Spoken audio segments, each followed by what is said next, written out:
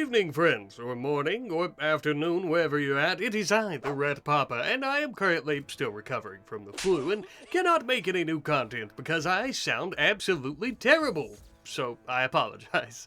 But as such, I decided that it might be a good idea for us to celebrate the 2-year anniversary of our Gun Empire series, the largest series on this channel, and possibly, dare I say it, my favorite, a little bit early, about a week or so early, with a full series supercut of Season 1 and Season 2.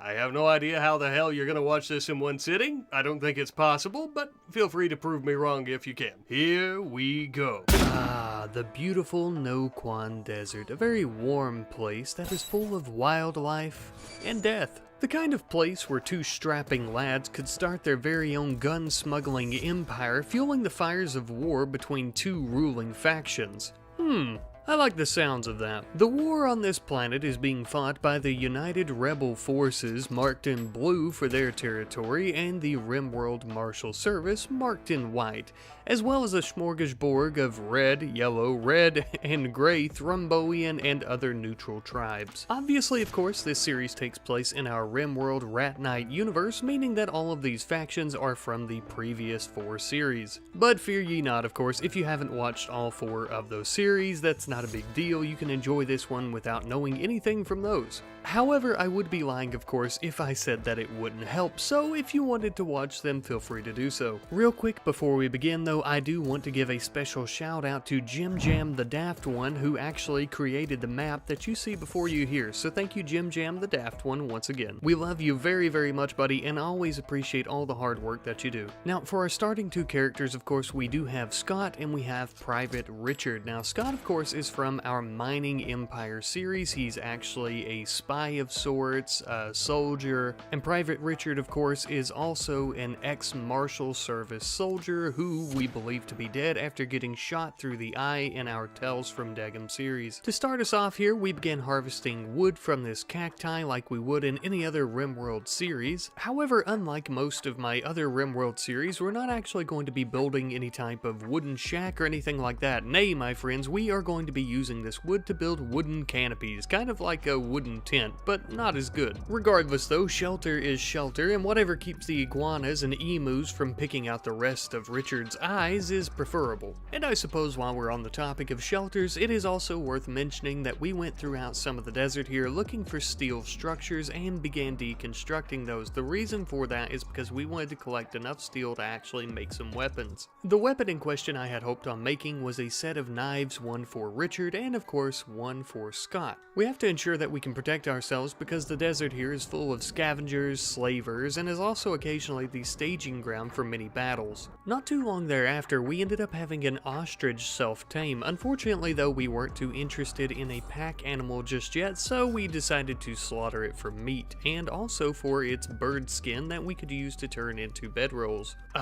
Finally a nice proper meal, and after this we can go ahead and take ourselves a little snooze by the fire. In our canopies, of course. Separately, of course. Not that there's anything wrong with them sleeping together, except for the fact that Scott's in his 50s and Richard is barely 20. And they're both straight, so could be a little weird, I guess. The very next day, Scott had a very bright and early morning, getting a head start on planting our rice. That way we don't starve to death here, and we don't have to rely on hunting those massive emus and ostriches. Just as well during this time, Richard here would continue hunting for and deconstructing steel structures so that he could finish up a knife for Scott as well, and that way the both of them are armed to the teeth, or at least to the best of their abilities. It was also around this time as well that I realized that Richard would most likely end up dropping the rank of private as he deserted the Marshal Service army and, promptly got shot in the face by the Oak Foundation. Then the both of them would go and try to get a good head start on resources by mining out a massive steel vein. As you might imagine, creating a gun empire is going to take a lot of steel, not only for the weapons themselves, but also the production areas to make them. Not to mention things that will generate power to actually power those production areas. You get the point. However, in the middle of us mining out this large steel vein, we ended up having our very first raid. This was from the Confederacy of Banah. It appeared to be a singular Thrombian warrior with a shield as well as a gorgeous silver knife. Maybe we'll take it off his corpse after we hide behind this rock and try to rush crush him. Hiding in the dark, just out of sight, Scott and Richard plunged their knives at this Thrombian, and he started stabbing us very quickly, but we did take him down, and as he was lying on the ground, we stripped him of his belongings just before Scott began meleeing him to death. Truly a happy ending of colossal proportions, like a fairy tale. For us, of course, not for him. He died. He did, however, manage to mess up Scott's face pretty bad, but that's alright, we'll bandage it. Speaking of which, of course, I think the wounds inflicted upon Richard as well as Scott really are a testament as to just how strong the Thrombians are as a people. In the meantime, however, we are going to begin utilizing the steel that we've been mining for some storage. I hope to try and save as much of it as possible, but at the moment we don't have a lot of stone blocks to actually build any shelves. We will, however, have the opportunity to begin cutting plenty of stone blocks very shortly though, because we are mining out a section of the mountain here to try and begin building a small base. One of the first rooms we ended up mining out was a research room. Now the reason we done that is because I immediately wanted to begin researching into some makeshift weapons. So of course we immediately had Scott hop right into that. Now I do want to say though that Scott has a basically non-existent research skill, so it's going to take an extremely long time, and if we do end up having an opportunity to try and have someone with a better research skill, we should definitely take it. A little bit of time later though, we ended up spotting some Martial settlement travelers in the distance. We made sure to stay out of sight from them just in case they were to recognize either Richard or Scott from any of Scott's previous antics throughout his history, or even when Richard was enlisted, of course. Later on that night though, we would finally begin collecting components from a nearby compacted machinery vein. Now this is actually very important because the primary and sole component of makeshift weapons like guns is actually components, as well as machines such as wind turbines, which I'm sure you already know, but of course we ended up building a wind turbine to generate some power, that way we could have some lights on. Now I will say originally I was going to go with the vanilla actually standing lamp, but then I started going with some ceiling lights because I feel like the more fluorescent tone, the kind of bluish white looking like tone that they give off, is actually a lot better for what we're wanting here. Because personally, at least in my opinion, even though we're going to be digging out bedrooms and staying here, and this is actually going to be their home, it is also going to be a gun creation, like factory kind of thing here. A gun empire, of course, right? So we want it to feel less like a home and maybe more like a drug lab. Some time later, we had two desperate vagabonds approaching our camp here, stating that their caravan had been ambushed. They didn't really give too many details, so we were quite suspicious, but they offered to help out here for free if we allowed them to stay for 19 days, so reluctantly we agreed. I am, however, somewhat glad that we did, as one of them named Boille, I believe, has an intellectual of 8 with a burning passion, so he would be perfect for doing research. And the other, named Mossy, was a very good cook, planter, as well as good with animals as well. So, welcome aboard, I suppose. And now I will say, of course, although we were still quite very cautious, I suppose, maybe even scared of them possibly, we did feel quite a bit better after seeing how hard they worked. Mousy's cooking also kind of helped put our minds and our bellies at ease.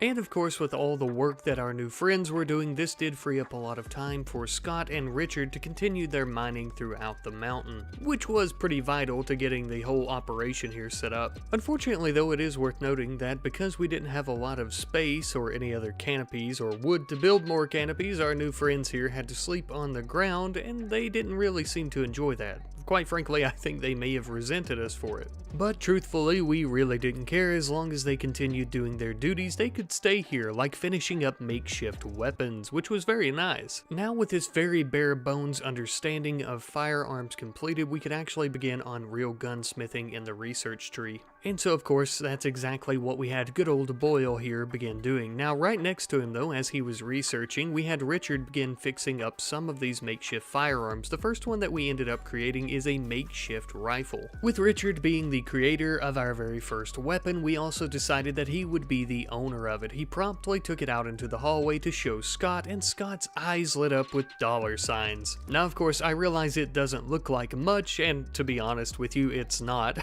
but it is a start in the right direction. Now, of course, we wanted to ensure that we have a strategic and firepower advantage over our 2 vagabonds who are staying here with us, so of course we ended up making a weapon for Scott as well. This time around we built a makeshift pistol. This way, if our new compadres here decide to get out of line in any way, shape, or form, we'll be able to handle it accordingly, if you know what I mean. Bang, bang. Anyhow though, sometime later we ended up having a slaver from the Outlands come here, which is very interesting as this land is plagued with many slavers and scavengers and things like that, of course, but these slavers in particular seemed quite familiar. Not necessarily to our characters, but to me as the narrator, as I'm sure they may very well as to you as the viewer. But if not, that's okay too. Now, the area that they're from, called the Outlands, is actually this small area of land here with all these tribes and whatnot compacted into one area. They tend to not settle here in the Quan Desert, but they do their business here, like slaving, scavenging, yada yada, all the stuff I've already mentioned. Later on into the evening though, we had our very first raid from the Thrombian Union, a much stronger and more connected tribe of Thromboians than the Confederacy of Banah. Also much more well equipped, I should note, and that is also why we decided to try and run away while firing at them, to try and run into the mountains so that the slavers had to deal with them on their own. And trust me when I say deal with them, they definitely did. They fired so many bullets into them they looked like Swiss cheese by the time that they were finished, and the raid was finally over. Which we were quite happy about, because now we could finally get back to working on our base here, and just as well, of course, we could collect the weapons that those Thromboians were using to try and kill us, which are worth quite a bit of money, much more than any firearms that we could currently create, of course. Speaking of which, however, as we were digging out the area for our food storage and our dining room, Boille finished up gunsmithing, meaning that we could actually make some more modernized weapons. Our only main issue now is going to be infrastructure. Now, I do have a teeny tiny bit of a solution for this though, since we're using so much steel to build other things. To try and compensate for that, I've built a steel stone cutting table, that way we can begin using limestone as well as slate. It is an electric stone cutting table as well, so it makes the process go by a lot faster. Now, these stone blocks are going to be our main resource for building furniture and other types of things. So of course, immediately talking about that, we began building some dressers, end tables, and stuff like that, along with some bedrolls from the emus and whatnot that we had hunted.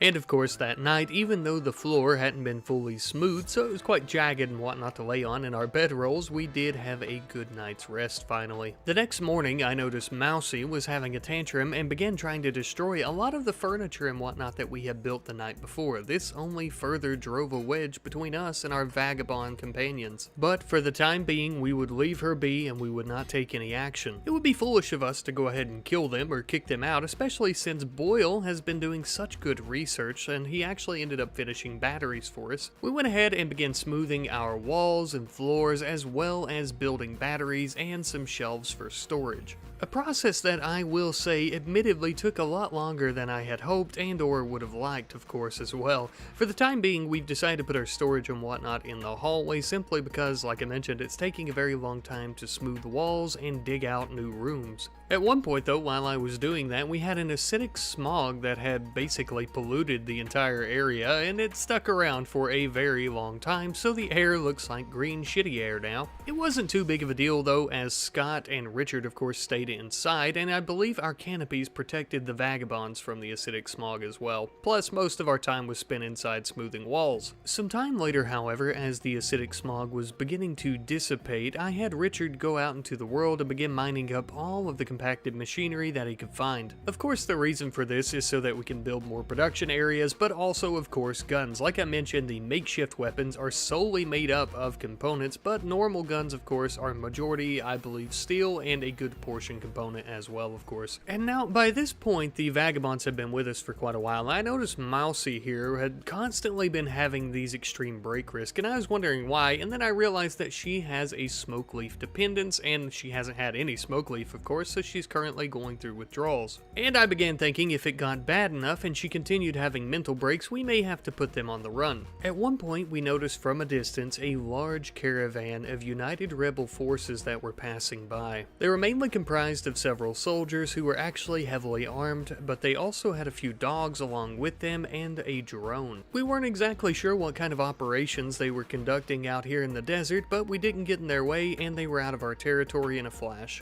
I thought it also worth mentioning that we struck coal ore while digging out in the mountain. It wasn't really useful, we didn't have anything that we could fuel with it, but we decided that we might end up selling it. I am somewhat opposed to trying to sell things that aren't guns or weapons just in general, or possibly even armor. I kind of want to limit it to that, you know, I want to make our riches off an actual gun empire, right, a weapons empire of sorts. But I think here in the early stages it might not hurt to sell things like coal and different things like that that we won't need, but I guess we'll just see how it goes. I may end up doing that and I may not. Let me know what you guys think about that in the comments section down below. Are you completely opposed to me selling other things to make money? Are you opposed to it until maybe we actually start making a good bit of money off of weapons and whatnot? I think that might kind of be which way I lean towards, but let me know what you guys think as well. With that being said though, we are about to create our third ever gun of the entire series. This time around I am actually going to be going with a makeshift shotgun. Nothing too fancy from what I gather. It literally looks like a pipe with a duct tape stock that would probably shoot a shotgun shell. Probably quite dangerous as well. I did want to mention as well, however, unfortunately neither the Marshal Service or the United Rebel Forces will purchase makeshift weapons. I didn't realize this ahead of time. I believe some of the Thrombian tribes and other outlanders and whatnot probably will, but for the two main factions, they will only buy some higher quality weapons like normal weapons. And I can't really blame them for that. Something I can blame on somebody though is this betrayal by the Vagabonds. Oh, I should have seen it coming. We should have known. Looks like these sick bastards intended to help us get this business off the ground and then catch us with our backs turned and try to kill us and take it. Well, we weren't about to let that happen. We immediately began firing upon them with our weapons, much more advanced as they are ranged guns, and they beat their little knives that they had. After we finally killed Mousy, which let me just tell you I was ecstatic about, Boille decided to try and leave, and eventually he did escape, unfortunately. That sorry sack of dog shit. We'll see him around, I have no doubt. And as for Mousy here, we're going to remove her disgusting corpse from our doorstep and throw it in the pile with the others. I gotta say, at one point I was actually contemplating arresting Boille before, you know, they betrayed us, and now looking back on it, of course, hindsight is 20/20, but looking back on it, I do wish that I would have done that now, unfortunately. Interestingly enough though, not too long after that, we ended up having a quest from one of the leaders in the Outlands stating that one of their friends had been injured and that if we went to rescue them, they would actually join us here. It was apparently someone by the name of Shinichi. We had never heard of them before, but we did decide to send out Richard and Scott on a long journey through the treacherous desert mountains to try and rescue them, and not too long later we ended up arriving. There didn't appear to be any type of threat or anything nearby based on what we could tell, but we were extremely cautious. Even though the people from the Outlands seemed to be pretty neutral with us, they were still some pretty deceptive and horrible people. Which is a bit ironic coming from Scott and or Richard, but I digress. As we approached, he was lying on the ground in a lot of pain in a small puddle of his own blood. It would appear that this is not a trap, so we offered help to him and of course he accepted and joined us, and now we have a third member. Now of course we were very curious to find out what had happened to him, so on the long journey back home we began asking a few questions. Turns out as he was traveling through the desert, he was apparently approached by a very large lad in a green plaid shirt, and that guy ended up robbing him and stabbing him. If you ask me, that sounds an awful lot like our old acquaintance Boille. I suppose it hardly matters though, because he is alive thankfully, and we intend on keeping him that way. After bringing him back home, we put him in one of the wooden canopies for safekeeping until we can get him a room inside. We also managed to get a little peek at his skill set and his traits, which were pretty mediocre for the most part, except for a crazy high artistic and social skill. He also has a chemical interest and is a pessimist. Sheesh! Now that we got all that boring shit out of the way, which I actually have more boring shit to discuss with you here, I want to talk about the location of our gun empire here and as to why we chose this location. As you can see, we are set up on one side of this mountain range right next to where a small valley or canyon actually opens up to both sides, and between those two sides, you know, of course, is the rebels and their territories and then the Marshal Service in their territories, so I thought that this would be the perfect way for us to set up so that we could supply both sides of the war. I also drew a little diagram if you're interested in that. It's fancy, I know, but with all that being being said, you know, we've been doing so much work here under our mountain, I thought that we should actually create a proper production area so that we can begin working on armors and weapons, like guns and everything like that, of course. So that's exactly what we did, and we ended up building a smithing table, which I don't really know if we ended up needing to make a smithing table because the machining table can make a lot of the same things, so we ended up building both of them though. And unlike the smithing table, the machining table is going to be very crucial for our operation. Something else that is going to be very crucial is more power production, because with all these new production areas, we are sucking up energy like no other. Unfortunately, before Boille decided to betray us, he didn't finish up any research on solar panels, so we are currently stuck with wind turbines. We do have a wood-fired generator as well as a coal-fired one, but the coal-fired one's textures aren't that great, and the wood-fired one, well, we don't have any wood really. Something that we do have plenty of though is steel, and I've decided to use a lot of that steel to go ahead and make a few simple helmets. I'm hoping that we can sell these to the RimWorld Marshal Service along with a custom Anaconda pistol that we decided to make as well. And I would once again like to clarify our milestone here that this pistol is actually the first gun that we've made that isn't just some kind of makeshift piece of shit. We decided that we would send Scott out to try and barter with the RimWorld Marshal Service, as they would most likely end up recognizing Richard, as all he has on in terms of his attire is his old uniform, and of course though Scott has a much higher social skill, he's very charismatic. So charismatic in fact that he managed to sell the Thrombian hammer and longsword for well over $500 a piece. Now the Colt Anaconda didn't do near as well, but we still made a pretty penny off of it. Unfortunately though, his charisma could only go so far, as they were not willing to buy any of the helmets that we tried to sell to them, but that's okay because after we got back home, we decided that we would equip them on the three of us. And I do think that these 3 steel brain buckets, though simple, may help us keep our thoughts within our heads in terms of not getting shot in the head. I think you understand what I'm trying to say. Of course, though, Scott has a very personal connection with his hairstyle, so he's decided to opt for keeping the helmet in his inventory and only getting it out and putting it on in times of great need. And I mean, can you blame him? Look at those locks, what a handsome devil. Emphasis there on the devil part. But of course, regardless of how handsome these young strapping fellas are, we still have a lot of work to do here under the mountain. We began digging out a new section of the hallway to put some new bedrooms. I think I'm going to use one of these as a prison, at least for the time being. Eventually though, of course, I would like to continue digging throughout the mountain, building the base bigger and bigger, and at some point I would like to build in, a specific area for a prison with much smaller cells and whatnot,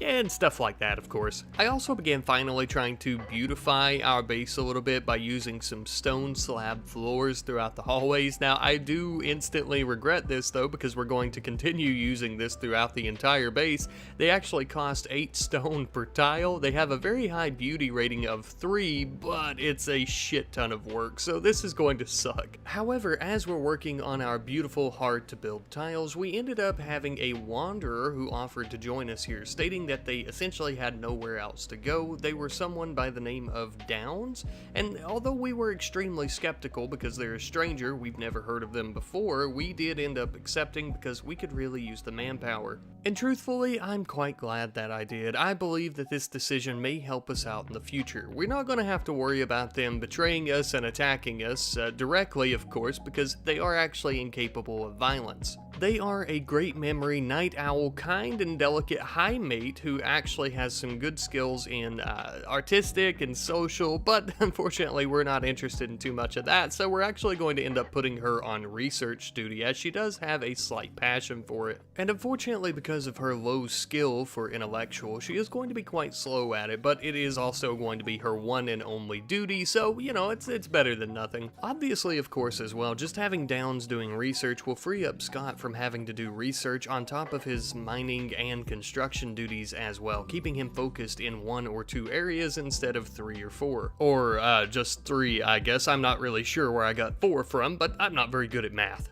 And since Scott had so much free time to help out Richard and Shinichi with all the construction and mining, we were able to finish up all 4 of our bedrooms. And I gotta tell you, these sure as hell beat the shit out of those wooden canopies, much more comfortable. The following morning, Shinichi went out to begin harvesting our first yield of pepper plants since fall has come. I forgot to mention that I planted these, but for whatever reason, they seem to be growing even though it's extremely cold outside. I ended up going with peppers simply because they don't have too long of a grow time, at least from what I could tell, and they have a higher harvest yield than rice, and you know what, I don't know, I just like peppers, I guess. However, I do not like when the wildlife of this desert comes out of the woodwork to just eat all of our plants that we've been growing. This damn dirty emu is going to pay, and after we blast its ass to death, we're going to turn it into a nice jacket. He was quite the feisty little emu though. He was coming right at us after we began shooting at him. Luckily for us though, we ended up putting him down with a few more bullets. Just another factor of the No Quan Desert. Not only are there extremely dangerous people looking to enslave us or murder us and take our bones and make toothpicks and clubs out of them or something, but the wildlife in the desert is also extremely dangerous. Even the emus can't be hunted without them running straight at you, trying to claw your eyes out so they can peck and feed to their babies. Anyhow though, a little bit of time later, I ended up getting some joyous news. We actually have 2 new lovers. Turns out that Downs and Richard are now, well, lovers. And I didn't read this when playing, so I was a little bit surprised to see it later, but apparently she has formed a psychically bonded romantic relationship with him, which is very interesting. And now, of course, since the 2 of them are in love, they're gonna want to snuggle together at night, so I ended up building them a steel double bed so that they could spoon and cuddle and all that great stuff. And you know what? They really seem to enjoy it. Now, a lot of the time whenever I have people fall in love like this, I will try to encourage them to have children, but I'm thinking I might just let it kind of happen naturally here in this case. But now, my friends, unfortunately, the good news is over and we have a teeny tiny bit of bad news. We have yet another raid from the Confederacy of Banah. But this is not just any normal raid. No, this raid actually includes a familiar face. It would appear that Boille has returned with a rifle, and he also has brought several Thrombian warriors along with him. I'm not sure what they promised him or what he promised them, but we're going to have to kill all of them, no doubt. Which is something I might say that we are very, very much looking forward to be honest with you. So much, in fact, that we actually decided to strike them preemptively before they even had the chance to plan out their attack on our base. We hid behind some stone chunks and sand dunes and immediately began firing upon the enemies. We were also taking some fire, but fortunately for us, it was mostly just stone shards that were being thrown at us by the tribespeople instead of Boyle's bullets. Regardless, however, they still hurt extremely bad, and we were beginning to bleed just a tiny bit, so we started putting some distance between us and the enemies as we continued firing at them, of course. With Boille down, the main threat was pretty well over with. He was the only one that had a decent weapon, so we started kind of charging back towards the enemies as they started trying to put some distance between themselves and us. Oh, how the turntables turn. We started trying to get away from them as one of them was charging at us, and unfortunately they did end up taking down Shinichi, and they decided to try and kidnap him and run away, but obviously, of course, we were not about to let that happen. Scott and Richard ended up rushing back in for a hot moment, shot down the Thrombian warrior that was trying to kidnap him, and saved him, thankfully, and then of course we would try to take him back home. However, there was still a bit of unfinished business out here on the battlefield. Oh Boille, you poor dumb animal. Thankfully though, you showed your true colors, and now we can take the appropriate action against you.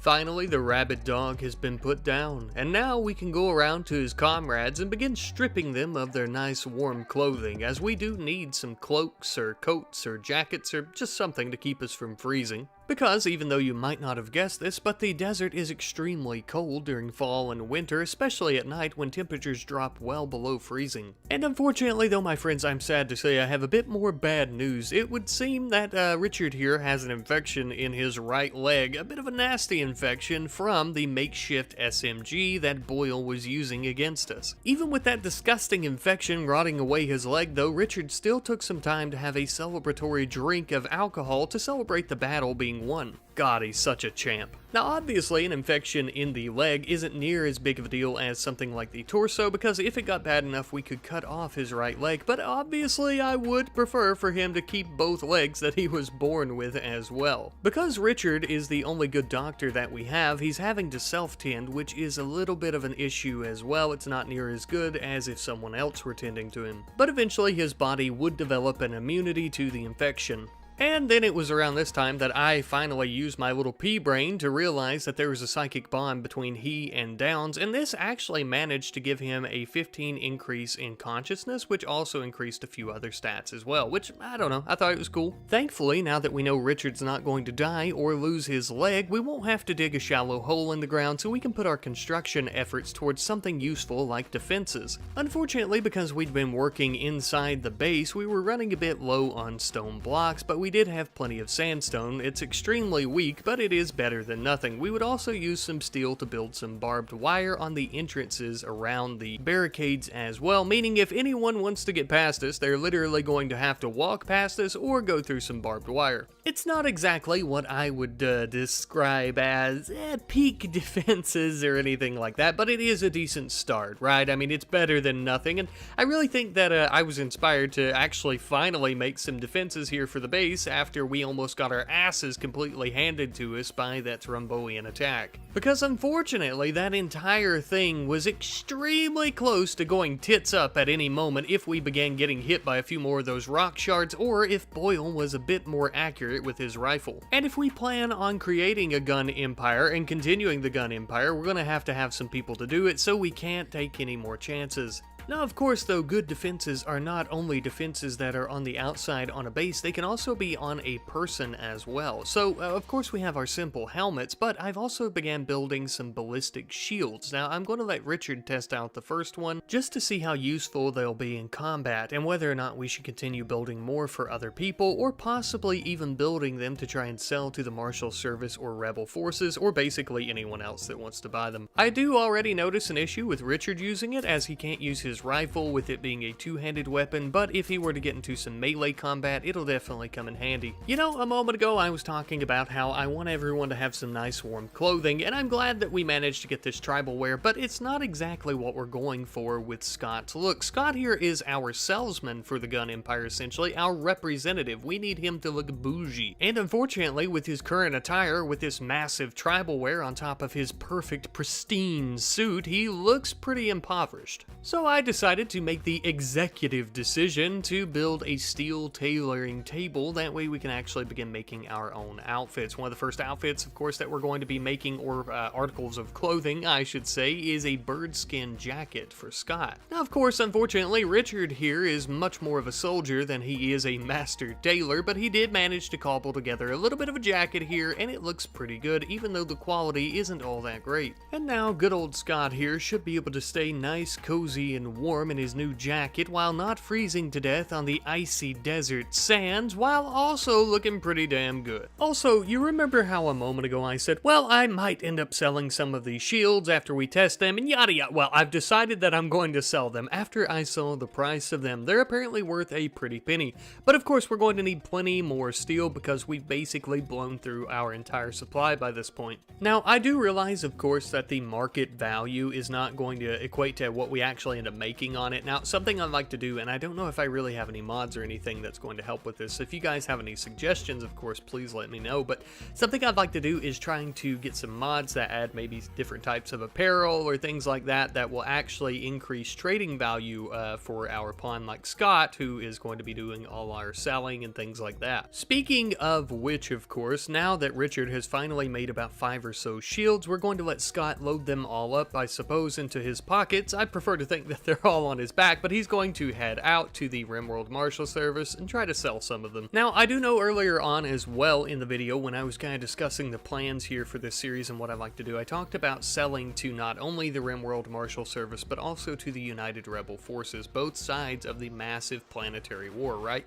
Well, I do still plan on doing that. The only issue is the RimWorld Marshal Service settlement is currently closer to us, and we don't have any roadways going through the mountains to the rebels. So at some point, something I would also like to do do is build a roadway between the valley here to both settlements. That way it's just as easy for us to reach the rebels as it is for the marshals. I'd also like to try and get a vehicle at some point. In the meantime, however, as Scott was on his way to do a bit of trading, we ended up having a man-hunting pack of snow hares enter the area, which was a fair bit strange, obviously, seeing how we're in a desert here, but I didn't decide to fight them. I actually decided to lock the door and just kind of hope that they would go away eventually. Now, this plan was obviously not great. This wasn't exactly the brightest idea for several reasons, one of which being, of course, that these animals aren't really going to go anywhere. I just kind of hoped that the Manhunter effect would wear off, and it may have eventually if I would have been able to wait it out long enough. But the problem was, while we're all staying inside under the hill here, we don't have enough food to actually sustain us for a long period of time. Since it's so cold outside, our pepper plants haven't been growing very rapidly, and that means that we didn't have a lot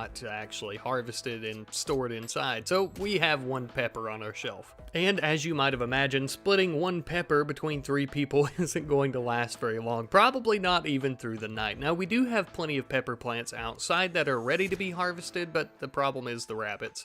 Of course, though, I suppose that is a solution that we'll have to come up with in the very near future. For the time being, though, I decided to kind of wait it out and just see what happens. You never know, of course, and we kind of focused on building more storage areas, more shelves, stuff like that for all of our stone blocks and any other resources that we have. Because, of course, when operations really begin taking off, we're going to need somewhere to put all of our weapons and whatnot. While we're on the topic of weapons and whatnot, of course, it would appear that Scott's caravan has actually finally arrived at the Marshal Service settlement known as Antioch, where he would then begin selling the ballistic shields that we had produced and made a decent little bit of silver off of them. Sometime later, while we were waiting on Scott to return, we had already split that pepper into about 3 parts, and we'd already ate it, so we needed to go outside and get more food. So of course we engaged with these snow hares, began murdering them with our weapons, and there was very little damage done to us, thankfully. Now we can finally access our beautiful pepper plants. And not only, of course, would we be able to harvest and begin eating our delectable spicy red bananas that we have out here, we would also finally be able to eat some of these rabbits. Well, one of the rabbits that was not rotted from the crazy man-hunting disease that they all had, making them lust for human flesh and or blood. Of course, finally though, with all these ingredients, Shinichi would be able to quell our hungry little bellies by fixing us up some meals out of peppers and what teeny tiny bit of rabbit meat that we actually managed to get. However, our brief period of having to stay inside all the time made me realize that it's very easy for our people here to get bored when they can't go on walks outside, watch sunsets and things like that, so we need some forms of recreation. I thought our dining room here would be the perfect place for one of those forms of recreation that is actually a radio. Now, the style of radio that we ended up creating is a bit dated, as our schematics that Shinichi had to work with were from an older model, yada yada, you don't care about that.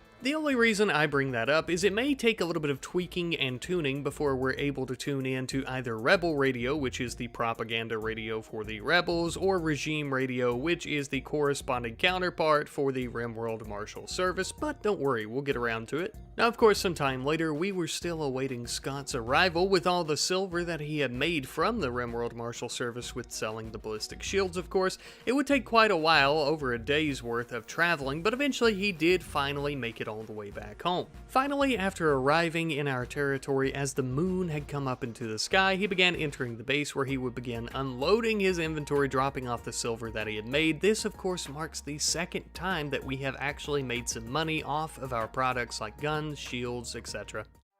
Hello one and all, and welcome back to the RimWorld Gun Empire series. Might I just say, my good friends, I am ever so glad to see you here today. I'm so glad that you're joining me once more for yet another episode. Though I do plan for this episode to be much shorter than the first episode, I still have a lot planned for us to do today. We still have a lot of work, of course. First and foremost, we're going to get started today by mining out several different coal ore veins from the sides of these mountains. Now, the reason that we're we're doing that is because we are actually going to begin selling some of this coal for components, which of course is very crucial for making firearms. Based on the comments from the first episode, it would seem the vast majority of you guys are okay with me selling things like coal and stuff like that, as long as I'm doing it to actually buy components and other resources that we need to make guns, so we could think of it less as buying and selling and more of just bartering one resource for another, I suppose. However, after Richard went back home to the base and Scott was still out mining that night, we ended up getting some monumental news. It would appear that Scott and Downs are now engaged. Looks like Richard told Downs that he wanted to spend the rest of his life with her, and she completely agreed. Well, apparently it is that easy. I'm very happy for them. In the meantime, of course, however, as Downs is waiting on her marriage to take place, I could really use her help in researching some basic vehicles. Now, this is going to allow us to build several different car parts to build some basic vehicles like a truck, a bike, things like that. Of course, though, I think we're going to end up going with the mule. It appears to be some type of flatbed truck, and honestly, I just think it is the perfect smuggling vehicle. I mean, take a look at it here. It's amazing. Now, as one might imagine, it is going to take Downs quite a bit of time to finish up the research that is required for basic vehicles. So, in the meantime, we are going to try to better our base, beautify it, and things like that with new flooring.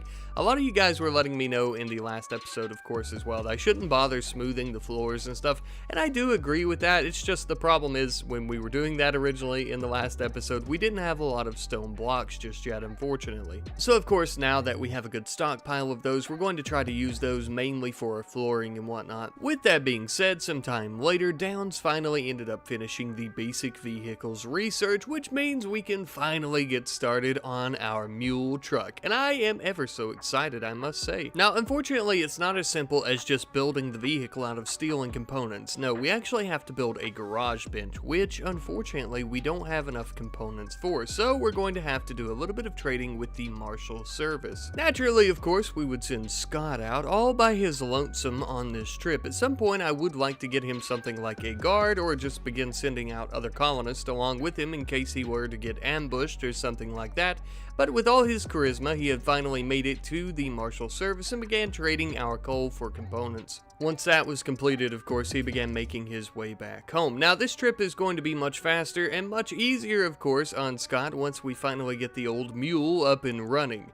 Unfortunately, we weren't able to buy enough components to actually build the vehicle components on the garage bench. We had barely made enough to build the garage bench itself. But we did end up getting that completed, however. Now, I decided to check in on some of the components that we would need to build a vehicle itself, and the majority of them did take a decent bit of components. So we're going to end up having to do a bit more trading. I apologize. I know this episode is starting off quite slow with a lot of trading. We would sell anything and everything we could find, including a Gorland seed that had sprouted just near the base, and we had quite a few other things in storage, some things that were left as gifts by visitors, and just basically anything else we had, really. Essentially anything that was worth a shiny little penny was loaded up into Scott's pockets and taken out of the territory with him all the way to the Marshal Service base once more. At some point, we're gonna have to do some trading with the damn rebels, otherwise they may catch on and try to take us down. Plus, it would help out quite a bit seeing how the Marshal Service settlement here has to refresh their resources after a while. Regardless though, after a good bit of trading and traveling later, Scott had finally returned home and was unloading his inventory onto the shelves. He got a good bit of components as well as a good bit of fuel. Obviously, of course, components were extremely crucial to the car parts. I would say about 95% of the car parts that we built required components, but some of them also required the fuel, but mostly the fuel was used for gassing up the mule after we actually created it. It was at this point I was beginning to wonder if maybe I should have tried to save some resources, and instead of building a flatbed truck, maybe just build something like a dirt bike or something to try and smuggle these guns into these settlements, but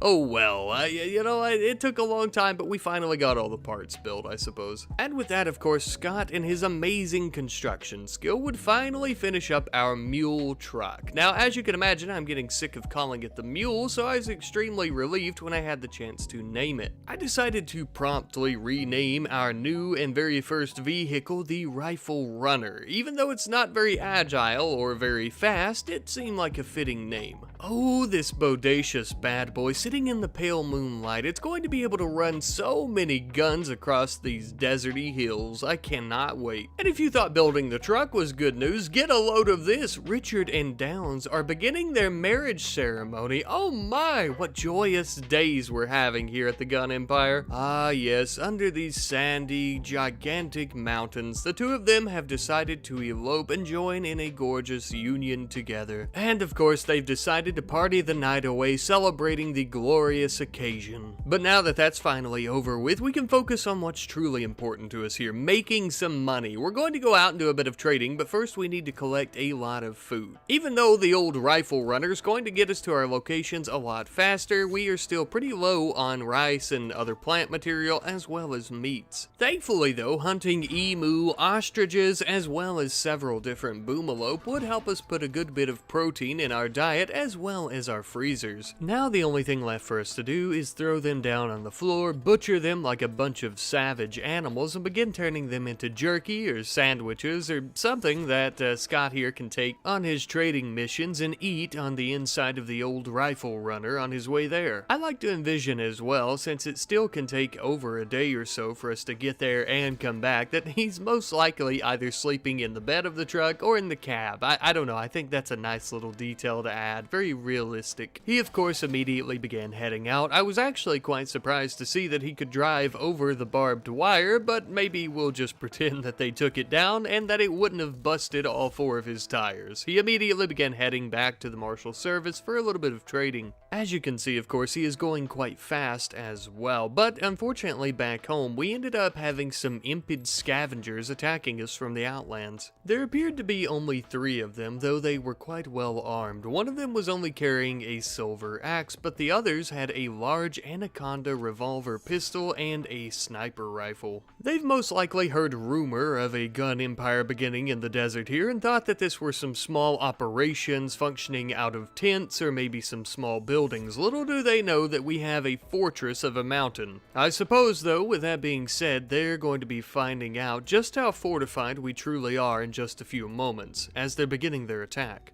Unfortunately, they have been here for hours planning out their attack because we don't have enough manpower to try and attack them directly. We're going to have to try to defend the base from our barricades and barbed wire. One of the foolish little rapscallions was trying to charge directly at us with his axe, and he ended up catching a bullet to the head a few times and dropped to the ground. The others, though, were continuing to fire at us, so we began trying to move to cover where they couldn't hit us. Shinichi went down, unfortunately, but Richard scooped him up into his arms and ran to cover where they were safe. At least for the moment, it would appear. Even as the two of them had taken cover though and were trying to hide, they were still experiencing heavy fire from the enemies. We would have to figure something out, and quick, but for now Shinichi is literally bleeding to death, so Richard is going to try to stop that bleeding by tending to his wounds even without medicine right here on the field. Even as we were still under heavy fire, Richard began tending to Shinichi up until the point that Shinichi was actually able to walk once more. However, unfortunately, this did not last very long. Shinichi was quickly struck by another bullet and hit the ground again. This time around though, Richard was out in the open, all by himself taking on the enemy. He would not give up though. If this has to be his last stand right here, right now in this spot, so be it. Richard is no longer a coward. He is not going to turn on his friends this time. And it's a good thing he didn't, because now the cavalry is here. That's right, Scott has arrived back home, and there's going to be some hell to pay. But first, Scott is going to distract the scavengers so Richard can carry Shinichi to safety.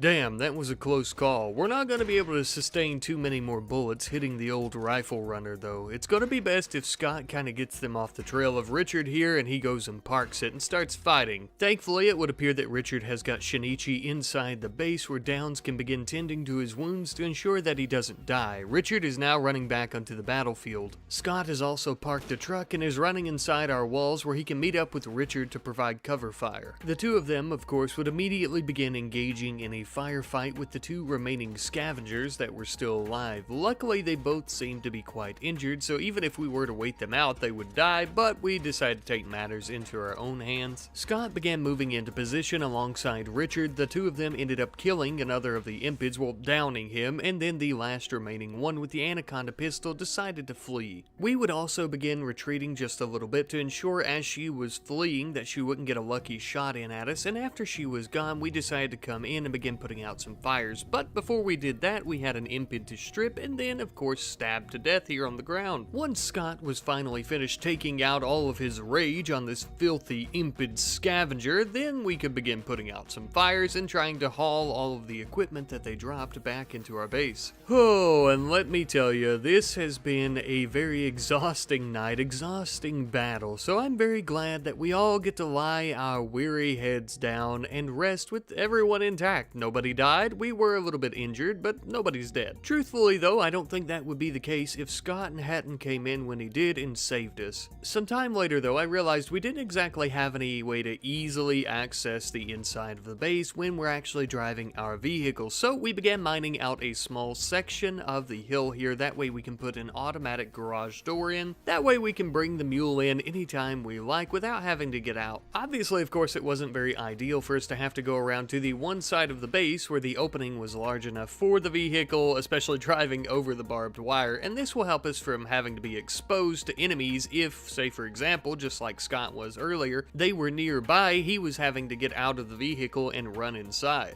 After bringing the rifle runner in, it was time for us to unload our cargo. We had a bunch of silver, a good bit of components, and a good bit of chem fuel as well. We were going to haul all that inside, and now all we really needed to get started with our gun production was plenty of steel. So of course we immediately began mining out several veins of steel that we could find within the mountains. At some point though, we're going to have to start going to different places, maybe setting up some camps and whatnot to try and retrieve components and steel. First though, before we end up doing something like that, I think I'd like to increase our population. Now I do also want to mention I have added a new mod to the series. By your all's recommendation, it would seem a lot of you have said that I should add one of the mods that actually increase the price of weapon cells. So I've decided to add the full gun sell price mod. Now this mod, basically what I assume here, of course, based on the name, is that weapons are going to sell for their full price, which does end up making sense to me, of course. I think I would like to have something where I could make it sell for a little bit less, and then as we establish credibility, we sell them full price, but I'm a bit too lazy. I'm not gonna lie to you. I didn't find any mod that would allow me to do that, though I didn't look too hard, so I'm gonna go with this one. I hope that's okay. And with that being said, it is finally time for us to begin working on some firearms. Yes, we are finally going to be making some guns here in the gun empire. Not necessarily guns, they are weapons, of course. We're actually going to be making some incendiary launchers. We may end up making a few anaconda pistols as well to sell, though. Now, of course, you may be curious why I am making the incendiary launchers first. Those actually have a very high sell price. If I'm not mistaken, I believe it is 380 silver, which is one of the highest prices for the types of guns and whatnot that we can make currently. So obviously, of course, whatever gets us the largest and fastest profit, we are going to go that route. We will end up doing some research at some point, I believe, on different types of weapons, but for the time being, we are actually going to have Scott here do a bit of mining under the base. Well, under the mountain, which actually is our base. For the time being here, I actually have 2 small storage rooms planned out, as well as 6 small prison cells. As one might imagine, this project is very large and tedious, especially for Scott alone, so once Richard has completed his tasks of creating weapons, or once he runs out of resources, we're also going to get him to help out as well. In the meantime as well, I'm going to have Downs begin researching into blowback operations, which will end up unlocking several different types of weapons. Now there are other different research trees as well that will end up going down at some point that do the same thing. The same thing in theory, of course, as it will unlock many different types of weapons per research branch. And now, my dear friends, as you can see, it would appear that Richard has run out of components to continue building weapons and is now helping Scott with all the mining here on the new section of the base. Normally, I would be pretty excited that he's able to help out and that this isn't going to take near as long. Richard doesn't have a crazy high mining skill, but he has one that's high enough that, you know, this project will go a bit faster with his help. But with that being said, we're also out of components again, meaning we're going to have to go back out on a trade mission at some point. Now, I know I have mentioned several times that I am actually going to begin trying to trade with the rebels just as often as I do the martial service. Truthfully, we don't give a shit about either side of the war as long as we are making a good profit. This would be a good time to do so, I believe, as well as the marshals, or at least the settlement that is nearby to us under the martial service, is running very low on components and other resources. So we may end up basically just trading with the rebels to give the martial service time to refresh. At some point throughout this episode, I would also like to try and begin building at least some dirt path to both of those settlements. But of course, with that being said, we've done a good bit of work in the base under the mountain here. It's time for us to load up a bunch of stuff to take off to one of the rebel settlements to do a bit of trading with Scott here. So of course, he loaded up the old rifle runner and headed on out. The journey, of course, was long and treacherous. Actually, it was neither of those things, because this truck is really awesome and keeps us safe for the most part, so it's not really a big deal. But while Scott's doing a bit of trading, I wanted to mention something here that's not really too big or important per se, but I still wanted to mention it nonetheless. I'm actually going to be changing the faction type of the Oak Foundation, which is basically the secretive branch of the rebel forces. No particular reason other than it was just interfering with gameplay and stuff like that and causing me a few issues. For you as the viewer, there really won't be any change at all except for this new icon, as you can see. It's the exact same faction, leader, gear, stuff like that. The only difference is it has went from the savage settler icon, I believe, to the rough outlander icon. So I mean, none of that really has anything story-wise, any implications, but I just want to mention it in case you were wondering why it changed. In other news, however, it was time for Scott to head all the way back home after trading with the rebel forces. Now, if you have a keen eye, just as Scott, you may notice this small mining operation in the desert hills not too far from our base. Well, my good friends, you, just as well as Scott, are correct. It would appear that we do indeed have some mining operations going on here in these mountains by the Thrombian Union. Funny enough, looks like they're mining components, just what we were hoping for. I decided that I would give our people some time to kind of rest and recuperate and kind of just get their stuff in order before we decide to go out and attack that mining work site.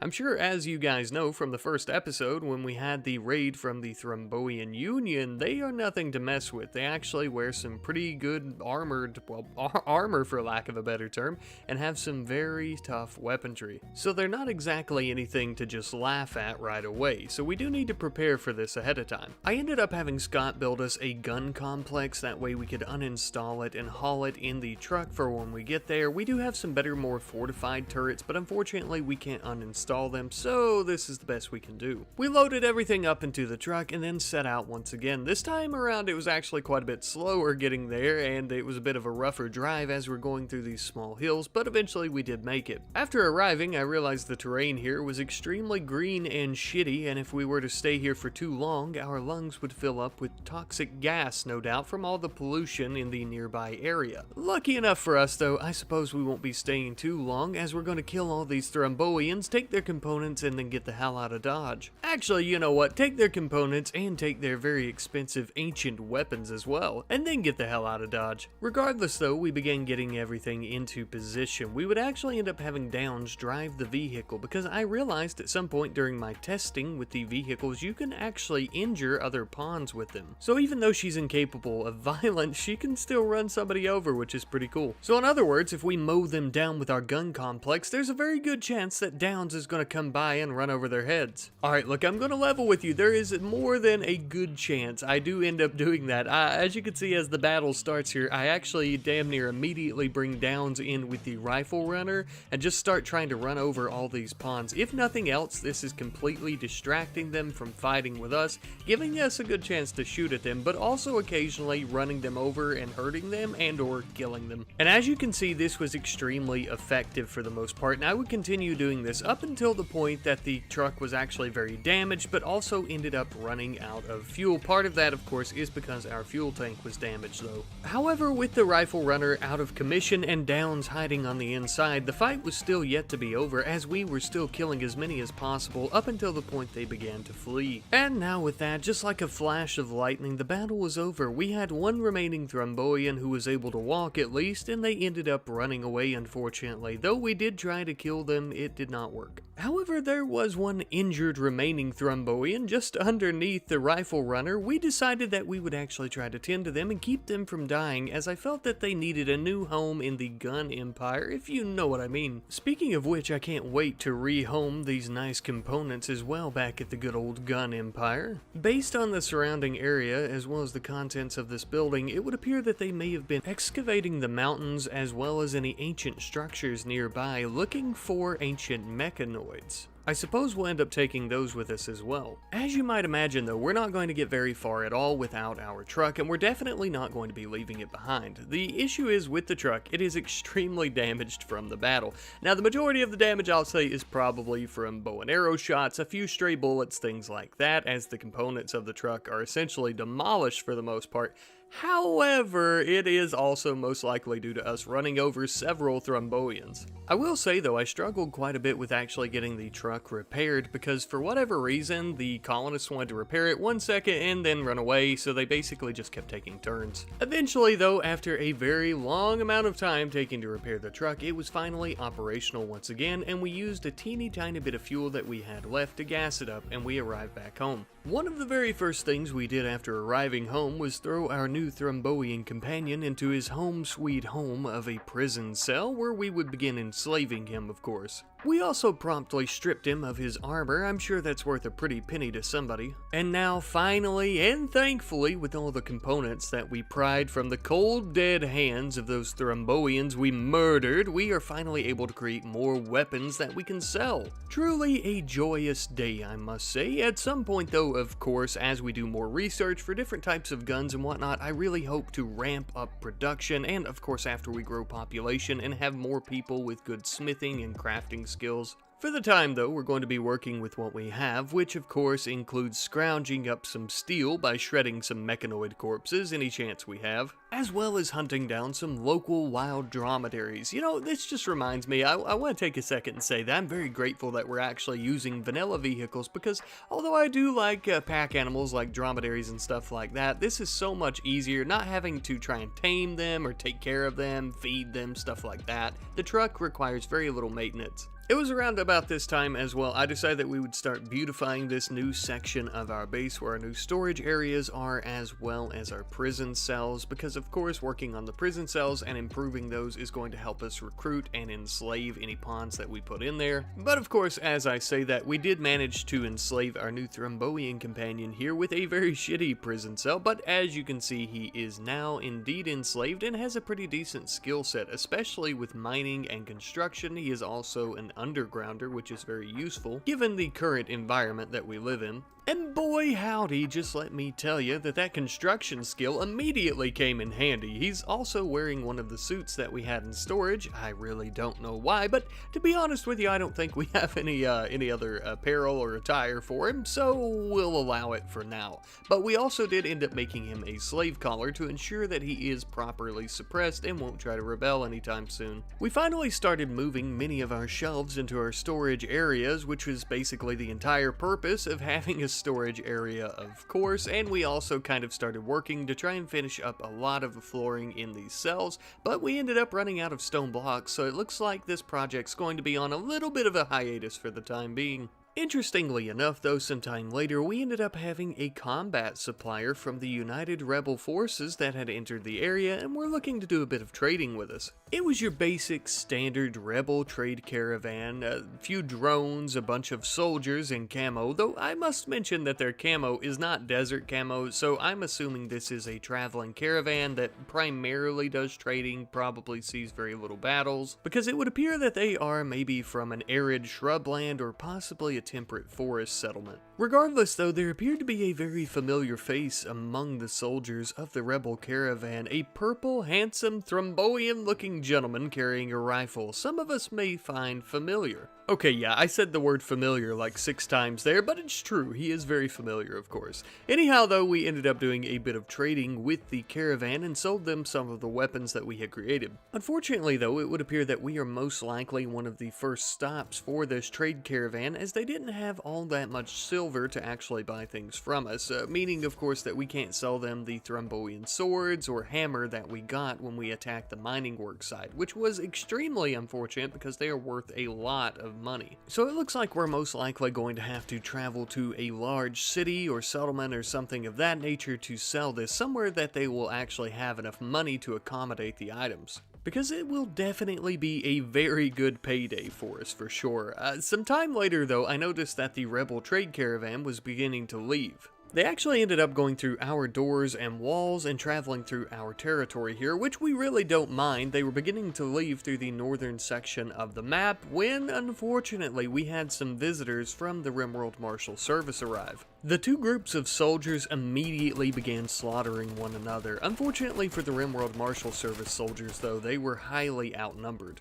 And the rebels ended up killing 2 of the 3 soldiers that had arrived, with one of them easily escaping as soon as they had entered. They basically left. But this does mean that we actually have quite a few weapons lying on the ground here. Most of them of poor or normal quality, but some of them actually with masterwork as well as a legendary knife, which is pretty insane. So of course we had Scott and Richard swoop in and begin grabbing up all these weapons to take back home. Some of them we would use for us, and others of course we would keep in storage. The ones that we ended up keeping for our soldiers here, or I should say giving to our soldiers here, were mostly rifles, except for a Glock pistol that we actually gave to Shinichi here. I ended up giving Richard the assault rifle style rifle, of course, and I ended up giving Scott a more desert tech sniper rifle to replace the survival rifle that he had been using for quite a bit of time there. Now, of course, I could end up selling these weapons, and I'm sure we most likely will at some point if we are able to get better weapons for our people here just, later on down the line. But for now, this is what we're going to be doing. It sure beats the hell out of those makeshift weapons that we're using, even though Shinichi is dual wielding one of those. You know what I mean. For a gun empire, there is something of a severe lack of weapons, or at least there was a severe lack of weapons in our storage. Currently, we have plenty of makeshift weapons and Thrombian ancient weapons like a bow and swords and things like that, but very little actual guns that we'll be selling. It is, of course, very possible, though, if we have a trade caravan from the Outlands at some point in the near future, we will trade them our makeshift weapons, as they basically take anything they can get their hands on. In the meantime, however, I've decided to have Richard try his hand at making some metal armor, which is actually worth a lot of money, and if it begins turning out fairly well, we may also end up selling that to both sides of the war, as well as other factions, basically, of course, anyone that's willing to buy it. But for this first set of armor, I've decided to give it to Shinichi. Not only are we actually making him his very own set of metal armor that he'll be wearing, but we've also decided to give him Richard's ballistic shield from the first episode that we created. I do realize that it may seem a little bit strange for me to just give away the ballistic shield, especially so quickly since Richard has only had it for a very short period of time, but within that amount of time I've realized that Richard will not really be using that in any actual situation, as he never has a one-handed weapon. While Shinichi here, you'll notice, has his Glock pistol that goes right along with it, and of course if he wants to put the shield away, he can actually dual wield his makeshift machine gun along with his pistol once again. I see Shinichi becoming something of an enforcer here for the gun empire, but let me know what you guys think about that. Should he have his own kind of task squad, his own mercenaries or something like that at some point? A little bit of time later, we ended up having a group of travelers from the RimWorld Marshal Service once again that were passing by. Now, these folks weren't exactly passing by, nor were they just visitors. No, these two people, my friends, are RimWorld Marshal Service soldiers, but they are not like any other soldiers. These are actually of the specialist class. The best way that I can think to explain the specialist among the RimWorld Marshal Service is maybe like the Juggernaut from the Call of Duty series, but also kind of like a detective in some situations. My best guess is that the Marshal Service has decided to send them here after their group of soldiers was attacked by the rebel caravan. They're most likely investigating the situation, and they're most likely going to have quite a few questions with us. Hello my friends, welcome back to the RimWorld Gun Empire series, where at the moment we're actually on the outskirts of the Marshal-controlled city of Antioch. District 4 to be exact. District 4 actually houses all of the impid slaves that work throughout the city. Just a fun little tidbit for you. Currently it seems like a nice and sunny day, not much going on. Unfortunately for the policemen and policewomen of this city though, that was all about to change.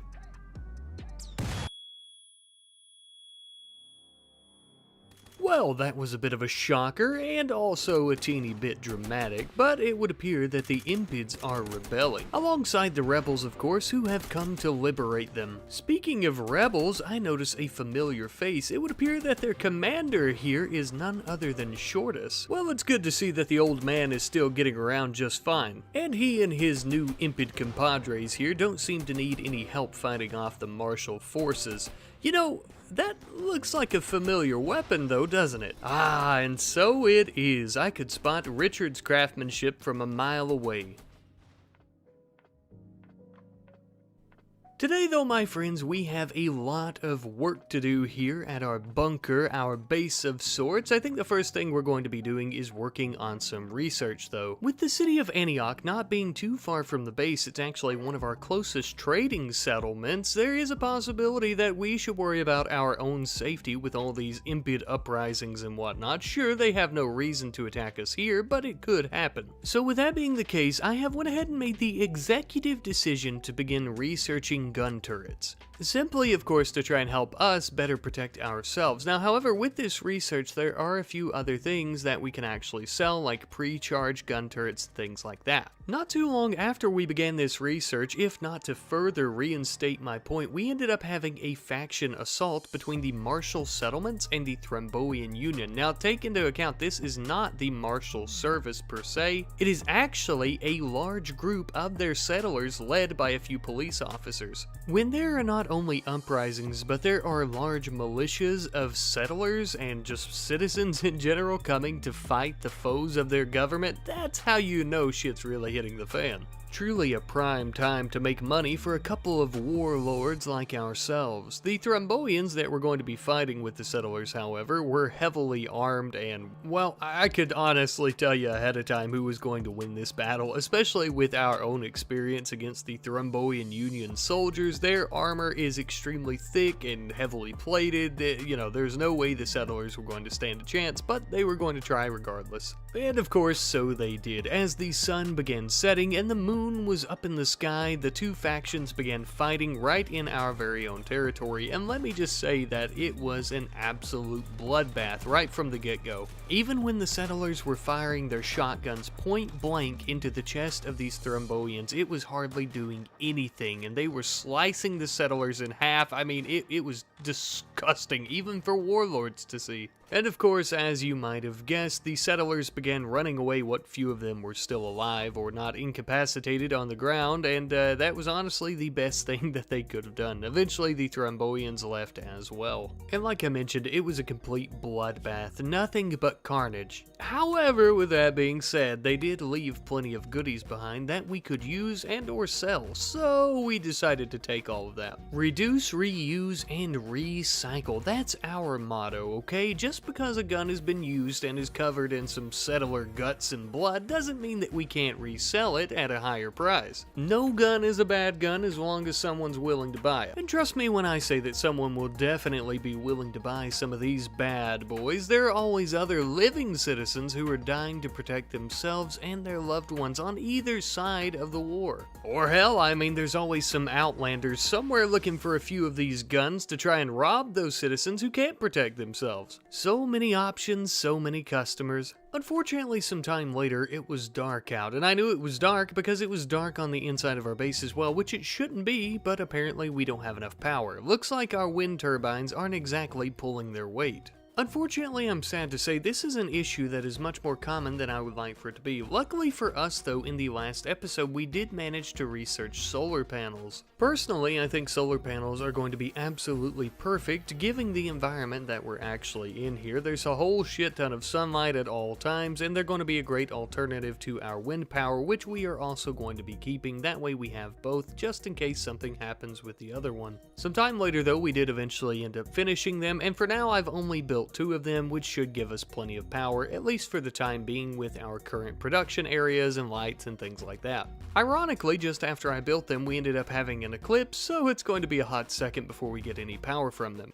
Now, you may have noticed that I built something of a small box around the solar panels, and most of you probably already know that this is for defensive purposes, but just in case you're wondering as to why and thought it was a little bit strange, that is why. I want to protect our power source, and since solar panels are most likely going to become our main source of power for a while, I want to ensure that someone can't take that from us, of course. Especially, of course, since we finished our research on gun turrets, and speaking of which, we are actually going to begin building one. Now, this is not a standard minigun turret, this is actually a bunkered minigun turret, essentially just meaning that it's heavily protected by sandstone blocks in its own little stone bunker. Sometime later, we finally ended up finishing it, and it does look pretty good. I'm just hoping that it performs its duties as well as it looks. For the time being, of course, as well, we've also only built one. After this one proves itself during a battle or to protect us just in general, we may end up building a few more of them, but that is yet to be seen. It was, however, a pretty expensive piece of hardware to build, so for safety's sake, I also decided to go ahead and build a few extra security barriers around it to just try and help keep gunfire off of it. Now, in other news, I have finally decided to start keeping good on my promise to build some roads between us and the settlements that we've been trading with.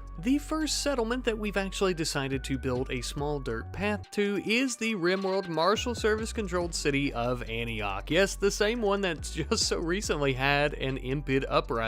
And now look, call me crazy if you want. I can understand your concerns. Maybe you think the city of Antioch is extremely dangerous, and you're right, it very well is, but that does also mean that they are a prime customer for people who just basically need firearms and any other type of weapons to protect themselves. So where you see danger, I see dollar signs. You know, speaking of impid slaves, we actually have a slaver arriving back home, but they're not very friendly. They've actually come with their impid slaves to crack open our skulls and to take all of our goodies. Obviously, of course, raids such as these will always be a common occurrence, and maybe even more than a common occurrence as we continue to grow here. But that's nothing that we didn't expect settling here in the desert where all hell breaks loose all of the time. That's partly, of course, as to why we built our gun turret when we did, because many of our members are out building the road right now. It is going to be our first line of defense. There was, however, just one teeny little problem with that. The gun turret that we had built was on the eastern side, and this attack was about to come from the northwest, so we rushed to try and build another turret, but unfortunately we wouldn't complete it in time. Unfortunately for us as well, Richard here was the only one who would fight that wasn't out building the road. We did have something of a strategy plan though. We would try to lead these impids and their masters towards the other gun turret where it could get some shots in at them as Richard was firing at them as well.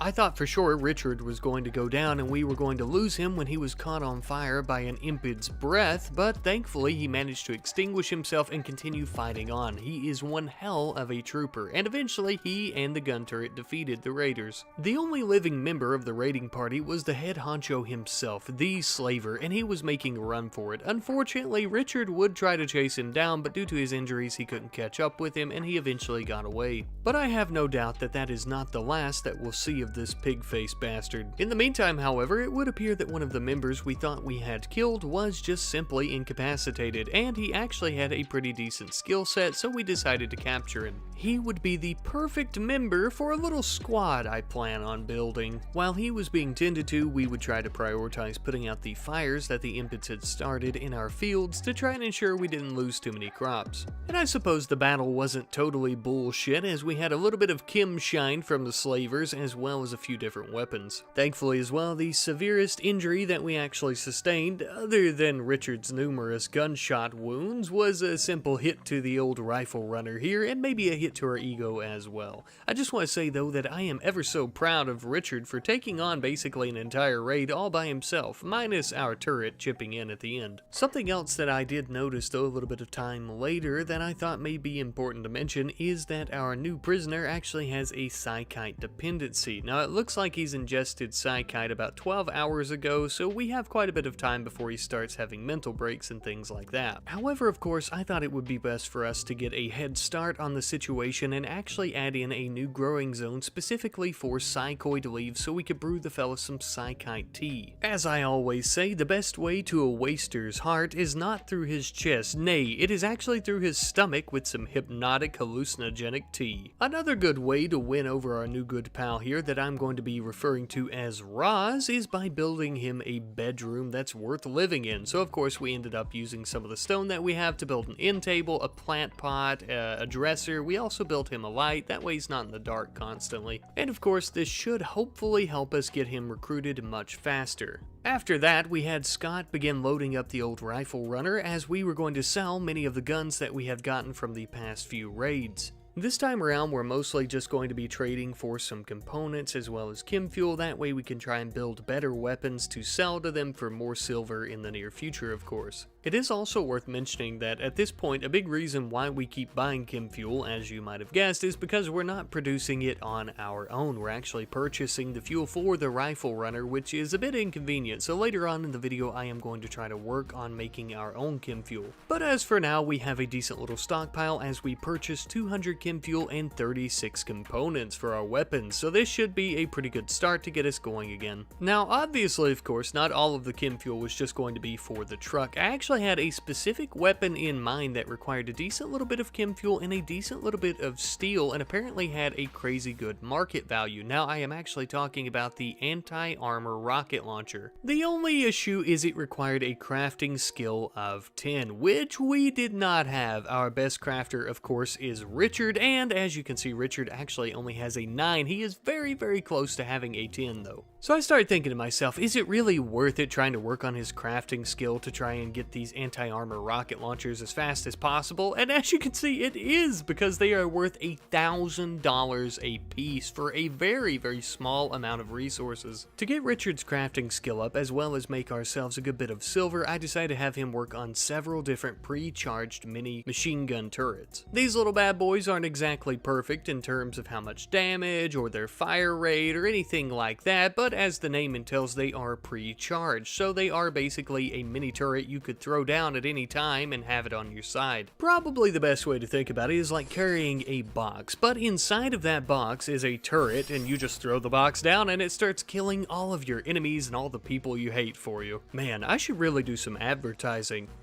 Speaking of which, you fine folks should really take a mosey on over to ratknightapparel.com, where I have several different mugs and t-shirts and even a few stickers. One of the newest designs that also comes on a mug, a t-shirt, or even a sticker is the S&R Rifle Company logo that I have created specifically for this series. So if that's something you guys will be interested in, you should definitely go and check it out at ratknightapparel.com. But now back to our story, of course. Richard has finally achieved a crafting level of 10, meaning that we can finally build those anti-armor rocket launchers now. Obviously, of course, we immediately began building as many as we could with the resources that we had bought and collected thus far, which was only about 3, unfortunately. But I was thinking to myself, that's 3,000 more silver than we had previously, so it's pretty damn good. But before we would actually take out the anti-armor rocket launchers and the pre-charged turrets to the nearby city of Antioch for sale, I decided that I wanted to build something of a garage for the rifle runner, somewhere safe that we could try to keep it. Not only, of course, because it seems like every single time we end up having a raid, it ends up taking a few stray bullets, or we have to hide behind it for protection, and then it takes a few stray bullets, but also because we're getting ready to put a lot of explosive weapons and whatnot in there. I really don't want any of the ammo or weapons that we have getting hit and destroying the truck, as well as our inventory. I went through a few different iterations of how I wanted this garage to look, and I finally settled on what you're seeing now, though it isn't complete, nor will it be for quite a moment, because we actually have a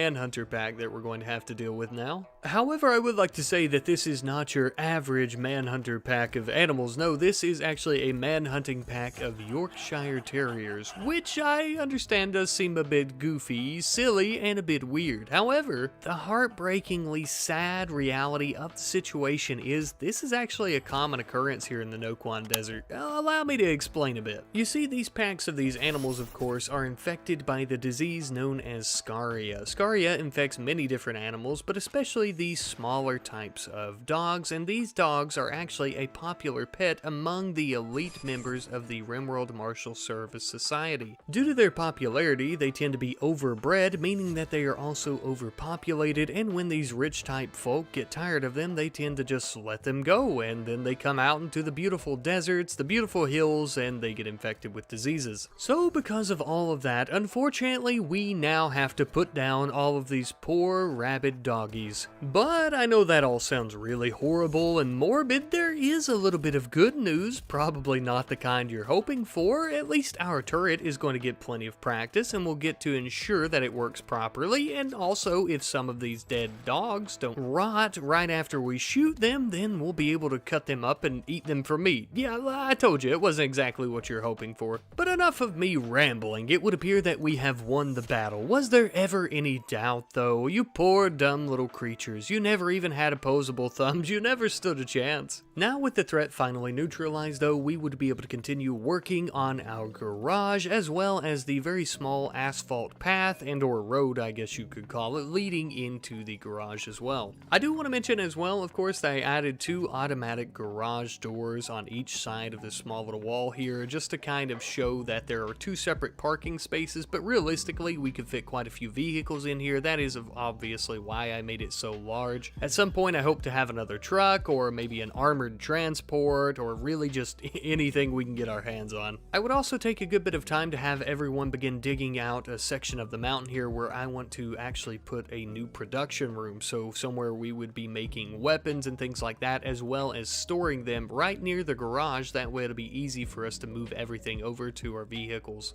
But we would have to take a very slight rain check on that, as we actually ended up recruiting Roz, the waster that we had imprisoned for quite a while, and you know, maybe killed like all of his friends, but hey, that's not a big deal. He has new friends now. We're his new friends, of course. And what are friends for, if not to make each other some new metallic armor that they can wear so that they can actually become a part of the militia that Rat Knight is cooking up in his own head.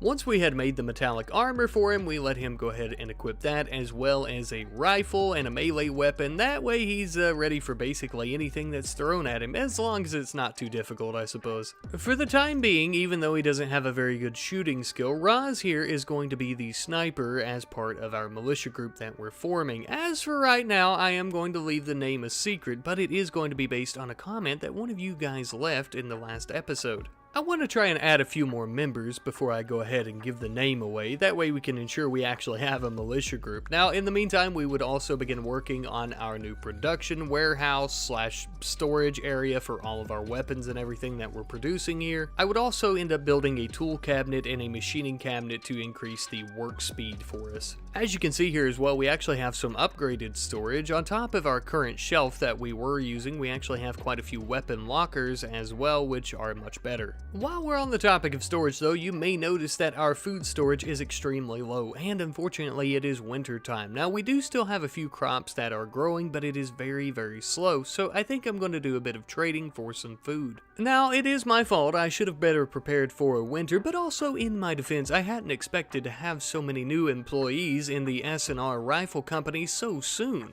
And all of those employees eat a lot of food, but luckily it's not going to matter because our anti-armor rocket launchers sell for $1,000 a piece. We should be able to buy a lot of food. Or so I thought, unfortunately. As I was beginning to sell things and beginning to try and look and see how much food we could really purchase here, I noticed that the anti-armor rocket launchers sold for $5 a piece. Now, a fraction of what it said. To be fair, it's $5.54. I'm not really sure why this is. I'm assuming maybe the mod that actually makes guns sell for the correct price or their full price doesn't really work on these. I couldn't find anything in the mod options or anything like that, so we're just kind of screwed. To be honest though, I am kind of glad that this is the case because those rocket launchers take a very, very small amount of resources. It almost didn't seem fair, but hey, if it was gonna work, hell, I would take the opportunity to make as much money as possible. But to be honest with you, like I said, I am kind of glad. It seemed unfair. Not to worry though, we wouldn't let them go to waste. I actually had a little idea in mind for one of these mining sites near the base. Unfortunately, we wouldn't really get to test them out against the full might of some type of armored vehicle like they should be tested against, but we would get to test them against these fleshy little meaty miner boys here, whatever they are. Truthfully though, this may be the best thing for us to begin doing anytime we have these large, somewhat experimental weapons. It may be best for us to find a mining camp camp or somebody we don't like and test them out. Because we really never know when they could turn on us and use the weapons we've provided them with to try and take us down. But enough blabbering, let's begin the test.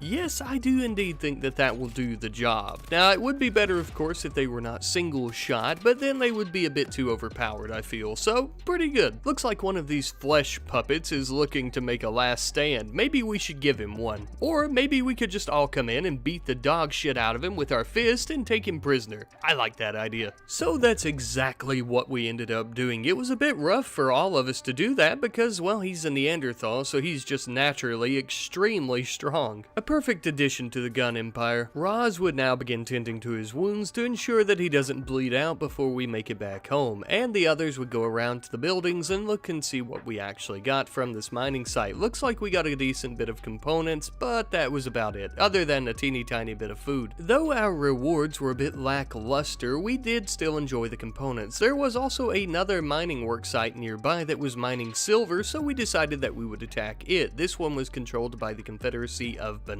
However, before we could arrive, we were ambushed by a bunch of man-hunting guinea pigs. Remember what I said earlier about the pets of the higher class and whatnot coming to the desert? Yeah, well, guinea pigs, see? They were so cute and fluffy, we almost felt horrible about stomping them into the desert sand, but we didn't, and then we continued moving on towards the mining site. And I must say that we've started our gun empire in the perfect place. Not only are we between the two warring factions who we can continuously sell weapons to, but also there appears to be a lot of mining sites here, meaning that we get plenty of silver, steel, and components. Later on that night, we have finally arrived, and we began putting the rifle runner into position. We were going to stand next to the truck, taking aim off of the side of it. This would actually steady our aim, increasing the chance of our shots hitting our enemies. Not only that, of course, but the night sky and how dark it was alongside the truck actually provided us with a lot of cover, preventing our enemies from hitting us with a stray arrow. After several hours of gunplay, we had finally killed and or incapacitated the majority of the enemies here at the mining site, which means that we're victorious, of course, and to the victor go the spoils. Our spoils are going to be the silver that they've been mining, as well as 2 Thrombian prisoners. We tossed their sorry horn-having asses into the back of the truck and started making our way all the way back home, and then eventually we finally arrived. But damn near immediately after arriving, the rifle runner ran out of fuel, so it looks like all the fuel we purchased have been used up. We really should do something about that. But before we find a solution to our little fuel problem, we first need to get our 3 prisoners situated. There is a little bit of an issue with these 3 prisoners. Only one of them is recruitable. I know that doesn't sound like a big issue, but I'm not really in the market for any more slaves right now, as I'm trying to build up our mercenary group, and I really don't want to arm our slaves to make them into mercenaries. So I'm thinking I'll keep them here, feed them, and get them healed up, and then maybe we take them out and sell them. But now that we've decided what we're going to do with our prisoners, it is time for us to build a biofuel refinery. Now you guys might be asking, why didn't I do this earlier? And that is a good question, but the problem is we normally would use wood to turn into chem fuel, and we just don't have enough cacti around here to,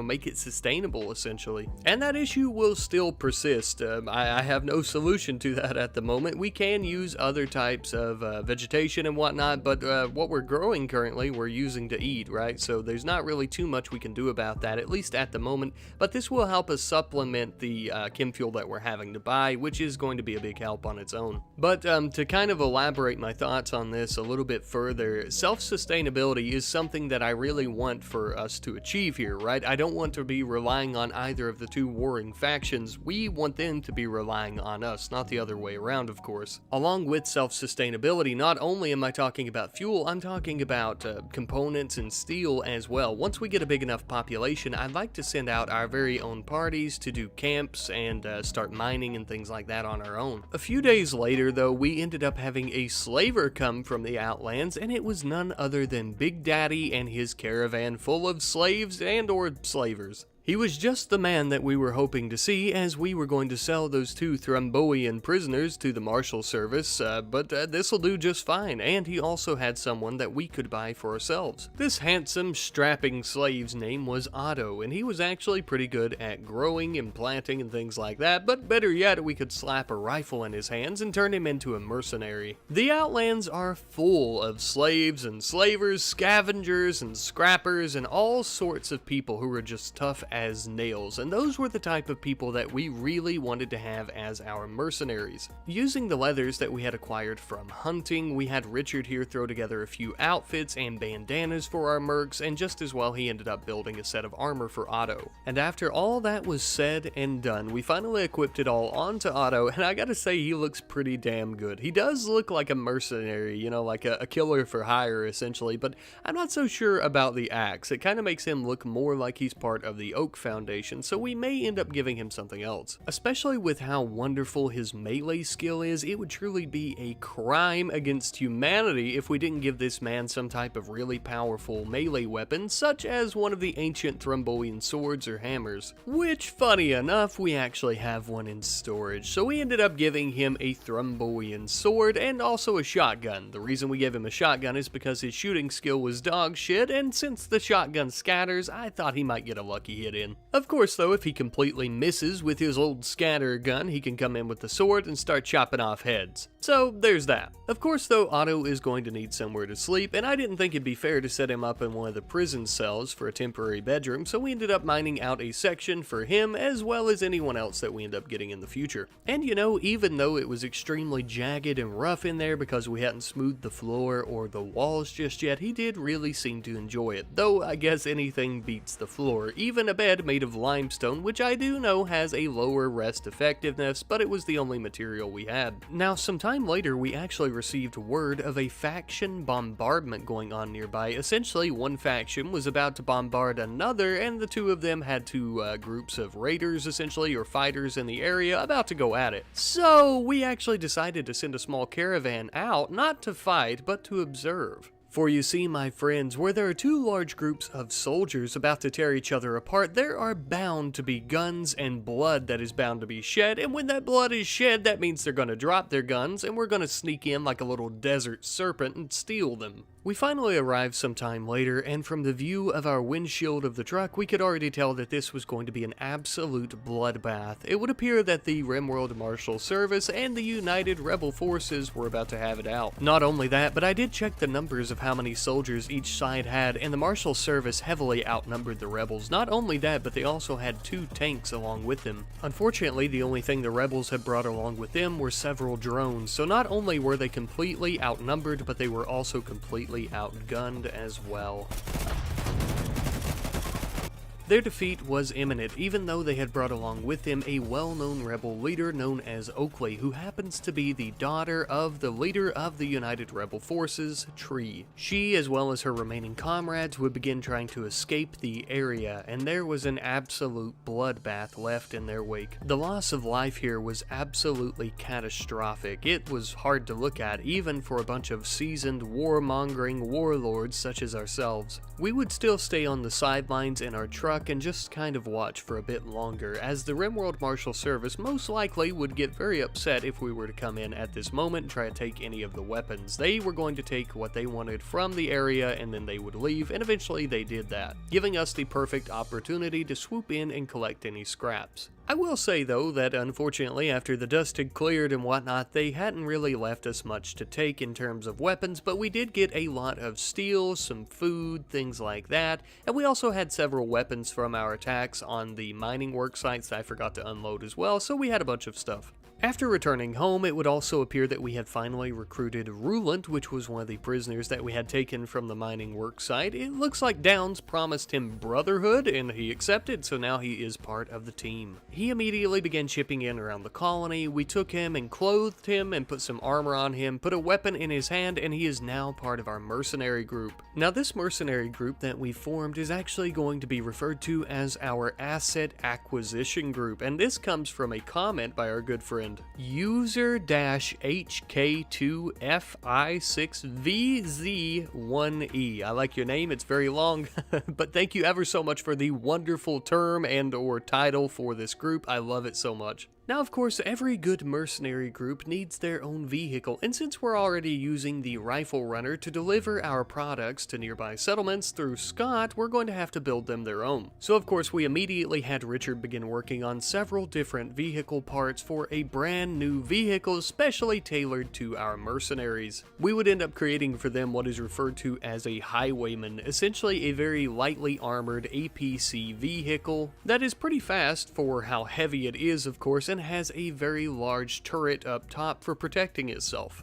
Along with that, of course, it actually has a higher crew capacity than our truck, of course, as it can carry 3 people and our truck can only carry 2. It is one bad mamma jamma, or at least I hope it is, of course. I haven't named it just yet, so if you guys have any suggestions on names, and I'm sure that you do, I would love to see some of those, and I'll try to name it by next episode. So feel free to drop those in the comment section down below, of course. But honestly, I'm very happy with how it turned out, and I do think that it is the perfect vehicle for our mercenaries. Now, I think we're kind of forming something like a little private army for ourselves here, which I also very much like, and it does seem like something a warlord such as ourselves would have, especially given all the raids that we've been facing in the last few episodes. But not only that, the Impid uprising in Antioch, as well as any other uprisings that we may very well see, that could be a future that we might experience ourselves with our own slaves, or I mean basically with any other settlement who their people rise up, they come to attack us, they don't like the fact that we're selling guns to the opposite side. Anything could happen. We need to basically just be able to defend ourselves here, not only defend ourselves but defend our assets and defend them well. Look, we're not a massive empire just yet, not like we would like to be and not like we plan on being, but it is very much true that there are still many interested parties praying for our downfall. For a whole host of reasons, essentially. There is a very complex political network across this entire planet, the planet of Degum. Besides, I'm sure that one of the factions in this massive global war would have loved to just have their very own personal gun empire, their own producer of weapons, to try and give them the leg up in this battle. So of course, so that we can stay neutral, we would have to be able to protect ourselves from not only political pressure, but also from militaristic pressure. So, I mean, obviously, to reiterate, once again, I keep yapping, we have to be able to protect ourselves. Hello, one and all, and welcome back to the RimWorld Gun Empire series. My good friends, I am ever so happy to see you here again today. Today, my friends, as every other day thus far, we have a lot to do, but the majority of the work that we're going to be doing throughout the beginning of this video is actually going to be construction and mining and things like that. So in other words, the beginning half here is going to be a little chill and whatnot. One of the first projects we're actually going to be doing is digging out something like a large tunnel here right next to our garage. As I've mentioned in the previous episodes, we do have some issues on occasion trying to get across the barricades and the barbed wire with our vehicles, so I thought a little tunnel with a large automatic garage door would be perfect. However, immediately after that was completed, I did realize that we were having a few teeny tiny issues with our power, so that means that it's time for us to begin building some more solar panels, which coincidentally, just as I had mentioned, are now going to be our primary source of power, since they're just so much more reliable than the wind turbines, of course. I guess they kinda already were our primary source of power since they were the only ones that we could actually count on, but now technically it is official because we've built many more of them compared to the wind turbines. Once those were finally completed, we would then begin working on batteries. We need to store a lot more power as we're constantly creating new production areas that suck up all that power, so we have to compensate. I mean, I will say it probably doesn't help our power situation, the fact that after smoothing our walls in the tunnel and building the floors, I also built a beautiful string of lights on both sides to light up the entire thing so we can see while we're driving. But hear me out, it was definitely necessary.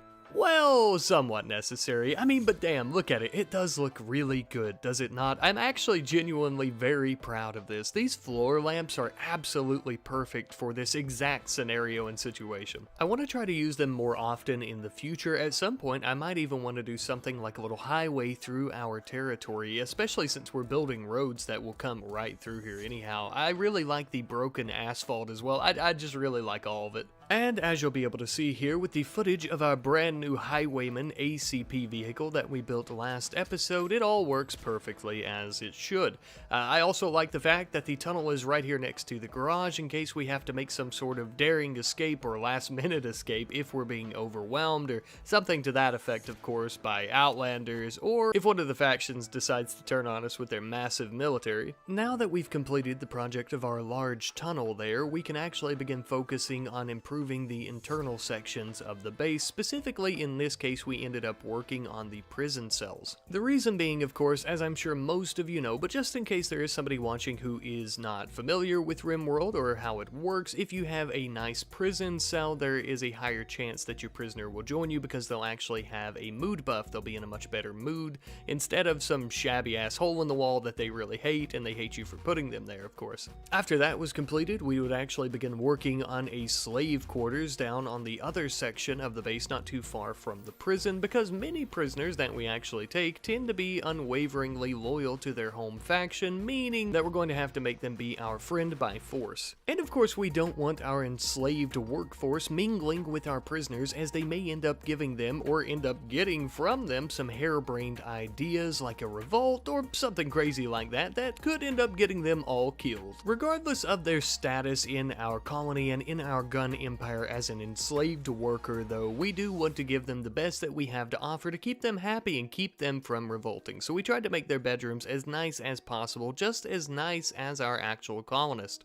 Because damn it, unlike the RimWorld Marshal Service and a few of the factions from the Outlands that actually have enslaved workers, we actually somewhat respect ours. After taking a step back to kind of think about it and the placement of our storage rooms literally right next to our prisons, I began thinking that it may be better if we done something to kind of secure the prisons a bit more, so I ended up doing double walls and double doors on each side of the prison section, just kind of as a buffer between them and any of the weapons or anything that we may have in storage. And as you'll see why later on in the video, I am actually quite glad that I ended up doing this. Now, I know it's a bit ugly because these walls and doors are made of slate, but I actually done that on purpose. For you see, my friends, our colony here, our base, is forever expanding. It is actually becoming quite massive, especially with all the work that we're putting in early on in this episode. So with all the work that they're doing, eventually I'm going to start losing track of shit as I'm staring at it. So the black and the sandstone floor and stuff like that, the color differences, it's really going to help me remember exactly where the prison is when this base is just too massive to look over. Or, you know, I mean, that's the idea at least. I'm not exactly a master planner. I like to just kind of add things as they go. Sometimes, you know, planning things out slightly, like different locations that I think would be good. For example, I'm not very good at planning because I put our storage rooms right next to the prison. That's probably a good example. But here is a new addition that I actually put in, which is a recreation room. And as you can see, they all very much love the poker table. But obviously, of course, we couldn't stop there. No, no, no. Our mercenary army and our enslaved workers only have the best of the best here. Not only would they be able to play some sweet-ass poker with their compadres, but they would also be able to bet their salaries on some billiards games if they really wanted to. I'm just kidding, I don't pay them, nor will I. To my surprise, the recreation room was one of the rooms that actually took the longest. We finally put the finishing touches on it with some smoothed walls as well as some sandstone flooring. And then some time later, something very surprising happened. We actually had our very first encounter with the Oak Foundation since we settled here. It was a very small group simply traveling through the area, and they were actually being led by the faction's leader, Recruitment. Obviously, of course, for any other faction, it's not surprising to see them travel through the area, though it would be to see their leader leading the group, of course. But for the Oak Foundation, they tend to be very secretive, almost like the CIA if we're comparing to the real world, of course. Except in this case, it's for the United Rebel Forces. Regardless, though, they didn't speak to us, they just traveled through the area. It almost seemed like like they were scouting out the area looking for something, though we weren't very sure as to what they would be looking for here. But in the end, we minded our business and they minded theirs, and to be honest, that's pretty well how we liked it, unless they were looking to buy some weapons, of course.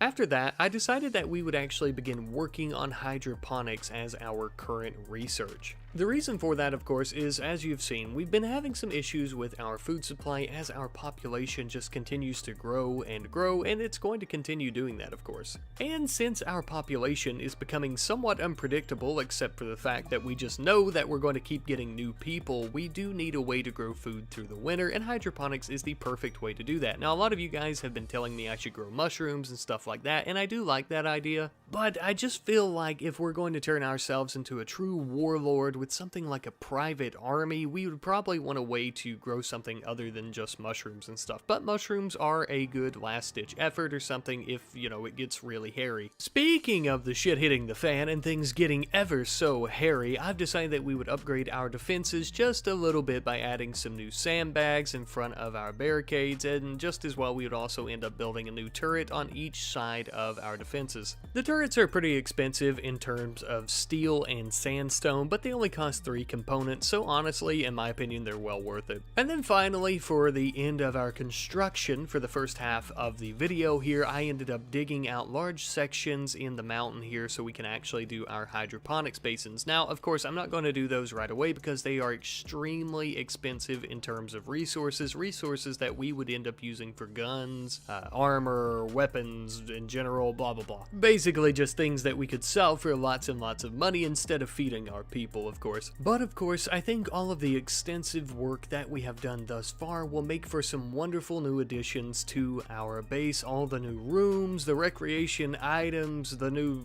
prison stuff, just basically everything. The base is coming along very nicely. And I do think, of course, that all of these new additions have and will continue to make living under this massive mountain much more bearable day by day. And now, of course, that we finally completed most of the construction projects that I've planned out for today that I'd like to complete, it is time for us to do a little bit of mining. Not just any mining for any projects or anything, but mining of steel, because we need a lot of steel to continue producing all of our wonderful weapons and armor. Lucky enough for us, of course, there just so happens to be a few more veins of steel here and there across the map, but before too long we're going to have to start going outside of our own territory to collect it. However, as we were mining steel to make guns, we ended up having a gunsmith trader from the RimWorld Marshal Service come to try and buy some from us, which was spectacular. It appeared to be a very small trade caravan, and they were actually on horseback, most likely to try and not draw a lot of attention. Now, the reason I believe that they may have been doing that, they actually had a very special person among them. Among their ranks of the trade caravan, they actually had a defense minister known by the name of San. Now, this person was actually a defense minister for the RimWorld Marshal Settlements, not just the service. This happens to be a militaristic and political office. And I want to give a quick shout out to our good friend X-Man9, who actually created all of these positions and ranks and whatnot for all of our factions in our Discord server, so thank you ever so much for that. Unfortunately for the defense minister, in some nearby hills there was someone lurking that we had no idea was even there. I see why they were scouting the area now.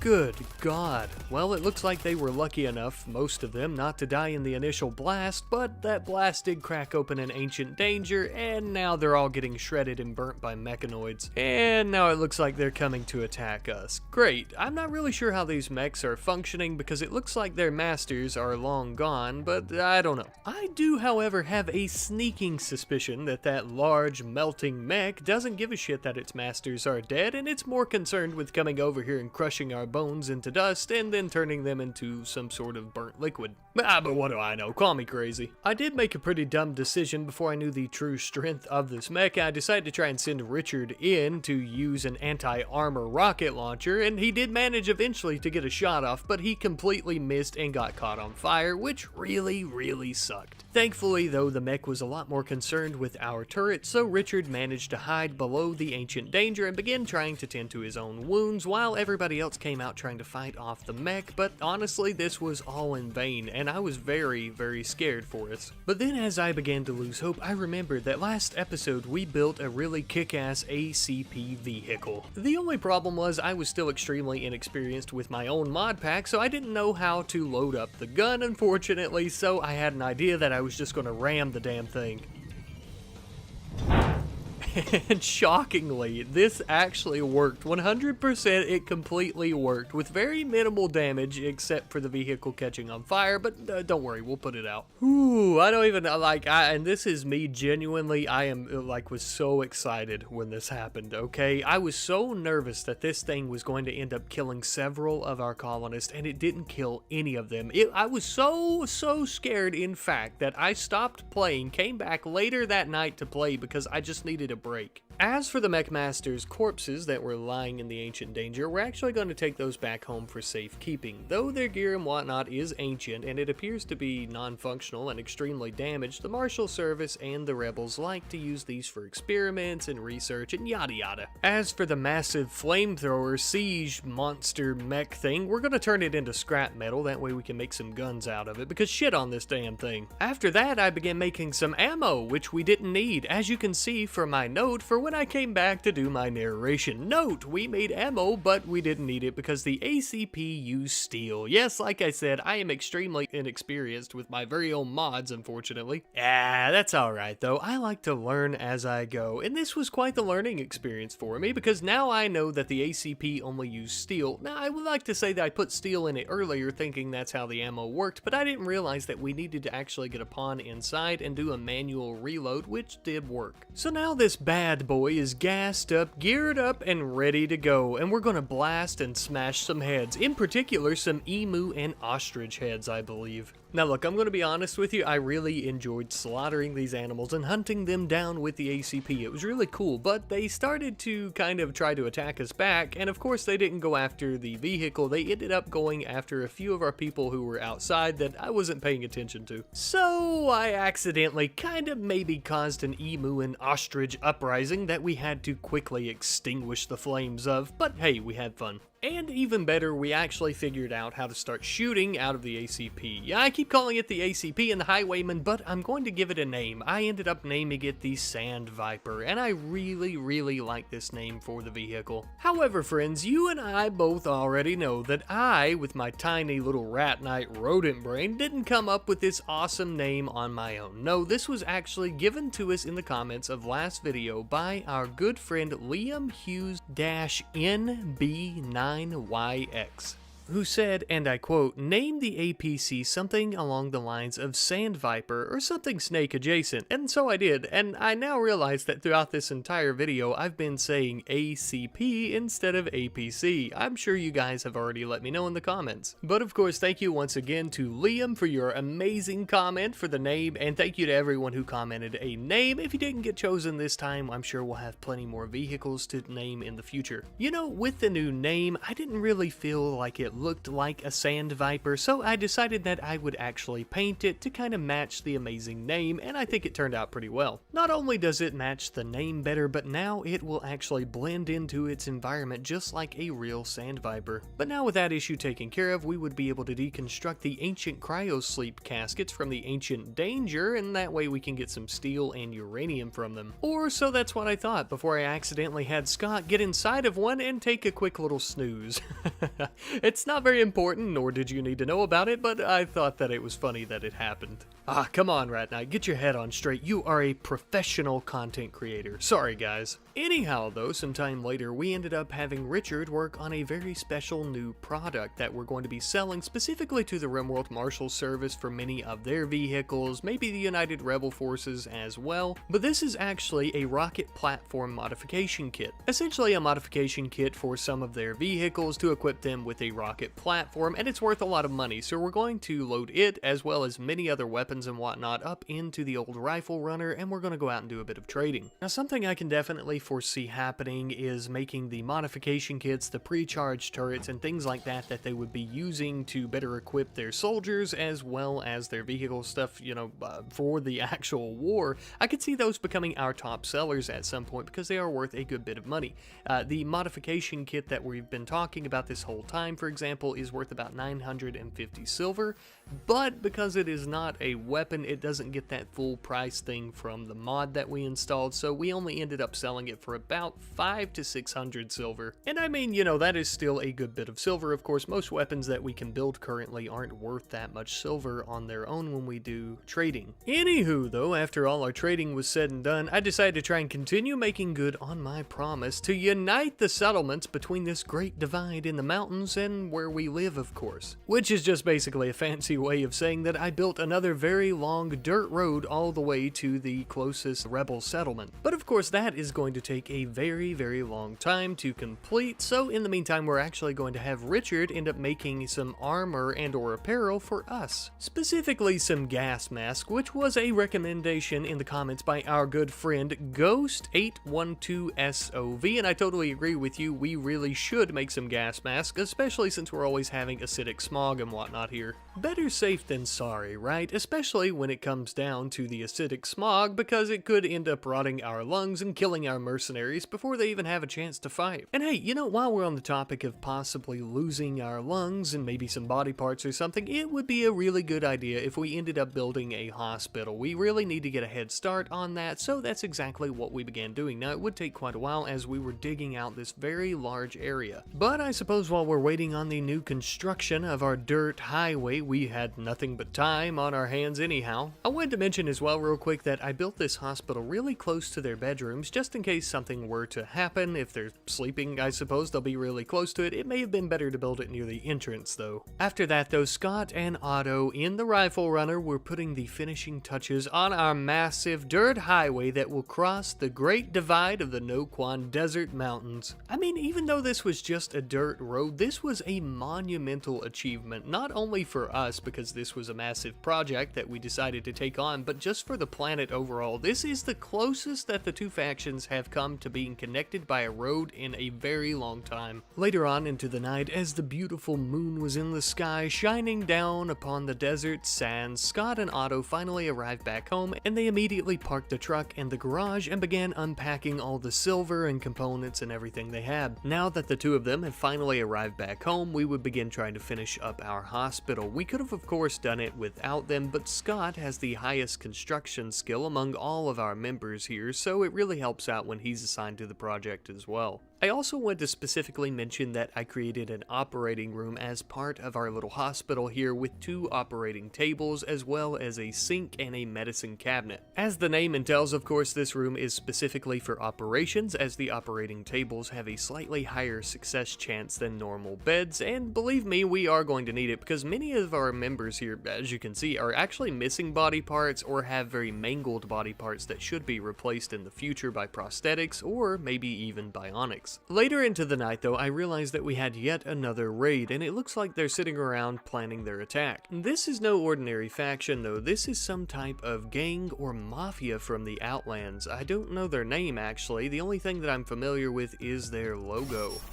Maybe you guys could leave a name for them in the comment section if you would like, and I'll choose the best one. Regardless of what they're called though, they appear to maybe be some type of biker gang. Looks like they take great pride in their red dirt bikes that they rode in on. Now, you might be wondering to yourself, why would this gang even have any interest in the gun empire here? Well, that is a very good question. Allow me to explain. You see, Scott here actually has a huge lump sum of gambling debt to many different gangs and people and things like that. So, my best guess is he owes them a lot of money. But, I mean, if that's all they want, maybe we could all just load up here into the Sand Viper and go out and just kind of have a conversation with them, them, right? Maybe we could reason with them. Maybe they could even become a customer of ours. I'm sure these fine gents and lads would love some guns.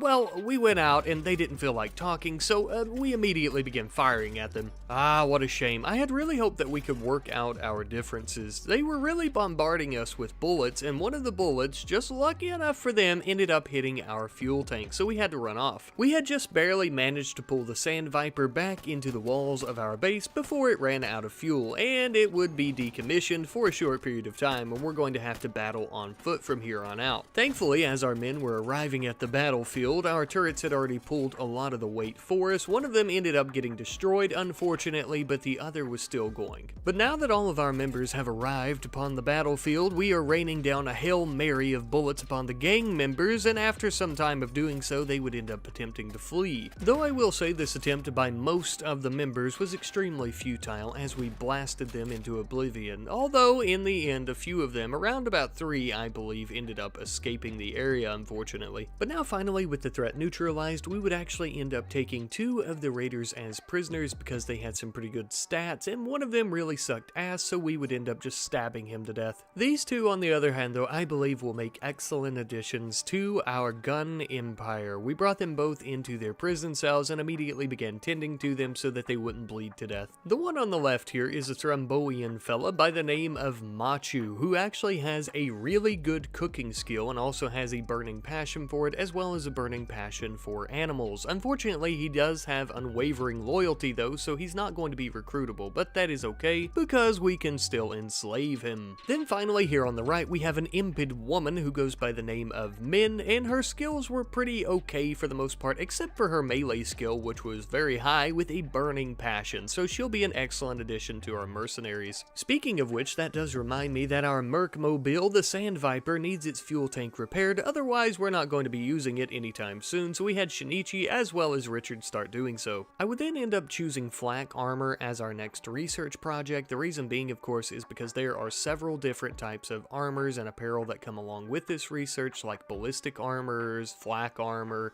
but the one that we're really concerned about that we want to try and give to our mercenaries is the combat armor, which also just so happens to be the exact same type of helmet that Shinichi is wearing at all times. It is very sturdy and also can take quite a hit. Speaking of which, Machu ended up going berserk and busting down the steel door of his prison cell, and Otto busted in with a shotgun, shooting him several times, and he also took one hell of a hit with his flak jacket taking some of the damage. Eventually though, he did finally go down and we would pick him up, take him back to his cell. This time around, we would not forget to strip him of his flak jacket so this doesn't happen again, or if it does, we'll be able to put him down much easier. Truthfully, I suppose we should actually be grateful the flak jacket stopped the first shotgun blast or so, otherwise he might have been dead and we wouldn't have an enslaved worker. Machu here is most likely going to be one of the most important enslaved workers that we end up having. As I mentioned earlier, he has a really good cooking skill, so we sent him to the warehouse to go ahead and equip his collar and straps and immediately sent him to the kitchen afterwards so he could begin preparing meals for everyone. And by God almighty, let me tell you, he was pretty darn good at it. All he had to work with was corn, and he somehow turned that into a 4-course meal. Sometime later, I remembered that there were a bunch of dirt bikes that were left there by those biker gang members. I had completely forgotten about them, so I sent the little squad of mercenaries out to go ahead and destroy them, and we got some car parts out of them as well as some steel and whatnot, which was pretty nice. Now, I will say though, I would have liked to have kept the dirt bikes for our colonist here, but unfortunately there was no way for me to claim them, and they continued to belong to that faction, so destroying them was the next best thing. And while we're on the topic of vehicles, I noticed that there are some automatic refueling pumps that we can use. Now, thankfully these refueling pumps didn't cost very much in terms of resources. They only costed about 80 steel and 2 components, so they were pretty affordable.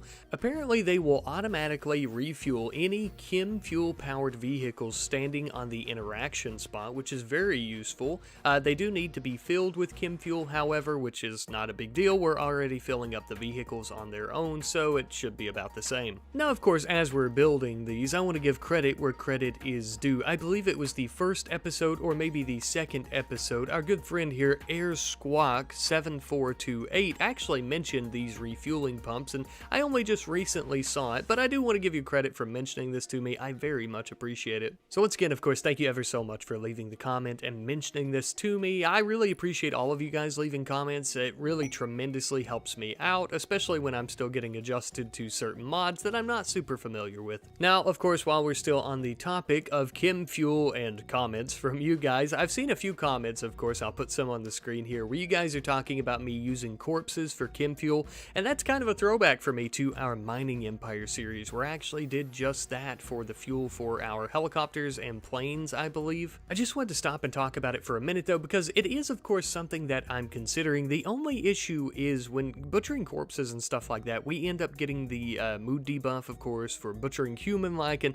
I think that that may end up being more trouble than what it's worth, unfortunately. But if we really need to, I may end up going down that route. And of course, there is the comment here about researching sweet vats, which allow me to make it out of rotten meat. We may not end up having butchered human-like mood debuff if I go that route. I'm not really sure. It's something I'll have to look into. In the meantime, though, I've also decided that I am going to try and build a central climate control unit for our hydroponics areas. I'm going to go ahead and get started on those as well. Since winter is here, I'd like to do a little bit of growing indoors to try and help out with our food supply. Essentially, this is just going to be a specific designated network of heat flow to our hydroponics areas. First, we're just starting with the one, of course. And it was actually around about this time I realized I didn't even need to research hydroponics. I mean, they're useful, sure, but we actually have tillable planter boxes, which is basically the exact same thing, except it doesn't require any electricity. I'm assuming most likely the hydroponics basins grow them a little bit faster, but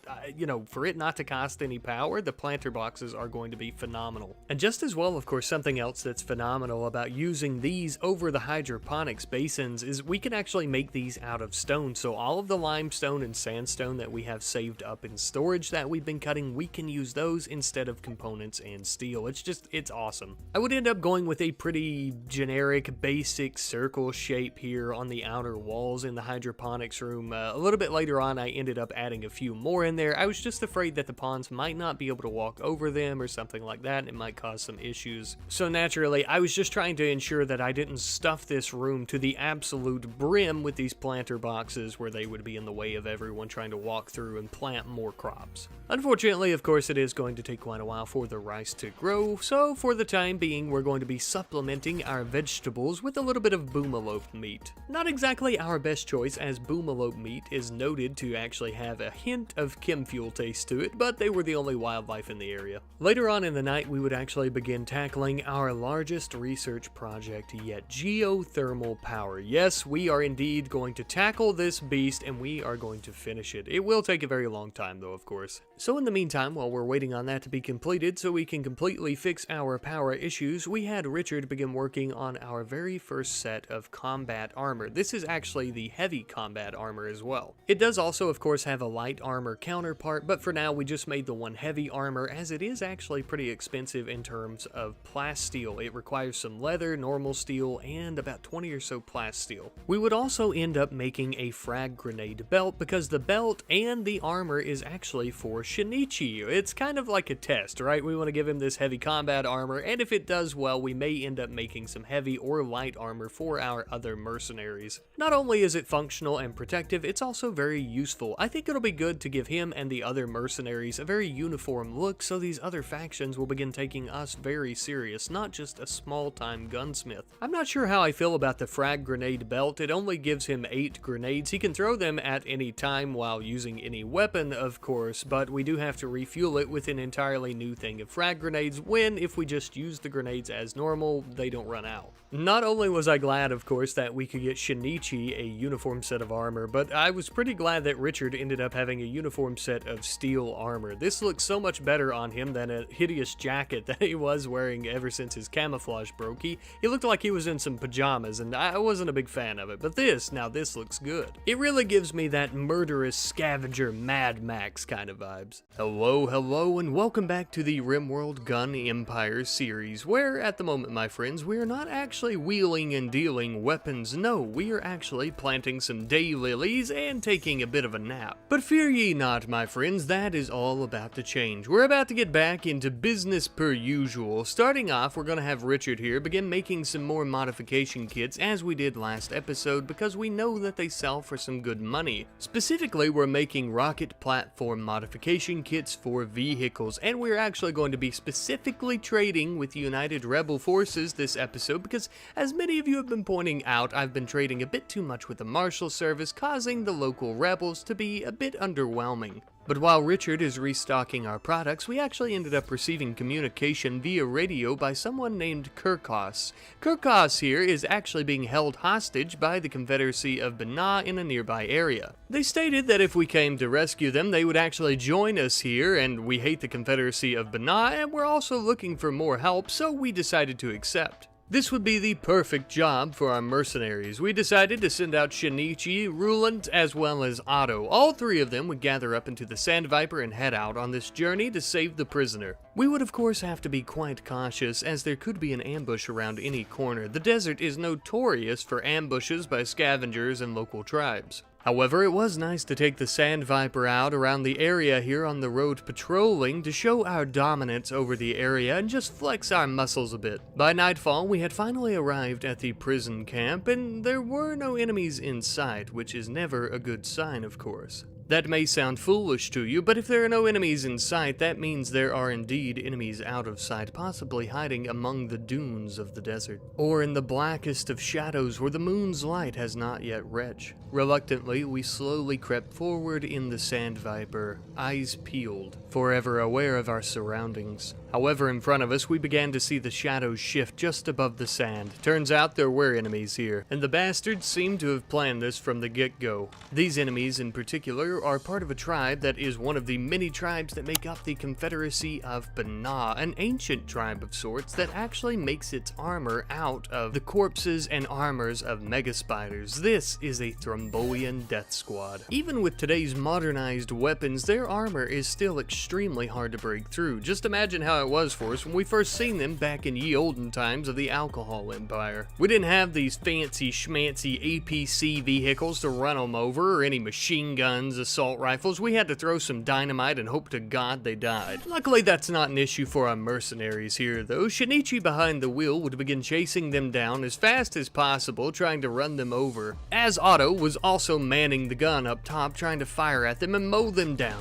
And so he did. Eventually, we had defeated all of the death squad. The only thing left to do now, though, was clear the area, ensure there were no more enemies, and then send Shinichi in as the leader of the mercenaries to greet the prisoner and to see if they would like some help, to which of course he did, and they accepted. I for one believe that Kirkos here will make a wonderful addition to the gun empire, but first we're going to have to get them back home, so we began heading back. And in the meantime, while we've been gone, looks like Richard has been hard at work. I see several modification kits as well as many pre-charged turrets. I think that this will be a splendid addition to the Rebels' arsenal, as well as a splendid bit of silver in our pockets. Now, I did want to take a moment to kind of expand as to why I plan on only trading with the Rebels, or at least mainly only trading with the Rebels for a good period of time. A lot of you guys have brought it up in the comments, and of course we had a poll on the channel recently where the majority of you guys said that the Rebels are going to lose this war. Well, we just can't allow that, because if the Rebels lose the war, then there's not going to be a war, then there's not going to be a need for weapons, and we're not going to make any money. Not to mention the fact that if they're not fighting with each other, they very well may turn their sights on a small little gun empire here in the desert where there's a lot of crime and slavery and other horrible things going on. In the meantime, however, it would appear that we finally recruited the impid known as Min into our ranks. We immediately sent her into our production room where she would equip an assault rifle and a massive concrete warhammer, along with her old bandit gang flak jacket that she was wearing when we captured her. Now, she of course has her alliances set with us, but we didn't have any other armor for her at this time. If memory serves, she has a really good melee skill, so once we get her some armor that can actually sustain damage, we'll probably have her be our melee horse. Most of our mercenaries are pretty versatile, though, in combat.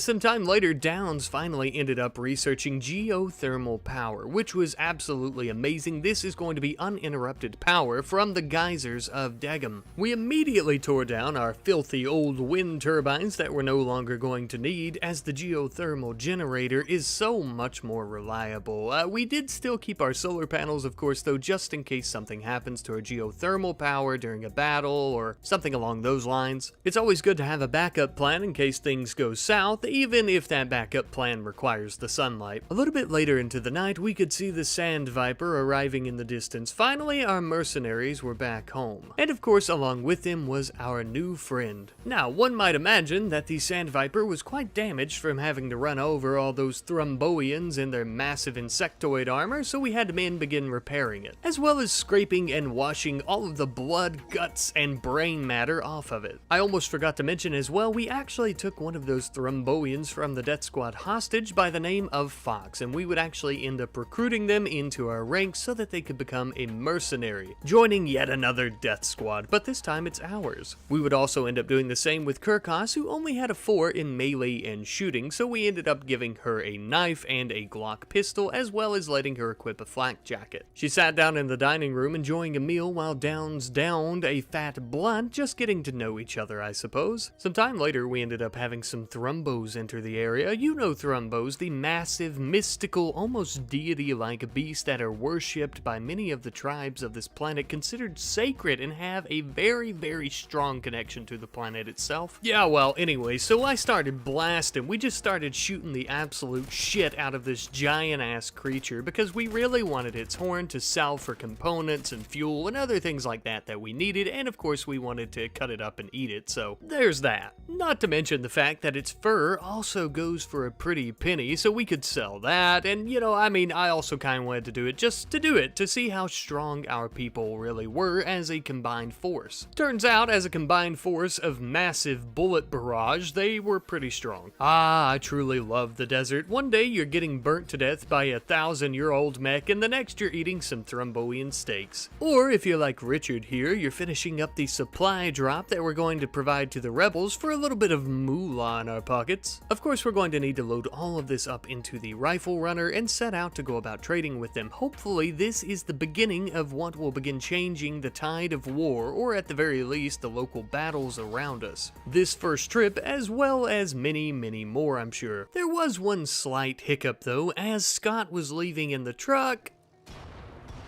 he kinda sorta accidentally ran over 2 boomalopes that exploded right on the rifle runner, which caused the fuel tank to tear up, and then we were leaking fuel everywhere and he broke down. Yeah. I suppose he's become so accustomed to running over scavengers and tribespeople and any other person that really he comes into contact with, he just assumed he could run over anything without any consequences. Unfortunately, that was not the case, and we had to repair the truck before he could leave, which sounds much easier than it actually was. For whatever reason, pawns tend to repair the truck for a little bit, and this happens with all vehicles from what I can tell. They'll repair it for a little bit and then they'll run off. I assume maybe they fully repair one component and then leave because that is finished. I don't know. Either way, by morning we have finally fully repaired the truck, and now we have some boomalope meat just before we headed out to do some trading. As Scott was making his way to the rebel settlement, I did notice that just west of our base was yet another faction bombardment, with this area here being the only split between the mountains where the two factions can actually travel, especially with our new road. It does make sense that it's quite the hotbed, if you will, for these battles. After finally arriving, we would end up selling all of our pre-charged turrets, as well as the modification kits, and a few scrap guns here and there that we actually had, and of course we ended up buying our standard of chem fuel as well as components to continue our production. Sometime later, I decided that we would begin research on ENIAC, which is basically some early industrial era electronics for computers, things like that. Essentially what this is going to do is allow us to create a radio transmission station as well as an antenna. As Downs was working on that, about a day or so later, late at night, we heard the brakes of the rifle runner screeching as it entered the garage. It was Scott and Rulant, and they had finally returned home with many of the things that they had traded for, such as silver, components, and fuel. Now that we finally have a lot of silver though, something I like to do do in these Empire series is build a safe or a bank or something like that where we can actually keep all of it. So that's exactly what I decided to do here. We would end up mining out a new section of the mountain. This is going to be very small and compact, with really just enough room for several different shelves where we can actually put our riches like silver, jade, and gold. Now, I ended up using the very big shelves here, which were kind of resource expensive, but it was down between them and the pallets, and they held a lot more than pallets, so I ended up going with them. I also, of course, threw in several small shelves, just for good measure, of course, and later on, if we were to need to expand this, we have plenty of room to do so, but as you can see, this works perfectly for all the riches that we currently have. A more than mighty fine space for all of our blood money. Now, with the research completed for basic computer parts and radio towers and everything else that we have worked on there, we are now working on microelectronics, which will not specifically give us anything that we really care about, but it is a prerequisite for many other types of research that we need to do. After that, we decided to take some time and just let everyone begin smoothing some walls and floors in the hallway, as well as in the 2 new bedrooms for our newest recruits into our mercenaries. We want to ensure that their bedrooms are extremely comfortable and extremely beautiful. Call me crazy, but I always find it's best that all the people that you hire and keep around with the guns, you want to keep them happy, you know? Speaking of, I think something that would really make Downs happy, as well as everyone else, is her very own personal lab. Preferably a new one that is much larger and that is not right next to the dining room. That way they're not stepping on her research papers that blow out into the hallway and, you know, all that stuff that's already happening. This will be a bit of a win-win situation, not only for Downs, but for everyone else as well. Now, I also wanted to build a much larger lab. That way we have more room for new production areas and whatnot that we plan on adding in there. And at some point, you know, I really want this to be the place that nuclear bombs and things like that are invented at, and we don't want some little shabby, drab shack lab to be the place that that kind of great technology is created at. One of the first new types of technology that we've recently researched that we're going to be adding to her laboratory is a radio terminal. This will actually be a form of communication room as well.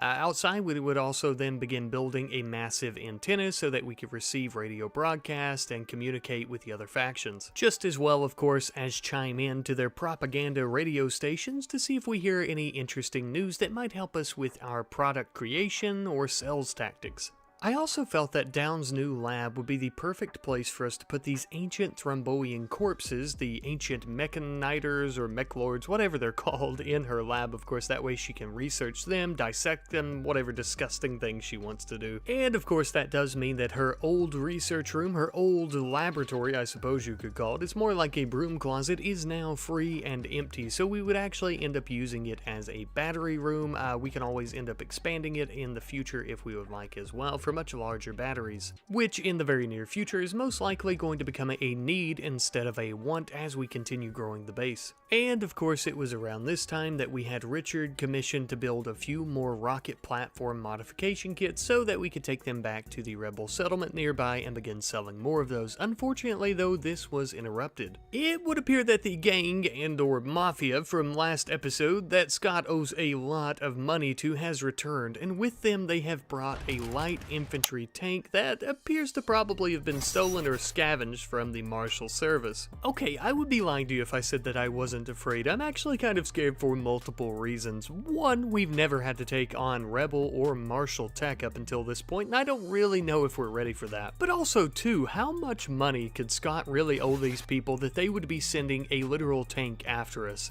Just a teeny tiny bit concerning. But before we actually begin this battle, last episode I asked you guys to give me some names for this gang, and we actually have a comment here by our good friend Jaraki. I apologize, I probably butchered your name, but you stated that we should name the mafia the Mountain Devil Mafia, MDM for short, and I absolutely love it. It seems pretty fitting as well, since the majority of their forces seem to be impid, so thank you ever so much for that, and thank you to everyone who left a comment. But now getting back into the extremely hellishly dangerous situation that we find ourselves in. Originally, I was going to have most of our forces try and engage their forces that are on foot and just basically fight them like that, and we would have the Sand Viper come around from the side and engage the tank.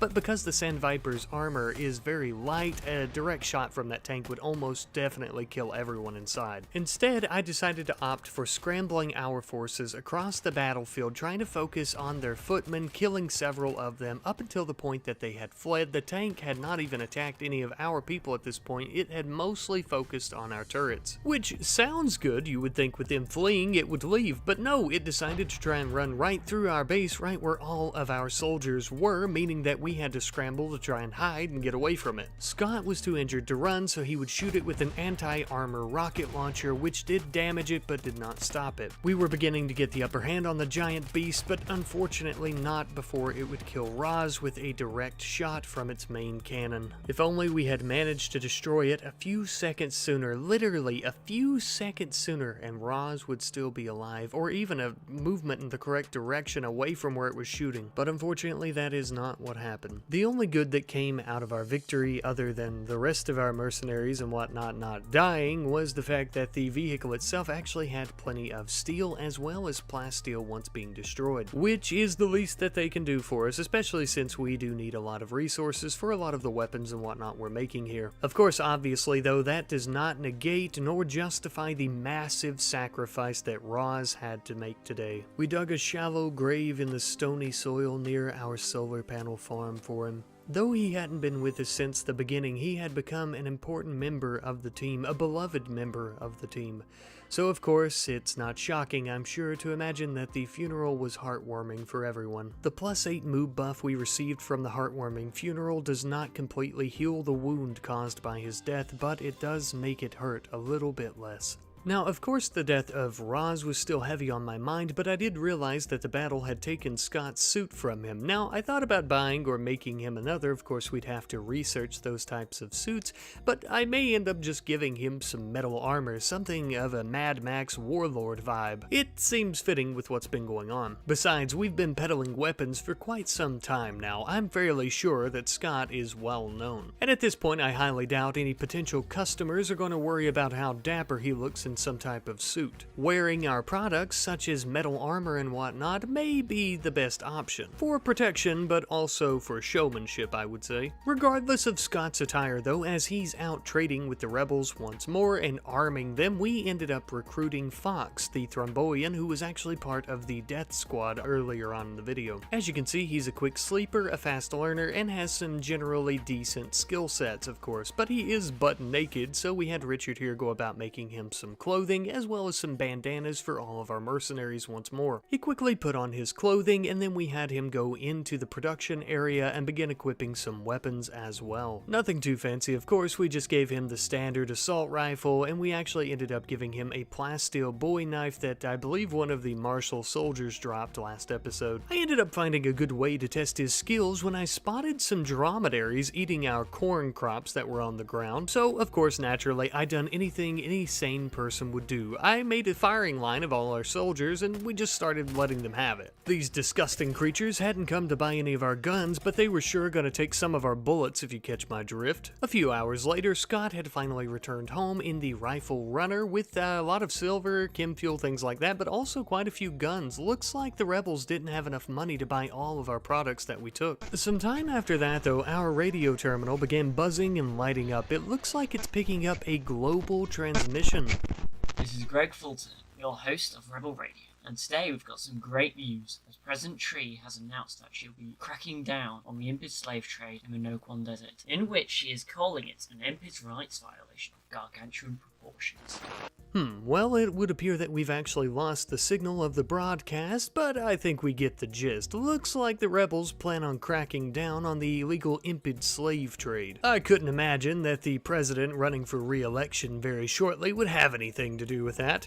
Regardless of rebel politics though, we would begin making some combat armor for our mercenaries. Just as well, we would also begin making them plenty of helmets. Now, as I mentioned earlier, I am by no means happy that we were attacked attacked by that Marshal tank that was with the Mafia, but I will say that none of this would have been possible without the plasteel that we got from it. And by God almighty, look what we've managed to accomplish with those resources. Finally, a uniform that matches for all of our mercenaries, minus Shinichi. He does have a different helmet since he's the leader, of course. Just as well, Shinichi has a heavy variation of the combat armor. I also gave Rulant and Otto a sturdy variation of it as well, as I kind of see them as Shinichi's right-hand men. And of course, all the other mercenaries have the standard set of combat armor. The real difference between them, the sturdy and the heavy, obviously have much more protection. Then, since fall and winter is quickly approaching, I began working on some limestone planter boxes in our other growing zone under the mountain here. That way we can actually grow through winter.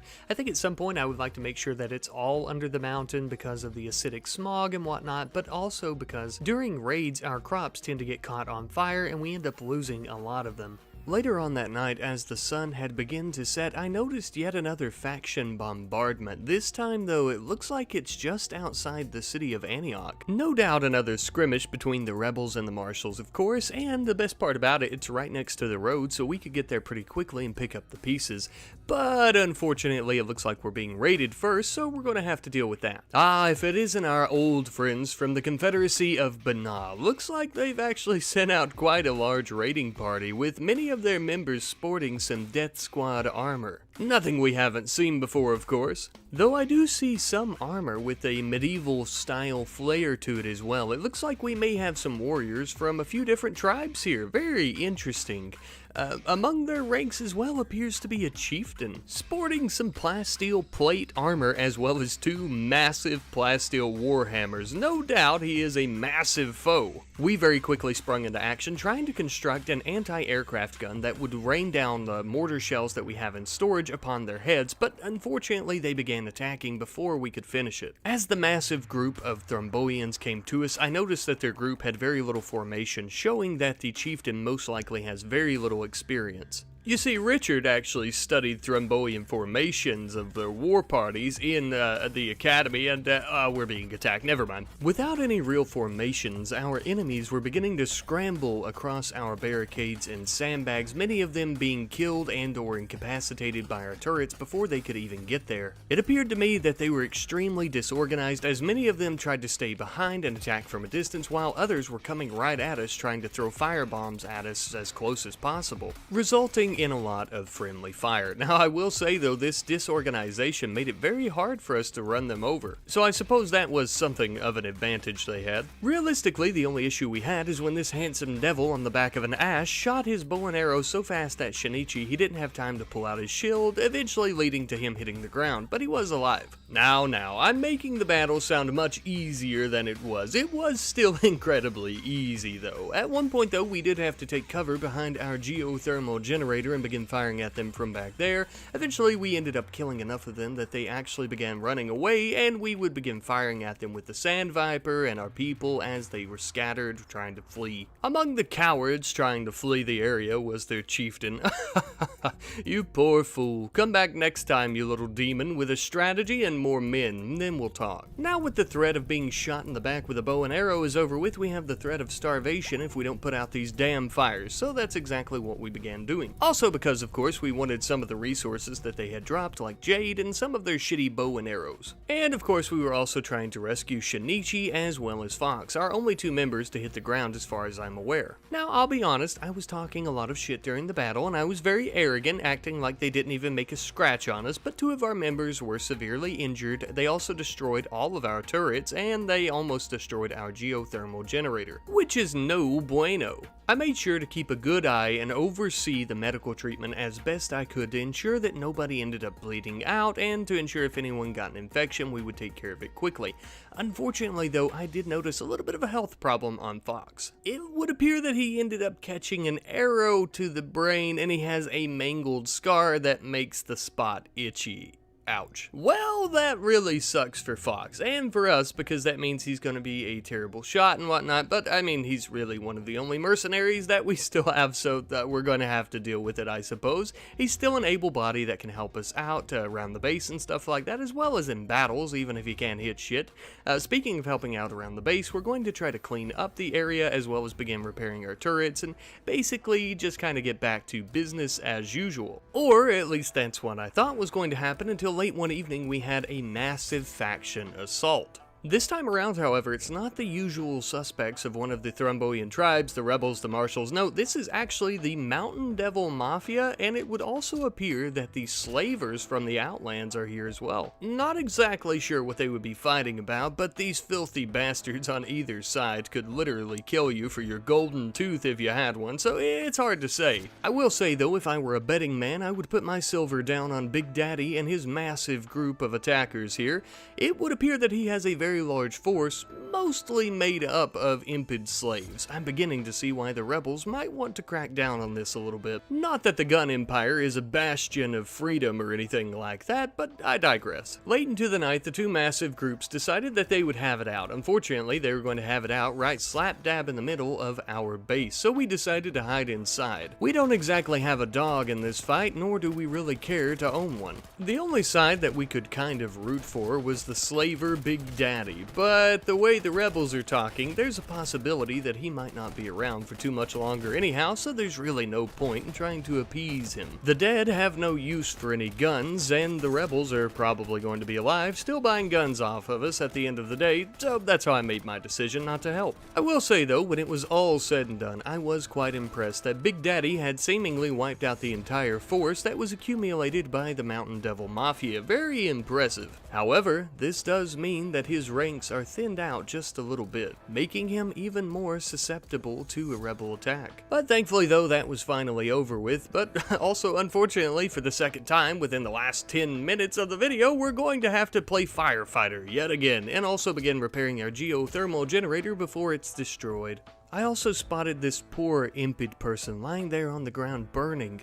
Maybe we should provide some help to them. We could really do some good. You know, actually, I'd rather have this spear instead. Thank you. You know, actually, I suppose some good did come out of that massive faction assault, and it's another reason why I really like when those happen in our area. Unfortunately, of course, many things get damaged, but we end up getting a lot of different spears and guns and things like that. A lot of these groups, of course, carry makeshift weaponry and other things that are barely worth a cent, but those cents do add up eventually. Speaking of which, it's finally time for us to move on up in the world. We're going to have a nice lab here for Downs, of course, as I mentioned, and that does mean that we also need to build her a high-tech research bench. That way she can begin on some better research, such as the multi-analyzer, which of course doesn't really unlock anything in particular except the multi-analyzer. That is going to be a prerequisite for many other research trees. But finally, now that things have calmed down just a little bit back at home and Downs is doing some research and everyone's safe and sound, we're actually going to send out Scott as well as a few of our mercenaries to the faction bombardment that's near Antioch.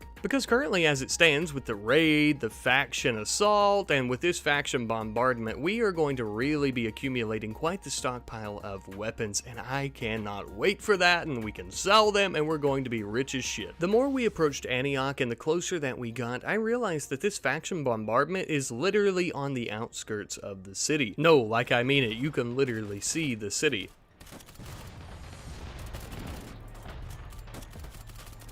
It looks like we made it just in time to catch the tail end of this battle, but this place was really going to hell in a handbasket and quick. The rebels were absolutely dominating the marshal service in this battle. Looks like all that equipment that we've been selling to them really seemed to pay off, as well as the road that we built, making this city easily accessible to them. I did notice, however, as well, it looks like they're trying to stick to their promise of liberating the impids, as there are many slaves rising against their masters in the city. Ah, truly beautiful, I suppose. Democracy and freedom at its best. Liberty for all. Finally, after hours upon hours of fighting, the rebels had finally won. The marshals were trying to flee further into the city, even in some cases just running straight into the desert, trying to get the hell away from the rebels as soon as possible. Naturally, of course, as one might imagine, the rebels were quickly giving chase to them. And I would like to reiterate once more that I really would like to take responsibility for how amazing the rocket platforms on the rebel tanks are. You're welcome. Who says Rat Knight can't change the world? Anyhow though, the city was burning, the dogs were burning, the rebels that were left behind as well as many of the martial soldiers were burning. Everything was on fire, as you can see. Well, most of everything. Anyone that was not on fire was mangled in the streets next to a pile of bullets. Truly, the Marshal Service is going to have to step their game up if they expect to conquer this section of the city back. But the way things are looking, it looks like the rebels are going to be pushing forward into Antioch. We very well may have to stop doing some trading here and begin trading with some other settlements just in case. I suppose that's a decision we'll have to make once we see how things are going here at Antioch, but for the time being, now that the fires are kind of dying down and nobody's really going to notice, we started moving towards the city to try and scavenge any weapons that we could find, what was left that the marshals didn't take with them or that the rebels haven't stolen themselves. Several hours later, once more as the sun was beginning to shine upon the mountains of Smuggler's Rock, we were pulling the Rifle Runner and the Sand Viper viciously into the garage, ever excited to dump our cargo. Now look, I'm going to be the first to say it, we made out with quite the haul this time around. Not in particular with weapons, though we actually did end up getting plenty of those as well. We actually ended up retrieving a holy shit ton of plasteel, which is very useful for armors and vehicles and many other different things. In particular, something it's been very useful for during this episode is the combat armor we've been making for our mercenaries, and hopefully in the future, of course, we have many more mercenaries to join us here. I believe next episode we're going to be doing a lot more trading with the rebels once again. I will say though, I am kind of realizing that the trading with the marshals and the rebels, of course, it's kind of a fine line because these local settlements, of course, are at war, and if we do too much trading with one, as we've seen the marshals stomp the rebels in the one battle, but now the rebels are beginning to try and take over an entire city with all the rocket platforms that we've been selling to them, so there is a very fine line that I think we're going to have to watch out for, and we're going to have to be more careful. I also believe that I would like to begin building some roads to other settlements through the Marshal Service as well as the rebels, of course. One reason, of course, for that is because if we buy up all the components and stuff from one settlement, it's going to take a while for them to kind of renew those and rejuvenate those, I guess. So it'd be nice to have other options that are easily accessible to us, but also because if Antioch is at war right now, if they're in a massive battle, we're not really going to be able to do much trading with them. We're not going to be able to sneak past the rebels to trade to the marshals because that is going to be very risky if we were to get caught, right? That might turn one of the sides onto us, of course. It's not something I want to risk. Well, hello, welcome back once again, my good friends, to the RimWorld Gun Empire series, where we are wheeling and dealing weapons all the time, as well as many different types of fine wares and products, such as armor and vehicle modification kits, turrets, we got a little bit of everything, and we're going to be making a little bit more of everything today, but first, I do have a bit of a mining project under the mountain here. As I'm sure we've all seen in the previous episodes, and we could all agree, things are really beginning to heat up here, and with that, we have a good offense, but we should really think of some escape strategies out from under the mountain so that it doesn't become our tomb. As it stands currently, anyone that would want us dead, if they were to get inside this mountain, inside our home, our base, we would have to fight them off, and if we couldn't fight them off, we're basically all dead. We don't have any other way out except for the front entrance, so I'm going to dig out a side entrance that's kind of secret, but not really. The mountain is sandstone and the door is sandstone, so hopefully it blends in, but regardless, we're going to fill this small section here up with many turrets. That way we'll have a way to retreat, and the turrets should distract any enemies if they were to break in, of course. As you can see, I also created 2 layers of defense with a large turret in the front, and we could run through the doors there and get into a small hallway with 2 mini turrets that could protect us as well if it were to come to that. But of course, as I mentioned, the main focus here and the purpose of this is an escape route for us to try and get outside away from anyone inside the base. Unfortunately though, after we had completed our massive escape tunnel, I got some devastating news. It would appear that Downs has been having an affair with Roulant. Roulant apparently wooed Downs by making an observation about eels, and she's just all about eels, I suppose, and anyhow, the 2 of them are having an affair now. It's literally disgusting. Once Richard heard about the news, he got into a fist fight in the garage with Roulant, naturally, of course. The two men were literally attempting to tear each other apart next to the Sand Viper, I made the observation of Richard bouncing Rulant's massive Neanderthal head off the side of the Sand Viper, but as mentioned, he is a Neanderthal, so he could take one hell of a punch. At the end of the day, the two of them got a bit tuckered out and they stopped fighting. However, this battle was far from over. Richard would make a little stop into Scott's room before going to bed, and he had a little discussion with him about Rulant and what they should do with him. Richard noted that the two leaders here obviously could not trust Rulant anymore. He stole Richard's wife from him. If worst came to worst, we couldn't trust that he would have our backs in a situation like that anymore. Something had to be done.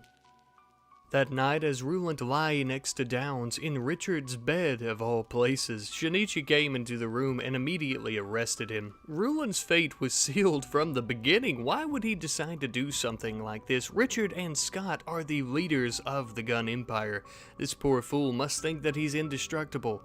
So we're going to enslave him. And the following morning, that's exactly what we did. Scott came in brandishing his rifle, having a little chat with Rulant, and of course he was enslaved shortly thereafter, not that he really had any other choice. I would then begin having them load up a few small weapons as well as Rulant into the rifle runner. I was actually going to take him out to a marshal service settlement and sell him. I was genuinely going to sell him because I was so upset. Not the characters in the game, although I'm sure they're upset as well, but Rat Knight, was so upset about this, I was going to sell him into slavery. I suppose maybe I am becoming a bit too invested. Anyhow, though, we began building a road to the main road here that leads to many of the martial settlements, and during that time, I began thinking to myself that maybe it actually would not be worth it to sell Rulant, as this could very much upset Downs, as well as any of the mercenaries that were kind of friendly with him, stuff like that, and we really don't need an uprising. So I've decided that I may just let him stay as Scott's personal slave. He would go with him on these trading missions and things like that. And I felt like that was a pretty fair compromise all around, of course. In the meantime, back home, Richard would very angrily begin building a multi-analyzer in his wife's lab. Yes, the two of them are still married currently, but they are of course sleeping separately, as one might imagine.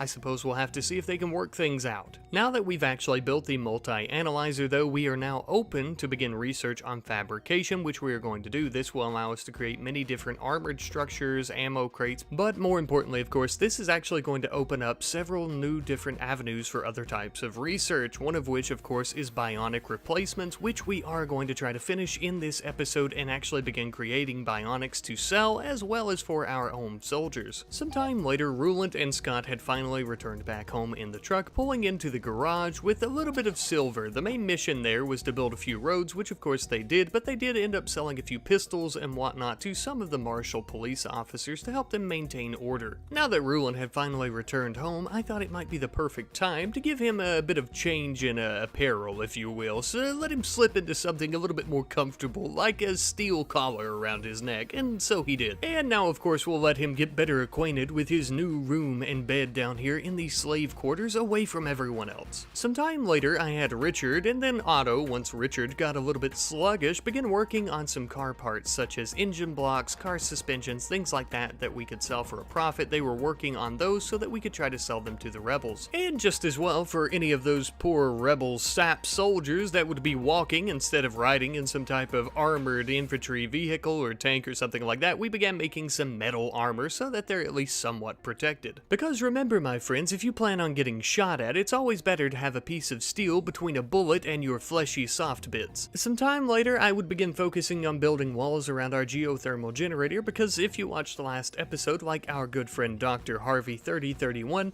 you probably realized that every time some enemies came through the area, they were beating the shit out of it, almost got destroyed. So of course we need to be able to protect it, and thank you for reminding me, by the way, Doctor, because it kind of slipped my mind, sorry about that. A little bit of time later, and it was finally time for us to set out on a major trading mission with the rebels. We were actually going to begin trading the massive stockpile stockpile of weapons that we currently have, as well as all the engine parts, car suspensions, vehicle parts in general, and the metal armors that we've been making. We've essentially been sitting on a very small fortune's worth of resources, weapons, items in general, stuff like that, and we are finally going to begin selling them to not one, but multiple rebel settlements. You may notice here as well, I started building a road at one point, and then I got a little bit bored with that because it was going to take forever, so then I just kind of drove off-road for the trading. But for obvious reasons, that wasn't too big of a deal for us. It still wasn't all that slow, as the rifle runner was basically built for off-road travel, so it wouldn't take very long for us to finish up our trading mission and get all the way back home. Scott and Rulant finally arrived back home into our territory very late at night. They were getting ready to pull the truck into the garage, but before they did that, they released their inventory, which contained 6,282 silver, 1 advanced component, and 37 normal components. We also had a few other things in our inventory such as food, but we also bought some Chem Shine, which is basically a chem fuel moonshine, I take it, some sort of alcohol that Scott actually bought so he and Richard could celebrate their largest score yet. And celebrate they did. Boy, those rebels sure know how to make a stout liquor. After that, it was once again time for us to choose a research project. This time around, we would end up going with prosthetics. Now, prosthetics on their own are pretty useful, but of course, this is just one step to a much bigger project known as bionics. Shocking to no one, I'm sure, Downs used her major intellect and her high-tech research bench to very, very quickly finish up prosthetics. I mean, it was only within a few hours, I believe. So now we have that done, and we're going to work on bionics. Very, very exciting. Sorry, I know I keep talking about it, but it's basically the main focus of this episode, what I'd like to get done, of course. At one point, we ended up having an exotic goods trader from the Oak Foundation. This is, I think, the first actual trade caravan I've noticed from them. It would appear they're actually using pack animals, most likely, so that they don't make a big stir throughout the desert and get caught by any enemies or anything like that, I'm sure. They ended up staying here for a couple of hours, and we didn't buy anything off of them. And truthfully, I wasn't going to use this footage at all up until the point we ended up having a slaver caravan come from the Outlands. And the reason that that is important is because Big Daddy here is actually one of the #1 targets of the Oak Foundation and the rebel forces now. So I was excited to see how this was going to go. As you probably could have guessed, the outcome of these two caravans meeting was a bunch of gunfire being shot in both directions towards one another. Unfortunately for Big Daddy and his men, the Oak Foundation would actually end up using our defenses to their advantage. However, the impid slaves were somewhat holding their own by lighting the Foundation soldiers on fire whenever they could. It's actually quite sad because they're doing this to try and liberate all the slaves, and yet they're having to kill several of them in the process. After many bullets and hours ended up passing by, the Outlanders ended up losing, and Big Daddy, along with a few other members, would end up making a retreat out of the territory. However, not all of his followers were so lucky. Some of them were stuck left behind trying to fight off the Foundation, such as the Thrombian woman sniper known as Violet, who is actually a very vital part of Big Daddy's operations. Once thought to be one of the right-hand men of Big Daddy and also the muscle. Making her final stand, though, she was gunned down eventually next to the small mountainside by a Foundation soldier. And so ends the story of Violet, the Thrombian slaver sniper. Her story began in the desert, and so it ended in the desert. Now, after they got done liberating all of those impid slaves, the Foundation was finally finished using our defenses and getting bullets hurled at them, so we came out to put out the fire as they began to leave the area, leaving a massive wake of bodies. Bodies, of course, that we get to haul and clean up. Thanks, guys. We did at least get all the weapons that were dropped, though, thankfully. Moving on, though, we are finally going to be creating a third vehicle for our mercenaries and basically just the Empire in general here, the S&R Rifle Company. We could really use something of a tank. Now, this is a sentiment that most of you guys seem to be sharing as well. I assume it has something to do with me almost getting my ass completely handed to me last episode when I let Roz get killed by that tank that the Mountain Devils were using. So, yeah, we're going to build a tank here. We're actually going with one by the Vanilla Vehicles mod. This is actually a medium armored tank that goes by the name of Roadkill, but of course I'd much rather name it something that you guys choose, so be sure to leave your names in the comments section. After creating it, I done something that didn't exactly fit the music that is currently going on in the background. I decided to test how fast it is on some beggars who came here looking for medicine or something. Anyways, I tried to run them over and it didn't work. Well, we now know that this tank is very tank-like. It's not exactly extremely fast, not something that will be running people over with, I suppose, unless they're extremely close. So it's mainly going to be used for taking on any type of armored vehicles that we see, or large groups of enemies, I'm sure. Now, in other exciting news, not only did we have a new tank, but we actually had a new pet. We ended up having an iguana self-tame, and normally I just kill these creatures and eat them when this happens, like the emus and stuff, but look at the little guy, he's so handsome. I think his colors and pattern are just really cool, so of course we're going to keep him, and we're going to need a name for him as well, if you guys want to provide that. At this point, we had finally finished up bionics as our research, so I was ready to build a fabrication bench into the wall here. Unfortunately, this was interrupted by a faction assault between the Marshal Service as well as the Thrombian Union. There were a few Marshal members and a few Thrombians, and they kind of just started going at it. Nothing really of note here, except the Marshals got their asses handed to them. They absolutely wiped the floor with them. To be fair though, they were outnumbered. The one remaining soldier that survived ended up escaping, and it looks like it's time for us to clean up their little mess that they couldn't handle. There were only 3 Thrombians, 2 of them had a bow and arrow, and the other one was melee, so of course we'd come in and just start slaughtering the shit out of them with our automatic weapons. Easy peasy lemon squeezy. Now with those filthy savages out of our hair, we can finally finish up our fabrication bench, or at least that's what I thought. Turns out we don't actually have enough resources. We have 1 advanced component and we need 1 more, as well as some steel, unfortunately. I guess when I bought the first advanced component early on, I assumed that the fabrication bench only needed 1. I don't know, I'm not very good at math, unfortunately, but something I am very good at is trading weapons that can kill people to rebels and, people like that, of course, so that's what we're going to do for some money and also advanced components. Now you're probably asking yourself why I'm taking the Sand Viper and the tank along with us. Well, it actually turns out there's a nearby mining work site. That's probably where those Thrombians came from originally, looking here for more areas to set up mines, and they found us instead, of course. I will be honest with you though, it really doesn't matter where they came from, because when the barrel of our brand new roadkill tank is aimed at them, there's only going to be one place that they're going. Alright, I am maybe going to retract that statement, because after we actually arrived at the mining camp, there were a lot more enemies than I had anticipated, like a lot more. I was thinking there would be about 7 to 8, and I think there's almost 30. Mind you, 30 well-trained and well-equipped warriors. It would also appear that one of them may be a mechanitor, whatever you want to call them, but they have mechs along with them. It looks like they've ripped the helmet off one of their ancient ancestors, and they're using it to control a couple of recon mechanoids. So we have that on top of the 30 well-trained tribal warriors that we would already be dealing with. But I am no coward, okay? Rat Knight is no coward. I was going to give it my best college try, but mind you, of course, I did drop out of college, so immediately after beginning to fire at them as the massive crowd of enemies began coming our way,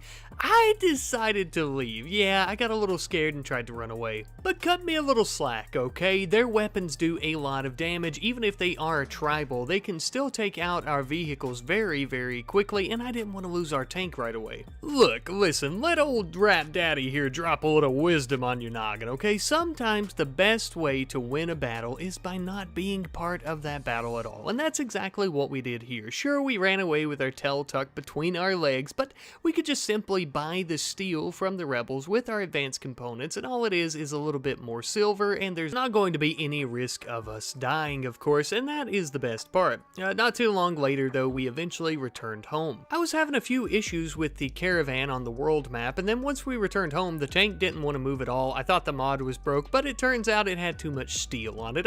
I'm such a silly Billy, but I figured it out. Once we finally got all 3 of these bad mamma jammas parked in the garage, we began emptying out their cargo bins, and we had a bunch of silver and steel and a few other bits and bobs, but the most important, of course, was the advanced components, and now we could finally begin working on our fabrication bench, which Scott promptly began working on for us, thankfully. It took him a hot moment. I was kind of afraid he was going to fail, but he has a very high construction skill, so I figured we should be good. Once that was finished though, it was Richard's time to shine. Obviously, of course, Richard here is always doing our smithing and our crafting and our tailoring because he has such good skills, but I do find it extremely symbolic that he is the one who is building our very first bionic body part, as well as him being a co-founder. It just makes everything so much better.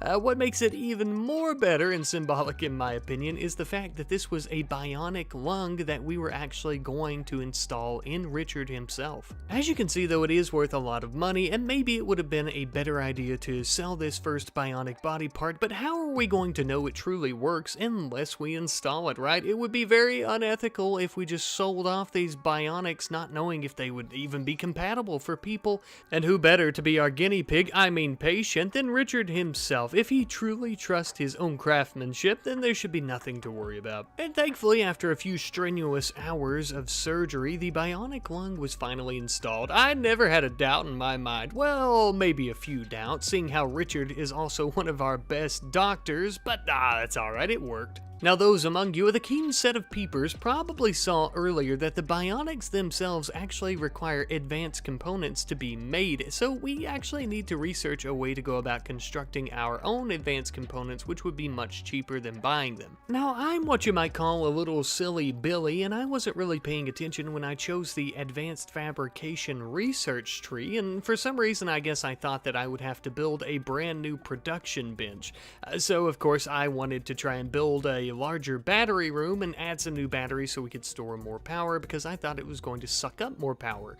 But really we needed to do this anyways because there are plenty of other different research trees that will have new production benches that will suck up that power. What's that? You're tired of hearing me yap about useless stuff like batteries and power? Okay, let's move on. I caught Richard outside lifting boulders over his head, so I assumed he was doing a lot better, and yes, it would turn out that the bionic lung was making him feel pretty good. You know, he was breathing fine and he was doing well. I suppose these products are now ready for the market. Now, I saw a few comments on the last episode telling me that I needed to build mortars, and I've actually got some of these anti-aircraft guns. Well, currently I actually have one, but I am going to attempt to build another one here, as well as kind of expand our food storage area just a teeny bit. I think I had mentioned it before, but I'll go over it once again. These anti-aircraft guns actually do function as mortars as well, and if I'm not mistaken, I believe they're actually quite a bit more accurate. But uh-oh, what's this? It looks like we need components, and we are all out. Oh, shucks, dang it, I guess we're gonna have to go buy some. Ha! Gotcha, you fools. With fabrication, we can actually make our own components. This is a big step up, mostly because I was getting so damn sick and tired and having to drive all the way to a settlement to get components. It sucked. Now the only issue that we're really going to be running into is steel, which is required for components and stuff, but we'll figure it out later. Because as for right now, friendos, me, you, and Machu here have an anti-aircraft gun to finish up, and so we did. Hopefully we don't have to worry about using these bad boys anytime soon, but if we do need them, they're here. But for right now, I want to take a hot moment and discuss a new mod that I am actually going to be adding to the series here. So this is the setup camp mod. What this will allow us to do is set up a temporary camp on the world map. Now there are a lot of different reasons that I want to use this mod. For one, I feel like it's pretty realistic, right? I think that our people would be able to set up temporary camps at any point that they would like while on the world map. To me, that just kind of makes sense. But the main reason that I want to add this is because, like I was discussing earlier, we're going to be running into some problems with resources, mainly of course steel in particular, because it's required for components and things like that. So using this to set up camps in mountainous areas, we will be able to have our colonists there begin mining and, load it up into the truck or whatever vehicle and then bring it all the way back home for production. To me, that also makes more sense. We would be doing that instead of constantly buying these resources off of other factions, because we don't want to be reliant on any other faction for our resources. We want them to be reliant on us, of course. And now with all that being said, we're actually going to be testing out the mod here. We have Scott and Ninal who are going to be setting up a temporary camp in a temperate forest for the night. Now, of course, this is not for steel. We're actually going to be collecting some concrete from some ruins that are here, as well as cutting down a lot of trees for wood. The concrete, of course, I just plan on using for some asphalt roads for our vehicles back at the base. Now, the wood, though, with the trees and everything, that's going to be fuel, and I also have a few construction projects in mind, and and of course what little cacti we harvest back home we use for fuel, so this is going to be very useful for not having to rely on other factions for chem fuel as well. If you can't tell, in this episode I'm really trying to get to bionics, which we did, and after that I'm really just trying to become self-sustaining with our base and whatnot, because we really need to do that. But of course we are on the right path, it just takes a little bit of time. We'll get there. Now that we're back home though, we're going to drop off all this smorgasbord of wood that we've collected. Now the main focus of this wood is actually going to be to help us improve our defenses, particularly around these barricades and sandbags and things like that. You know, that's going to help us with cover, but what if we have, say for example, another small or even a large tank that just rolls right over those, right? So we're actually going to build some wooden tank traps that should prevent that from happening. I do think this is going to be pretty useful for us from, you know, preventing larger vehicles from coming across our barricades and stuff like that and just coming straight into the base. My only concern is that these are made of wood. We get a lot of fires down this way during raids, and it's going to be one big box of kindling, I suppose. Of course, though, with that being said, there is a very low chance of them actually catching anything on fire if we add in a new turret that will blast them from very far away and will kill them before they even get the chance to light anything on fire.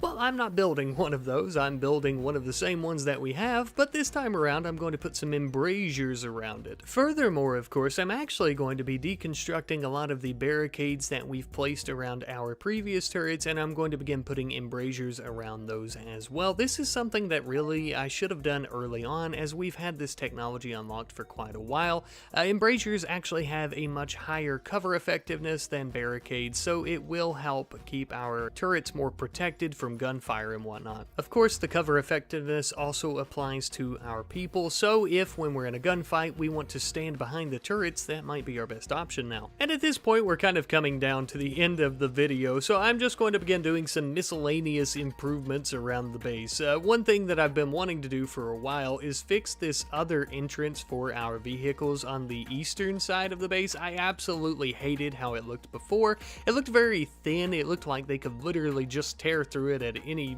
given moment, and that's kind of still the case if they were to tear through the actual garage door, but I just like the design of this better. It's a bit thicker and it feels more protected to me. Not to mention, of course, I added in more of these beautiful floor lamps to really give it that gorgeous glow, and honestly this does make sense. It would help them drive through since it's kind of a tunnel and it's very dark. Now of course, while we're still on the topic and theme of miscellaneous improvements around the base, I began adding some gorgeous slate tile flooring as well as some of those floor lamps into our growing zones that are under the base. I know some people really enjoy the aesthetics of RimWorld and building a beautiful base and stuff like that, and some people don't, so I apologize if this last little bit here working on stuff like this isn't exactly your jam, but I really enjoy doing it, and I think that it turned out really well in the end. To be honest with you, I don't really know why, but this really gives me Institute from Fallout 4 vibes for some reason. I guess just because it was underground and we're under a mountain maybe, I don't know. I also wanted to take a hot moment here and just share the gorgeous sight of this snowy, icy sand of the desert here. If memory serves correctly, this is actually the first time that we've seen a snow stick on the desert floor since we've been here. For me, little events and moments like these just really make the series come to life. The following evening, though, of the next day, we would actually begin working on another large project under the base. This time around, I'm actually going to make a separate section here next to our production area for our armory, where we're going to be storing all the weapons,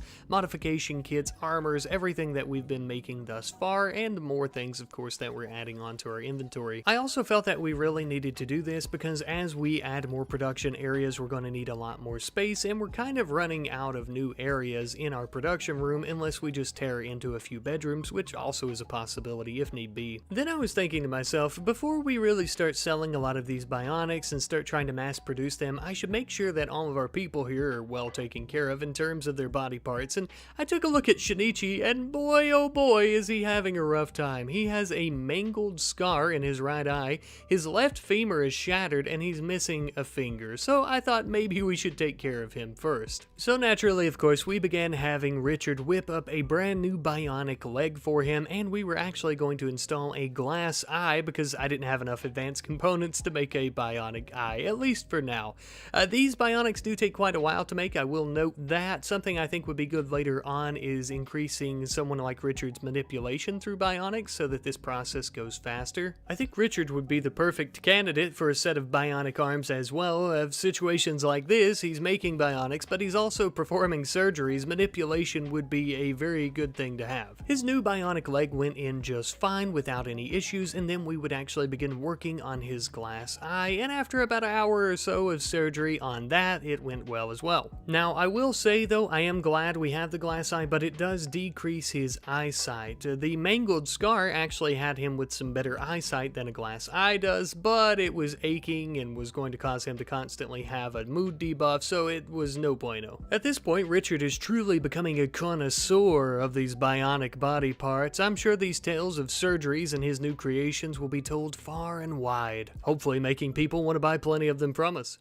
Hello everyone, and welcome back to the RimWorld Gun Empire series. My good friends, I am ever so excited to see you here once again today. Today, my friends, as you've most likely saw in the video thumbnail and title, unless I decided to change it to be a little bit cheeky, we have some very big goals to achieve. But obviously, we're not going to achieve anything by sitting here and talking about it. The first type of research I would like to do today is in recon armor. This will obviously unlock several different types of armors that we can create and sell, but one in particular I would like to create and provide to Richard is the Deathstroke armor from the Deathstroke armor mod, of course. Downs here would immediately begin her extensive research into the field and knowings of recon armor, but of course that's going to take her quite a while. Maybe we'll check in on someone such as Richard, who is currently making more pre-charged turrets for us to sell to the rebels and or marshals. But what's this? It would appear the dirty scoundrels from the Mountain Devil Mafia have arrived and plan on raiding us. The raiding party appears to be fairly well equipped with a stolen Marshal Service Jeep joining in. Truth be told though, the Jeep was the least of our concerns after I seen this massive hybrid between an Impid and a Thrombian dual-wielding minigun turrets. Holy shit. Well, it looks like the MDM has really brought their A-game once again. I suppose we're gonna have to whip out our secret weapon. The old tried and true roadkill tank. Now, I will say that this raid was a little bit unfair because the raiders were supposed to prepare before their attack, but they were deciding to go directly through our base to get to the area where they wanted to prepare, so we got a few good shots in at them before that. So many good shots, in fact, that they were actually deciding to retreat, but they wouldn't get out of here before we destroyed that damn dirty Jeep with our roadkill tank. We had one direct hit on the Jeep, and it was trying to leave, of course, along with many of the members who were scrambling out of the area. Then we got another shot and it was all gone, and the only thing left were a few of the remaining members who were trying to break through our doors to leave,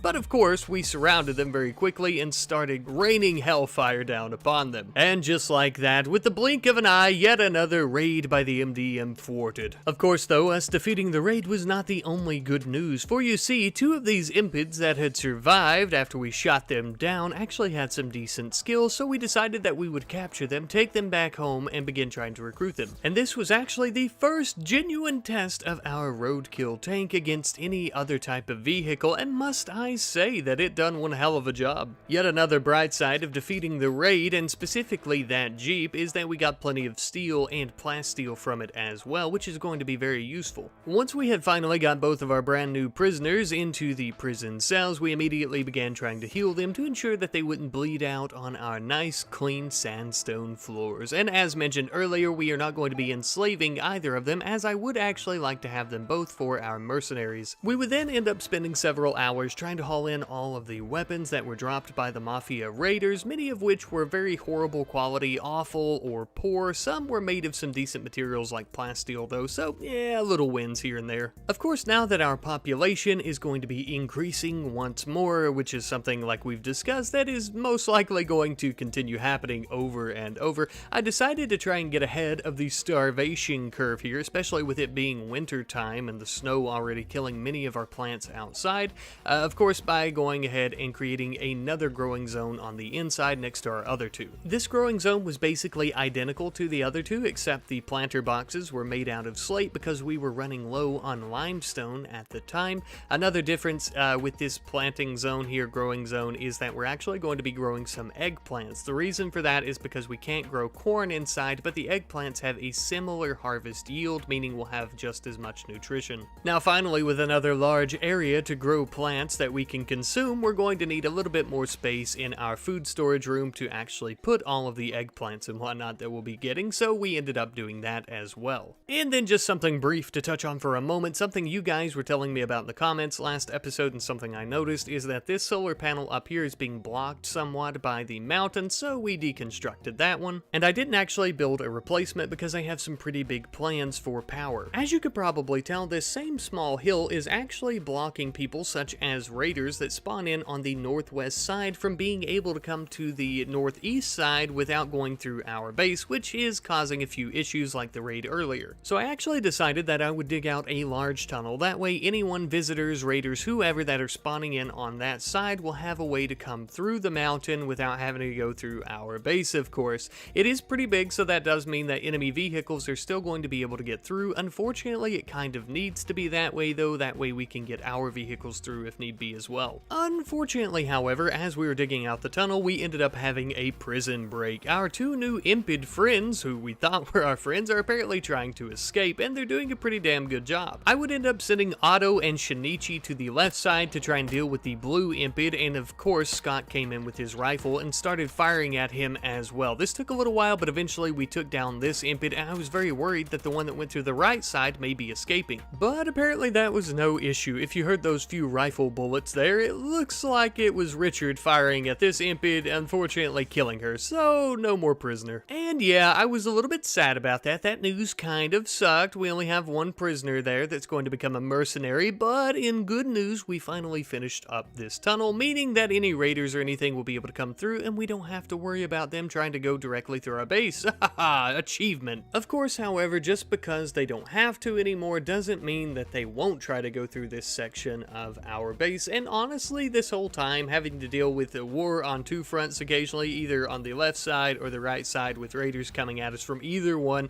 has been a little bit frustrating. So I've actually decided to destroy all of our defenses on that side, and we would actually end up building double thick sandstone walls, and on top of that we would also end up building a brand new geothermal power generator, which was very much needed, as you'll see in just a moment. We did of course leave our garage door and our tunnel on this side though, that way we can actually leave when forming a caravan and we don't have to worry about any issues there.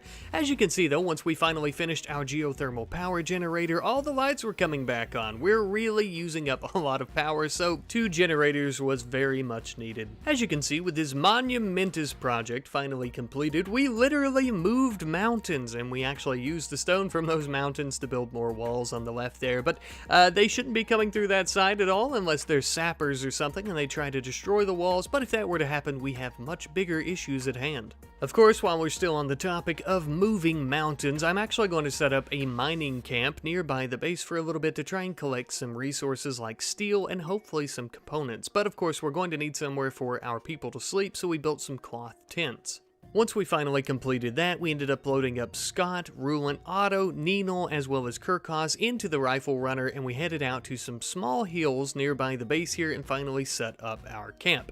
You may notice that all of our people here are wearing gas masks. There is a fairly good reason for that. Most of this tile here that we're actually going to be mining on is polluted. Just like right next to our base, there is a holy shit ton of polluted tiles. This basically all throughout the desert here, it's all pollution, of course. So we don't want anyone rotting their lungs or just dying in general. Even with how disgusting and polluted the tile was, Scott actually remarked to Rulant that the smell was somewhat pleasant, almost sweet, maybe like mustard gas perhaps. Anyhow though, we finally set up our tents for the night and all of our members would get a good night's rest just before the sun came up and they would begin mining steel out of a very small hill nearby. Of course, with this being literally the only reason that they were all camping in this area, as you can imagine, there wasn't much time for recreation, so we had a few minor break risks pop up, but luckily no one actually broke, and we would continue mining this hill for any other resources that we could find.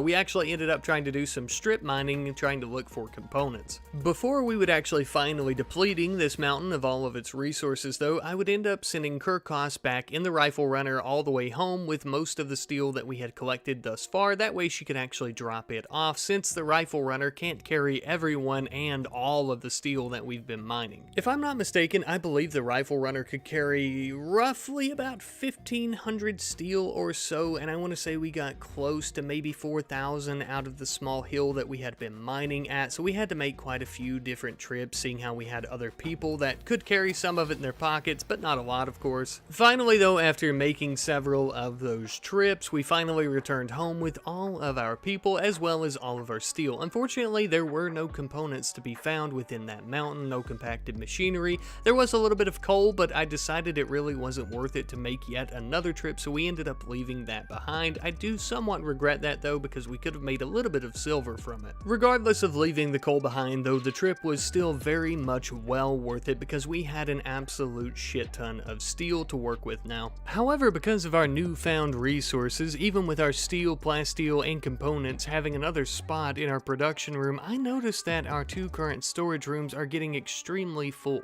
Pretty soon, well, actually, currently, we don't really have anywhere to store anything else that we actually need to put in storage, right? So I actually ended up planning out a brand new storage room just on the other side of the walls from our growing zones. Now, you know me, the Rat Daddy, I'm not very good at math, but I want to say that this tripled and or quadrupled our storage rooms, as these are much larger, and we actually ended up having to build many more shelves. Which was completely a-okay and fine by me, because of course our storage rooms not only work as storage rooms for any items and whatnot, but they also actually work as an overflow room for things like resources such as steel, guns, and knives, and other weapons that we produce. So for us, it takes a lot of room. As we were constructing our new storage rooms, we actually ended up recruiting the impid known as a Biko, and as you can see with his skill set, he's pretty good at shooting, cooking, as well as crafting. He's also a too smart cannibal. Other than that, most of his other skills are either mediocre or pretty lackluster. And you already know, with such a good shooting skill, of course he's going to become one of our mercenaries, so we sent him into our new armory where he would equip some combat armor as well as a plasteel sword and a new rifle. Ah yes, looking very dapper, Abiko, ready to take on any enemies of the S&R Rifle Company, foreign or domestic. Now that we finally finished up our brand new storage room, I've decided that we would actually repurpose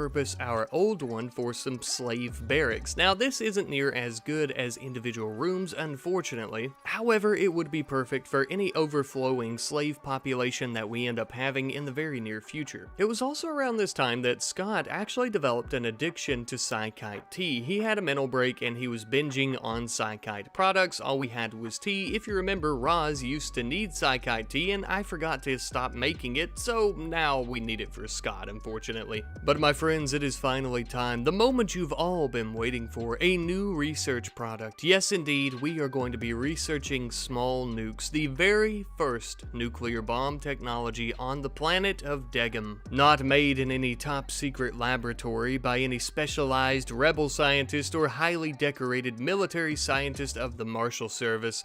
Nay, my friends, made by the estranged wife of a warlord in the desert. Speaking of which, as Downs is researching the devastating power of nuclear bombs, I would actually have Richard begin making his very own new set of Deathstroke armor. Now, of course, this series and universe has nothing to do with Deathstroke or the DCU or DC or anything like that. I just really like the way it looked, and I think Richard looks very good in it. I think the color scheme also really helps set him apart from the mercenaries, as he is one of the founding members and is a warlord. By the time that we had finally finished this new armor for Richard, we had also finally finished our extensive research into small nukes, but of course we hadn't planned on stopping there. We were actually going to immediately begin researching large nukes as well, as they are much better. After that, late one rainy evening, it turns out we actually have two new lovers. Apparently Kirkosh tried to woo Min by describing her as a breathtaking river. Oh my! Min was very attracted, and apparently the two are now in love. Quite the lady killer, isn't he? We obviously, of course, would very quickly end up building them a wooden double bed. That way they could snuggle together at night and be quite happy while doing so. I only hope that this new love between the two of them doesn't cause any issues for anyone else, such as the other mercenaries or just the Empire in general, of course.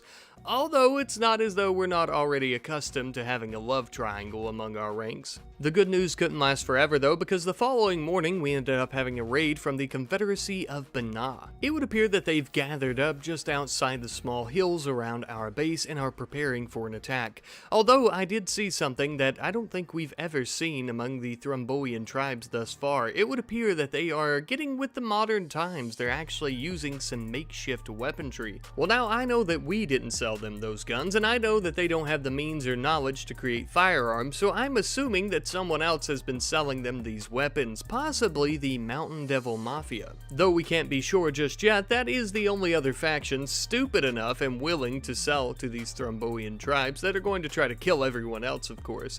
Regardless though, I don't really care. We had planned on shooting the shit out of them with a few mortar shells, up until the point that I realized that these anti-aircraft guns, though much more accurate than mortars, unfortunately do not have near enough range to reach them over there. I didn't know that. That's what we in the business call a classic rat night oopsie daisy. But where our AA cannons have failed us, our roadkill tank shall not. We rolled it out immediately over to the large group of enemies preparing a massive shell bombardment. We managed to fire at them twice, hitting many enemies. I ended up pulling back for just a moment because they were really starting to crowd around the area, firing at us, and I didn't want the tank to get destroyed just yet. We pulled back around to get yet another shot off, and this did severely injure several of the enemies, but now we were out of ammo, so it was time to pull the tank back into the garage and out of the way. It would appear that even though many of their members were crippled and severely injured, they were all too stupid to run away. That was quite alright though, as we still had the Sand Viper full of ammo. We would immediately bring it out as well as our mercenaries. Now of course, don't get me wrong, I love our brand new tank that we built last episode, but nothing is as good as the classics like the old Sand Viper here, where we could fire at them as well as run several of them over, which of course you know we did. As we were taking our little stroll through enemy lines, we could hear the pitter-patter of heads and bodies bouncing off the armor of the Sand Viper. We had ran over so many of them, in fact, that they had decided to flee. The smartest idea that they've had all day, I'm sure. Among those attempting to flee was their chief. Unfortunately for Chief Tizera, we hadn't planned on letting him escape again, and the Sand Viper had him in its clutches, ready to strike. I will say though that I admire his dedication. He was a tough old cat. We ran him over several times, pinning him against the mountain, shooting at him. He was pretty strong, up until the point that Richard and Kirkosh jumped out of the Sand Viper and blasted him into oblivion, which finally took him out. Finally, we've defeated one of the largest threats to our gun empire thus far. This chieftain was responsible for many raids. Now, of course, this is good news, but there is also a little bit of bad news here. Obviously, killing a renowned chieftain among their tribes is going to draw a little bit more attention, which could be a problem, especially since they're beginning to buy firearms from other factions, of course. Some other good did end up coming out of us defeating the raid, though, in the form of a Thrombian woman named Nurzak, who we would actually attempt to recruit. That way we can add her onto our mercenary squad, and we can continue expanding our private army. Speaking of expanding our private army, as well as our empire, and more importantly, of course, our influence across the planet of Degam, we need more money. So we're actually having Richard here build some advanced components so that we can work on new bionics. The first bionic that we're actually going to be making is a bionic arm. This bionic arm is a monumental milestone for us because it is not the first bionic we've created, but it will indeed be the very first bionic that we've actually sold to someone. Bionics, of course, are not easily accessible to either side of this global conflict, and we intend on changing that. For a price, of course, a very hefty price, as you can see. That's just supply and demand, baby. If we are making them, we get to make the prices. It's only fair. We had Scott and Rulin immediately begin loading up the rifle runner with the new bionic that we had created, as well as several different types of weapons, bayonets, knives, rifles, pistols, basically everything. We had a massive stockpile of weapons still at this point, and we really needed to unload it. We would actually end up trading with the Marshal Service first, as we've been doing a lot of trading with the rebels, so we want to ensure that both sides, of course, are well armed. And in doing so, of course, that does also mean that we wouldn't sell everything to the Marshal Service, we would be sure to leave about half of the inventory to take back to a nearby rebel settlement. That way we could arm them as well, truly trading with both sides now. Back home, Downs would finally conclude her extensive research into large nuclear bombs, and they are now available for us to create. A few hours after that, Scott and Ruland had finally returned home with a smorgasbord of silver from all of the weapons and whatnot that they had sold. We are truly forming quite the little bank here in our vault, with a very large stockpile of mostly silver and jade, but also a little bit of gold. We would have more gold in our stockpile, but we've been having to use it for some electronics and different products, of course. It hardly matters though, because in this desert, baby, silver is what talks. Moving on though, last episode I asked you guys for a name for our new roadkill tank, and you guys provided those, and I've actually chosen one, of course. I'm going to be naming it the Armadillo. Now, I did end up seeing quite a few people who actually ended up suggesting the name Armadillo, but the very first comment that I had saw with this originally was from Sasha FYI, so thank you ever so much, Sasha, for the wonderful name for the tank. I do also agree that it is a very fitting name for the tank, as the tank is quite the roly-poly armadillo type, right? It's a little butterball, if you will. Along with the brand new wonderful name, I also decided to give it a brand new wonderful coat of paint. Now, I didn't really make it look like an armadillo. I actually didn't go with any camo or anything. I kind of gave it a rusted look, which I felt was very fitting here for the desert and for a private gun army and kind of mercenary militia, right? For me, personally, I very much love the new paint job and the name, and I hope you guys do as well. Last episode also, I asked you guys for some names for our new iguana, and there were a lot of really wonderful names, of course, but I ended up going with Blood Diamond, as it seemed very fitting for the color of the iguana. This, of course, was also said by our good friend Seamus Finnegan 1164, who actually came up with the name Blood Diamond as well. So thank you ever so much for the name, Seamus. I very much like it, and I want to say a big thank you to everyone who left a comment. I saw a lot of wonderful names. Of course, unfortunately, though, we can only choose one. At one point, I noticed that poor Scott here was lying on an operating table, and I had no idea why. Well, it looks like he's actually in withdrawal from Psychite for whatever reason. So we had to have Richard come and administer some tea into his old lips, and that way he could finally get up and go do something. It's very sad to see Scott begin spiraling down like this with addiction to Psychite, as I do believe that it's brought on by the stress of being one of the two biggest warlords in the Quan Desert, and honestly on the entire planet. Running the SNR Rifle Company no doubt is extremely exhausting, especially seeing how Scott here is the face, the liaison of our trade with these other factions. Speaking of which, we're actually going out to do a bit of trading with both sides of the war, and we're going to be buying a special material. I would tell you what it is, of course, but I would like for it to be a little bit of a surprise at least, but you could probably already guess what I'm buying. I will give you a little bit of a hint though. It is a special rock that glows that makes your skin fall off underneath your clothes. Now, this very, very special rock that we're purchasing requires a very, very special place to be kept, of course, far away from any of our people to keep their skin from falling off, just as the rhyme foretold earlier. So we're actually going to be digging a narrow, slender tunnel to a very small little area here where we can store it. This new hallway and new room would take quite a while, so long in fact that unfortunately we hadn't finished it by the time that Scott and Ruland returned home with their new special rock, so the cat's out of the bag. Yes, I bought uranium, and a lot of it. We ended up purchasing 171 uranium. Now, the Marshals nor the Rebels really knew what we needed it for, nor did they know the capabilities of this uranium, so they were practically giving it away. The large nuclear bombs require 200 uranium, so accompanied with what we already have in storage, this should be plenty. My friends, you are witnessing history in the making for this planet. The very first nuclear bomb created in a warlord's garage, essentially.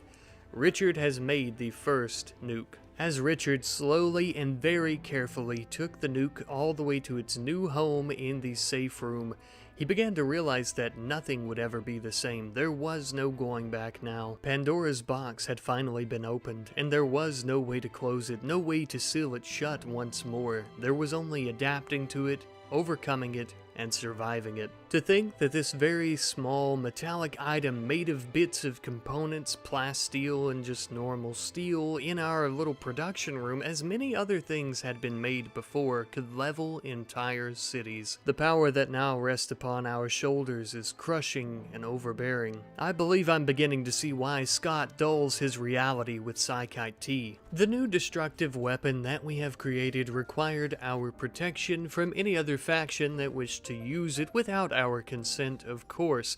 But better yet, we required protection from it. That is why I've buried it under this mountain, and that is also why I've decided to build reinforced blast walls as well as 4 reinforced blast doors to try and keep us safe if it were to detonate prematurely. I also ended up making some reinforced metal flooring as well, just to ensure that if it does go off, the blast will be contained and limited to a very small area. I realize that the new section here where we're actually keeping the nuke may look a little bit silly, as in addition to the base, it kind of looks like one big spaceship, and this is like a very small antenna sticking off the side or something along those lines. But my friends, you know I always like to ask you for your feedback and your suggestions because I love you guys, and I always say that this feels like our series. Well, I am going to leave it up to you guys and your suggestions. What do we do with this nuclear bomb? I'm not really sure on the price of them just yet. I haven't really looked. I'm fairly sure that they're very expensive, of course.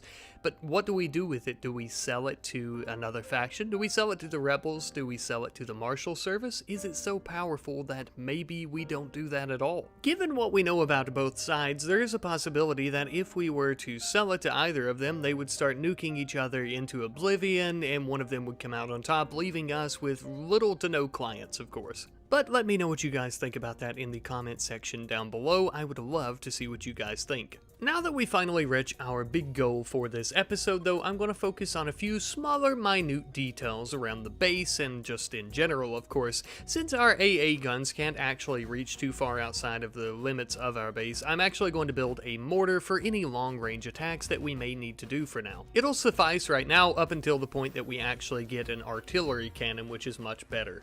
Once that was completed, we would actually begin work on a very large and long road from the eastern entrance of our base all the way to the new tunnel that we had built early on in the episode. Now, of course, with us being out here in the desert, we don't really have to worry about a lot of vegetation growing and blocking our path on the road, but we do still want to have a very clear-cut and easy path to follow out of the area here when we're going to do trading or anything like that. And I would think it would go without saying, of course, but it is much faster to drive on asphalt than it is through the sand here. I also felt that this was as good a time as any to begin upgrading our defenses just a little bit. I was going to dig through this small section of the hill here right next to where our turrets and our barricades for the entrance are.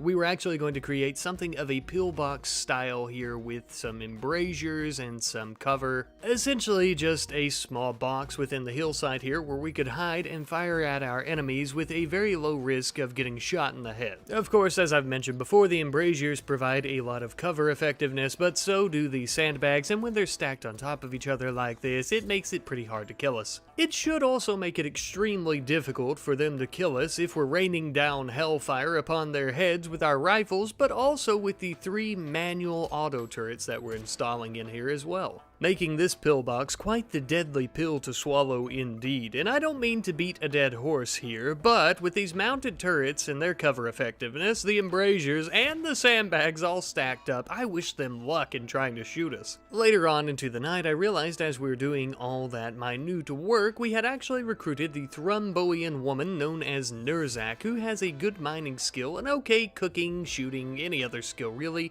and she is also a night owl and sanguine, and she is going to be joining our mercenaries, as you guessed. We had made her some light combat armor, a new helmet, a bandana, and then she would equip a plasteel longsword as well as an assault rifle. With the growing population of mercenaries into our private army grows a need for some residential areas, some new bedrooms and whatnot where people can actually sleep and just enjoy themselves, a little square under the mountain to call their own. Obviously, of course, we're doing this because people need their own bedrooms and they need a place to sleep, but also you need to think that this private army, they're not doing it out of the kindness of their hearts. They're doing it for riches, for maybe just a place to stay, for food. I mean, it's a very tough world out there, but we don't want them turning on us, right? We want them to be happy, and we want them to have nice things. I also ended up mining out a small section of the hill here between the hallway that will actually go into our pillbox, where we'll be fighting many enemies, I'm sure, and to the hallway of our base. I thought it might be best to have a direct connection there. That way, if someone's injured, we can get them in quite quickly. I also put doors on either side. That way, it acts something like a buffer in case somehow enemies do make it through. And a bit of a side note here, I'm also pretty glad that we did it because we found a large vein of steel ore. A few days later, I spotted Scott out in the field, and you know, since this series has began, we've had a couple of birthdays for Scott here, resulting in him becoming frail with a bad back. It didn't help either that he had a gunshot that hit his spine at one point, and with his new psychite addiction, he's becoming extremely slow, with his moving only being about 20%. Look, at some point we're going to have to face facts. Okay, Scott's getting up there in age. He's only 55, so he's not that old, but he does have underlying health issues, and that with the bullet that hit his spine at some point there, it's not looking too good for him. We'll most likely end up having to have someone else take his place as the face of our trading, right? But of course, we love Scott ever so much, and I didn't want to just throw him away, so I decided to have Richard use some of our resources to make him a bionic spine. Richard would also be the one to perform this very delicate and intense surgery on Scott's spine because he was the only one that had this high of a medical skill. Unfortunately, though, I believe I kind of jumped the gun here and the surgery ended up failing. Luckily, the injuries sustained by Scott were nothing too bad, and he did survive, of course, but I shouldn't have done this so quickly, I suppose. I maybe should have waited until we had someone with a better medical skill. I just, I didn't want to lose Scott, and I'm very afraid that that's going to happen. While I was a bit disheartened that the surgery was a complete shit show and was totally botched, unfortunately, as well as all the resources being wasted on a bionic spine, I was pretty excited that we were building some new types of weapons. We're actually going to be making some EMP weapons, starting out with EMP grenades. I think this type of weaponry would be perfect for our customers as they can utilize it to shut down their enemies' electronics, such as vehicles and mechs if they have any, things like that. As Richard was hard at work creating EMP weapons, Abiko was actually making some metal armors. That way we can try and have all of this ready by the beginning of next episode to sell to the marshals and to the rebels. Or possibly anyone else that would like to purchase them for this fair price that we're selling them for, of course, such as the Outlanders if they ever come back around. We haven't seen them very much ever since the rebels cracked down on the slave trade.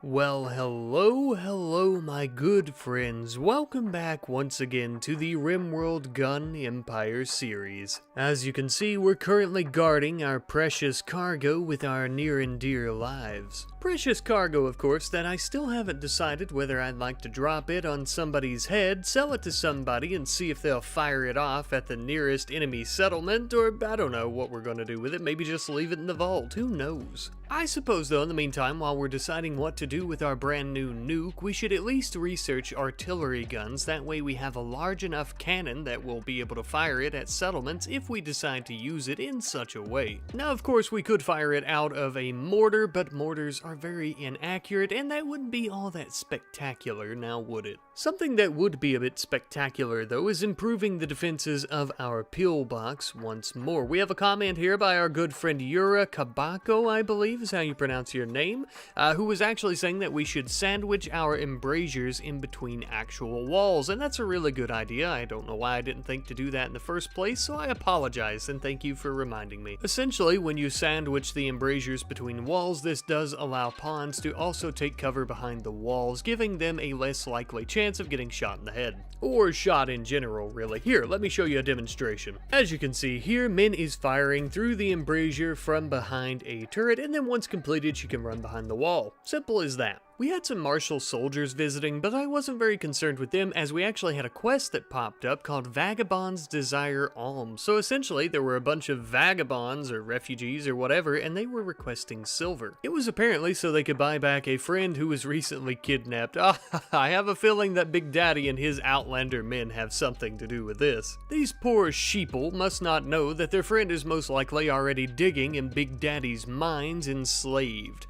And these sheep also don't know that they just waltzed right into the lion's den. You see, they don't belong to any faction, so we're not going to upset anyone if we kidnap them, and we need more mercenaries. We immediately rushed in, attempting to try and arrest several of them, including the children, but I only wanted to arrest the children to keep them out of harm's way, and look what's happened. Unfortunately, we had to slaughter them. It was our only choice. Our hands were tied. There was literally nothing we could do to prevent this child's death. I mean, for God's sakes, he even pulled a knife out on a Biko.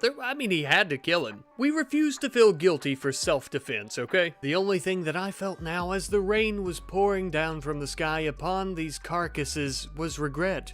The regret that we hadn't arrested more of them, damn it. We had only managed to arrest one of them, the rest of them got killed. Speaking of which, we had a bit of good news and bad news with the one person that we did manage to arrest. The good news was she had a decent skill set, pretty good at crafting, mining, burning passion and shooting, yada yada. The bad part was she was unwaveringly loyal to her home faction, so we had to enslave her. Not that big of a deal, but I wanted a merc, not a slave. A bit of time later, I realized that we had a lot of food in storage. Even with our growing population, I think that we could sustain making some better meals for our people, which will increase their moods, of course. So I've actually decided to plan out making some fine vegetarian meals for everyone, as vegetables was our primary food source. Nino got right on that for us, and the way I had it planned out, I was going to do about half as simple meals and half as these fine meals, just to kind of start us out. And as you can see here with Otto, they were immediately a huge hit with all of the mercenaries, giving them who ate it a +5 mood buff. It was nothing to write home to Mama about, but it was okay. Then I noticed, as we had been preparing all of these fine meals, we had enslaved Harriet, the beggar that I was just showing you literally moments ago, so it didn't take us very long to get her to join us at all. Later on into the night, I decided that I actually wanted to make some more improvements on our defenses, and specifically within our pillbox. I apologize, I know I keep coming back to the pillbox and working on it and making improvements, but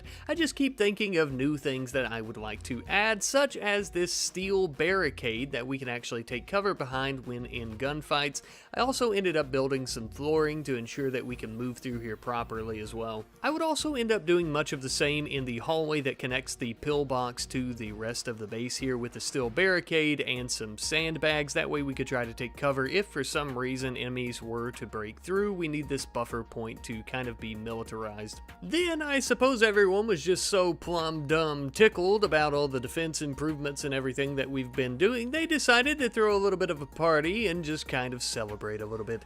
Doesn't look like they invited any of the slaves, a mercenary-only party, I see. A bit later, Downs finally finished up her elongated, extensive research of artillery guns, and once that was completed, we finally could sack that old dusty-ass mortar and begin building 2 brand new, shiny, wonderful artillery cannons. Oh yeah, I bet these 2 bad boys could fire a nuclear bomb, if need be, of course. I still haven't made up my mind. However, I would like to test out this new artillery cannon technology and see just how wonderful it is, especially compared to the mortars. We need to know if it's even worth using, and I know just the place to take it. You see, not too far from the base, we actually have an ancient complex, of course. Now, for a long time, I haven't thought much of it, but I have a sneaking suspicion that the Mountain Devil Mafia might be using it as a temporary base of operations in our area. Given that their bases are normally in the Outlands, and we've been seeing a lot of raids from them recently, it would only make sense that this place is most likely under their control, and after we arrived, it would appear that my sneaking suspicion was correct. Now, I didn't see any of the Mafia devils outside, but something tells me that this vehicle assembly bay that appears to be refurbishing old martial tech might just be theirs. Not only does this temporary base explain the fluctuation in raids that we've been getting from them, but this vehicle assembly bay also explains why we keep seeing a lot of these vehicles attacking us as well. I wasn't sure if they were alerted to our presence or what, but I couldn't find any of them outside. My best guess is they're all inside working on something or hiding. Truth be told, I didn't really give a shit what they were doing inside either way. I planned on giving them a very big knock on the door, assuming that our new artillery cannons are accurate as described, of course. I would let Nerzak and Abiko have the fun here with the artillery cannons, loading them up, but for the time being, I'm going to have them hold fire until we can get the armadillo into position. Because as soon as we start firing, I have a feeling that that tank is going to come out and try to rock our socks just a little bit for us. While trying to move the armadillo into position there, you may have noticed that the tank somewhat locked onto us, and that scared the shit out of me because as we've seen in previous battles with the marshals and the rebels, those things are very powerful. I was unsure why it didn't start trying to chase us down though, maybe it's not fully completed. Regardless, we started firing some mortar shells at the base, hitting one of the sections of it where apparently there were no devils either. And we would continue this process, rinse and repeat, up until the point that we finally found them all hiding in the center with yet another tank. How the hell did they even get that inside? Dear God. Well, now that we found out they have 2 tanks, I would get the armadillo the hell away from there. We might have been able to handle one of them, but not 2 of them. Those things are going to destroy the armadillo and anything else that they fire at most likely, so we need to get away from them and just try to, I don't know, take pot shots at them maybe. That was my decision. Essentially, whenever the tanks would go back towards the base because they have such a massive range, we would then run in back to our artillery cannons and start firing again. For whatever reason, the Mountain Devils and their tanks did not want to leave the base, which I thought at first was a very good strategic tactic on their part, up until I realized that I could just bring the armadillo around, blow a massive hole into the side of this ancient complex, and start firing at them from the inside.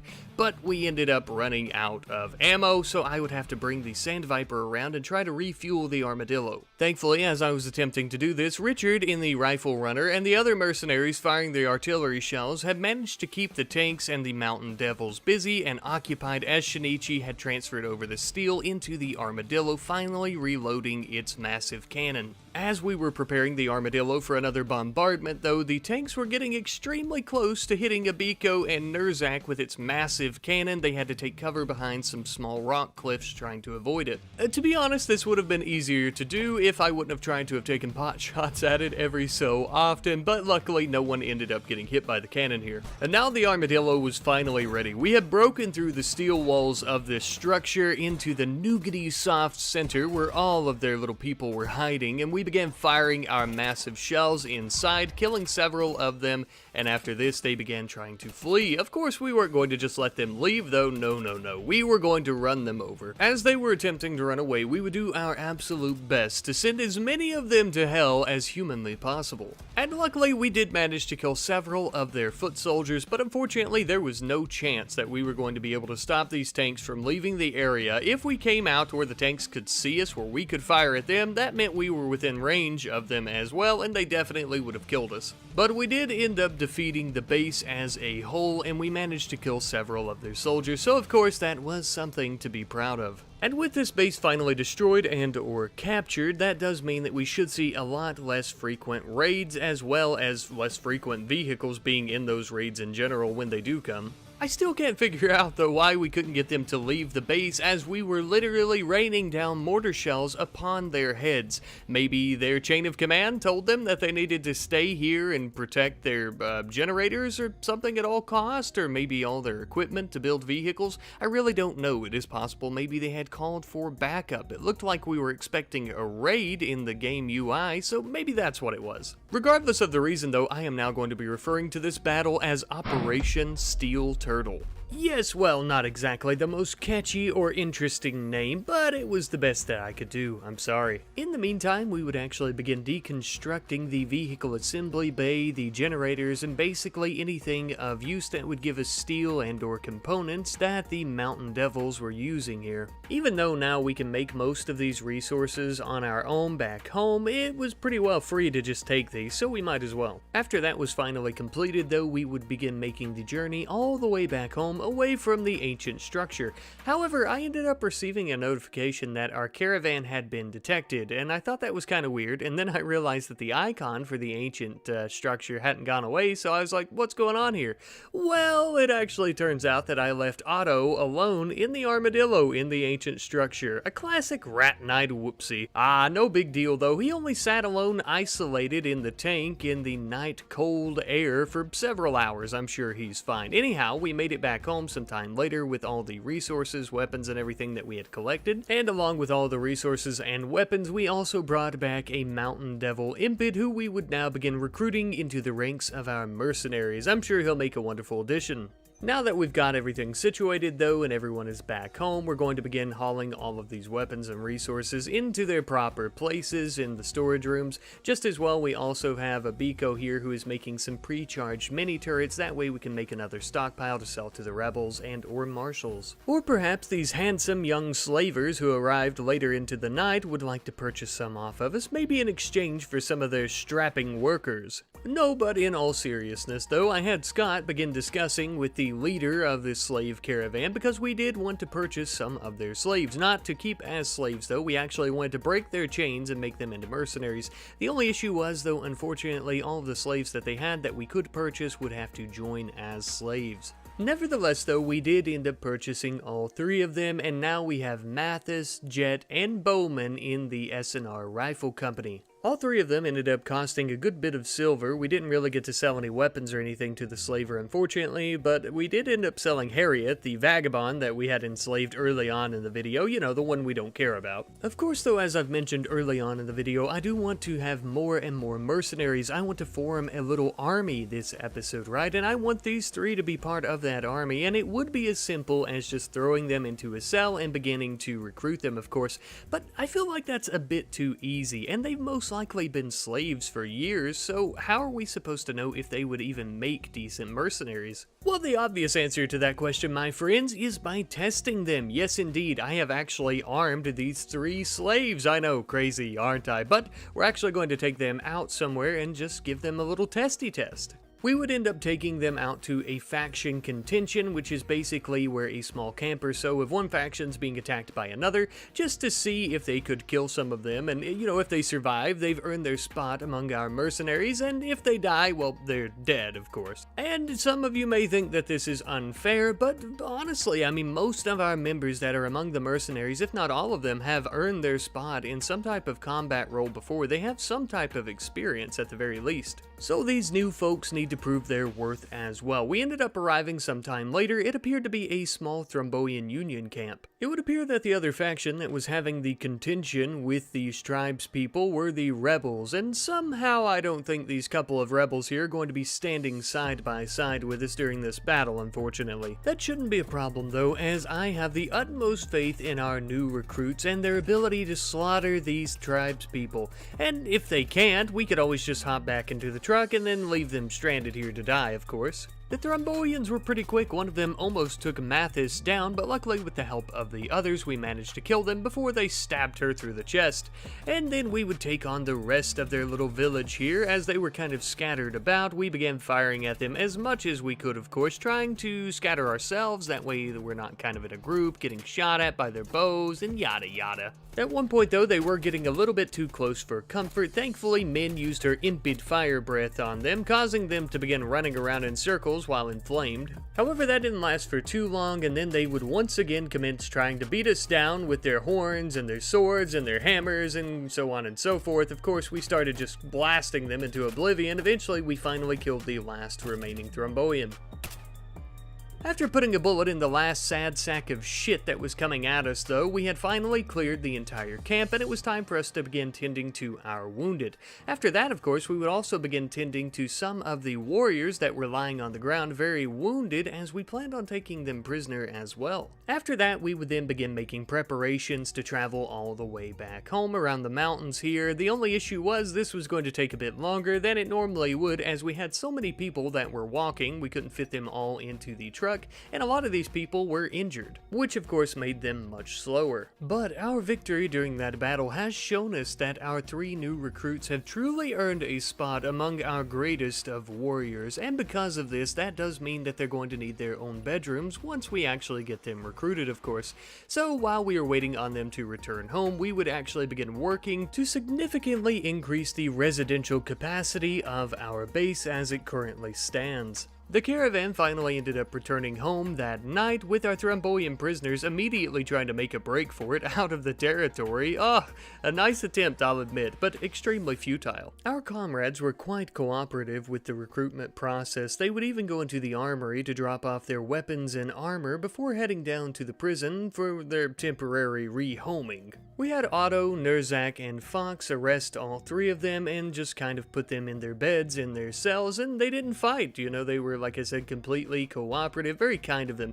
There was one teeny tiny issue though. Unfortunately, you see, I had neglected to even check if these 3 could be recruited, if they were recruitable, and 2 of them were, but our friend Bowman here actually had unwavering loyalty to the Outlanders for some reason. Good lord, it's almost as if they've brainwashed him. Wait a minute, brainwashed? That gives me an idea. Introducing the newest mod to our mod list, Uncle Boris's brainwash chair. We would end up having to research basic electronics to unlock the brainwashing chair, and just as well a tube television, which to the best of my understanding is also required to be able to brainwash a colonist and or pawn. Based on my testing with this mod, I've never used it before up until this point, but it looks like you can actually brainwash them into having a passion or burning passion for certain skills, new traits, all kinds of different stuff, but I was afraid that that would definitely be a little bit cheaty, so I ended up just going with a standard recruitment brainwashing to try and actually get them to join us. It already felt sleazy enough that I would be able to recruit an unwaveringly loyal pawn, so, you know, I mean, I was out of options though. This was the only way. It was going to take Downs a little bit of time to actually complete the research required for that though, so in the meantime, I decided I was sick and damn tired of watching Scott limp up and down the hallways with his old frail back.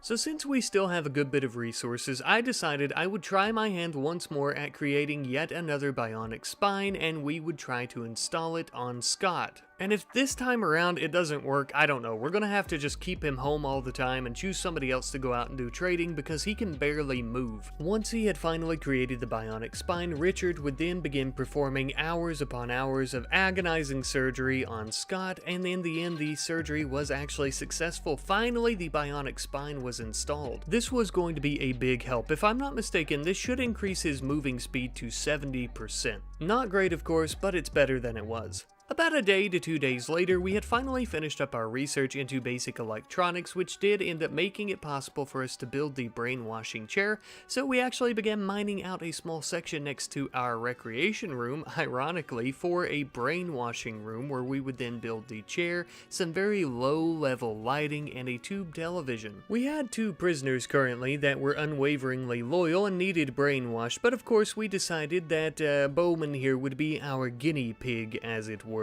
We would bring him into the depressingly dimly lit room, strap him into the brainwashing chair, and then flip on a little movie for him to watch for hours on end until his brain rotted away. Personally, I think the movie they're forcing him to watch is actually a film montage of me saying the words extremely and whatnot and unfortunately. That's enough to drive anyone crazy. But I am curious, what do you guys think the brainwashing video would be, or what would it look like and that kind of stuff? Be sure to let me know in the comments section down below. After a while of watching the video, eventually Bowman ended up hitting the ground, collapsing. He could watch no more, so we took him all the way back to his cell. Turns out he had a catatonic breakdown from the video. Based on what I could tell with the mod, this is what is supposed to happen, and then once he recovers from the catatonic breakdown in a few days, we'll be able to determine if it actually made him recruitable. Next up on the chopping block would be the Thrombian prisoner known as Silva. She too, of course, would be subject to the brain-rotting, mind-melting video that was in this room in hopes that we would achieve her allegiance. A bit of time later, and all of this recruiting and brainwashing was really making everyone famished, and they decided that they needed more food. Quite literally, they needed a place to grow more food, so we began working on yet another kind of hydroponics area under the mountain here. This was basically just more of the same. You guys have already already seen me create 3 of these already. There was nothing new. The only thing worth noting is to the southern section of this room, we ended up having to build a massive retaining wall, simply because we had ended up digging to the outside of the mountain when trying to build this one. Then for a time, I just kind of sat back and watched as all of our wardens would begin chipping away at the recruitment of these 6 prisoners, and this would take a very, very, very long time, unfortunately, but I was determined to get them all on board as mercenaries.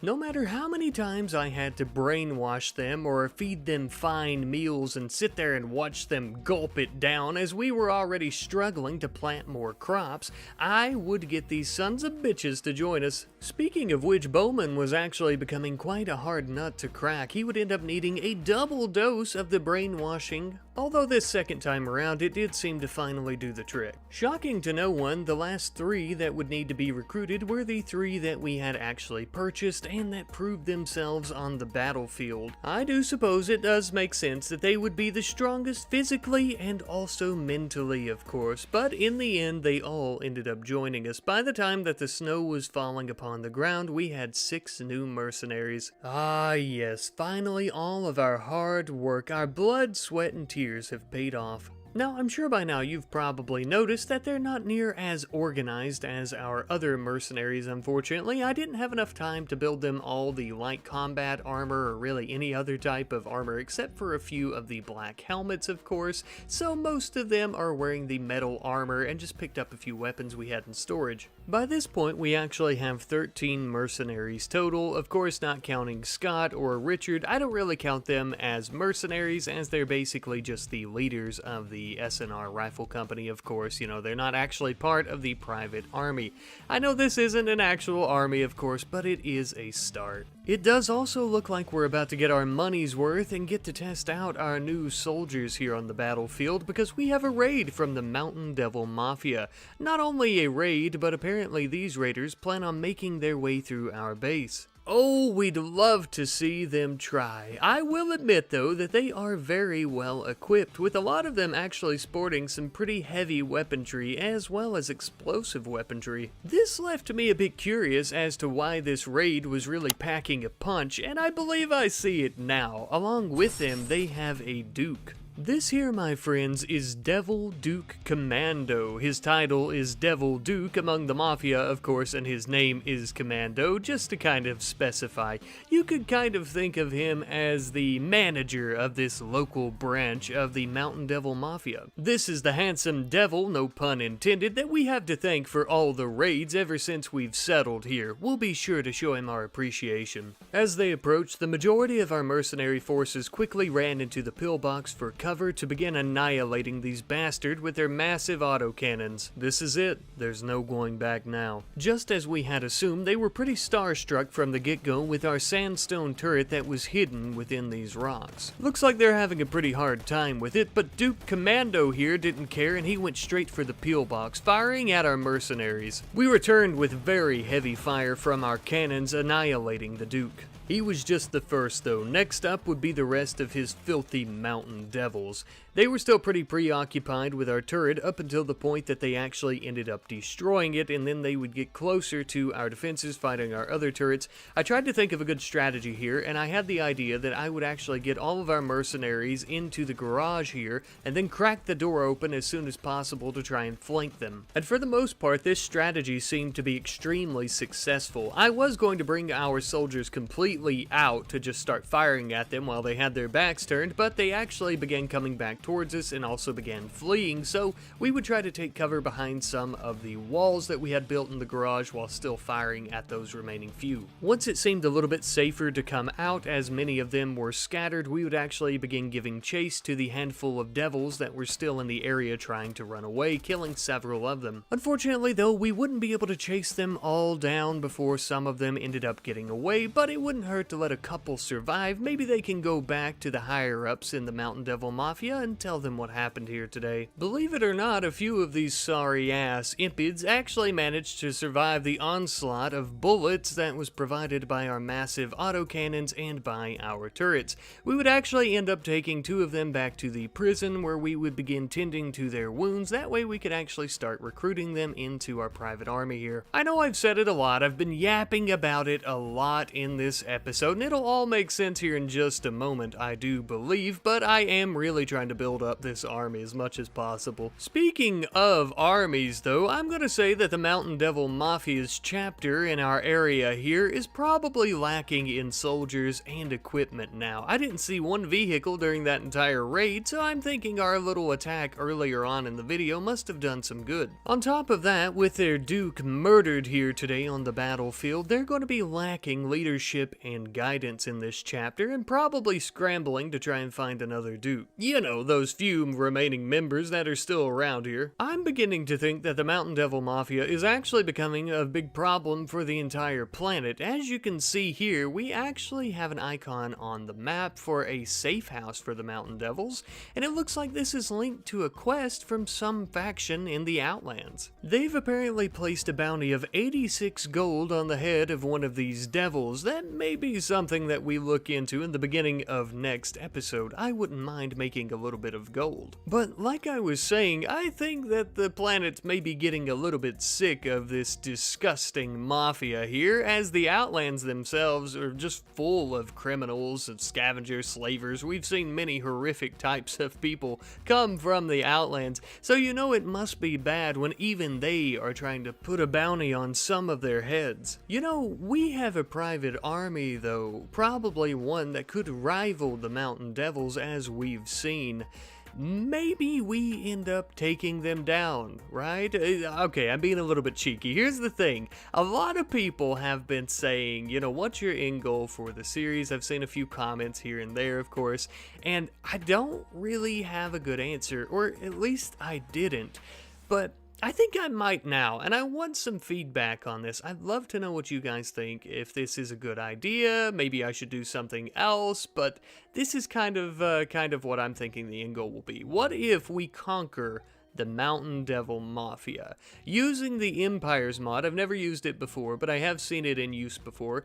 I believe we could use that to conquer Mountain Devil Mafia settlements, and we could actually take those for ourselves, like genuinely take them for ourselves, where they pay a tax to us every so often. They actually will pay us in silver.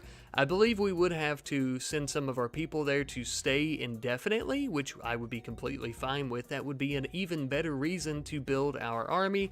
And also that is the reason that this episode I have tried to focus so heavily on recruiting more people into our mercenary ranks. Of course, I mean, with that being said, I've wanted to build up the private army a lot in general, because something I would like to do is when we get the quest, like Muscle for Hire or whatever they're called, where we can actually loan out some of our people to other factions, I thought that that would be something we would like to do. Originally, I didn't want to do that because I thought it could show favoritism to one faction or another, and it really wouldn't, because they would simply be paying us, right? But it could cause other factions to be upset with us, yada yada. But I think after we get a large enough army where we are a force to be reckoned with, where these other factions might not really be all that interested in trying to take us down specifically, we could do things like that. We would have leverage. I mean, hell, we already have a nuclear bomb. They're just not aware of it yet, of course. So we do have a lot of leverage.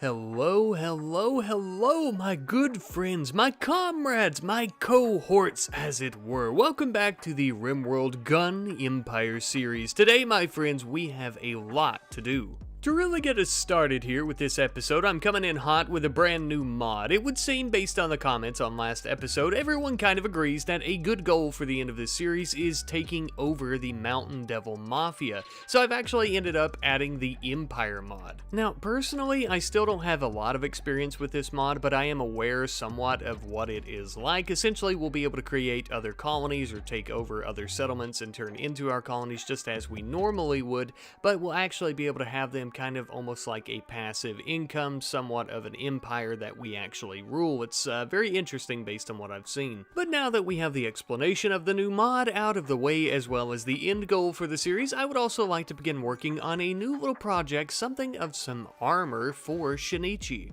In particular here, I've actually created a brand new type of helmet for Shinichi that I feel is more fitting for a leader. On top of that, I'm also giving him a new rifle, a new sword, and a rocket launcher, and his pistol as well, of course, because he is a jack of all trades. Personally, I think that he looks much more devilish and much more of a fitting leader in this new attire with the helmet here, of course, and also it offers a lot more protection than his previous combat armor helmet. Just as well, of course, with all the new weapons, he should be much more versatile on the battlefield. Now that that's completed, I also decided on a new research project. This time around, we're going with concealed defenses, which will actually allow us to build a concealed barricade as well as a turret, basically something we can pop out anytime we like, to my understanding.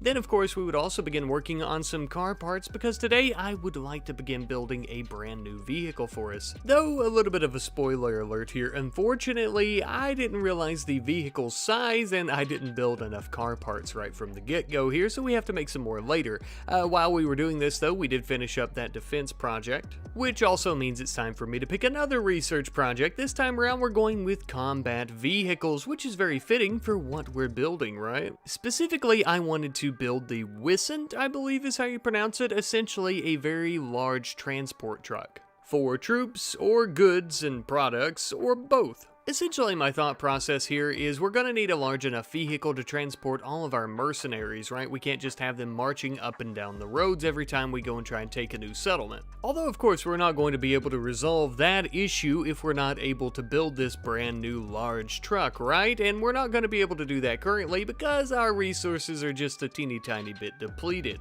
I know what you're thinking. Rat Knight, you are a smart, handsome young lad, and you specifically put in the mod that allows you to set up camps. I know what you're gonna do. You're gonna go set up a camp and start mining some hills, right? Well, unfortunately, my friends, sometimes I can be a little bit lazy, and we have plenty of money. I thought it'd be easier to send out a caravan to buy some steel if we don't hit a Biko on the way. Okay, looks like we're good. Anyhow, we're actually gonna go out and purchase some steel from the rebels and the marshals. Now, as I was mentioning, it is completely free for us to go out and set up a camp and start mining out hills, but it takes a very long time.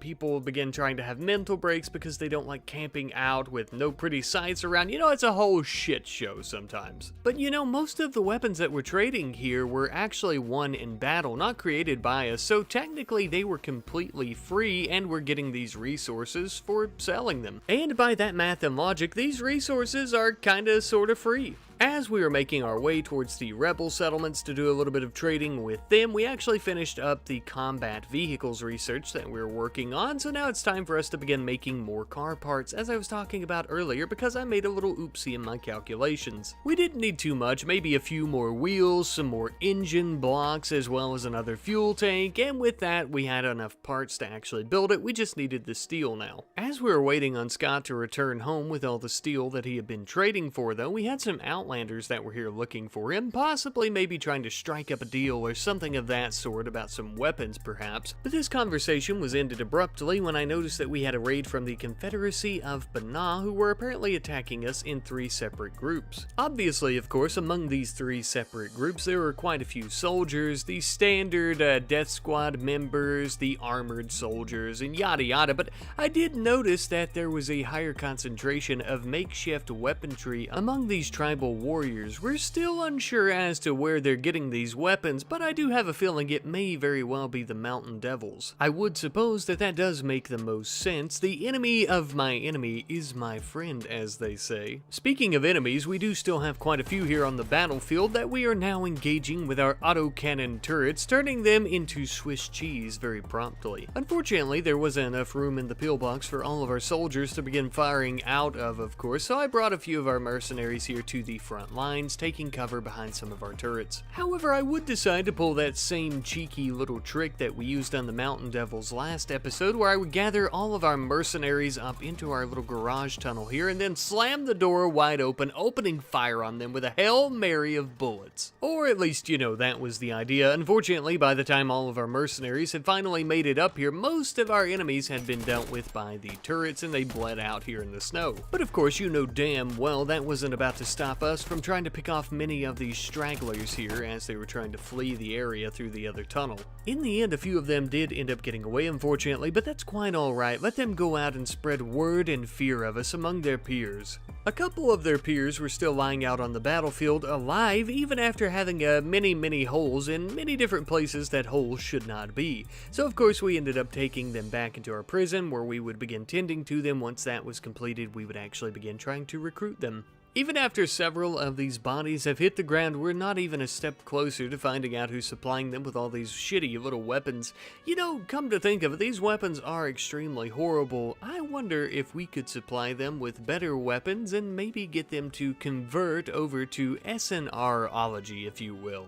Let me know what you guys think about that. Should we try to win over the Confederacy of Banah and become their gun dealer? Several hours after we got done hauling everything in from the battle, Scott and Ruland had finally returned home with a holy shit ton of silver as well as a lot of steel. Finally, we had a good bit more of our main resource and we were back in business, but better yet, with some of that steel, we would actually be able to complete the brand new vehicle that we've been wanting to build. The Wiscent was born. Please someone leave a vehicle name in the comment section down below as well, that way I can change it. This little bad mamma jamma can carry just over quadruple the amount of people that the rifle runner can, making it the perfect vehicle to carry the majority of our soldiers out on these icy cold desert roads all the way to our new mission. If you watched the last episode, you may remember towards the end I actually showed a bounty that was put out for one of the Mountain Devils by one of the leaders in the Outlands. Well, apparently the safe house isn't too awful far from our home, so we decided that we're going to go down there and collect the bounty and destroy that damn safe house and eradicate any of the Mafia members that we find nearby. The road was long and winding, but it wasn't too bad to traverse with our brand new vehicle, of course.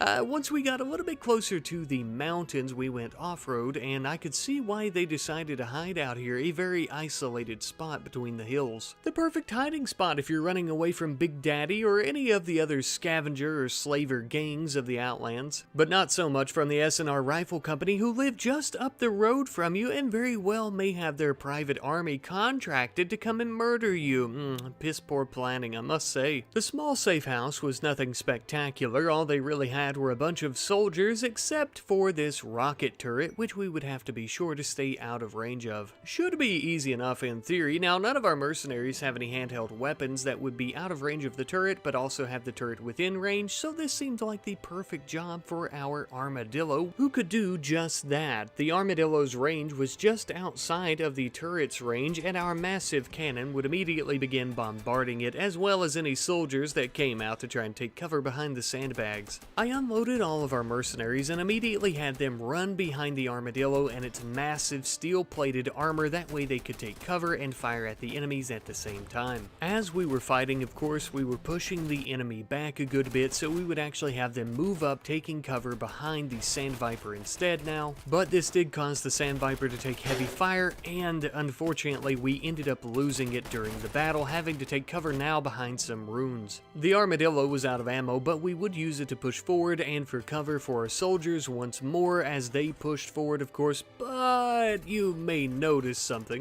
Pause for dramatic effect. Allow me to zoom in here for you, that way we can make out the pixels that this young strapping impet is holding, of course. Unfortunately, your eyes do not deceive you. That is indeed a Doomsday rocket launcher, and I didn't notice it.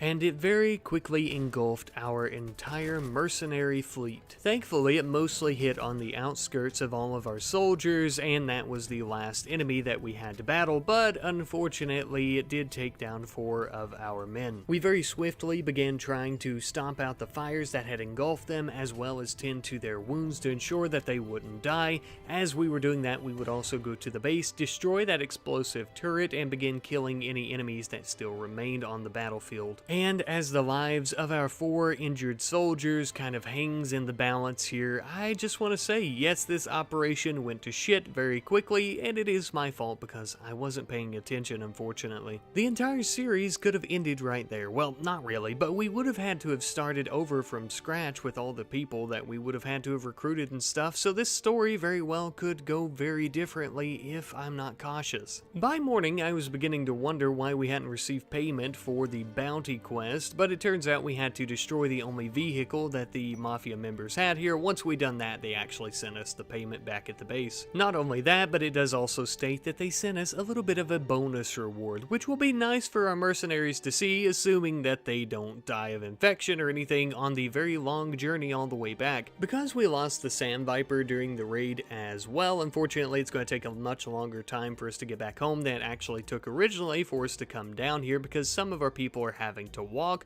On top of that, it is currently wintertime, so the snow is making things a little bit more difficult. In the meantime, I did decide to check back at the base, and it would appear that they did actually pay us the 80-something gold that we were owed for the bounty, and I think that the bonus gift here might have been these cigars. I tried to check the history messages, and it didn't specify what the bonus was, but this was the only thing I don't remember us having. If we hadn't planned on conquering the Mountain Devils, I would almost say that safe house raid was a complete bust, because all we got for our efforts was some gold and cigars when we got 4 of our people severely injured with shattered legs and missing limbs and shit, and we also lost our Sand Viper, but I guess we'll call it a win. For several days, I just kind of took care of the base up until the mercenaries had finally returned home. After they got back, they immediately pulled into the garage and began dropping off all of their cargo, which wasn't much more than weapons and things like that we got from the raid. At the very least, we can sell those weapons for a lot of silver, of course, so it does make the raid a little bit more bearable. For me, of course, not for the mercenaries. That was a very stressful situation, so much in fact that Fox and Lerone actually got into a social fight. From what I understand, Lerone actually blamed the entire Doomsday rocket launcher event on Fox because of the mangled scar he has on his brain, saying that that was the reason he didn't see it, something like that. Regardless though, after smacking each other around for a while, they ended up working out their differences. Truth be told, of course, I'm just glad that we all made it back home alive, even though several of our people were pretty injured with some shredded scars and missing limbs. Getting back to business per usual though, you may notice our batteries are looking a little bit depleted, so I'm actually going to begin some research on an advanced geothermal power generator.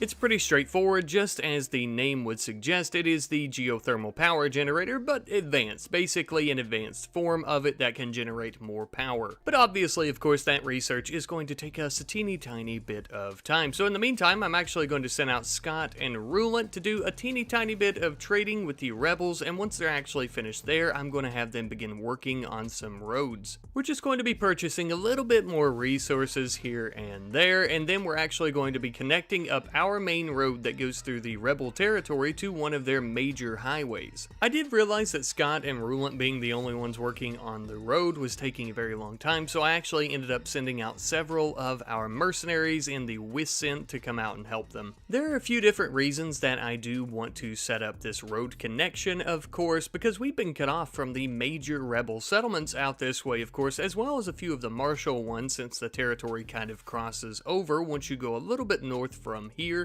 So of course that's going to open us up to trade with them pretty easily, but also this is the same road that will actually connect up with the Mountain Devils main settlements as well. And if we expect to try and conquer them, that does indeed mean that we're going to have to be able to get over here pretty conveniently. I will say I kind of underestimated the project a little bit from the get-go, and I didn't expect to have to feed this many people for this amount of time, so we actually ended up stopping in at a marshal service settlement and purchasing some food. All they really had were some ruined beef scraps that somebody over-fried on a grill, but I suppose it's nutrition enough. And after that, now starts the longest, most tedious part, trying to connect the rebel settlements to the Mountain Devil settlements up this way, of course in the northern section. That way it's going to be extremely convenient for us to ride ride through this little dirt highway that we're building and start conquering. Of course, at some point I would like to try and upgrade the roads that we're currently building. That may be after we end up conquering a few of these settlements though, that way we can establish a very quick road in case those settlements actually need our help. But that's going to be a little while because as you can see, this little dirt path we're currently building is taking forever. So long in fact that Downs had finally finished her extensive research into advanced geothermal power, which was perfect because now we could get rid of one of the geothermal generators that we were actually using and replace it with an advanced one. Of course, to do so though, we would actually need to have Abiko here begin creating some advanced components for us, as it would require 4 for the new geothermal power technology. Once we finally had 4 of those created though, it was time for us to remove the previous geothermal power generator, and we had Fox do that as he actually has the highest construction skill, with Richard and everyone else actually being out working on the road. Which was fine, but Fox was a little bit slower at moving and stuff because of the mangled scar, as we talked about. It did eventually get finished though, and as you can see, the advanced geothermal generator actually makes a lot more power than the normal one. So the advanced one is putting out about 7,500 watts of power, and a normal one puts out about 3,600. So essentially just over double the output of a standard one, so now we have 2 for the price of, well, an advanced one, I suppose. I also wanted to mention, by this point we've also ended up recruiting 3 new people into the ranks of our mercenaries. I've done the best I could with their armor and whatnot. We tried to make them some light combat armor, but I didn't really have enough for any helmets. They'll make wonderful additions to the company though, of course, by this point with any pawns, because we just have so many people that can do cooking and cleaning and crafting and construction and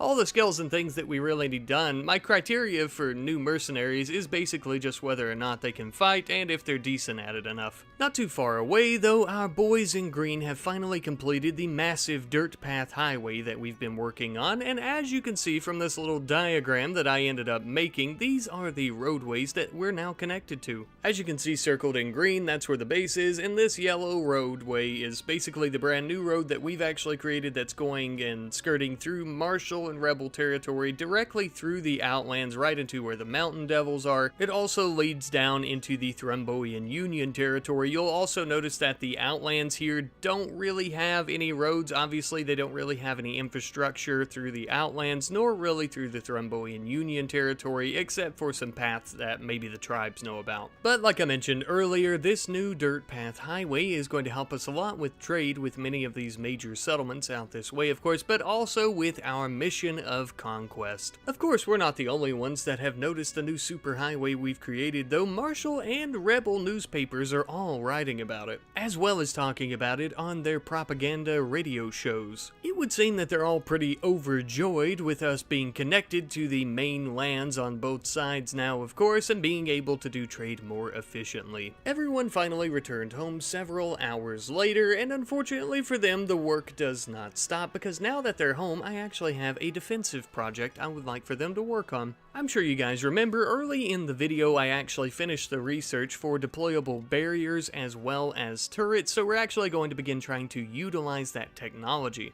In particular, we're going to begin giving the turrets a try within the tunnel that we dug last episode. I've noticed a lot of enemies, of course, travel through the tunnel just as we had anticipated, so I thought it would be very interesting to put some turrets in here. That way, when enemies are coming through, we could deploy them to fight with them. We also ended up having to build a power switch because the way that these turrets actually work is when they are powered at all, they will actually be deployed, and if they have no power, they will sink back into the floor tile and not be, attackable by enemies, and they also will not attack, of course. So when the power is on, they're up and raised, and when it is off, they are down. I think this new technology is going to be perfect for ambushing enemies in the tunnel anytime we feel the need to. It's also very useful that the tunnel is very dark. They're not even going to know that those turrets are there until it's too late for them. Something I would like to try later on is maybe using deployable barriers to try and lock the enemies within the tunnel and then deploying the turrets to fire at them. Kind of like a kill box, but not really. More like a kill tunnel. Anyhow though, sticking with the theme of improving our defenses, I noticed that the pillbox gets a lot of action during raids, but we don't really have enough room for all of our mercenaries. So near one of our turrets here, I've decided to dig through the mountain and add some embrasures as well as some walls for cover, and this way we can actually use it it's something like a pillbox, but not exactly. It's a bit smaller, of course, but it should help us out with fitting more people into the battles. Just as well, of course, I ended up bringing our anti-aircraft guns over since they have such a short range. I also noticed that everyone was beginning to get a teeny tiny bit bored with the poker and billiards, which makes sense. We have an entire private army only playing 2 games, so we actually ended up building a table for the 5-finger knife game as well as 2 arcade machines. Ah, the luxuries of being a gun for hire under the S&R Rifle Company. Truly, we treat our mercenaries with the utmost respect and give them the finer things in life. They are so lucky. They didn't get to enjoy their new arcade machines for very long though, as we ended up having a solar flare, and this began to get me thinking, you know, what if we were to get a raid or something to that effect, just a massive attack by even a Manhunter pack or something,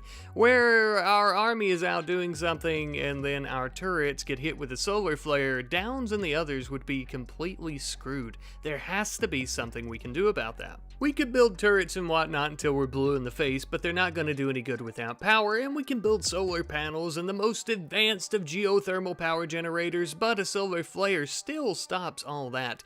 Luckily for you guys, the Rat Daddy has planned for this very event. Early on, I knew this might be an issue that occurred later on into the series, so I actually have the EMI shielding mod, the solar flare shield mod, already installed, and we're actually going to begin working on EMI shielding as our research project. While Downs is working on that, we're going to begin attending to a little bit of a quest here. Through our radio terminal, we've actually been intercepting messages between the rebels about a nearby item stash. It would appear that it's rumored to hold 13 of the best medicine on the entire planet. As you can imagine, I wasted absolutely no time dispatching our military units to go out and begin trying to collect this medicine from the item stash, although there could be a threat around any corner.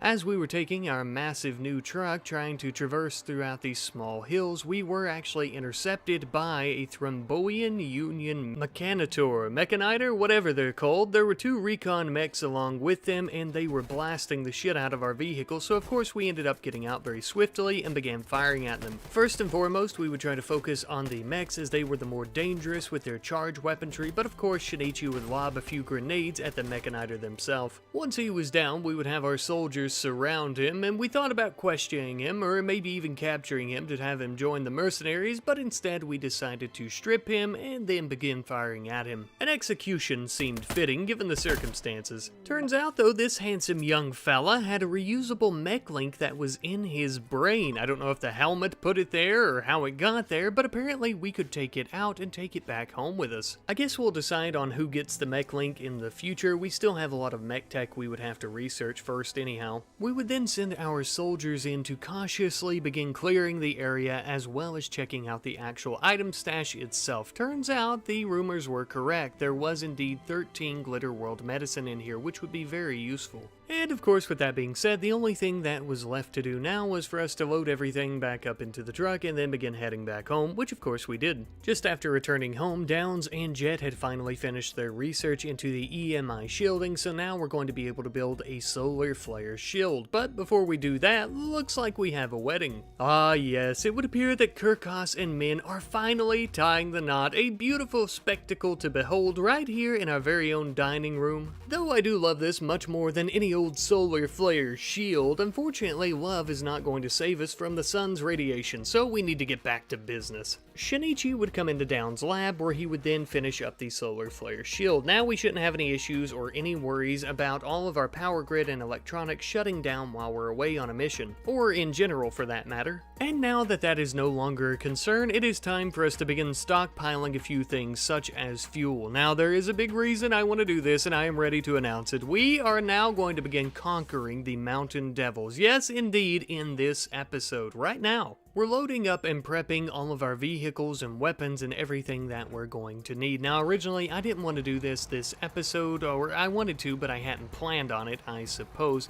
especially after we had lost the Sand Viper. But I am extremely eager, just as well as very anxious, to at the very least try to conquer one of their settlements in this episode, of course. Besides, now would honestly be the perfect time, as we would still somewhat have the element of surprise. They wouldn't know that we've built this road specifically specifically to try and come and conquer them. Most likely they would think that it's for trade purposes, as most of all we do is trade. They also wouldn't be expecting us to try and capture one of their settlements and maintain our control over it, since our main base is so far away. It would be suicide, it would be stupid, and it would be crazy, and that's exactly why we're going to do it. We're going to be starting off with one of their minor settlements here that's actually just on the outskirts of their controlled territory, of course. Now, even though this is a minor settlement, it is a pretty decent size, I would say. They have some okay defenses for the most part, with a handful of turrets as well as a very large artillery gun right in the middle of the base. And obviously, of course, it goes without saying that the place is absolutely crawling with these damn mountain devils every which way. There was, however, one mountain devil in particular that actually ended up catching my eye. He appeared to be a familiar face, but I knew he couldn't be because we killed him last episode. Looks like we have the Duke Commando's son here, Commando Jr., though he doesn't appear to hold any status or ranking within the Mafia. He, along with his many comrades, would hardly be any concern to me. The only thing I was actually concerned about, and very concerned at that, was this refurbished infantry tank that they were working on. Not to fear though, I assumed we might see some type of vehicle, so I actually loaded several of our mercenaries up with explosive weaponry. Besides, I'm sure the armadillo would eat this bastard for breakfast. Speaking of which, before the battle actually began, of course, I would need to come up with something of a game plan. I brought the rifle runner and our new large truck down, got all of our soldiers out, and then began getting them into position just before I would actually unload the artillery along with several shells, and we would also begin putting those into position as well. For the time being, we are going to begin holding our fire until everyone else was ready, though, of course. I was extremely afraid that their refurbished tank would catch us off guard, so I had the armadillo come around along with Shinichi and two of our other soldiers who were equipped with rocket launchers, just getting ready in case it does get to us very quickly. I would have the men come down and group up with the tank just behind this small rock formation that's not too far from the settlement. After waiting for several hours, then the battle really began. I would lead with the armadillo tank here, trying to take out the turrets that were on the outskirts of their base. That way they couldn't injure any of our people, having the soldiers come behind it, using it as cover, firing their rockets at any of the foolish Mafia devils that came out. Hearing all the commotion now, the others knew it was time to get into position as well. The artillery knew it was time to fire, and they began letting shells off into the air. As the shells began pounding the base just as well as the armadillo's massive turret, the refurbished tank showed its ugly face. Unfortunately, it did have a much farther range on its cannon than the armadillo, so we would end up trying to hide behind the small rocks once more until it actually came closer. As we were waiting for the perfect moment to pop out and attack the tank, we had several enemies who were coming around this rock formation, and they were just dying to get turned into a fine red mist by our automatic gunfire, so of course we happily obliged. Even though we were quickly getting cornered by the enemies, I still felt that the odds were in our favor. Finally, as their tank came out from behind cover, Fox and the armadillo would immediately begin engaging it with the cannon, and we had an all-out tank battle. Of course, though, I would try to bring our soldiers out with their heavy artillery as well to attack it, and eventually we did destroy it, but we quickly had to get out of the armadillo. This was a grave mistake. The armadillo couldn't move, but immediately after Fox got out, he ended up getting blown up. Unfortunately, as the grueling battle continued, Fox's death would quickly be followed up by Abiko's, who was also blown up. We were boxed in, but we had finally killed or injured enough of the enemies that they had actually began fleeing, thank God. As the enemies were fleeing, we would quickly grab our wounded and run and try to hide. That way they didn't see us and start shooting at us, and we could try to avoid any more deaths. Which also, of course, meant that we couldn't fire at any of them as they were fleeing, which also meant that Commando Jr. here would end up leaving the area safely. A shame, but not to worry, he'll see his father sooner rather than later. As the ice-cold rain began falling from the sky upon our weary heads, we were attempting to tend to our wounded to avoid any further casualties, of course.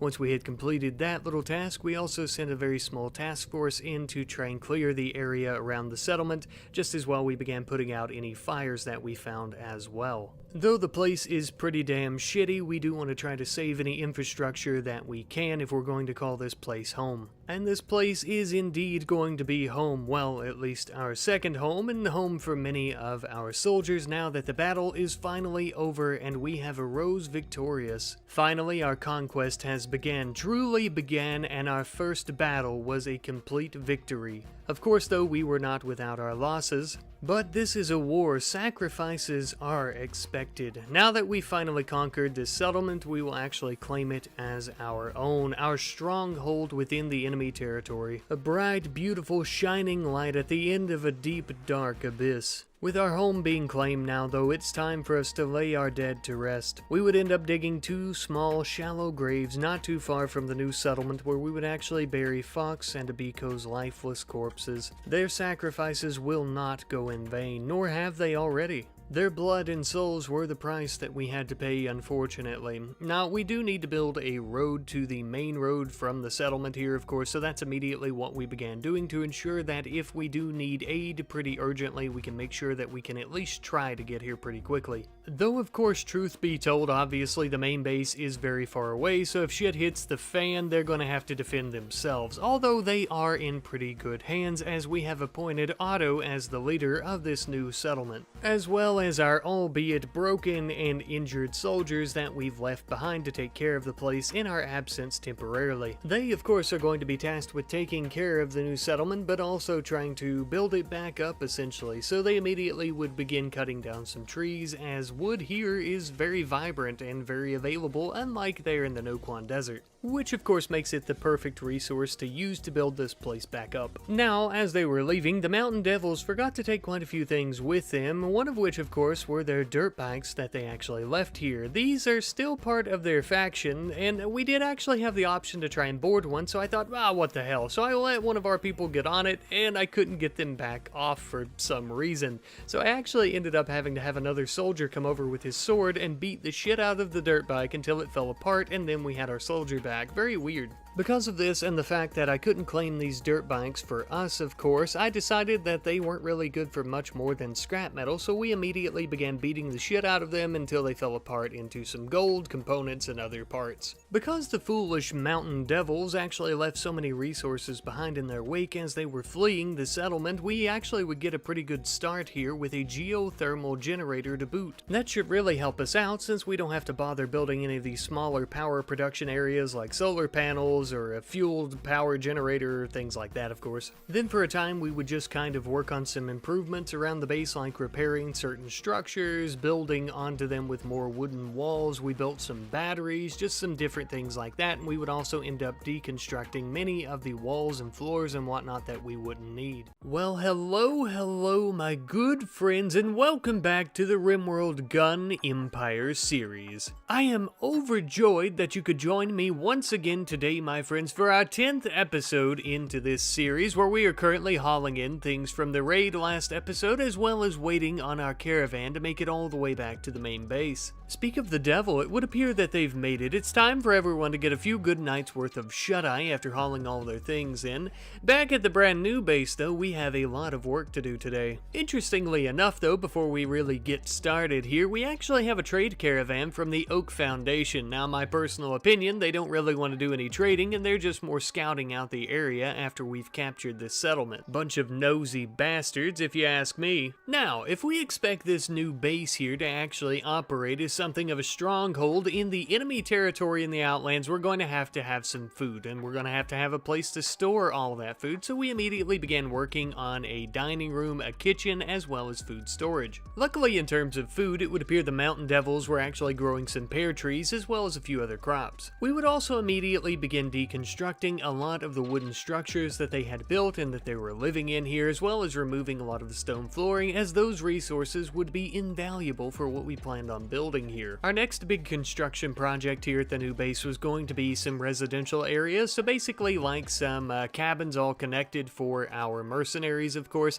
I don't like the fact that they're built out of wood, but the resource here is just so abundant in the forest, I couldn't help myself. At one point, I noticed our mercenary Greffus was still lying in their bedroll, even though they should have been healed by now, so I took a look. Oh shit, yeah, they're missing both arms, both legs, and their left ear. I suppose I wouldn't want to get out of bed either. We'll try to build some bionics or prosthetics and send over later from the main base. It will be a little while though, because we're actually devastatingly low on steel as well as components. So I'm actually going to load all the mercenaries up into the Wiscent, which I have still yet to name, and we're actually going to be sending them out to the nearby mountains where they can set up some mining operations for a while. I will say I was pretty pleased with the area that we chose here, as it was probably about 97% mountain and the rest of it was an open area. As you can see, there was a lot of mountain, and we are going to try and dig through as much as humanly possible before we come home. It didn't take us very long at all to run into several different veins of steel, compacted machinery, coal, and even a little bit of jade. Back at the new base though, we actually ended up having 2 new lovers. It would appear that Otto has courted Jet by subtly complimenting her appearance. Oh, Otto, you sly devil. I even caught these 2 little lovebirds sharing a romantic breakfast before beginning their work for the day. How sweet.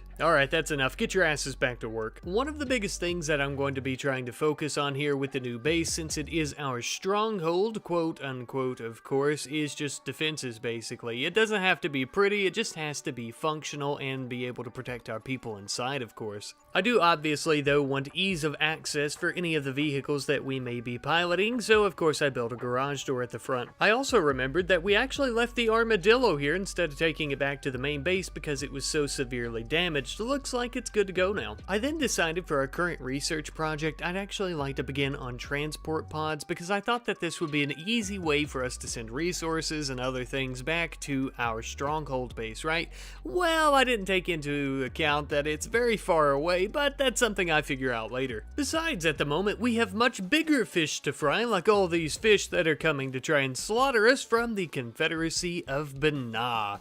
You know, from up here, it would appear that it's not only the Thrombian tribespeople, it looks to be the Mountain Devils as well, some type of coalition. Nevertheless, among their ranks, I once again spot a familiar face with some new armor, apparently sporting a fancy new helmet as well as a combat shield. O Commando Jr., our mountain shall become your tomb, just as it was your father's. Probably the worst part of all, these stupid bastards brought some attack dogs along with him. They're going to force me to kill a bunch of good boys. Very well, so be it. Because we had only just recently raided the Mountain Devils last episode, the only thing we had to fire at them right now was some Tox shells, and we did end up landing one, but ultimately it didn't really matter as they began attacking us before we could really start pounding them with them. On the bright side, I guess it annoyed them a little bit, so that's a win. Nevertheless, they were coming straight for us, and normally a raid this size is nothing that we couldn't handle quite easily, to be honest with you, but because most of our mercenaries were out mining for steel and components, we were reduced to 3. Thalita, Mathis, and Shinichi would be expected to take down this entire raid all by themselves, of course with the help of our turrets, although the turrets were getting their asses smoked. Then the bastards even began using our own embrasures against us, a genius tactic. Even when heavily outgunned and outmanned, Shinichi would stand tall in the face of danger along with his mercenary compadres. As a show of defiance and inspiration, even Downs would come out in the rifle runner and begin trying to run several of them down. In doing so, the truck would become severely damaged, not only from hitting several of the enemy bodies, but also from several different volleys of gunfire, meaning that she would have to try to get out of there fast as she was losing fuel. Shinichi and the others would come to her rescue, attacking one of the bastards that had her pinned down, giving her enough time to jump out of the truck and run inside to safety. But the wolves were pounding on our doors, thirsting for our blood, and by God, we were going to give it to them. We wouldn't make it easy on them. If these cowards wanted us, they'd have to come and get us, and occasionally we'd pop out our heads, maybe shoot a couple in the old noggin and knock their brains out, such as Commando Jr. here. With their leader defeated, the other cowards would attempt to throw down their arms and leave, some of them even trying to dig through the doors in our base to try and escape somehow. I would have dealt with this, but I was a bit too preoccupied with Commando himself. Normally with most of our enemies, just like Commando's father, Commando Senior, of course, we would just slaughter them right here, right now, but he was still a young, spry chicken with a moldable mind, so I decided that we would try to heal him as best we could, bring him into the prison, and begin recruiting him. We would also end up bringing another of the mountain devils in to do the same. He was a young fellow with a funny looking haircut, but we didn't mind. Such a devastating loss of life. For the Confederacy of Banah and the mountain devils, that is. We were victorious, baby. Although we did end up taking a severe ass whipping on our defenses, as we have no turrets left, unfortunately. No big deal though, we can always rebuild them bigger and better. Speaking of which, we were attempting to put the finishing touches on our defensive wall at our secondary base here, and not too long after that, we actually ended up completing it, just as well we also completed transport pods. Finally, I thought to myself, we'll be able to begin sending resources very efficiently and very easily between our two colonies, and I already had something in mind that I wanted to send back to home base. The first thing that I wanted to test out in a transport pod wasn't much of a resource, but it was a person. Yes, indeed, I was going to send Greffus all the way back to the main base. That way we could try and install some prosthetics or something onto him. But as you probably already guessed, this was about the point that I realized that my plan had went to shit, and we couldn't actually send transport pods between the two bases, at least not the standard transport pods. Oh well, I guess we'll have to take Greffus back to his bed for the time being. Come along with Papa, little one, back to your home. I apologize because I realize we're bouncing around from place to place quite a few times here, but back at the mining operation here in the hills, we were actually beginning to haul some steel all the way back to the main base, as unfortunately, even with this largest vehicle that we have, we could still only carry, I think, close to about 1,500 steel per trip, which, just like with the rifle runner, that does mean that we're going to have to make quite a few trips, and that really sucks ass, but it's no big deal, as we expected that we would have to make a few trips at the very least to carry all of it back. Eventually though, after doing so quite a few times, we had finally returned home with all of our steel. Even though steel was the majority of what we had collected from the mining trip, we also got some components, jade, and coal. Now, the components and the steel we're going to actually begin using very quickly on some prosthetic limbs for Greffus. But Rat Knight, I thought you just said that the transport pods couldn't reach between the two bases. Why would you even bother? Are you going to drive all the way there? Fear ye not, my friends, I have a plan. My plan includes building a transport pod back here at the main base and just shooting it basically as far out as it will go, and we're actually going to have Jet at the secondary stronghold base come out to that area to try and pick them up.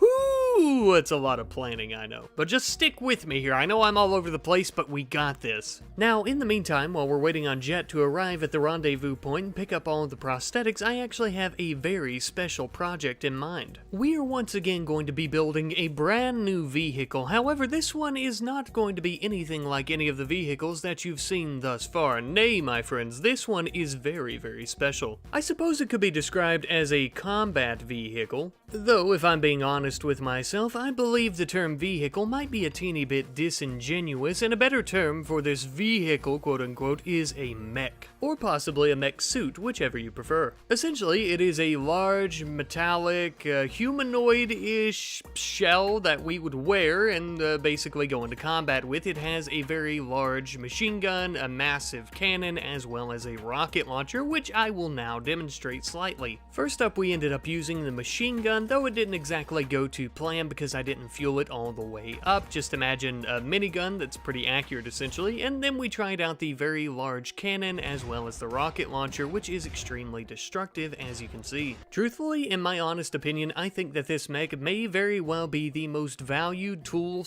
/ weapon that we have at our disposal, other than the nuke, of course. Finally though, several hours later, we were actually ready to send the prosthetics out to Jet for her to pick up, and that way she can take them back and put onto Greffus. This was great for several reasons, obviously, of course, because we wanted Greffus to be able to have those prosthetic limbs, that way they can be back in action once more, but also because this is the very first test of our new transport pod technology. And based on what I could tell, it all worked out perfectly. The prosthetics arrived basically exactly where I pointed to for the transport pod to actually drop, and they were completely undamaged. Now the only thing left to do was for Jet to load them up into her pockets, I suppose, and take them home. Back at the HQ though, Shinichi apparently flirted with Nerzak by exaggerating his own nose. I don't know, but Nerzak became aroused, and now the two of them are lovers. Very interesting. And maybe also a little bit strange. Anyhow though, since Shinichi is basically the leader of our mercenaries mercenaries, our general, I suppose we could give him that title.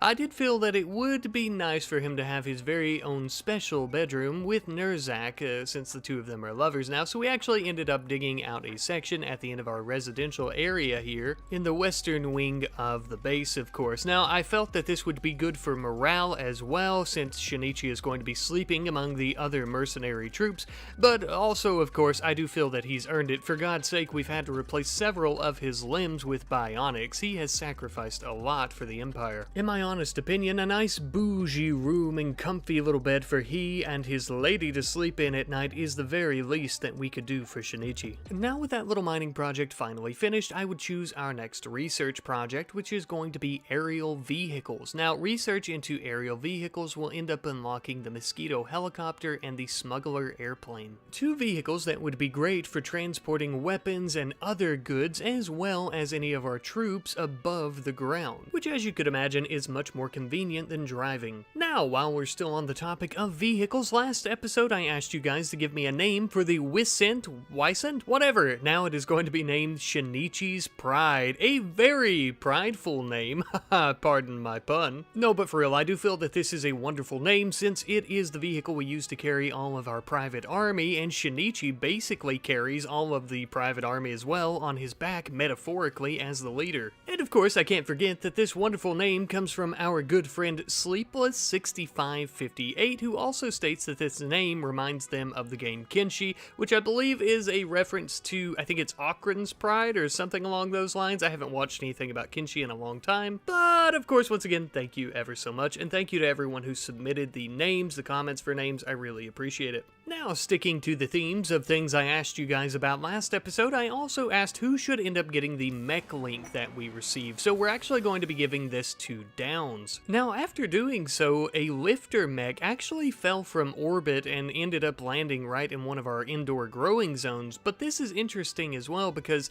this would suggest that there is some type of structure, or even multiple structures, that are orbiting the planet with hibernating mechanoids. Most likely, of course, from ancient times when the ancient Thrombian civilizations flourished and were extremely technologically advanced. Now, of course, though, credit where credit is due, this wonderful suggestion came from our good friend Gobbo Girl 713, who was also saying that this is a good idea because since Downs is our researcher, someone has to stay back and protect the base while she's here, of course, since she is incapable of violence. And who better to do so than our turrets and a little army of mechanoids. Now, with that being said, though, I did also see some other comments saying that I should give the mech link to somebody, build a small little squad of mechs essentially, and use them in battle. That may be something we end up doing later on as well, where we kind of keep Downs out of the range of fire and whatnot, but we use the mechs to battle. I don't know. I'll see where that goes. As for right now, we have actually finally recruited Commando Jr. into the ranks of our mercenaries. Of course, first things first, we're going to allow him to equip different types of apparel, whatever he really likes, along with some light combat armor, and then we would also allow him to equip a longsword and a rifle. You know, I gotta say, we've done a lot of crazy things in this series thus far, but one of the craziest might be recruiting the child of a Mountain Devil Mafia Duke into our private army after we killed their father. I suppose time does heal all wounds. I'm just glad he could see things our way. We ended up finishing our extensive research into aerial vehicles, which was very nice. I might get around to building one of those here very shortly, but for the time being, I want to begin researching basic mech tech. Of course, there are quite a few reasons for this. One, we need a recharger for the lifter that we currently have, but also researching basic mech tech is going to allow us to create some basic mechs, such as a version of the scout mech that the ancient Thromboians used, and our very own Militor, which is basically a shotgun mech, and I think that's the one that we're going to go with. Now, as we begin working on that research, actually, we ended up finishing up, as you can see here in the time lapse, but we ended up loading up Shinichi's Pride, as well as our unnamed mech suit, because we once again plan on doing a teeny tiny bit of conquering out in the Outlands against the Mountain Devils. Obviously, of course, it's going to be yet another milestone in our conquest against them, but I also think that this would be a good opportunity to try out our new mech. Before we actually go and begin our conquest once more, we're going to do a bit of trading here with the rebels. This is still the Gun Empire series, for God's sake, and we've barely sold any guns. In all seriousness though, we actually ended up selling several weapons to them, and I really am trying to find a good balance between conquest and also selling a lot of weapons, of course, and I don't want to be jumping back and forth constantly throughout the videos like, oh, we just sold some guns, oh, also we're fighting here, so I'm trying to find a good balance because I don't want this to become the Conquest Empire series, right? We still sell guns. Nevertheless, though, we would continue on our journey to the stronghold in the Outlands. Now, I will say something about trying to conquer the Outlands here that I guess I didn't expect early on was how difficult it was really to travel there, even with roads. Now, I do know that we basically just have a large dirt highway, and things would go a lot smoother with some better roads, which I do plan on working on in the future, but even just with roads in general, you know, I mean, it still takes a very long time to get over here. So I do think that good infrastructure is going to be key to this conquest, just as well as other forms and types of vehicles like aircraft. Anyhow, though, we finally arrived at the Outland stronghold here, and we would quickly park our vehicles inside. Just ever so excited to finally see our comrades once more in person. With us, we actually brought several different types of resources, several different types of leathers and steel and things like that for some different turrets, of course, as well as sandbags and anything else that they could really use for defensive purposes. Now look, of course, we set up the stronghold here to be somewhat self-sufficient, and they definitely could have obtained these resources on their own, but we already had a surplus of resources like leather and whatnot, as well as manpower, so might as well bring it. And truth be told, I really didn't bring all that many resources, at least not near as many as I thought. As you can see, I had decided to try and build all sorts of leather tents for all of our military members here that didn't have a place to stay, as the residential quarters at the stronghold were still extremely small. I ended up having to build them some wooden canopies because we only had enough leather for like 4 tents. Oh well though, I suppose it was at least a teeny tiny bit better than sleeping out in the open where some enemies might be able to sneak up on us in our sleeping bags and stab us or who knows what. But now that we actually have a self-sufficient base here in the Outlands, I also want to begin forming some new colonies. Not exactly colonies that we're going to be running manually per se, but some that are actually going to be created by the Empire mod. What I like to think this is essentially is that we're hiring many people from the Outlands to join the Gun Empire and form these small colonies. At least that's my headcanon and lore for it. The icon for these settlements are a little bit goofy, but they have guns on them, so I like it. For this first settlement, I actually went through and ended up building 3 buildings, the first of which was an ammunition mine, which makes sense to me because we would be making gunpowder and things like that there, but I didn't actually end up setting up any workers after we got it built because I had no idea how the mod worked at all. I did eventually watch a nice video by Newbert, who has a very comprehensive kind of guide to this, and it helped out a lot, but I watched it later on, unfortunately. You know what they say, you live and you learn. But anyhow, though, we are actually going to begin conquering yet another Mafia settlement right now. This was yet another of their minor settlements that is due southwest of the stronghold, of course, in some small hills just by a river that actually runs right through the area. A more than perfect spot to begin dropping several bodies, if you ask me. Now, based on what we could tell from a distance with our surveillance technology, it did not appear that this settlement was all that well defended. They had a couple of simple turrets, maybe a mortar or something like that. Mostly the bulk of their defense here seemed to be all of their residents, which was quite unfortunate for them, I must say, because their soldiers and residents, of course, are soft and fleshy, and our bullets will pass right through them, and just as well, our artillery shells will crack their skulls and bones, as well as break their hearts and extinguish their ambitions for the future, because, well, we're going to kill them all. As our barrage of mortar shells were raining down upon their heads, we would also bring in the armadillo as well as our nameless mech suit to do the exact same thing, but not from the air, mostly just from, you know, ground level, of course. And this was going splendidly. I mean, really, really well, of course. Now, I do know that this is a small settlement, but we were absolutely shredding them to pieces here. The rockets and massive main cannon on the mech suit were just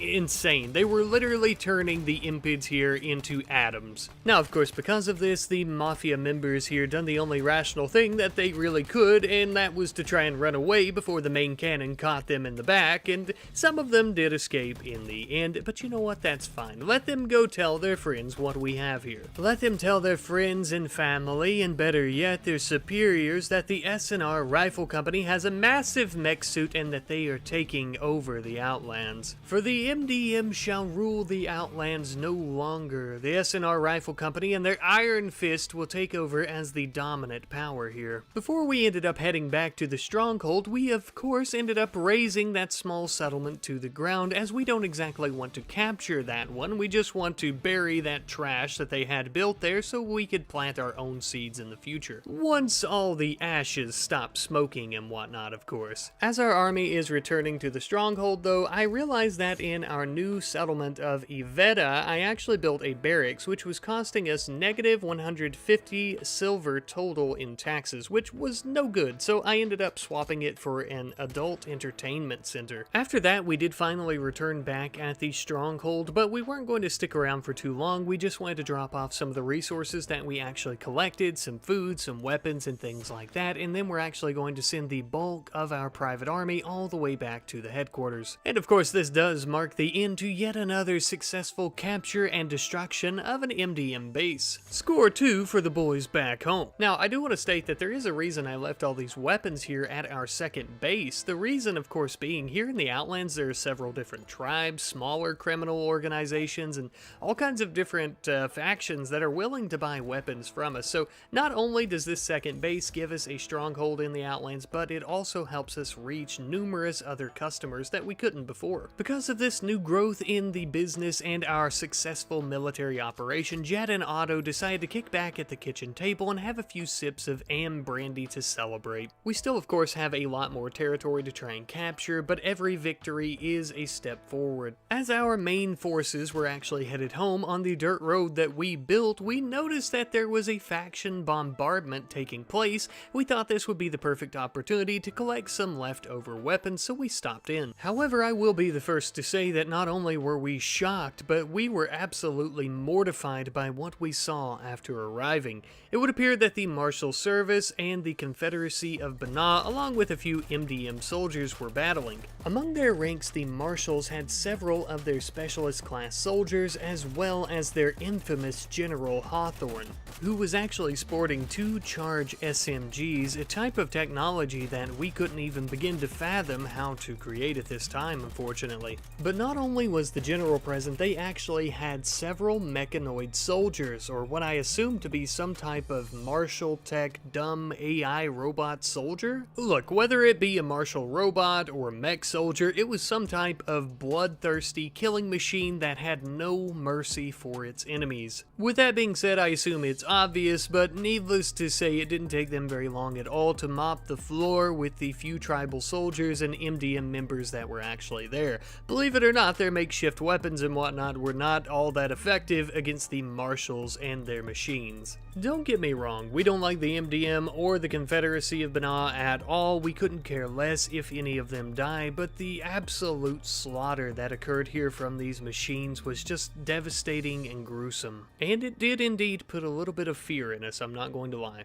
As well as the very distant and callous stares from General Hawthorne as we came in to grab as many weapons as we could before trying to run away. Sometimes I begin to ponder if maybe arming these two sides will come back to bite us in the ass, but I don't know. We are growing quite a bit ourselves, and I do believe that we're quite the force to be reckoned with, and after we end up taking over the Outlands, we very well may have our own powerhouse to fight back if need be. I mean, for God's sake, we already have nuclear bombs, something that we haven't seen either side develop. Speaking of developing though, we're actually going to be developing a little bit more into our base. Just at the end of our residential area, I'm actually going to build a section for our mechanoids, not only recharging stations, but also a mechanoid area to gestate them, as well as build their chips and other required components, of course. Now, I will say, of course, I did intentionally actually put this near the residential area here in everyone's bedrooms, and the reason recommend that I did that. If everyone's asleep and we have our mechs that aren't going throughout the base trying to guard everything, they're having to be recharged, I want to ensure that we're able to quickly bring them back to life, turn them on, and have them defend us, essentially. Not that we can't defend ourselves, of course, I just don't want to put them in some place that's very far away from everyone and something bad end up happening at some point. I always just want to try and make sure we have those added layers of protection. Now that we finally have the room created, as well as the required production areas and whatnot, I'm actually going to have Downs here go ahead and begin building our very first Militor. This handsome little lad's going to be gestating in this tank for, I think, about 2 to 3 days, something like that. It's almost like a little pregnancy, and he's just going to pop out at some point. Kinda gross, but anyhow, it was around about this time that I realized that in our settlement of Iveta, I actually needed to manually add workers to these different production areas like gun production and food production, which ended up making us a good bit of silver in taxes. Now, I would like to just solely do gun production, but doing so doesn't really get us as much money, unfortunately, so we're going to be doing a little bit of farming, I suppose. Which, in my personal opinion, makes a lot of sense from a canon and lore standpoint as well, because the outlands out here in the temperate forest biome are honestly very fertile for vegetation growth and crops and all that great stuff. Also, to kind of elaborate a little bit more, what I want to do out there in the outlands with all those settlements and everything, you know, in case it wasn't kind of obvious, and I'm sure it is, I want to take over the MDM's territory, right? I want to try and get them completely out, I want to eradicate them, I want to conquer them, and I actually want to implant all of our settlements using the Empire mod as we are now. That way we can actually create an empire, an actual empire. I've made so many of these series, logging empire, mining empire, all these things, yet I've never used the Empire mod as I really should have. You know, for something like this it works perfectly. So that's kind of my game plan there, to just elaborate a little bit more. And of course that goes hand in hand with getting taxes, right? Every great empire collects taxes, and the more taxes that we get, the more, you know, silver that we're getting, not only from our gun production here, but from those individual settlements that are actually selling guns and food as of right now as well. But of course guns, right? We are a gun empire because of that. But of course, enough of me rambling. Sometime later, finally, the brunt of our military has returned home, all of our private army back in our caring, loving arms once more, with all of their guns and resources that they brought along with them, which we are going to promptly begin hauling in, of course. We were very, very happy to see their weary and tired faces, but their weary and tired faces were more than happy to see our recreation room, specifically our arcade machines, it would seem. I'm just glad they're happy and alive.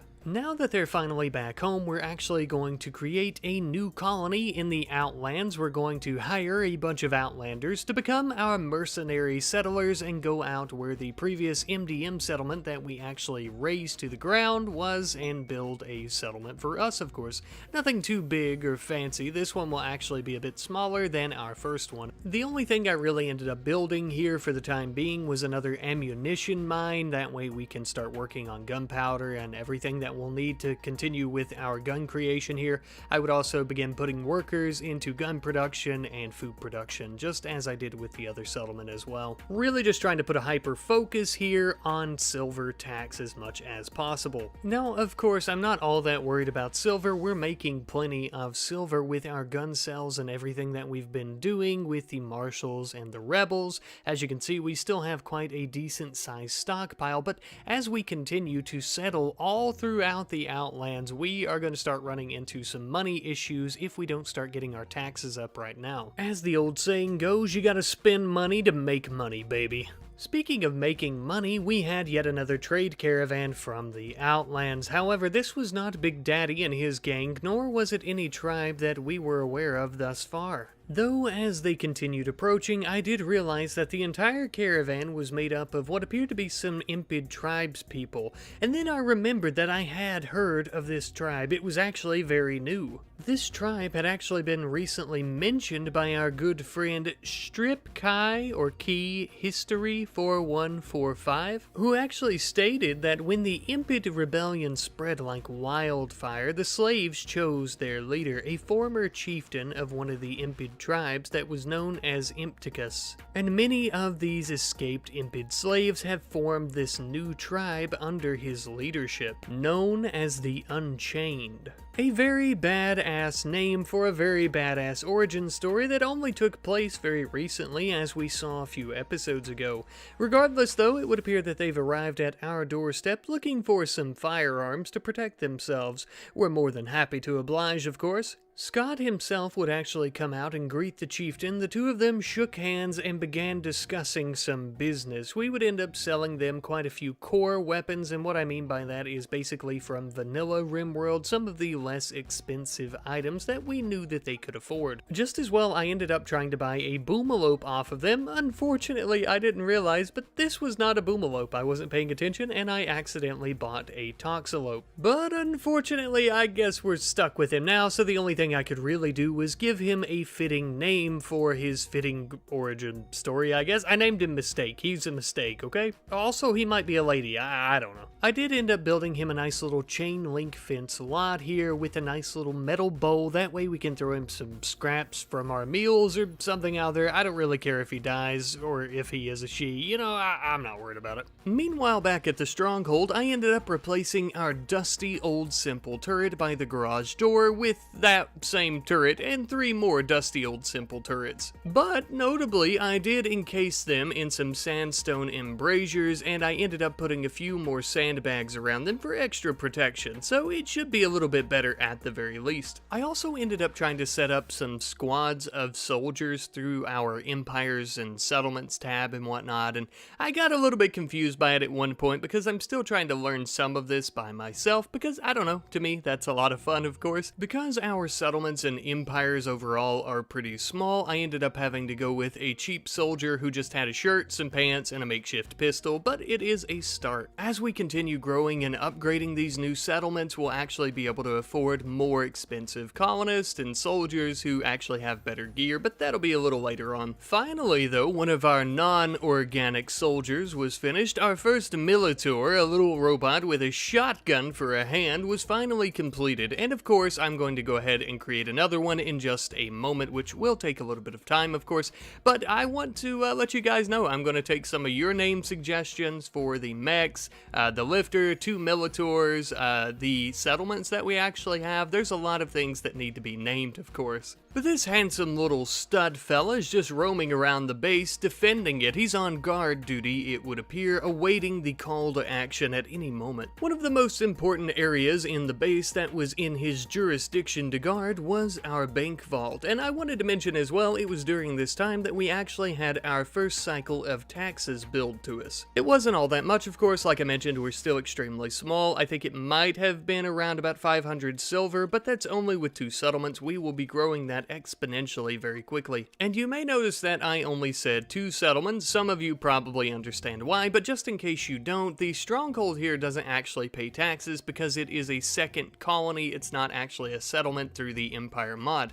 But just because they don't pay taxes doesn't mean that they're totally useless in that regard. As being here in the stronghold in the Outlands, they can actually trade with actual traders like this, making more money. So a good comparison of this as well, as I mentioned earlier, we only got 500 silver from 2 of our small settlements, while the stronghold here doing some trading can amass over 1,000 per trade. But as they're making some quick silver off the Outlander tribes and crime syndicates, we are actually going to be working on some new parts for a new vehicle. This is going to be our very first aerial vehicle. It didn't take us very long to amass the amount of parts that we would need, as we actually had quite a few from our raids and whatnot down in the Outlands that were left over from different battles. We're actually going to be building the smuggler plane. I wanted to go with the Mosquito helicopter, but the smuggler actually made a lot more sense since we're kind of smugglers who are selling guns. We're not really anymore. We're more of a massive military contractor thing for both sides, but you know what I mean. Of course though, we gotta take this bad boy out on a test flight, and I know exactly where I would like to go. I want to test its fuel efficiency just as well as how much cargo it can really carry. Is it really going to be all that great compared to our massive Shinichi's Pride truck? Of course, this would take a good bit of time, so we'll check back in a moment. As for right now, we actually have both of our Militor mechs finished, giving Downs her own personal guard squad here of 2 mechs. I think they'll be perfect for protecting her when we're away from the base. She normally stays inside anyhow when a raid happens, even if we are here, so she should be fine, of course. But if they were to break through, at least we have these two guys now. With that being said, we're loading up Commando Jr. and Richard into our smuggler airplane to give it its very first test run. We've also loaded up plenty of weapons as well as coal ore because we plan on doing a little bit of trading with the marshals. As we were flying over the Quan Desert, Commando noted to Richard that he'd never thought that this place could look so beautiful, but from an aerial view, it was truly gorgeous. We ended up arriving at our first trade destination. We sold them a few weapons, plenty of coal, just basically anything we could, and we ended up buying, I think, a little bit of fuel from them, maybe some components as well, just because they didn't have enough silver, and then we would actually move on to our stronghold. I wanted to travel to the stronghold for two reasons: to see if the smuggler was actually a viable option for going there and returning, with a decent bit of fuel, and turns out it seems like it really is, but also there's going to be a little bit of a changing of the guards here. We are actually going to be leaving Commando Jr. here behind and taking Greffus back with us. Because Greffus has 2 prosthetic legs and 2 prosthetic arms, he's not really in any shape to be protecting the stronghold, of course, right in the hotbed of all this warfare. In doing this, we are also learning a lot about the smuggler as well, such as the fact that there can't be any chunks or vegetation as large as trees in the way of its landing strip, otherwise it can't land, and it also can't take off. I realize this is kind of common sense, and honestly it is, but it is still something that I learned. We took off into the sky and began flying home immediately thereafter with our cargo, which we're actually going to stop at another martial settlement, as you'll see in a moment, and begin trading with them once again.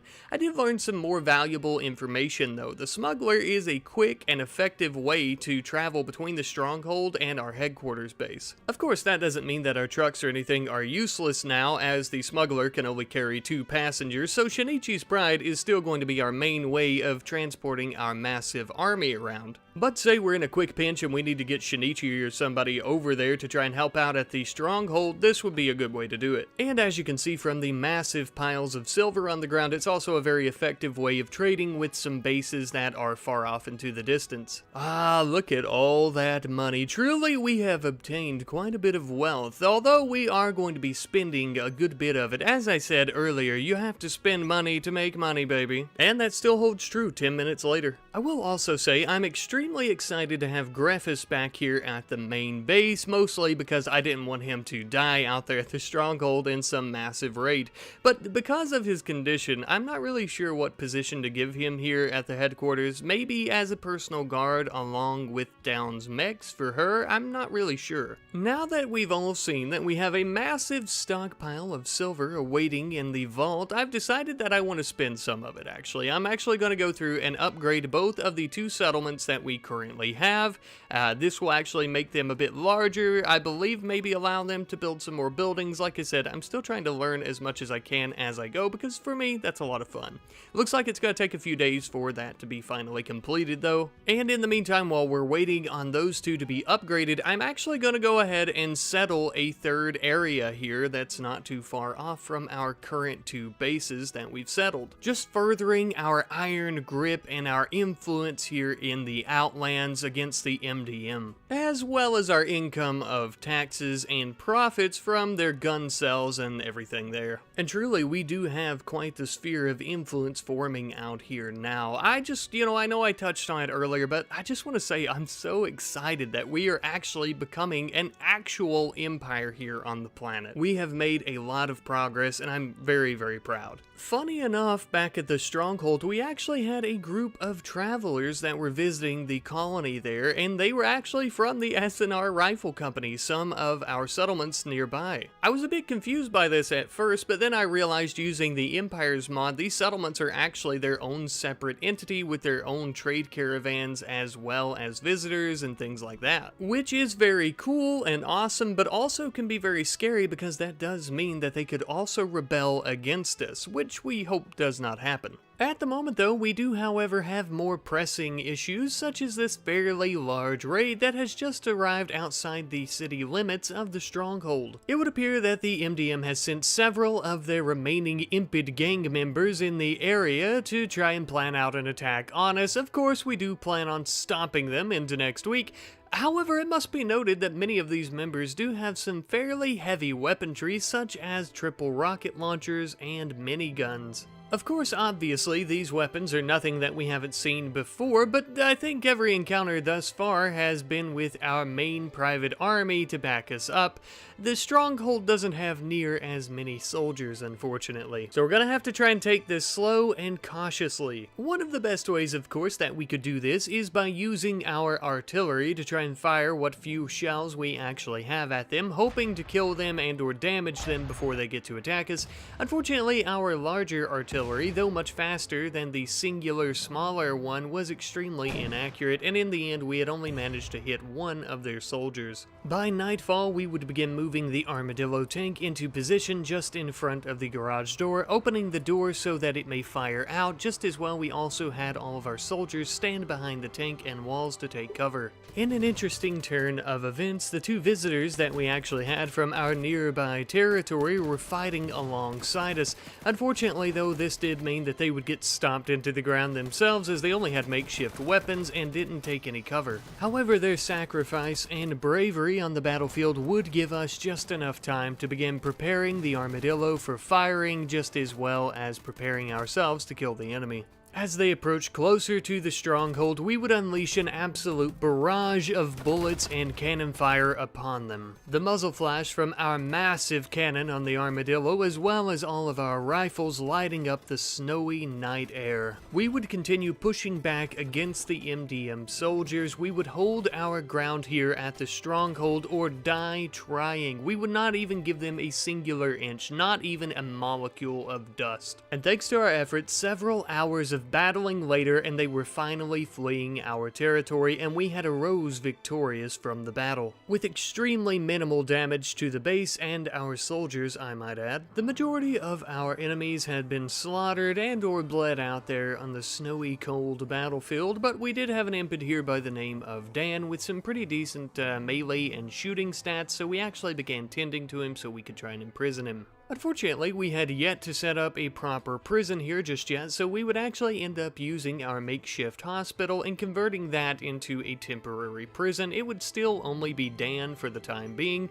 Dan here is actually unwaveringly loyal as well, so we're going to have to enslave him, as we also don't have a brainwashing chair here just yet. But we may build one in the very near future. It's nothing too complicated. After that, I decided to have Commando Jr. and Otto collect the corpses of our fallen comrades from the battlefield. Normally, we only bury our own colonists, and even though these settlers were only hired recently to try and settle in the Outlands, I still felt an obligation. They did fight for the Gun Empire after all. We simply wanted to do our best to give them a proper burial among our other fallen heroes. And now there's something interesting that I wanted to bring up that actually could have very much changed the tide of battle earlier, and I didn't get to mention it earlier as we were in the heat of said battle, of course, but the armadillo got stuck in the garage door for whatever reason. I couldn't get it out, and this was going on during the battle as well.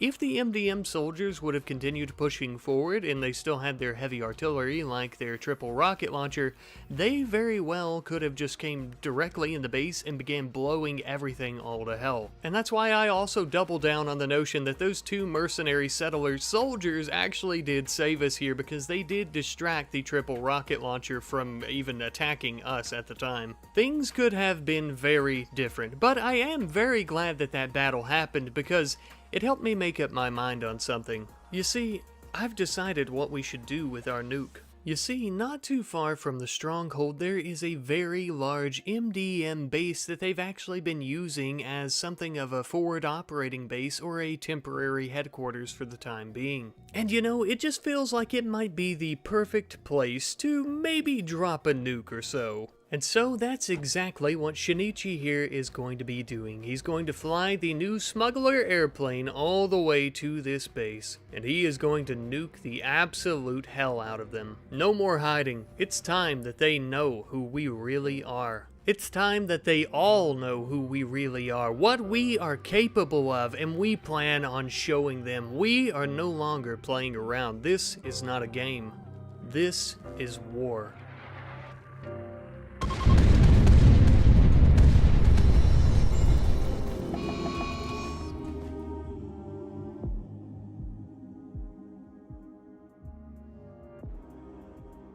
Well, if that didn't get everyone's attention, I'm not really sure what would. Today, the world has changed forever. The planet of Degum will never be the same. Although I suppose that was the case originally when we created the nuclear bomb in the first place. Things were never going to go back to how they were after that moment. Of course, though, if we didn't discover how to create them, someone else would have eventually, and better it be used by our hands in the first place than either the Marshals or the Rebels destroying the entire damn planet, no doubt. Sometimes I begin to wonder if we're the only force on the planet that is truly neutral in all these conflicts. I actually don't know if we could be considered neutral, seeing how we have our own little micro war here with the MDM, as well as smaller criminal organizations that want to take us out, and you know, obviously that stuff. Hello, my good friends. Welcome back to the RimWorld Gun Empire series. It's been a little while, guys. It's been about a week or so, but I am ever so glad to be back. As per usual, we have quite a bit to do today, of course, and our conquest in the Outlands against the MDM, as well as some work on both our stronghold and our main base here.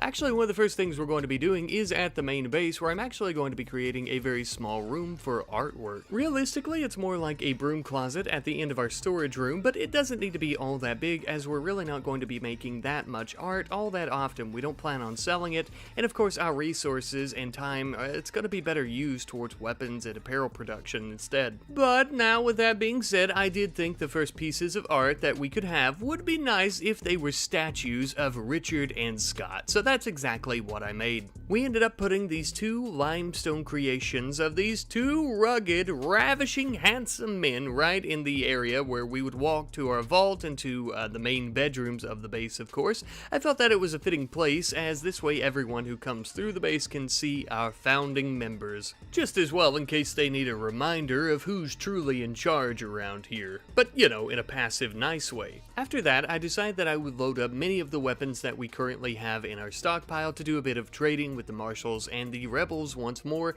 I really feel like I haven't been focusing enough on that in the last few episodes, so I want to try to do quite a bit of trading this episode. Of course, to do so, we've decided to use our smuggler plane versus any of our wheeled vehicles, as it is much more convenient for us to fly over the mountains instead of taking our dirt roads through them. It's also worth mentioning that our taxes ended up arriving from our colonies there in the Outlands as well, so not only will we make a pretty penny from selling these weapons, but also from our taxes, of course. Shortly thereafter loading the plane, Scott took off into the skies ready to do his trading, and then of course we would fly from settlement to settlement, just selling what weapons we could, making as much silver as possible, and we did indeed have a lot of weapons, so I do indeed plan on making a lot of money off this little adventurous trading route here. Not too long after trading with all the settlements, Scott finally returned back home, and we got to take a good little gander at all the money that he made. We ended up not being able to sell all of our weapons, like some of our revolvers and our Tommy guns and things like that, of course. Unfortunately, they wouldn't buy them, but that's alright. We'll keep them for some people that actually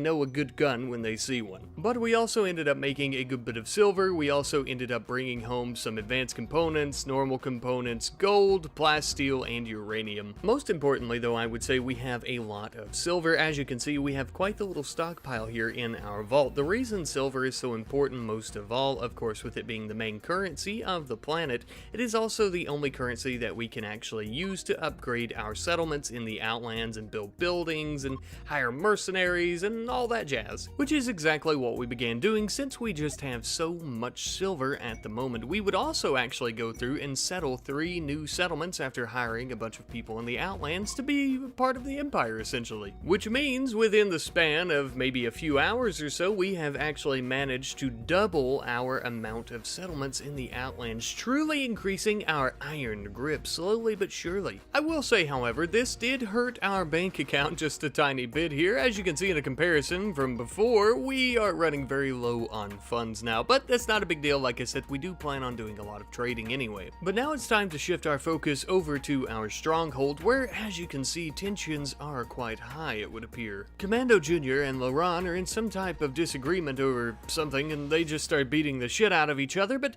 honestly, I mean, can you blame them? Look at this place, it's so shabby. I would start trying to beat the shit out of my friends if I had to live here. It seems less like the shining light in the dark abyss of the Outlands, and more like some kind of prison camp that we exile some of our mercenaries to, so we intend on fixing that, of course. First things first, one of the big things that I think we need here is a proper recreation area with different types of recreation that they can actually engage in together. Currently, we only have a horseshoe pen, and that's not really keeping everyone from boredom. So we're actually going to build an older type computer that they can contact us with and use for entertainment, as well as a faro table and a table where they can almost cut their fingers off. But hey, if it's fun, okay? They enjoy it. Next up, we need to get this place in proper shape with a production area, or maybe you could call it a workshop. Essentially, we're going to put in a chem fuel refinery, as well as a machining table and a garage bench, just like we have at the HQ.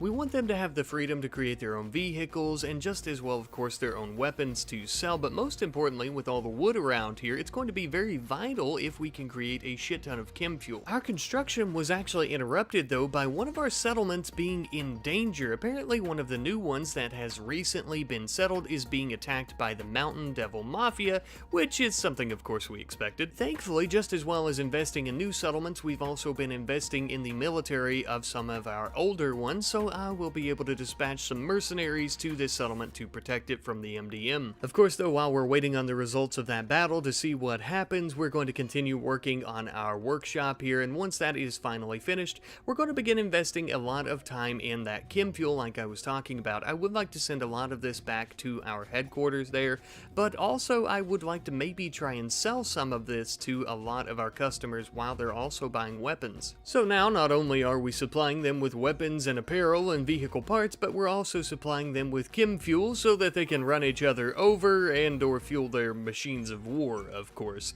As we were working on some vehicle parts for something that I'd like to build here at the Stronghold, we actually ended up receiving notification that our defense of our settlement was a success. Just as we knew it would be, you know, probably. Anyhow, though, sometime later, I ended up deciding to dig out a small section of this small mountain that's part of the Stronghold so we could actually have a garage to store the armadillo, and just as well as a new vehicle that I want to build for the Stronghold. I've decided to go with yet another mule truck. I think it would be a good starter vehicle for the Stronghold here to trade weapons with a lot of the criminal organizations and tribes and whatnot here in the Outlands. And even though I do have a lot of vehicles right now that need names, this one already has one planned out. I am going to be naming it the Rifle Wagon. This wonderful name actually comes from our good friend Frederick Curder F2907, who actually left this comment on one of the earlier episodes of this series, I believe, and at the time, of course, we'd already named the truck the Rifle Runner. So it only feels that the Rifle Runner's sibling be named the Rifle Wagon. Of course, now sticking with the theme of upgrading our Stronghold here and just improving it in general, as we saw about an episode or so ago, we actually didn't have enough room when our other mercenaries came to stay here at the Stronghold, and that is something that's going to be very vital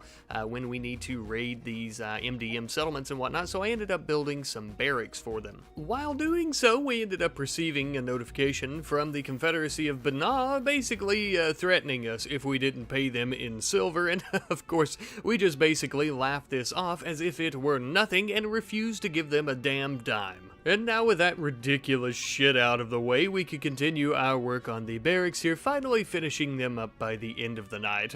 Oh, the Confederacy of Banah, what are they going to do, attack one of our settlements? Oh no. That's exactly what they've decided to do. Well, unfortunately, the only thing we can really do here is hope that our squad in Iveta is ready to take on a raid from the Confederacy of Banah. Given the size of Iveta, this is a decent-sized raid for them. But of course, I do have confidence that they should be able to handle the attackers with ease, hopefully. Anyhow, though, by this point, we finally finished up our barracks, and we've also built them their very own heating and cooling unit. That way we can keep the barracks, as well as our makeshift hospital, a cool 70 70 degrees year-round. And of course that does also mean that we can finally tear down these old tents and canopies, using the canopies now for some chem fuel, and I guess we'll use the tents for sandbags or clothes or something. Speaking of apparel, back at HQ we actually have a lot of this steel combat armor similar to what the Marshal Service uses that's ready for transport and to be sold. We would begin loading it up, as well as many of the flak pants and flak jackets that we had in storage that apparently wasn't showing up when I would select these caravans because they were on the armor racks. I'm not really sure why, but we've had them for a long time. We got them from the MDM and we really don't need them. So of course we very quickly loaded all of our goods into the smuggler airplane as the moon was shining down, and then Scott and Ruland would take off into the skies to go do a bit of selling. Unfortunately, as they were flying off to do the trading, we ended up receiving notification that our defense of our settlement Iveta had been crushed, meaning that we actually ended up losing 2 of our major buildings there. Of course though, that wasn't too big of a deal, as we could just rebuild the buildings that had been destroyed, and thankfully we didn't actually lose our settlement. And with that, of course, Scott could finally begin flying to all of these different bases here, doing quite a bit of trading with the armor and the weapons and yada yada yada. You already know, baby, we made all sorts of money and moolah. After returning home, we had a lot of silver. This time around, I didn't really trade for anything. I mostly just sold everything so we would have more silver than anything. That way we could try to replenish our stockpile here in the vault. And of course, all this silver is going to be extremely vital as we continue our conquest and growth in the Outlands with all our empire settlements. But that's something we'll deal with in a moment. For now, we have a man-hunting pack of iguanas that have entered the area, and they're not a bunch of nice good boy iguanas like a blood diamond. No, these are bloodthirsty, horrible iguanas. Scott rushed in to hit the switch to power up our deployable turrets in the tunnel, and they sprung to life, immediately hammering down the iguanas with several volleys of bullets. They were managing to kill several of the evil iguanas, but unfortunately there were just too many of them to handle, to be honest with you, so they were coming out the other side, and we had to spring into action ourselves and finish off the remaining few. These poor disease-ridden reptiles were nothing that we couldn't handle though, and after shooting them down several hours later, we had finally finished off all of the pack of iguanas. I did, however, notice that they had somehow managed to get the upper hand on our lifter here. Thankfully, though, Downs came in and started repairing him very easily, and eventually he got back up and he was good to go. Now with the threat at HQ neutralized, we would finally return back to the stronghold here, where we would actually begin forming our very first caravan to go out and trade in the new truck. As we all know, the stronghold has been here for quite some time by this point, and we have really accumulated quite the little stockpile of weapons and armor and shells and basically just everything that we normally would trade away. Now, of course, we do have traders that come to the stronghold to buy stuff, but it does help us out a lot more to travel now in the truck and bring the weapons and whatnot to them. We ended up trading with 3 separate settler groups of scavengers, slavers, and warlords, and we ended up making a pretty penny once we had finally returned home. It's worth mentioning as well, one of the best parts about the stronghold is even though the silver here is away from HQ, it is counted as our overall total when we actually build new settlements or upgrade them and things like that. Of course though, we immediately have to get back on our grind. We started out making some more pre-charged mini turrets here at the stronghold so we can sell to all the wonderful people of the Outlands. We always be on that grind, baby. While we're working on that though, I actually want to try and start capturing some more MDM settlements, and I actually want to do this using the Empires mod and basically all the settlements that we currently have under our empire. The best way to think about this is I'm using all of the mercenaries under our empire that we currently have to attack these settlements, and we don't actually have to directly go there ourselves,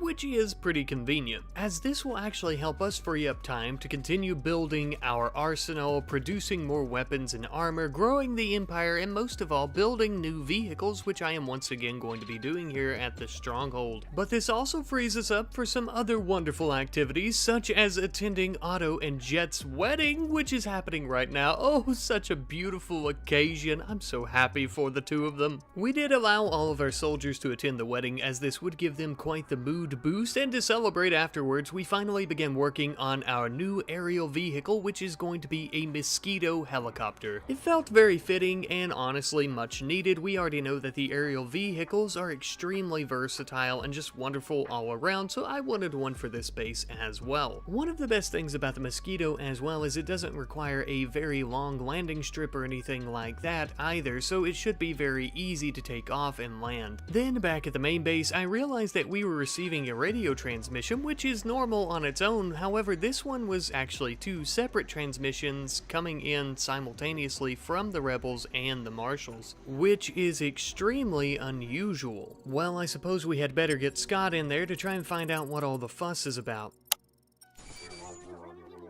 Okay, oh, alright, okay, yeah. Well, that was quite the interesting conversation, and I do have some good news, but also I have some bad news. The good news is they're both very happy that we're taking down the MDM, and they actually offered their support to us within reason, of course.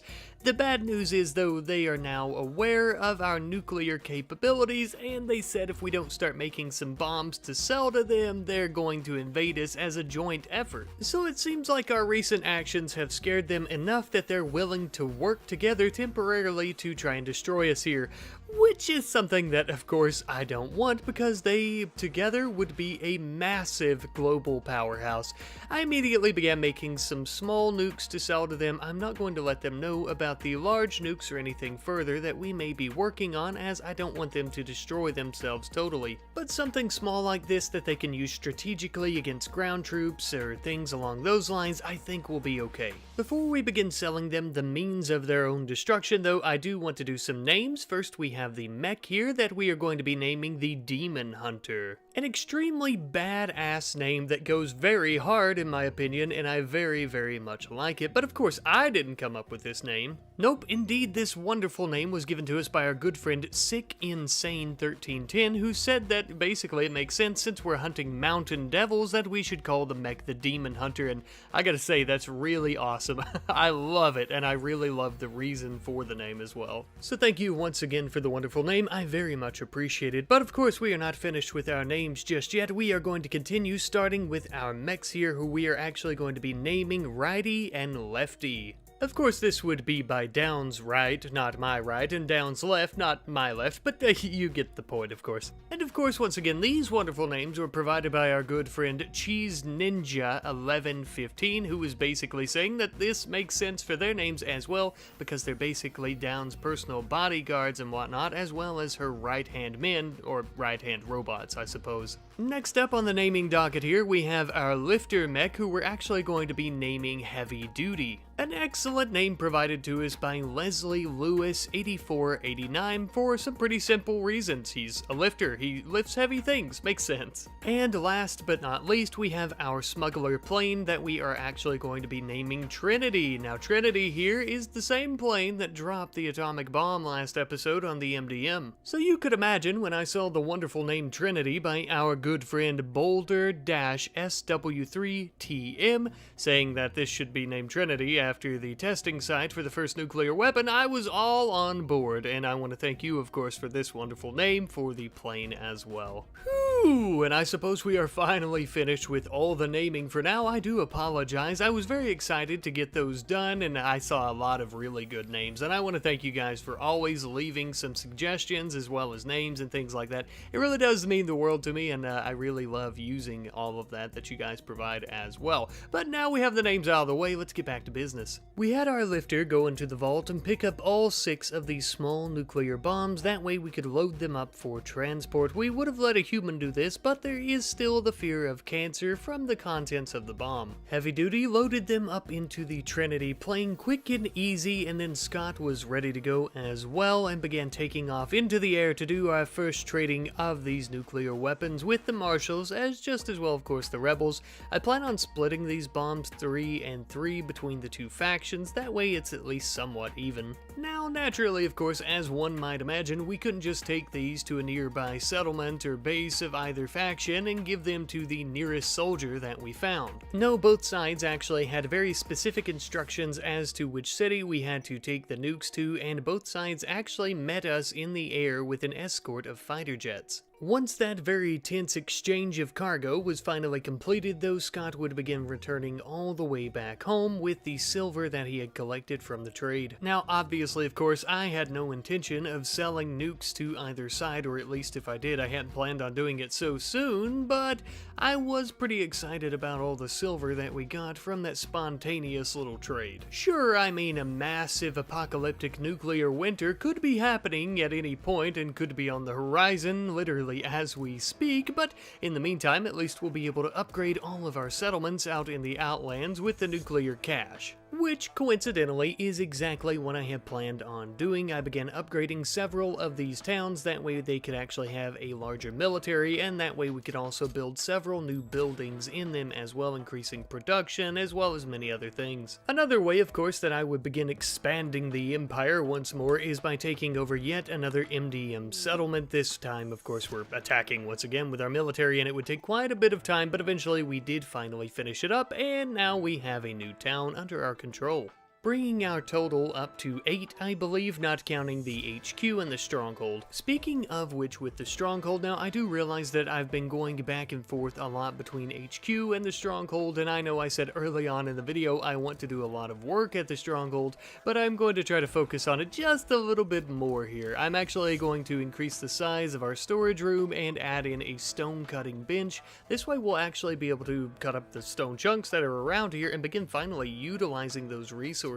With a name like the Stronghold, it does seem like this place should be something of a fortified area, something that is extremely compact, like a turtle. You know, it can really take a hit, I guess, like a giant shell, something along those lines, or at least that's how I see it in my head. And to be able to do something like that, we are going to need a lot of hardened resources like stone. We have already made several improvements to this base, but it still seems very shabby and makeshift to me. It seems more like a small outpost that we've created that we need to survive instead of a fortified base, and of course that's what I plan on achieving right now. What I've decided to build first and foremost is what I'm actually going to be calling the Turtle's Foot. I'm going to be building 4 of these, and basically what they are the security positions, these very well armored areas where we can actually fight raiders and any attackers that may be coming to try and take over the stronghold. They are of course comparable to the pillboxes that we had built back at our headquarters, except we don't really have any turrets or anything in here or that many defenses, as we ended up running out of steel, unfortunately. Now you may be asking yourself, Ratty Daddy, why did you come up with such a silly name like Turtle's Foot? Well, let me show you. As you can see, each of the 4 corners here kinda resembles maybe something like a foot, and you know, of course the center here, the square, would be the actual body of the turtle.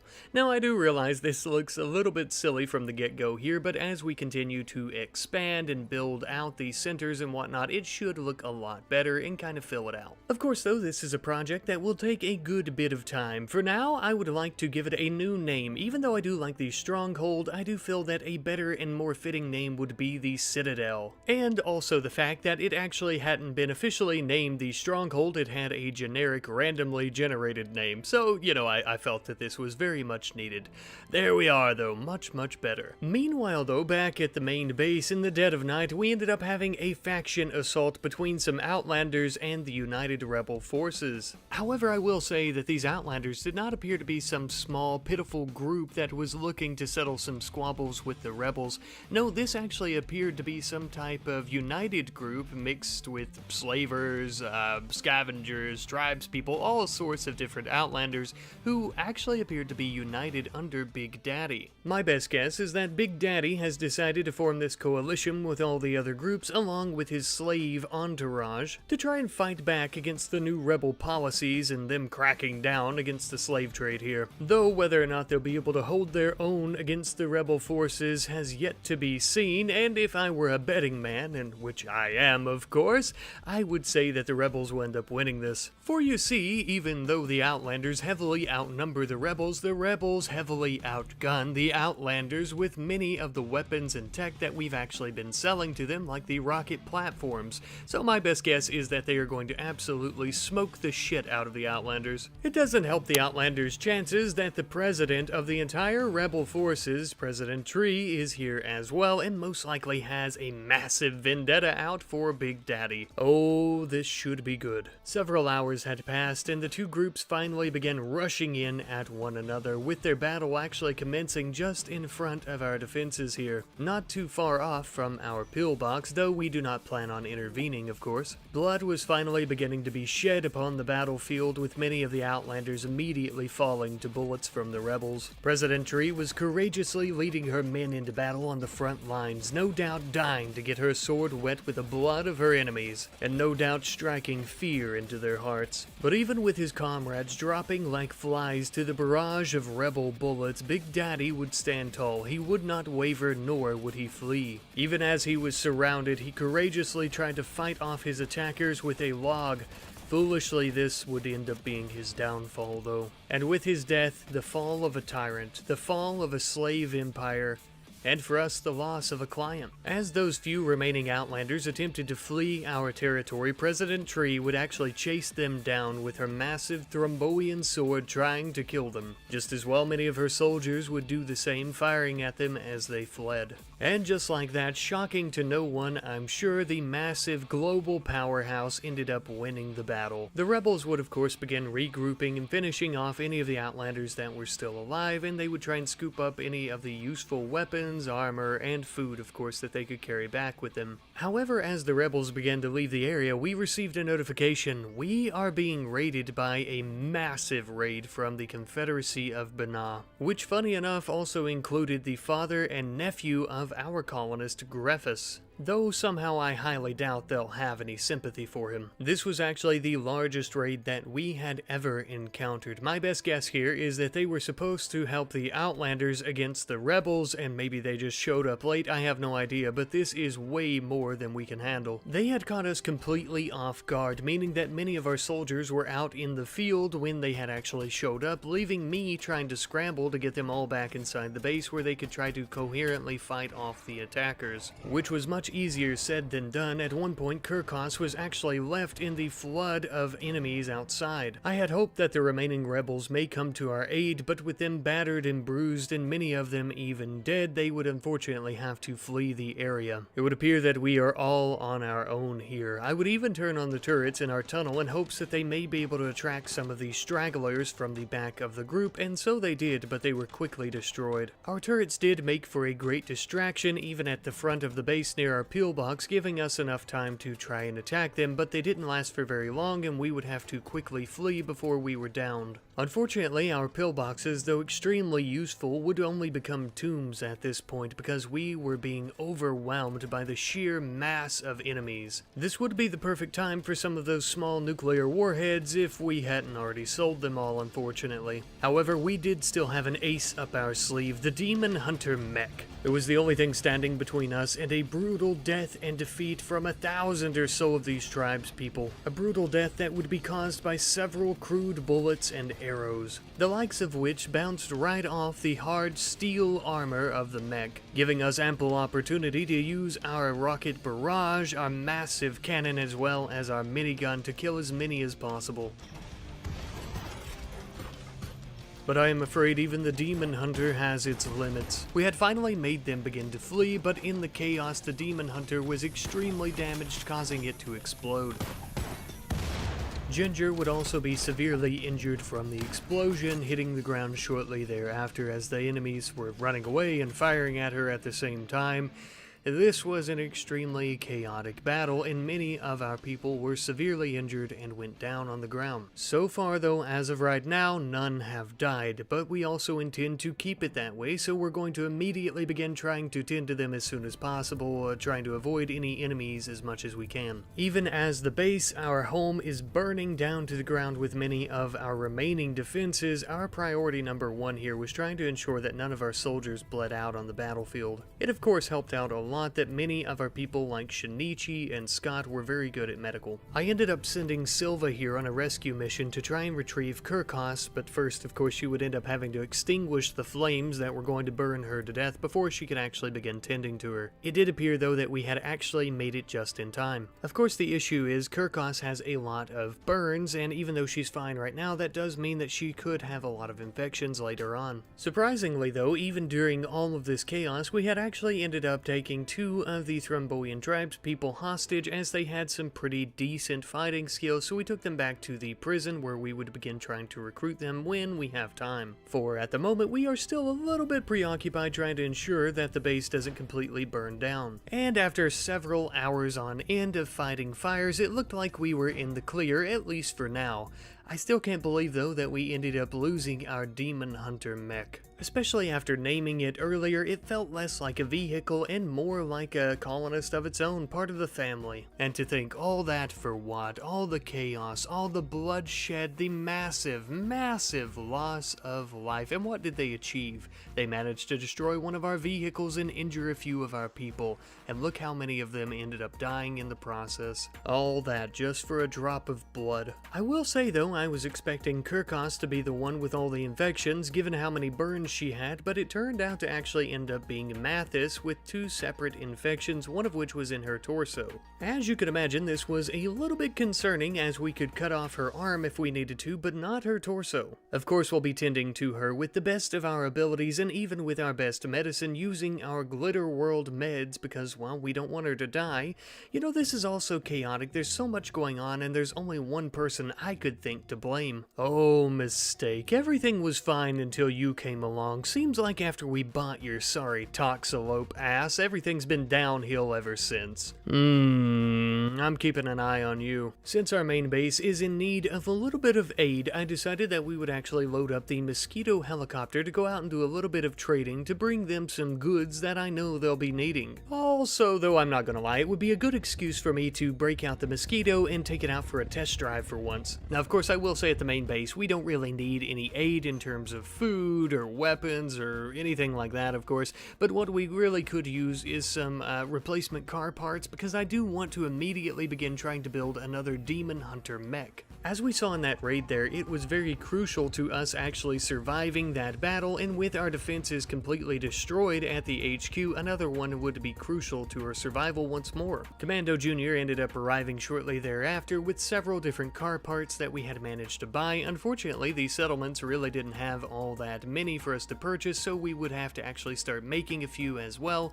and we had Min begin doing that for us. As she was continuing to build more and more parts for our new mech, though, I actually realized that Mathis was very close to the end of her infection, so I decided to check in on her, and I'm glad that I did, because she was very, very close to dying, but thankfully with a little more Glitter World medicine, it would appear that after some time, her immunity was finally beginning to catch up. And in the end, she finally ended up developing immunity, surviving the massive infection. Sometime later, though, we ended up having to deal with a prison break. It would appear that our Thrombian prisoners still had a little bit of spunk left in them. Lefty and righty will knock that right out of them with their shotguns, though. I gotta say, it's pretty great having these Militarizing here, as they can double as prison guards and squash any uprisings before they really get started. And since their shotguns are so small, though they can be lethal, they more or less just severely hurt the enemy, and we can put them back in their beds. And now, thankfully as well, with all that being taken care of, we can finally begin working on our new Demon Hunter mech once more. This time around, I'm actually going to be building the secondary option for the mech, which I believe has dual Gauss cannons or massive rotary cannons, something. It's supposed to be better, I think, or at the very least a bit different. Of course, though, I would still continue with the Demon Hunter name. Now, most of the time, if we lose a vehicle, I do want to try and give some other names a chance, but one, of course, we had only named it the Demon Hunter in this episode, and two, that name is just so badass, I can't change it. I also ended up giving this one a red paint job to help distinguish it from the Mark I, but also to maybe strike some fear into those who oppose us. Hello, hello, hello, my good friends, and welcome back to the RimWorld Gun Empire series. Don't mind me, baby, we're just putting away our cash at the moment to our beautiful little bank vault here.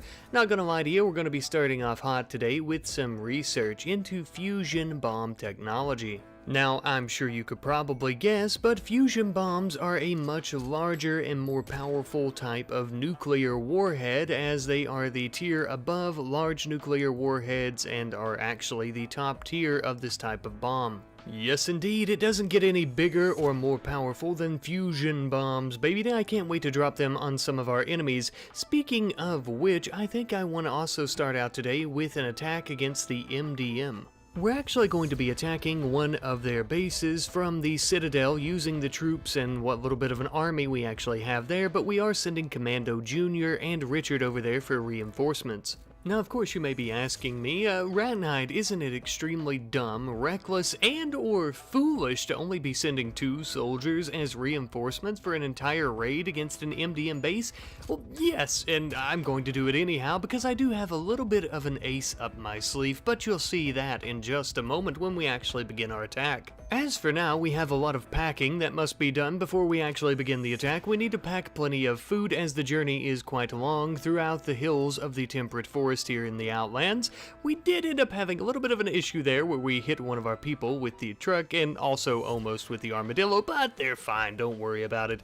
A little bit later on, we had finally made it out of our territory and began heading towards the MDM base in the mountains. Now, you may recall about 10 seconds ago when I said, well, I have an ace up my sleeve or in the hole or whatever it was that I had said. Well, that was a lie. I actually have several aces in my hole, up my sleeve, and I'm about to demonstrate one right now for you. You see, using the Empire's mod, we can actually use our other settlements here to begin attacking the MDM settlements and actually capturing them that way without us having to manually go there. I believe I may have demonstrated this once or twice last episode, but it was definitely nothing that is on the scale of what we are currently doing. This is essentially a massive attack on several MDM bases as we are moving towards one of their main bases and or outpost here. Now, obviously, of course, this would end up taking several hours, but I thought it might be the perfect thing to do here as we are waiting on Otto and Richard and the others to traverse these mountains and make it to said base. And I must say, by the time that we had finally attacked these bases, I was extremely impressed with the results. I think we ended up attacking 7 of these bases, and we actually ended up taking 6, damn near doubling the size of our empire in the Outlands. Truly an amazing milestone in our conquest. At this point, I think the MDM have 20 bases here, and we actually have 15 now, so we are very much rivaling them. It won't be long before we have complete control over the Outlands, but of course that's in the future. As for now, we have a settlement to take here. This place was absolutely crawling with MDM soldiers who were actually packing some pretty good firepower and just as well taking plenty of drugs like Wake Up. This may make it a little bit harder.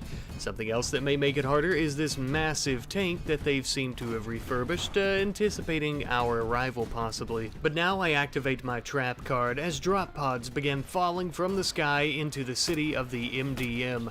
I had called in reinforcements from our surrounding settlements, just whatever they could spare, of course. Our makeshift mercenaries here wouldn't be able to take the city on their own, of course, but they would be able to distract the enemy long enough for us to begin bringing in our trucks, our soldiers, and the armadillo. Most importantly, of course, giving us the opportunity to move in as the MDM tank was distracted, an opportunity we didn't plan on squandering.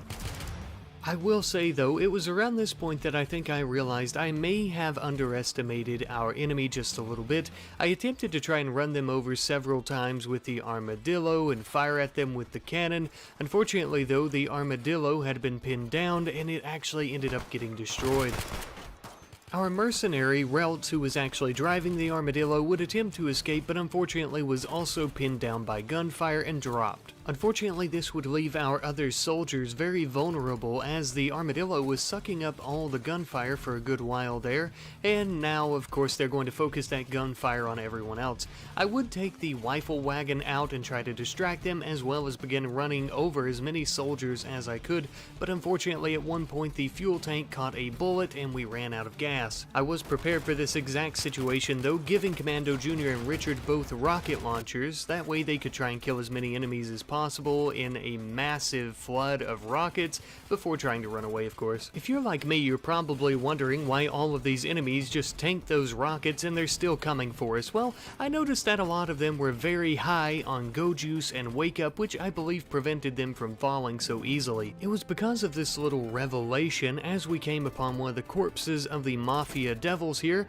I decided to have Otto take some of his wake up in hopes that it would actually help us out a little bit. Whether or not this actually made any significant difference during the battle, I don't know, to be honest with you. It may have been a lot better if it were go juice, or of course if we had enough for all of our soldiers, but we would continue pressing on and fighting the good fight deep into the rainy night. Speaking of which, the weather and the darkness of night really did not make this battle any easier. It was so hard to see through the thick rain and just the darkness away from their base where there was no light. Eventually though, after several hours of fighting, we had finally made them begin to flee and we were victorious. The cowardice dogs had put up a pretty decent fight, but if they had any damn brain cells, they would have gave up as soon as they saw us in the distance. Regardless though, a win is a win in my book. Now of course this victory did not come without its cost. Many of our soldiers, damn near all of them, were severely injured, and we would have to take a good long while to try and begin healing them before any of them bled out on the ground. A very delicate and pressing matter to be sure, but I'm afraid that this was not the full extent of our losses. Unfortunately, during the battle as well, Jet had been killed. Just a horrible and gruesome sight for Otto, of all people, to be the first to stumble upon. It was so chaotic during the battle with all the rain and the darkness and just everything going on we hadn't even realized, and when we began looking for her, this is where we found her. But fear ye not, my friends, and fear ye not Otto. Her death will not go in vain, nor has it. I'm afraid though that Otto and the others would hardly have any time to mourn the loss of Jet, as we had to continue repairing our rifle wagon here so we could get it on the road before any more raiders came, and of course we would also need to begin clearing out the rest of the MDM city. We ended up stumbling upon a large garage and immediately began bombarding the doors with bullets up until the point that we had finally destroyed the garage door and we could go in and see what was within. Now I will say, however, there was hardly anything of interest within this massive garage, minus some car parts, some components, and some fuel. Now the fuel of course would be mighty handy as we were getting ready to leave, which we ended up doing about a day or so later after we actually repaired the rifle wagon and loaded up all the resources we wanted to take back home, along with our injured and fallen companions. However though, as we were making our way back home, we ended up receiving our very own raid from the mountain devils. Oh, those rascally little bastards trying to catch us off guard while we're out traveling, are we? It's a good thing that we upgraded our defenses last episode. You know, with that being said though, we only have two of our people here, one of which is Dan here, who is actually an enslaved MDM soldier himself, so fingers crossed he doesn't double cross us and shoot us in the back of the head. Thankfully for the moment though, it would appear that his loyalties are in line and he would actually help Sinov here begin fighting off the attackers alongside our mighty turrets, of course. And in the end, it did seem that their combined efforts were enough to stop this small but albeit powerful raid, sending these silly impids all the way back to their filthy mountains to cry to their mamas. However, not all of the impid raiders here were turned into Swiss cheese. One of them was only partially turned into Swiss cheese, so we had Dan begin taking him back to our makeshift hospital, and we would actually begin using it as a prison once more to try and recruit this fella. We're always looking for new soldiers, and I do believe he'll fit right in with our army of misfits. As we were tending to Giraffe here, we actually ended up having our caravan return home once more. After we pulled the rifle wagon into the garage, you could see that we had plenty of spoils of war that we would need to begin carrying in. We had weapons and ammo and a few other things, of course, out the wazoo. But of course, first things first, we had something much more important to attend to. We would need to begin creating a final resting place for Jet. Now, for most of our mercenaries, of course, anytime they've died, I've just basically dug them a simple grave and we've had a funeral. But Jet is Otto's wife, and Otto is the leader of the Citadel, so it would feel very awful of me not to do something special for her here. So of course I done the best that I could with a beautiful resting place in one of the southern parts of the Citadel here. Nothing too fancy to be sure, but an honorable place for an honorable soldier. Of course, we would also end up holding some funeral proceedings for everyone to mourn the loss of Jet and for her beloved husband here, Otto, to say some wonderful words about her. Truly a heartbreaking sermon for anyone, let alone a husband, to have to give about his wife. The funeral proceedings were very heartwarming though, and I only hope that this modest mood buff can actually comfort them in their time of need. Ah, Jet, you poor, brave, courageous soul. Rest easy, old friend, you will be missed. Now that Jet's been laid to rest, we need to make some money if we hope to continue expanding our empire, which of course we do. Cue the production montage.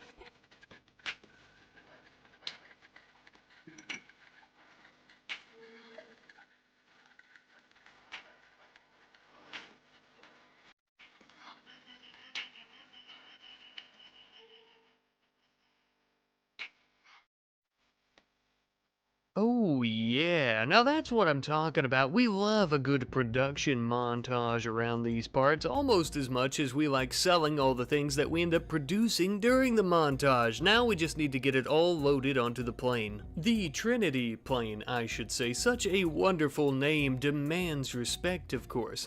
Now, I know I've mentioned in the last few episodes that, I haven't been doing near as much trading as I'd like to, and this is the Gun Empire series, and I feel like I need to do more trading. Well, I plan on making up for all of that right now. Scott and Ruland here are going to be taking to the skies in the Trinity airplane and doing a smorgasbord of trading, and I truly do mean a smorgasbord. Look, I'm gonna level with you here. I'm not really sure how to explain this any better than just to be quite bold and upfront with it. We're trading with a holy shit ton of settlements between the marshals and the rebels. I tried to keep it kind of even, which we were going to be trading with, half marshal, half rebel. Towards the end here, I ended up trading more with the rebels just because their settlements seemed closer to where I was. I don't know, okay? I'm not even sure how many we ended up trading with. I just know that it was a lot. Finally though, after it was all said and done, we were heading all the way back home with a much lighter cargo bay, but a little bit more jingle to it, if you know what I'm saying. If I'm not mistaken, and a lot of the time I am, I think we had close to about 14,000 silver from this first trade mission. Now, Rat Daddy, first trade mission, what does that mean? Oh my poor, naive, lovable, probably handsome audience member, I am not done trading. This is just the very beginning. As I'm sure you probably remember, we still have a very, very large stockpile of weapons and ammo and fuel and all kinds of great shit that we can sell over at the Citadel as well. So we actually ended up loading those into the Weifel wagon for a good bit of trading with the Outlanders. Those of you with an observant eye probably noticed that every time I do trading down here in the Outlands, I almost always send out Commando Jr. to do it for us. There's a few reasons for this. He's kind of like our Scott of the Citadel, of course, but he has a really good social skill, and as a former member of the MDM, he has many connections down here. And of course, it doesn't hurt that his father was a Duke in the MDM, a title and rank that carries a lot of respect along with it. And plus, I like to send him out because it's basically spitting in the face of the current MDM leaders. As we continue with our trading in the Outlands though, I wanted to note that we actually have 2 new recruits back at the headquarters here, the 2 Thrombians that we had taken prisoner previously. They are butt-ass naked though, so we had Graphists begin making them some clothing, just some basic shirts and pants and bandanas. We wanted them to at least fit in a little bit with their apparel. It didn't help that we didn't have any matching combat armor for them to wear. They had to wear a flak jacket and some knight's armor because we were running very low on armor and also resources to make armor. We also just gave them whatever scraps we had left in terms of weapons after trading. Speaking of which, as Commando Jr. is scouring the Outlands, going faction to faction, trying to do some trading, we are going to be capturing more and more of the Mountain Devil settlements using our forces in the area. I know I've said it before, but I really love using this in the Empire mod where we can actually passively raise our armies and take many of these settlements. It just really simplifies things. Now, in the meantime, while we're waiting on our armies to be dispatched and to try and take those settlements, we actually are going to be building some adult entertainment centers. These will actually raise the happiness of the settlements that they're built in, which is actually going to be very crucial for us because, as you can imagine, taking these MDM settlements, the folks that live there that are not killed and or turned into our recruits are not very happy with us. So this should help us counteract that and squash any plans of uprisings against us before they really even get off the ground. Once that had finally been completed, it had finally become time for us to capture these settlements. I forget how many I dispatched here, but out of all the ones that I had dispatched, we ended up failing at capturing 2 of them, I believe. Which, given the fact that most of these newer settlements only have a military size of 1, which is the smallest it can be, I would say those odds and that outcome is not too shabby. Of course though, these are just many more small drops in the greater bucket of conquest that we plan on having down here. It is also worth mentioning though, now that our empire has grown quite a bit, even with many of these settlements still being extremely small, we are making about 8,526 silver in taxes, which is not too bad either. Throughout these series, I always want to build empires, but this is a true empire. Now, while speaking about taxes, it's time the Citadel pay its taxes, and it finally has after doing all that trading.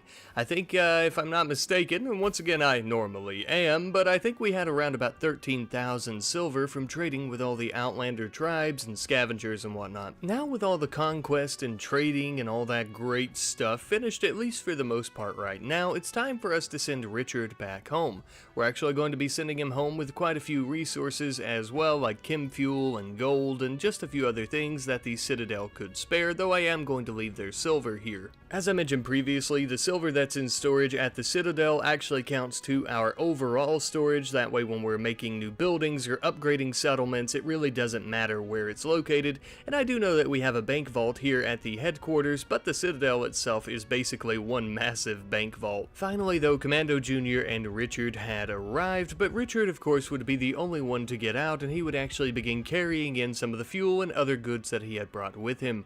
Ah, it feels so good to be home. Commando Jr. though, as I mentioned, isn't going to stick around. He's actually going to immediately fly back to the Citadel as he's needed there. Just after that though, we ended up having some wonderful news. Downs has finally finished her tedious and very extensive research into fusion bombs, allowing us now to be able to create a fusion warhead. As I've mentioned, the largest warhead available. Much more powerful and destructive than anything we've ever seen, than this world has ever seen. Not too long thereafter, we noticed a mining work site not far from our home base. It would appear that the Mountain Devils may be moving their operations out west towards Marshall-controlled territory. Obviously, of course, because we are conquering the Outlands, but also most likely due to the pressure they're feeling from the rebels cracking down on criminal organizations such as theirs. Well, this is a job for the S&R Rifle Company if I've ever seen one. It will finally be nice to let the Demon Hunter Mark II go out and get its very first taste of blood as well. Truthfully, I think this will be the perfect test for the new Demon Hunter mech, as we actually haven't tested out the Mark II version at all with its dual Gauss cannons. Of course though, with that being said, in case anything were to go south at the mining site, I have also sent Shinichi's Pride with all of our mercenaries for the most part to take care of things. It didn't take us very long to arrive and we were finally at the site. It appeared to be quite a small mining work site, which honestly is not very shocking as we've been beating them like a drum for a very long time. However, their soldiers here were actually very well armed with very large weapons and some pretty heavy armor as well. However, as impressive as they were, the majority of the forces here did appear to simply be some miners with nothing more than a pickaxe in their hands to try and defend themselves. So if we could take out the large guards, it wouldn't be much of an issue. I did notice that a handful of the miners here were actually enslaved peoples as well as enslaved children, so we'll have to watch for them during the battle to try and ensure we don't stomp them by accident. But we began very quickly bringing Shinichi's Pride as well as the Demon Hunter nearby the mining site. I'm going to leave Shinichi's Pride here for the moment and just stay with the Demon Hunter alone. You know, normally during these battles I'll do a lot of talking and explain what's going on, but I think this time I'm going to let the Demon Hunter Mark II speak for itself.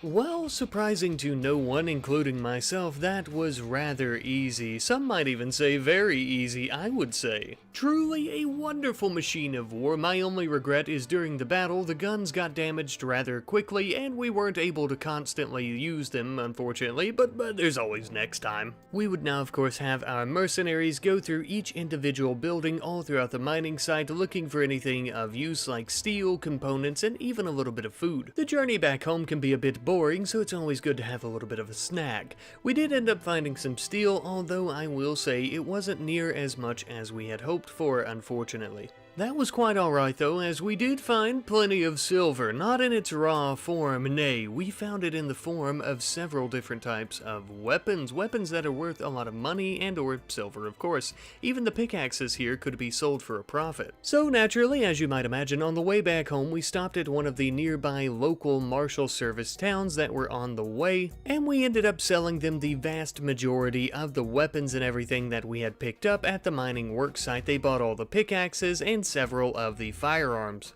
And with that finally completed, it was time for us to drive all the way back to home base. I have to say, using the Mosquito and the Trinity plane here lately, just so often for our trading, it does make me a little bit bored having to drive these long distances, and so I have a hard time having to sit here and watch it. Lucky for me though, I wouldn't have to be bored for too long, as we had all of our taxes arrive back at the home base, so now we have to try and haul all these into our bank vault. Something else I decided to do to try to satiate my boredom as well as my impatience is begin conquering more of the Mountain Devils settlements out in the Outlands. Once again dispatching several of our militias of mercenaries to go out and conquer new territories for us.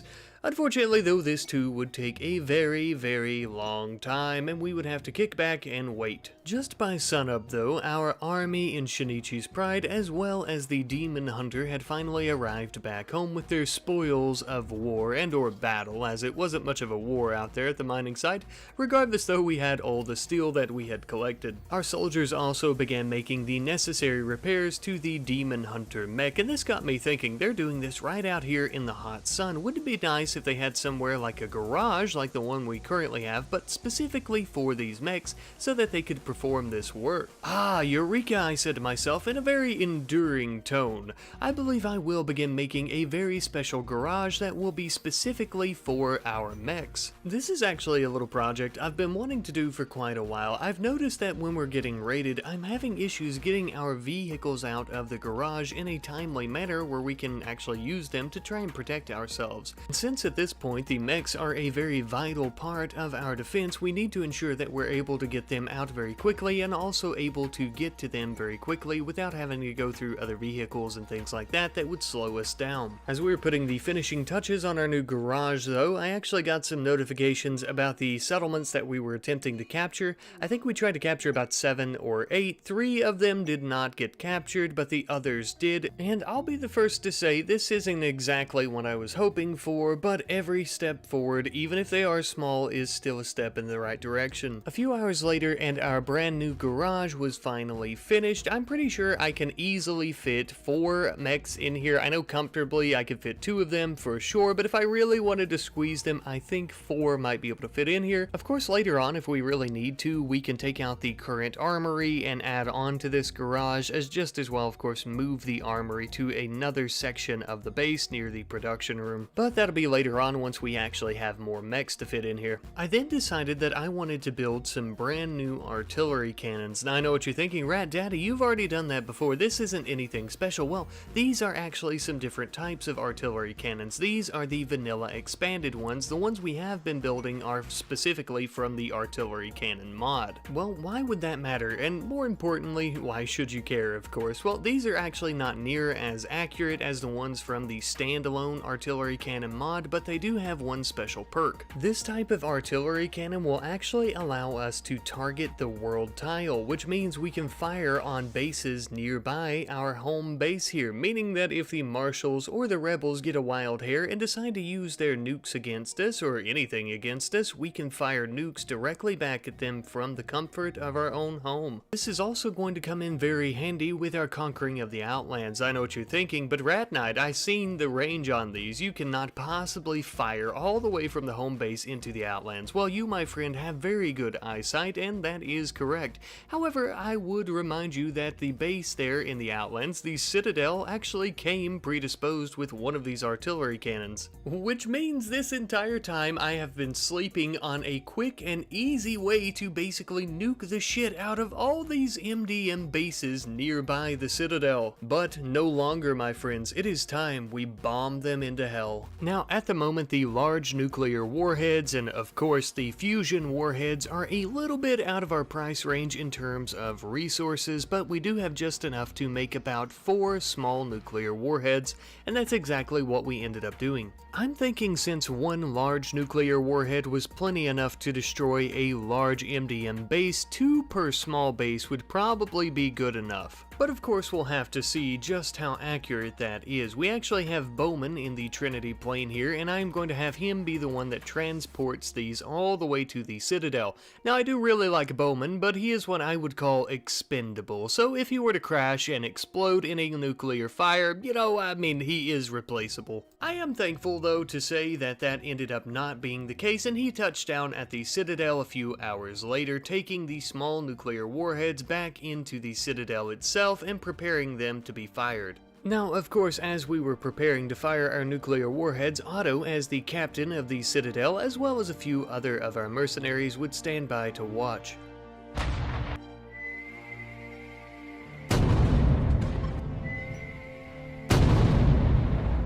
Well, those are quite small, but they pack one hell of a punch.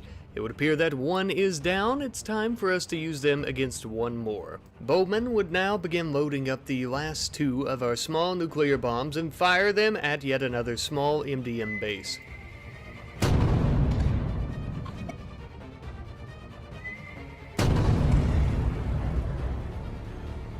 Well, now, I believe that has indeed done the job. Perfect. We are now 2 less filthy Mountain Devil settlements, leaving them only with a measly 8 settlements left. Oh, how the mighty have fallen. I did specifically mean to target those 2 small settlements because I knew that I really didn't want them anyhow, as they weren't going to earn us any money. Not to fear, though, there are still plenty of suitable settlements left. Now, with our mission being a complete success, though, we can finally send Bowman all the way back to HQ to report on how well it went. As Bowman was flying off into the sunset, though, we ended up having a bulk goods trader come from the Outlands. It would appear to be an Impid tribe. If memory serves correct, I do believe that this tribe is referred to as the Baggish. I recognize the name of their chief, Chief Ratarl. This tribe, as many of the newer tribes, is made up of freed Impid slaves from the rebellions and what have you. It looks like they're doing pretty well for themselves as well. I do notice that they actually have a few slaves among them, but these appear to be ex-martial service soldiers. Oh, how the turntables turn.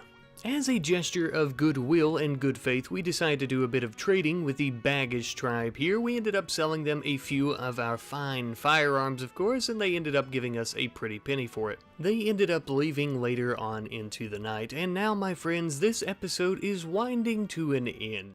Hello once again, my good friends, and welcome back to the RimWorld Gun Empire series. I am ever so glad to see you all back here once again today.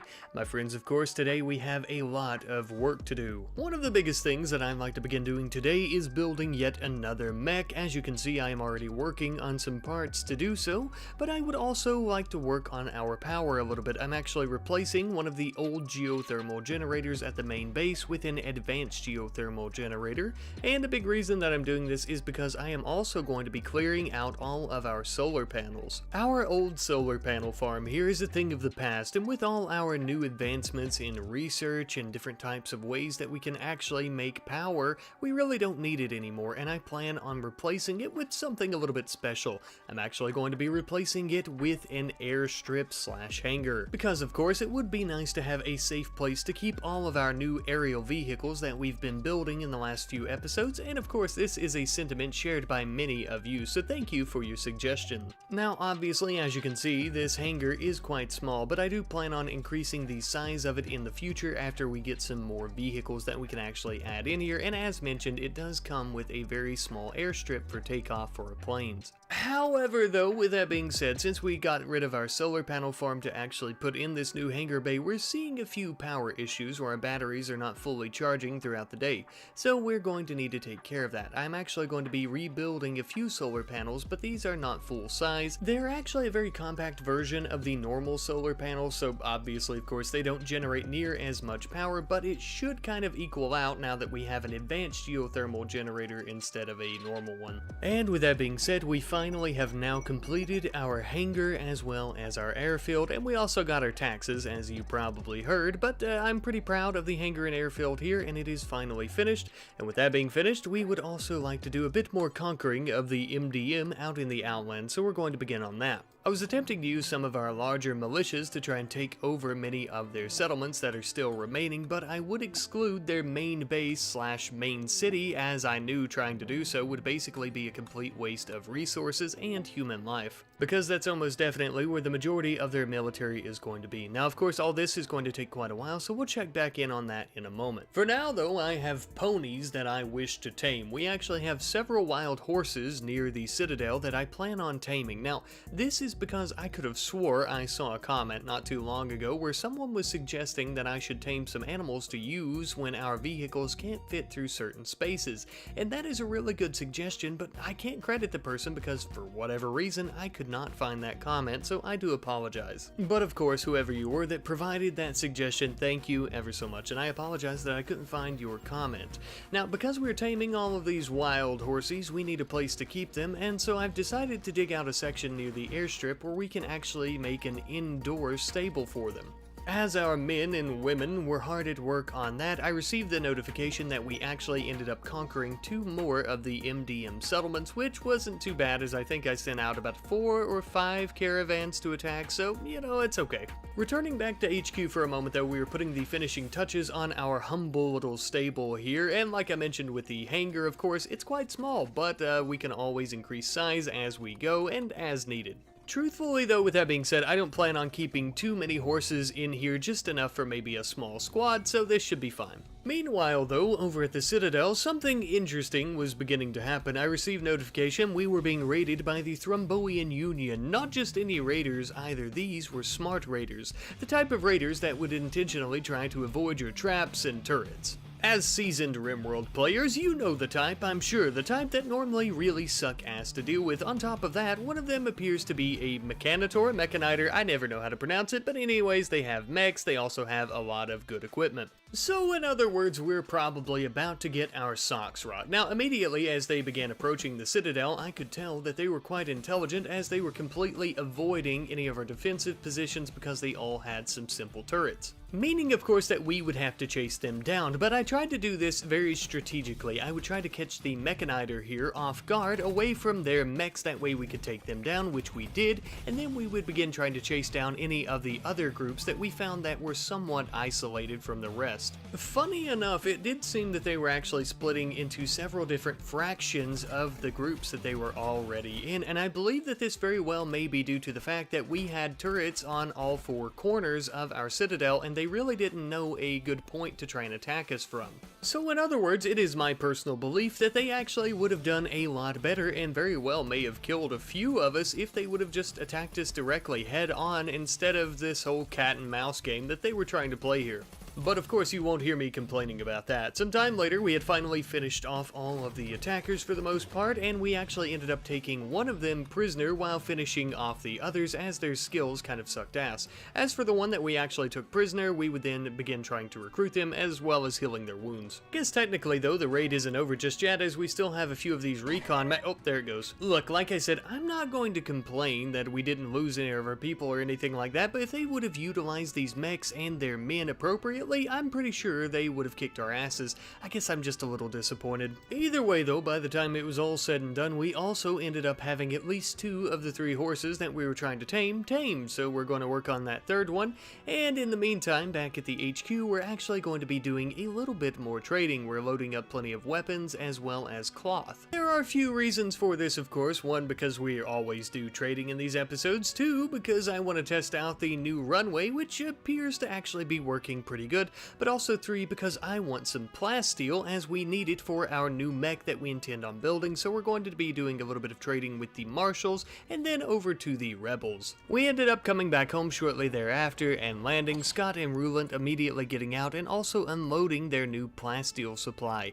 This plasteel will now of course allow us to begin finally working on our brand new mech, which surprisingly enough didn't actually take all that long for us to finally finish up, maybe because we actually had all the parts completed pretty early on, which I am very happy about. After completion, I decided to name this brand new mech the Demon Slayer. A very badass, wonderful, and very fitting name, especially since our other is called the Demon Hunter, and of course this name is based on a comment by our good friend Ethan G2489, who actually says that he likes Demon Hunter, but thinks that I should maybe call it the Demon Slayer instead, or make another mech. Lucky for you, Ethan, I have decided to make another mech, and I also love both names. Ah yes, finally our collection is complete of mechs, at least for the time being. The dynamic Impid Mafia Mountain Devil Hunting Duo. Well, that was a very weird mouthful of things to say, but I ended up bringing them into their garage shortly thereafter to ensure that they would fit properly, and so they did. And they will now sit here idly until they have the opportunity to spill more Impid blood in the very near future. Speaking of spilling Impid blood, though, it is once again time for us to begin calling upon the militias of our empire to try and take over more and more of these MDM settlements. Once again, though, of course, I did not attack their main base, just some of the smaller outlier settlements that they have left. While awaiting the results of our mass assault against those mini settlements, I also decided that I would like to have a place where we can actually park the Mosquito helicopter when the folks from the Citadel come to visit in it. And so I went with a pretty basic and cheap helipad design. A few hours later, we ended up capturing 3 of the settlements that we were attempting to attack and capture, of course, leaving the MDM with a mere 3 themselves. You know, at this point they're so pathetic, I would almost consider just leaving them alone out of sheer pity, but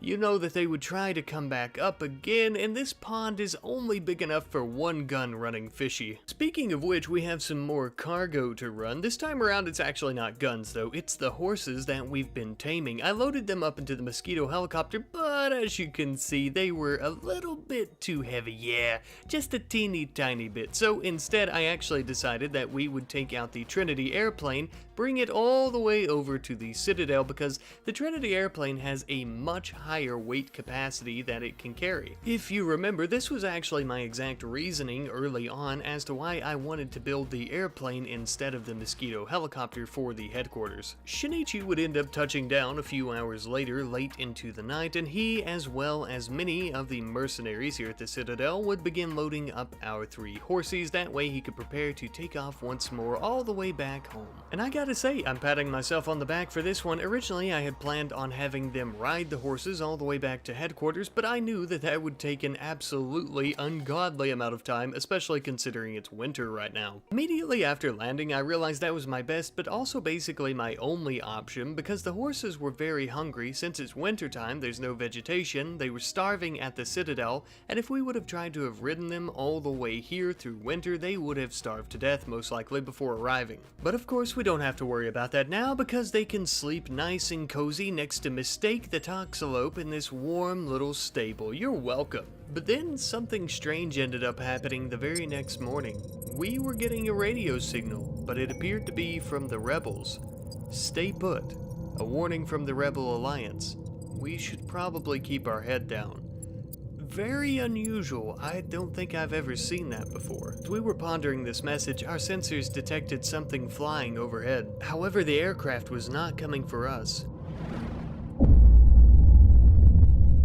My God. We're detecting more objects being launched from a nearby Marshall city. This aerial target doesn't appear to actually be an aircraft, though. Oh dear God, the Marshals are retaliating. This is bad. Those two cities were battling for control of this area well before we ever settled here, but I never expected that. The sheer loss of life on display, just the sheer magnitude of what's happened, it rests heavy on our shoulders, I feel. We've never been a stranger to death, especially when it's caused by our own creations, but that was something much different. The world truly will never be the same, and we have truly sold our souls to change it. All for this, for nothing but blood money, riches.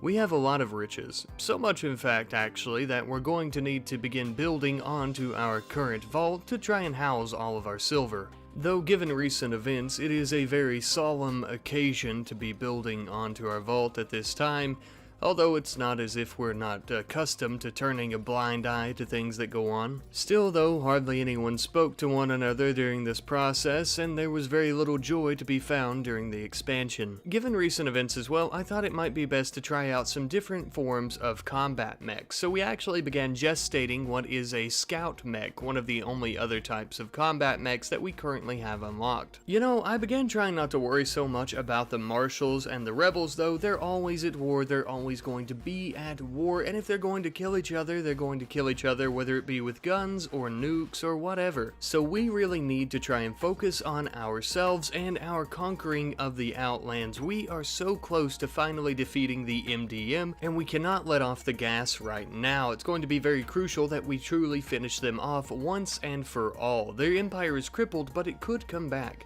So I've decided to make a bunch of chem fuel to fly to HQ to try and fuel up all of our vehicles for a mass assault. Naturally, of course, these preparations are going to take quite some time, so as our soldiers are preparing for a mass invasion, I'm actually going to incorporate a new holiday called the Benayan Invasion. I do realize that this seems a little bit out of place, but as they were preparing, I didn't really have anything to do, and I thought this would be perfect. This was actually suggested to us by our good friend, J. Vargas344, who actually recommended this name because the massive assault about an episode or so ago from the Confederacy of Bana was quite literally the largest battle that we have ever seen and of course ever been a part of, and it actually was extremely significant. So naturally it does make sense that we would celebrate our victory over that massive raid, so thank you for the suggestion. And while we're taking suggestions from you guys and giving things names, I'm going to name the mosquito helicopter Dove, and of course this was also from a suggestion by our good friend Shadow Scorpion 2979, who says Dove is a good name for the helicopter because it was actually created after the marriage ceremony, which I believe was Otto and Jet's marriage ceremony, and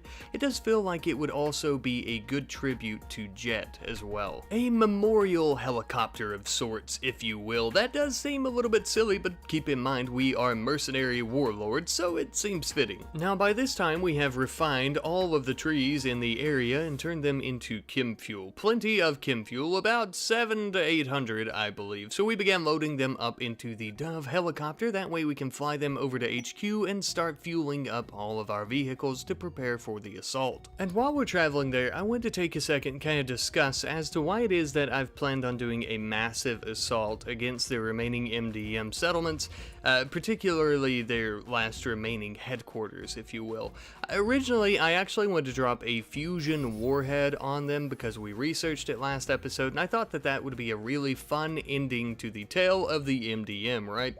But the problem is, for the fusion warhead, you need an anti-grain warhead, and those cannot actually be bought. They can only be obtained through certain quest lines, as well as some ancient shrines and things like that, it would appear. Now, of course, I could change this in the options of character editor to make it so we could use something else to craft it without the anti-grain warhead, but I just wanted to gauge how everyone felt about that before actually doing it, so that might be something we end up doing in Season 2, where we can actually build it without the anti-grain warhead. Nevertheless though, we have finally arrived at our main base with all of our chem fuel, which we are now unloading, and we will begin hauling in. Just as well, our new mech has also finished gestation. I just realized I've been referring to them as mechs, but really they're mechanoids. Now, normally I let you guys name them, of course, but since this is the season finale, I am naming him Stubby all on my own, and Stubby is such a cute little strange robot. He's actually probably my favorite, to be honest with you. Let's just hope he's a lot more deadly than he appears. Now, before we actually begin our main assault against the main base of the MDM, I am going to go ahead and send out our militias to capture the last 2 remaining smaller settlements. Now, we already know that's going to take a good bit of time, so I actually sent out some of our mercenaries from the Citadel to begin working on a dirt highway towards the main base of the MDM. That way the infrastructure is there when we actually do the main attack,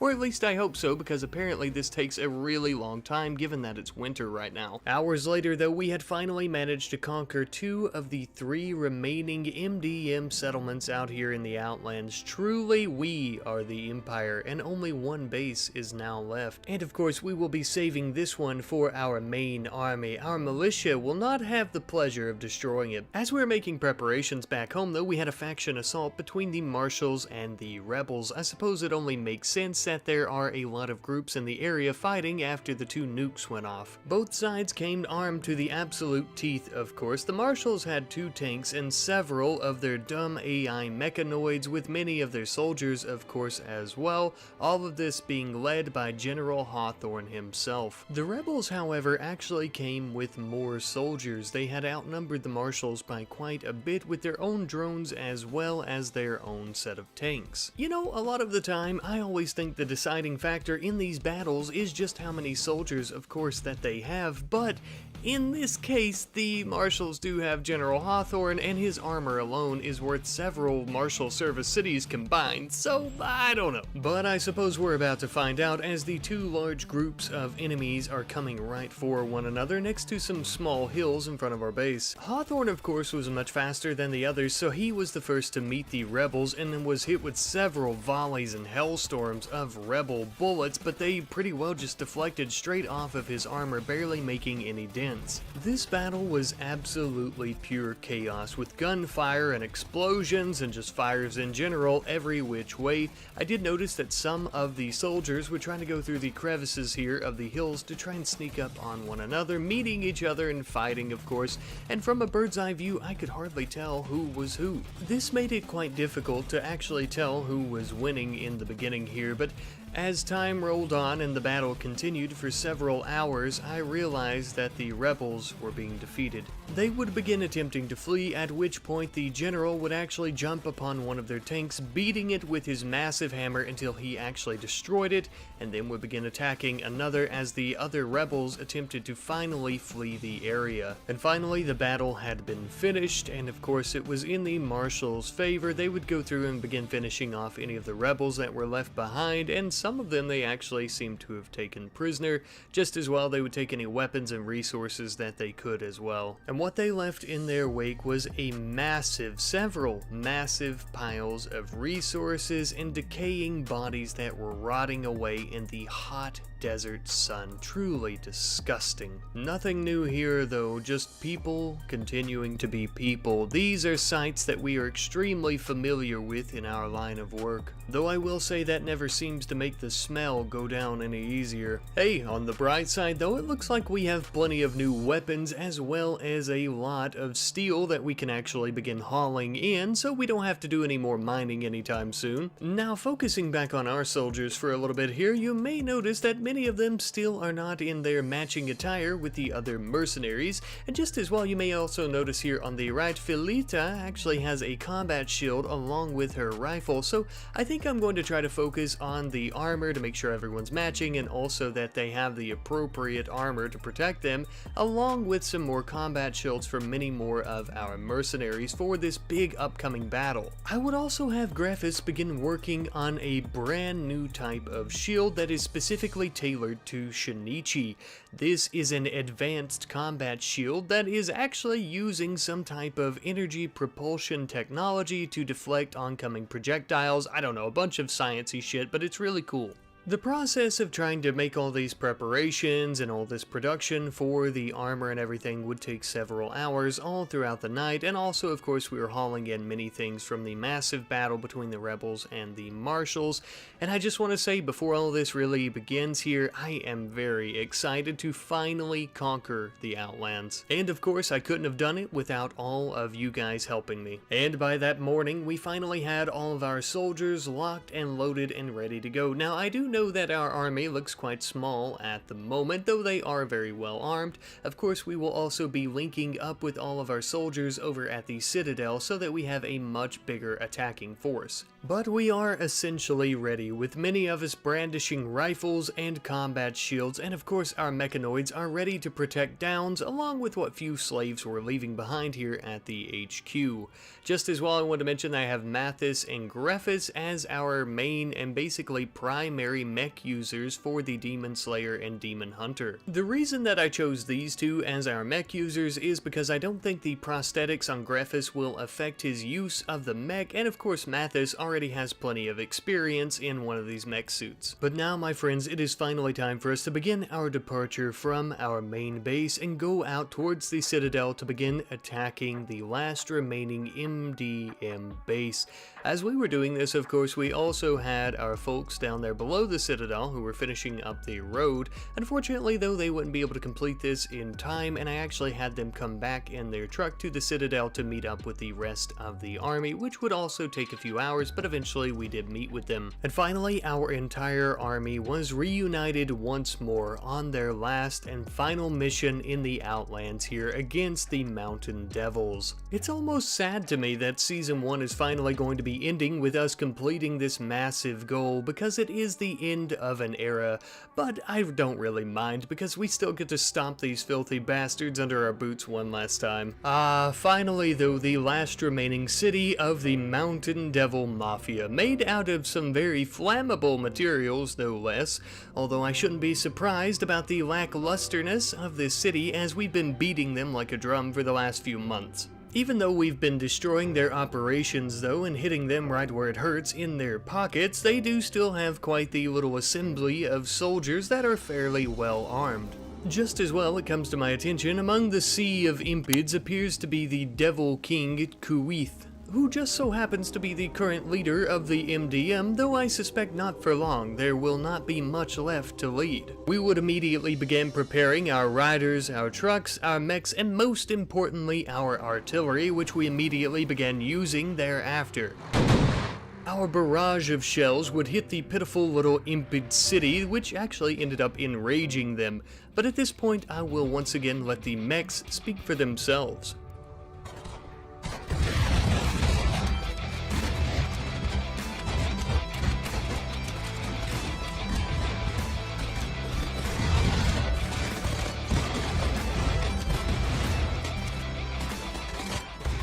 Unfortunately, as the cowards began to flee, the shells of our mechs were running a bit thin and we ended up losing one. Shortly thereafter, we lost our other mech, although we were still on the winning foot here of the battle. We began chasing them down on horseback as well as on foot, attempting to kill literally as many as we could before they disappeared into the woodwork, and then the battle was finally over. The Mountain Devil Mafia is no more. All that stands in the Outlands now are the smaller criminal organizations that will fall under the S&R Rifle Company and our mighty military. This was inevitable, although the price of victory was much more than I wished to pay. Not only did we end up losing both our Demon Slayer and Demon Hunter mechs, but we also ended up losing Mathis, who died when the mech exploded, unfortunately. Her life and her sacrifice were given so that we may finally complete our journey and the destruction of the MDM. Thank you, Mathis.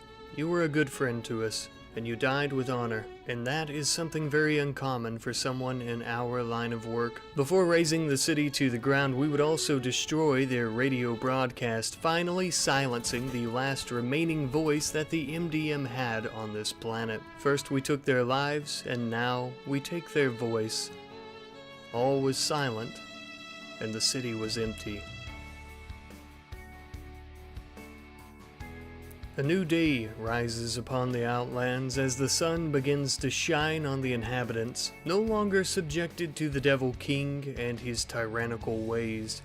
Now they are all subjects under the S&R Rifle Company. hours later, we had finally returned back to the Citadel, where we would begin bringing in all of our goods and resources that we had collected from the battle. Just as well, we would also begin repairing our vehicles that were damaged during the battle as well. Shortly thereafter arriving and everyone getting settled in, Kirkos actually began throwing a party to celebrate our monumentous victory today. Everything was splendid, everything was great. However, back at HQ, we ended up receiving a broadcast once more from the rebels and the marshals. This time around, it was a global broadcast, and given recent events, this was extremely concerning. So of course, we rushed downs over to the radio terminal to find out what was going on.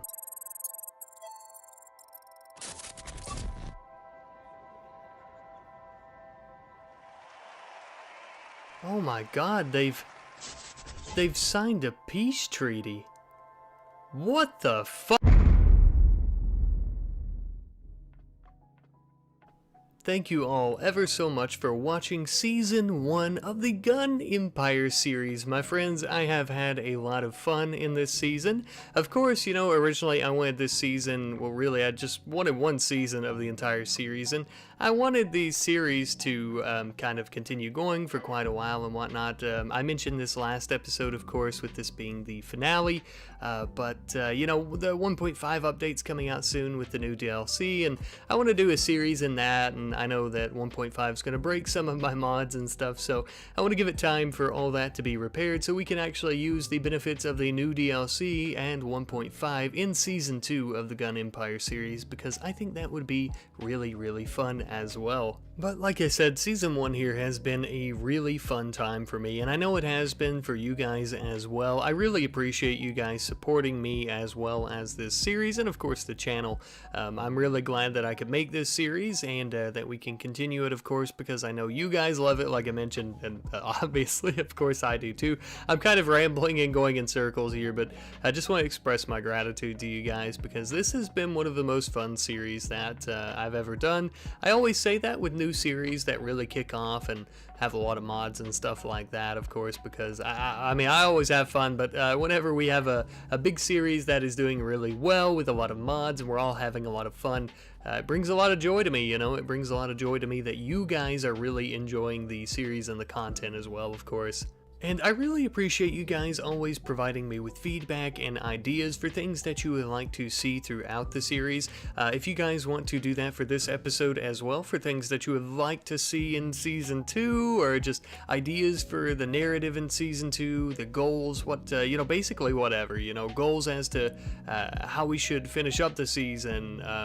For example, so I saw a comment last episode, and I'll put it on screen now, of course, but this comment, I believe, and I'm just going by the top of my head because I haven't found the comment yet, but was talking about a faction that's actually made from the deserters or remnants of the Marshal Service and the rebels actually joining together, and I think that would be a really fun, maybe like criminal organization or something that could appear in the Outlands or in the desert. So feedback like this is amazing, or ideas like this, I should say.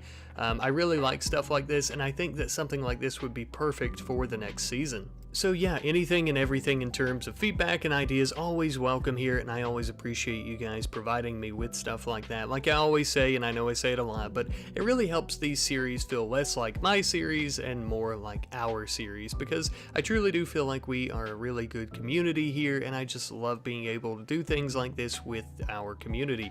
But once again, thank you guys ever so much for watching Season 1 of the Gun Empire series. I love you guys ever so much, and I will see you next time. Goodbye.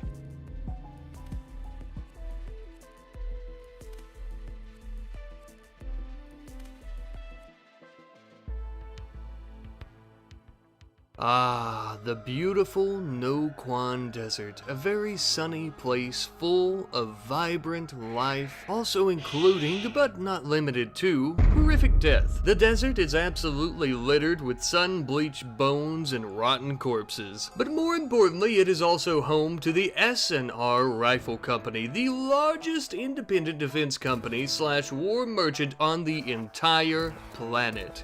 What's that? What planet, you ask? Why, of course, the planet of Degum. One that has been ravaged by a multi-decade war between two governing powers known as the RimWorld Marshal Service and the United Rebel Forces, as well as many more smaller and somewhat neutral factions. The two main factions have been at war until recently, that is. They actually just signed a peace treaty, which is a little bit of a problem for us as warlords because that means we now need to find new clientele, especially since our weapon lockers are completely filled to the brim with bow and arrows, firearms, knives, swords, blunt weaponry, anything you could think of really. Luckily though, we do still have our great big mercenary Holland mule, known as the one and only Shinichi's Pride. As you may notice, there are some little animations coming off of it, and I have a feeling that has something to do with this save being from the previous version of RimWorld and all of the mods that I have installed. So just be fair warned that if you are trying to play along and use all these mods, it might not work at all. Anywho though, I decided that a good research project for us might be enlisted uniforms, which will actually allow us to create a smorgasbord of different types of uniforms. Because even when factions are no longer at war, they still have to be able to dress their soldiers, do they not? This could be the perfect business opportunity. We would immediately have our scientist Downs begin working on this extensive research, and it actually didn't take but a day or so, and she had it completed for us. With the research completed, all we would really need now is a proper tailoring room, which we swiftly built, and we actually ended up equipping it with 4 separate tailoring benches, making it possible for us to have quite the output of uniforms. The only thing holding us back now is materials. In the meantime, however, we would end up collecting our taxes from all of our settlements in the Outlands, giving us a hefty sum of silver in our treasury. It looks like a lot now, but if we were to have to bribe one of these all-powerful global factions, we could burn through it pretty quickly. Just in case any of you are new here, I should make it clear that this is the second season of this series, but not to worry, if you don't feel like going back and watching the first season, you shouldn't have to, as I feel like I've recapped the main points pretty well already. Basically, we're a global war merchant and the wars are fading away. But I also bring this up because if you're not new here and you did watch season 1, you're probably wondering where is everyone, as our roster of people is a bit lower than usual. Well, it just so happens that at the end of last season, after it was all said and done, I dispersed all of our remaining colonists among our settlements in the Outlands to help reinforce them, but also to increase their production. But many of them, such as Otto, that we were very fond of, have stayed at the Citadel, our stronghold in the Outlands, still serving our great empire ever true. But not only did we leave many of our soldiers in the Outlands, we also basically left all of our vehicles except for our Wisent Shinichi's Pride that will carry all of our weapons and soldiers that we do have here. Because of this, we decided that we would begin working on some new car parts, that way we could go ahead and start building new vehicles, though this will take a little bit of time, of course. Late into the night though, we received intel that one of our settlements was in danger. It would seem that the Citadel was about to be attacked by the Thrombian Union, a traditional group of highly skilled and very well-equipped tribespeople. The Citadel should be completely fine though, as we have a fine defending force there. It was just a bit strange to see that they were attacking the Citadel head on, and then I realized that we too were being raided. Coming in at the dead of night, a very large group of the Thrombian Union wearing brown and grayish black attire. Quite a bit different than the usual bright colored attire that we see them in. I don't know if this is an attempt at camouflage or if they're really just changing their style. Either way though, this could be a bit of a problem, especially since it would appear that they have their very own makeshift weapons. This is something we've never seen from this tribe before, as they never break out of their traditional weapons and armor. Well, either way, we're not too worried about it. They can't attack us with their new little weapons if there's nothing left of them.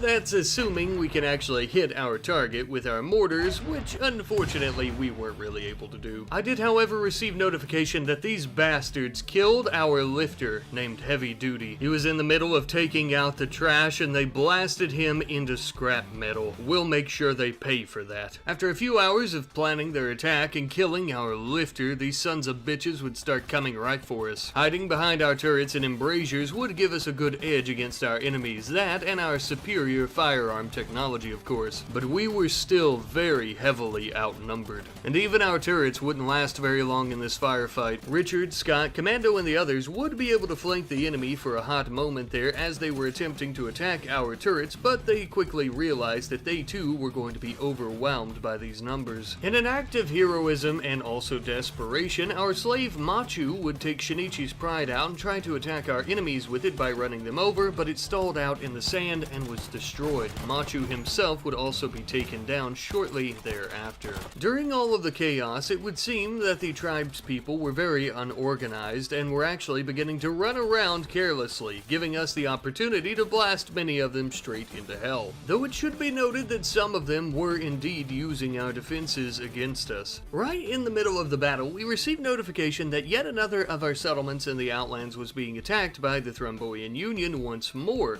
It would seem that this is a coordinated attack that has been planned out many months in advance. Either way though, we are still in the tail end of this battle, and even if they were to kill us, we will take as many of them to hell with us as we can. Though it seems that that won't be the case today, as they were beginning to retreat, and we too would actually make a strategic retreat into our tunnels here to try and stay away from any stray bullets. This would also give us an ample opportunity to begin trying to tend to our wounded as they were making their way out of our territory, taking down all of our doors and even some of our electronics like our solar panels. And yes, as you can see, it is true they done one hell of a number on our base, but as long as nobody died, I'm not too concerned with it. We can always rebuild, but one thing we cannot do is resurrect. The Thrombian Union might be an enemy to all factions on this planet, including ourselves, but by God do they fight with honor and nobility, and they are extremely fierce, even with such pitiful scrap weapons. I mean, imagine if they had some good guns, like the kind that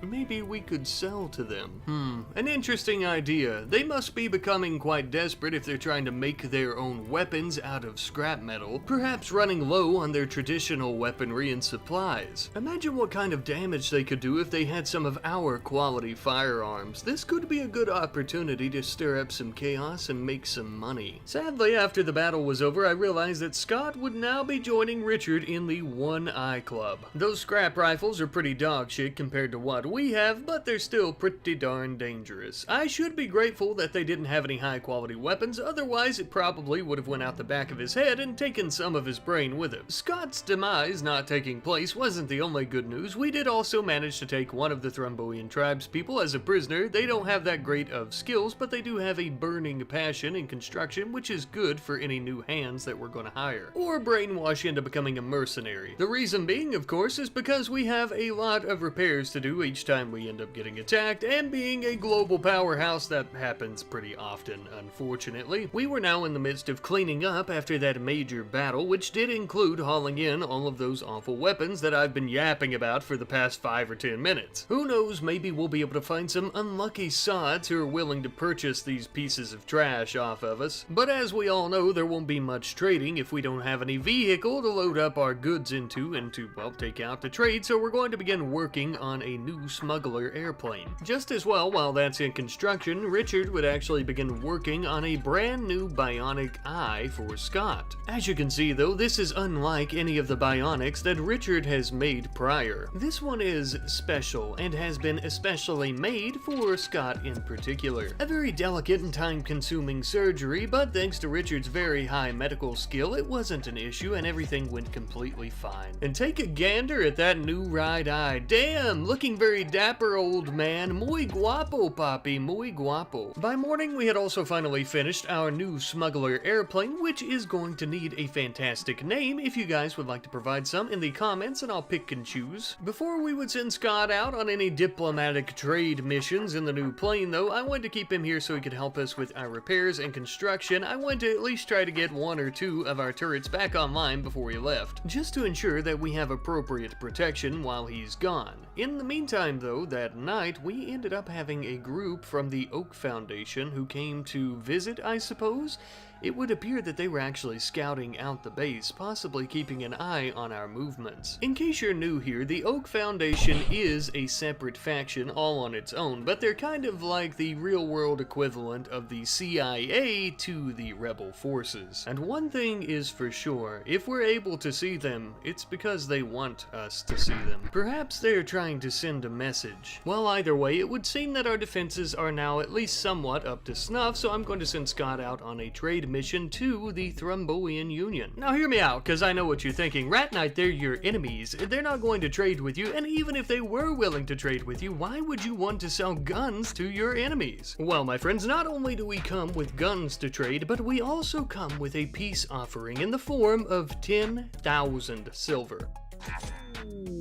Well, would you look at that? If I would have known giving them a bunch of silver like that would have made them our allies, well, I probably still wouldn't have done it because I like silver. Now that we've offered them our peace offering of all that silver, we can actually do some proper trading with them, and we would end up selling them several of our guns and other types of melee weapons, and we would actually end up purchasing a few of their tribal items just to show good faith. Then it was time for Scott to make the long journey all the way back home. Finally, he would end up arriving, and it was time for us to drop off everything that we had gotten. Now, if you're upset that I gave them all that silver, it may please you to know that we basically got over half of it back when trading, so, you know, I mean, there's that.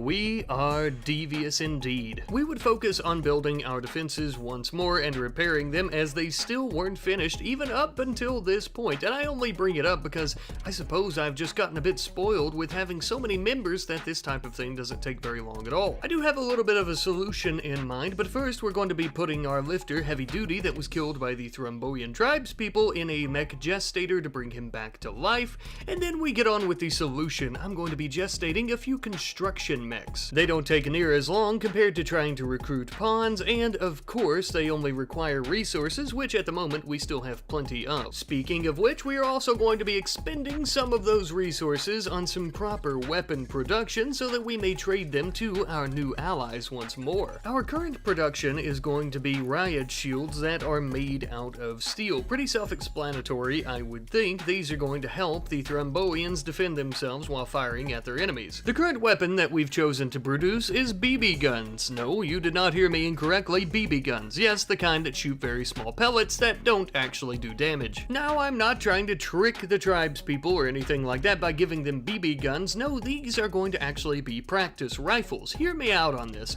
An adult Thrombian can carry an assault rifle, yes, but a child cannot, and that's where the BB gun comes into play. This will help them train their younger members how to use firearms properly. Yes, I know, I'm a genius, I get it. No, but on a serious note, I do feel that it is a very realistic option for them to practice. Something else we would begin doing is using one of our growing rooms for nothing but cotton. The reason that we're going to do that is so that we can get some cloth and continue our production of uniforms for the factions that are no longer at war. After that, I noticed that our armory was completely overflowing and all the riot shields and BB guns that we had been making couldn't fit, so we began working on plenty of new shelves, weapon lockers, as well as a brand spanking new weapon rack to put them all in. Our two pet iguanas, Blood Diamond and Iguana 1, who needs a name, were sleeping out in our barn for whatever reason. I could have swore we built them beds last season, but apparently not, so we ended up building some in Scott and Richard's room, and it looks like they're all much more comfortable now. The iguanas have a much warmer, safer place to stay at night, and Scott and Richard get those nice, scaly, cuddly cuddles. Very early in the morning, before the sun had even come up, we began loading up the smuggler airplane with many of the weapons we had in storage, as well, of course, as the BB guns and shields that we had made. Commando Jr. would be flying this bad mamma jamma back over to the Thrombian Union settlements to do a little bit of trading and drop off their weapons, yada yada, you know the drill. He was on his way there, but it's going to take a hot minute. And in the meantime, some other interesting things would happen back at the HQ. Our lifter, Heavy Duty, was back in business and revived, and we had also finished up gestation on a constructoid. He may not look like much, but this little fella,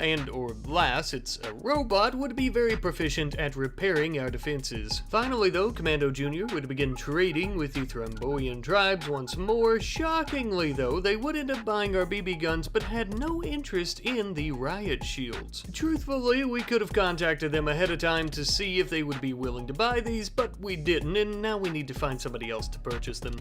Speak of the devil, it would appear that we have a combat supplier coming in from the Outlands, although I've never heard of this faction before. Known as the Forgotten. Now, factions do pop up in the Outlands very frequently, and most of the time they're just simply scavengers or some other type of criminal organization. But this group in particular was made up of deserters and veterans from both the United Rebel Forces and the RimWorld Marshal Service.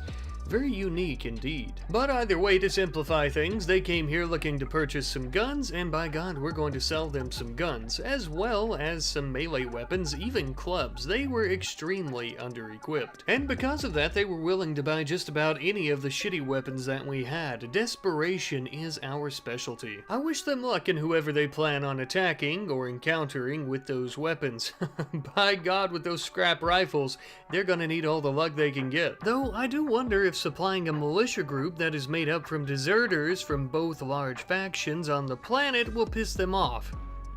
It'll probably be fine. A little bit of time later, and Commando Jr. had finally made it back home with some resources that we got from the tribespeople, as well as all the riot shields they wouldn't purchase. I did check, and even the Forgotten didn't want them, unfortunately, so I guess they're ours. But on to something a little bit more interesting, we ended up purchasing something called Metal Blood Serum from the tribespeople. No doubt some type of hippy-dippy concoction, but supposedly they said it'll help us be more impervious to damage during battle, so we'll give it a shot. Speaking of shots as well, Scott here would be taking a few pot shots at some nearby gazelle. It's actually quite rare that we get packs of animals in the desert, and it is a nice little occasion because we get to supplement a lot of the plant matter that we make our food out of for some nice meaty protein. But not only that, a pack of gazelle would also give us plenty of plain leather, which we can use for our uniform production. And when we got a bit low on all of our leathers, we could stitch them together into a patch leather, which would allow us to make more naturally. And we had some humble beginnings to our little stockpile of uniforms. Now those damn bastards are going to have to dye them themselves. We don't have that kind of time. Now something tells me though, with this peace treaty going on, the Forgotten and the Thrombian Union will be our biggest customers, or at least that's how it seems. So maybe, just maybe, if we can get the rebels and marshals dependent on us for uniforms, maybe some other items, they won't get pissed off and attack us for supplying their enemies. Now while still loosely on the topic of the uniforms, we would actually end up harvesting our cotton plants finally a few days later, and we would use that cloth to begin making more and more of said uniforms. Now by this point we felt like we had enough to make a pretty penny, so we would actually begin stocking the plane with them so that we could fly them out and begin selling them, to which of course we would do. Now I do know that there's the peace treaty and whatnot, but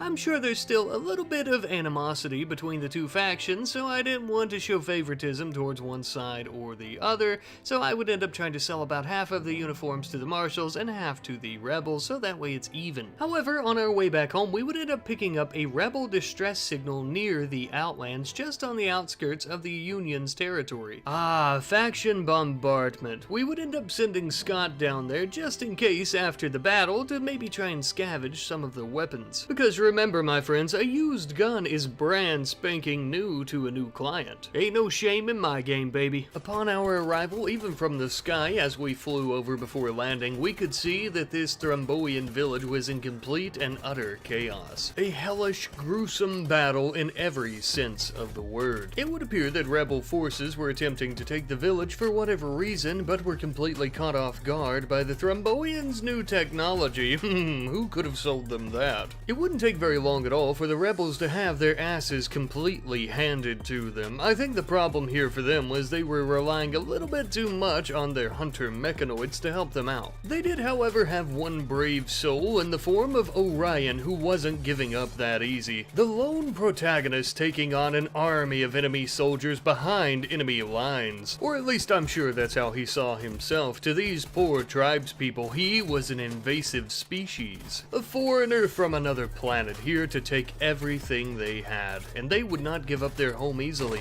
Oh well, maybe they'll build a statue or some monuments to him or something. But as for this battle, it would appear appear that the rebels are all dead, and as are their mechanoids, sure to be smashed up and turned into some type of something for the tribespeople, I'm sure. And we officially declare ourselves the victor, as we are going to be swooping in with our plane to collect a few guns, as well as knives and anything else that they've dropped that we can take. And boy howdy, let me tell you, did they drop them. We got shotguns, we got shivs, we got grenades, swords, rifles, and everything in between. Now comes the hard part, which is loading all of it into the looks like we're already back home, and we're going to be unloading it. Now we have all of our helpers here, our soldiers, to load it back into our armory so that we can sell it. Perhaps a group like the Forgotten will come from the Outlands and wish to buy things from us once more. I highly doubt that they would mind any second-hand weapons. In the meantime, however, we are going to be working on some new research. I've decided that we would begin on some advanced solar power generators. And yes, we do already have advanced geothermal power generators unlocked, but we only have so many steam geysers on the map, and the sun is almost always present during the day. We are in the desert after all. We would have Downs go ahead and begin working on said research, though that will take quite a bit of time as it's a hefty project. In the meantime, as we're researching that, to kind of go with our expanding base and expanding power grid, I thought it might be best for us to build some large advanced batteries as well as a small one, but we ran out of advanced components, so we just built more large batteries. Eventually, once we have the resources, I'd like to make this room much larger with more of the advanced batteries, as they are, of course, much more efficient. Later on into the night, we were working around the clock on building some new forms of lighting around the base. That way we can ensure efficient visibility throughout all of the darkness. We don't want any uninvited guests sneaking in now, do we? Ugh,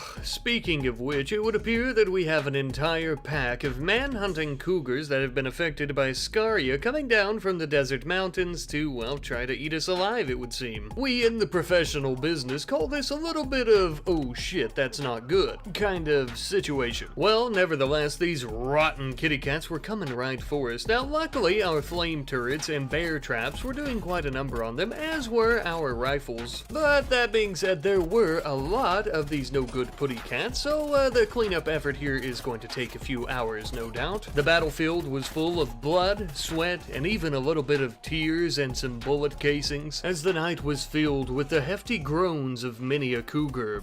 Make with that information what you will. Either way, it would appear that we've won. Sorry, kitty.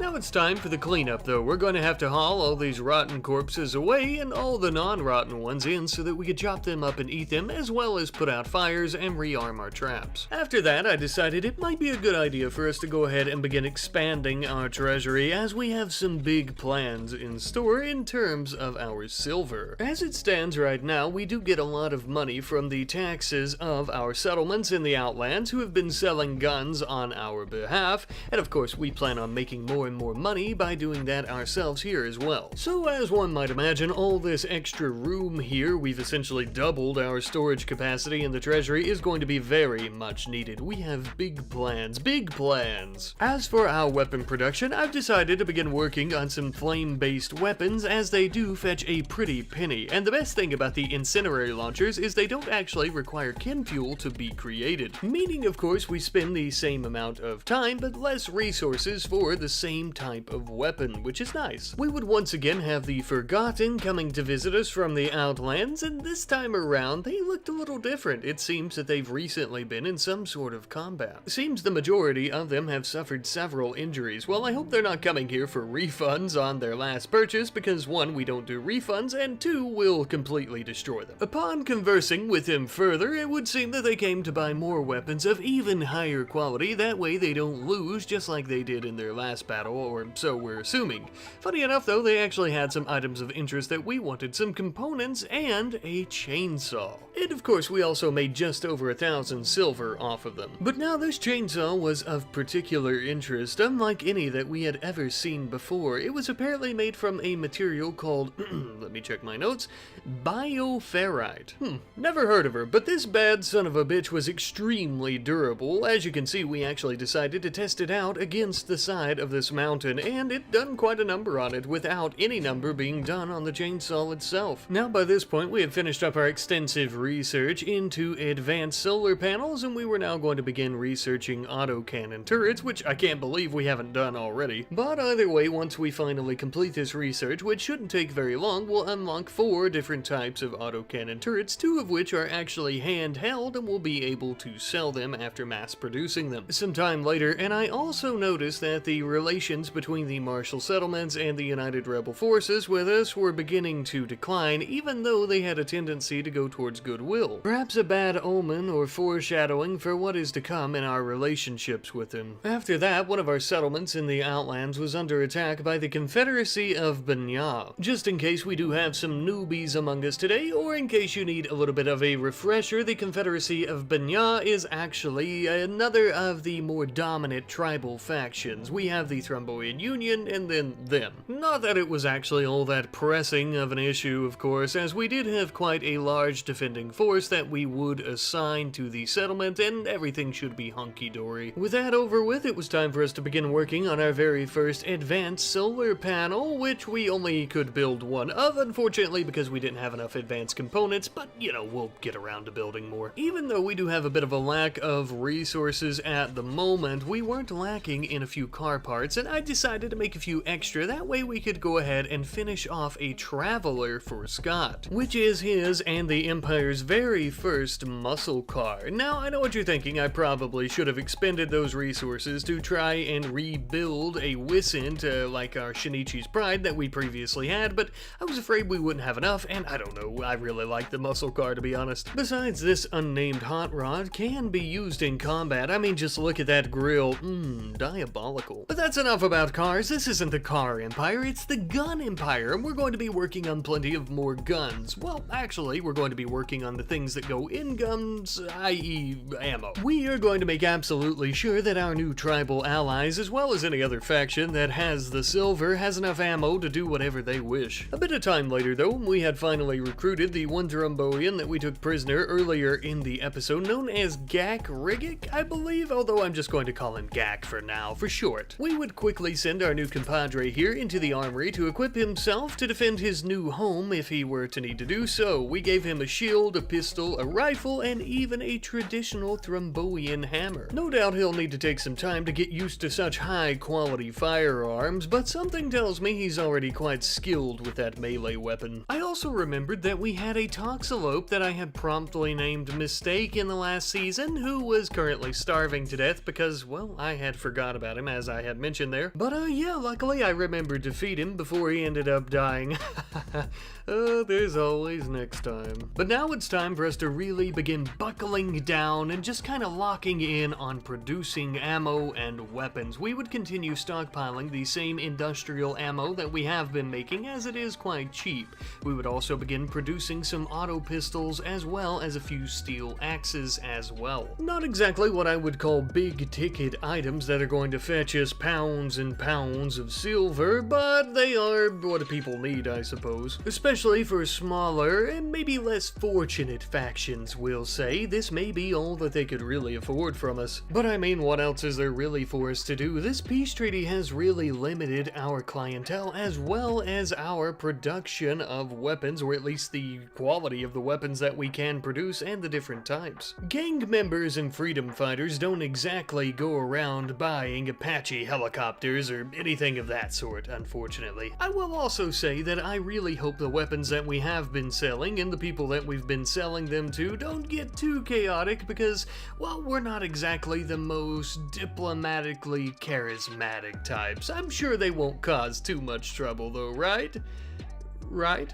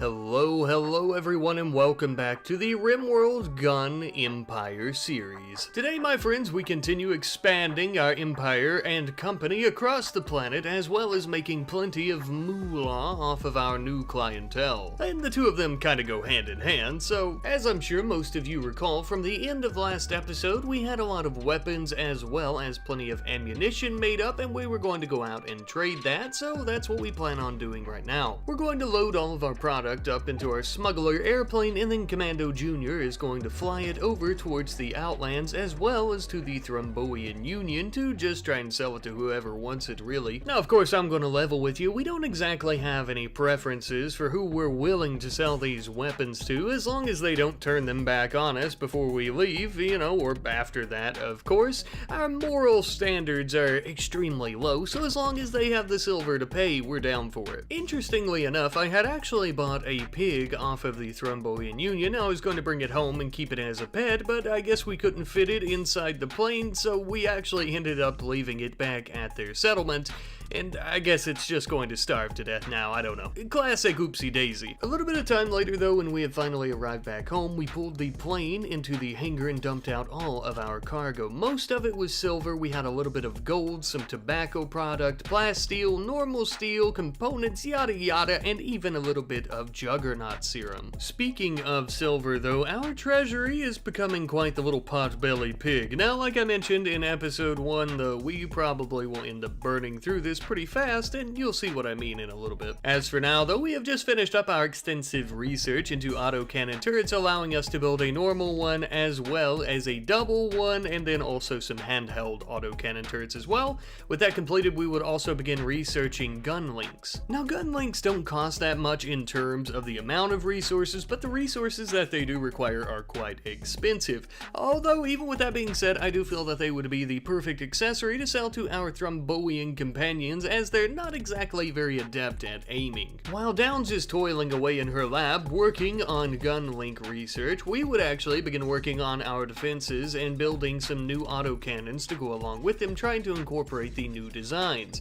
Even though they're a little bit more expensive than the standard autocannon, I decided to go with some double ones. You can think of them like the standard autocannon turret, but times 2. Now, with that completed, earlier I was talking about expanding the empire, and that is going to be true on the world map, but that also will include expanding the base itself here for the HQ. And one way that we're going to be doing that is by mining out yet another large section here and adding in plenty of growing zones. That way we can grow more crops. This was interrupted, however, by the splendid news that we had completed our research into gun links, and now of course we can create those. But that little manufacturing project is going to have to wait, because for right now we have plenty of coffee to begin planting. No, your ears did not deceive you. I did indeed say coffee plants. Now, we're going to be growing these and brewing coffee, because drinking coffee should increase, I believe, our manipulation, but I believe also will definitely increase our speed. Either way, this should really increase our production for sure, either way. In the meantime, we would also have Downs go ahead and begin gestating 2 brand new constructoid mechs, as I had mentioned in the previous episode as well, to help out with repairs and just really construction in general. During this time as well, we began producing our very first mech link, which actually took much longer than I had previously expected, but of course it was finished and it is now ready to be worn and or sold, whatever we plan to do with it. Now, by this point, our treasury was packed to the absolute gills, and all this silver was burning a hole in our pocket, so it's time for us to begin spending it. Up until this point, all of our production settlements for our guns and munition mines have all been in the Outlands, which does indeed make sense, but I think it's time we bring some of those to our area around the HQ, further expanding our influence and empire in the region. Now, it is worth mentioning though that in doing so, this really stressed the relations between us, the Marshals, and the Rebels just a little bit. Relations with the Rebels have dropped significantly, while relations with the Marshal Service has only decreased in about half. I mean, really, it's their fault that we have to settle these new areas near the headquarters anyhow. If they're not going to be buying our best products like our weapons, we have to make money somehow. And that's why we've settled these new areas, as well as why we're upgrading them all, not only the ones near the HQ, but the ones back in the Outlands as well, to just try to further increase production as well as their military capacity. And as you can see, after all the upgrading and settling was done, we are quite a bit short shorter on silver than we were before. Like I mentioned, we would begin burning through it quite quickly,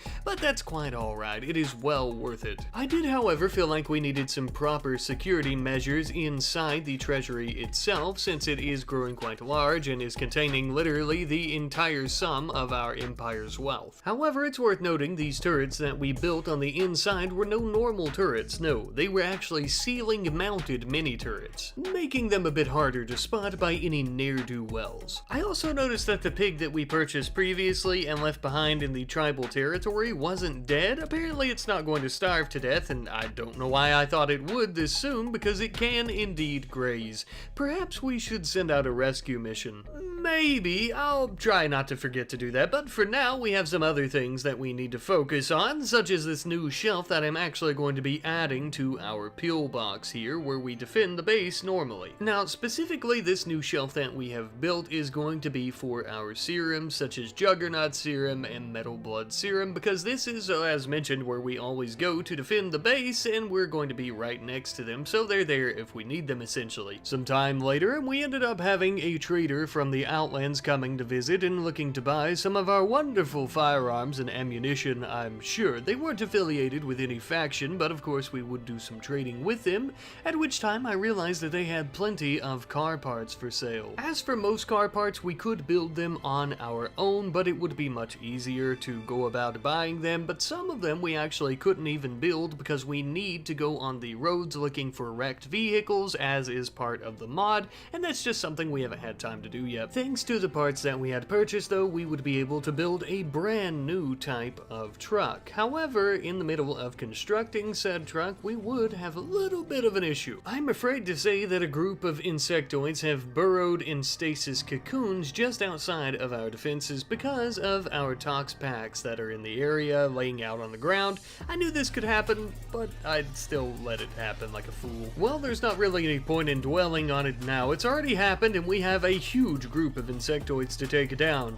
It would appear that they have surrounded Min, and they would quickly take her down as well. It would now be up to the others to attempt to rescue her, assuming that is that they'll even be able to withstand the bug onslaught themselves, which given the amount of them is asking for a lot. Shinichi, on the other hand, was putting in a hell of a lot of work with his chainsaw though. It really did help us out tremendously though that the Outlanders were willing to help us. Not that they really had that much of a choice, as the insectoids were trying to kill them as well. Still though, the sentiment was nice and the teamwork really helped. As we and the Outlanders were keeping the insectoids busy, Shinichi would sneak down around our defenses and try to rescue Min, which he did end up successfully doing, thank God. And then by this point, our mercenaries, along with the help from the Outlanders, had defeated the bugs, except for the ones that were lying on the ground that needed stabbed in the head a few times, but we didn't mind helping them. With the battle finally over with and everyone back in their rooms in the base trying to heal up, our constructoid would actually end up finishing our new truck, and boy oh boy is this a splendid little ride. The perfect mule for hauling our mercenaries as well as any resources around, though we will need a name for it. Speaking of which, last episode I asked you wonderful people for some wonderful names for our current vehicles as well as our iguana,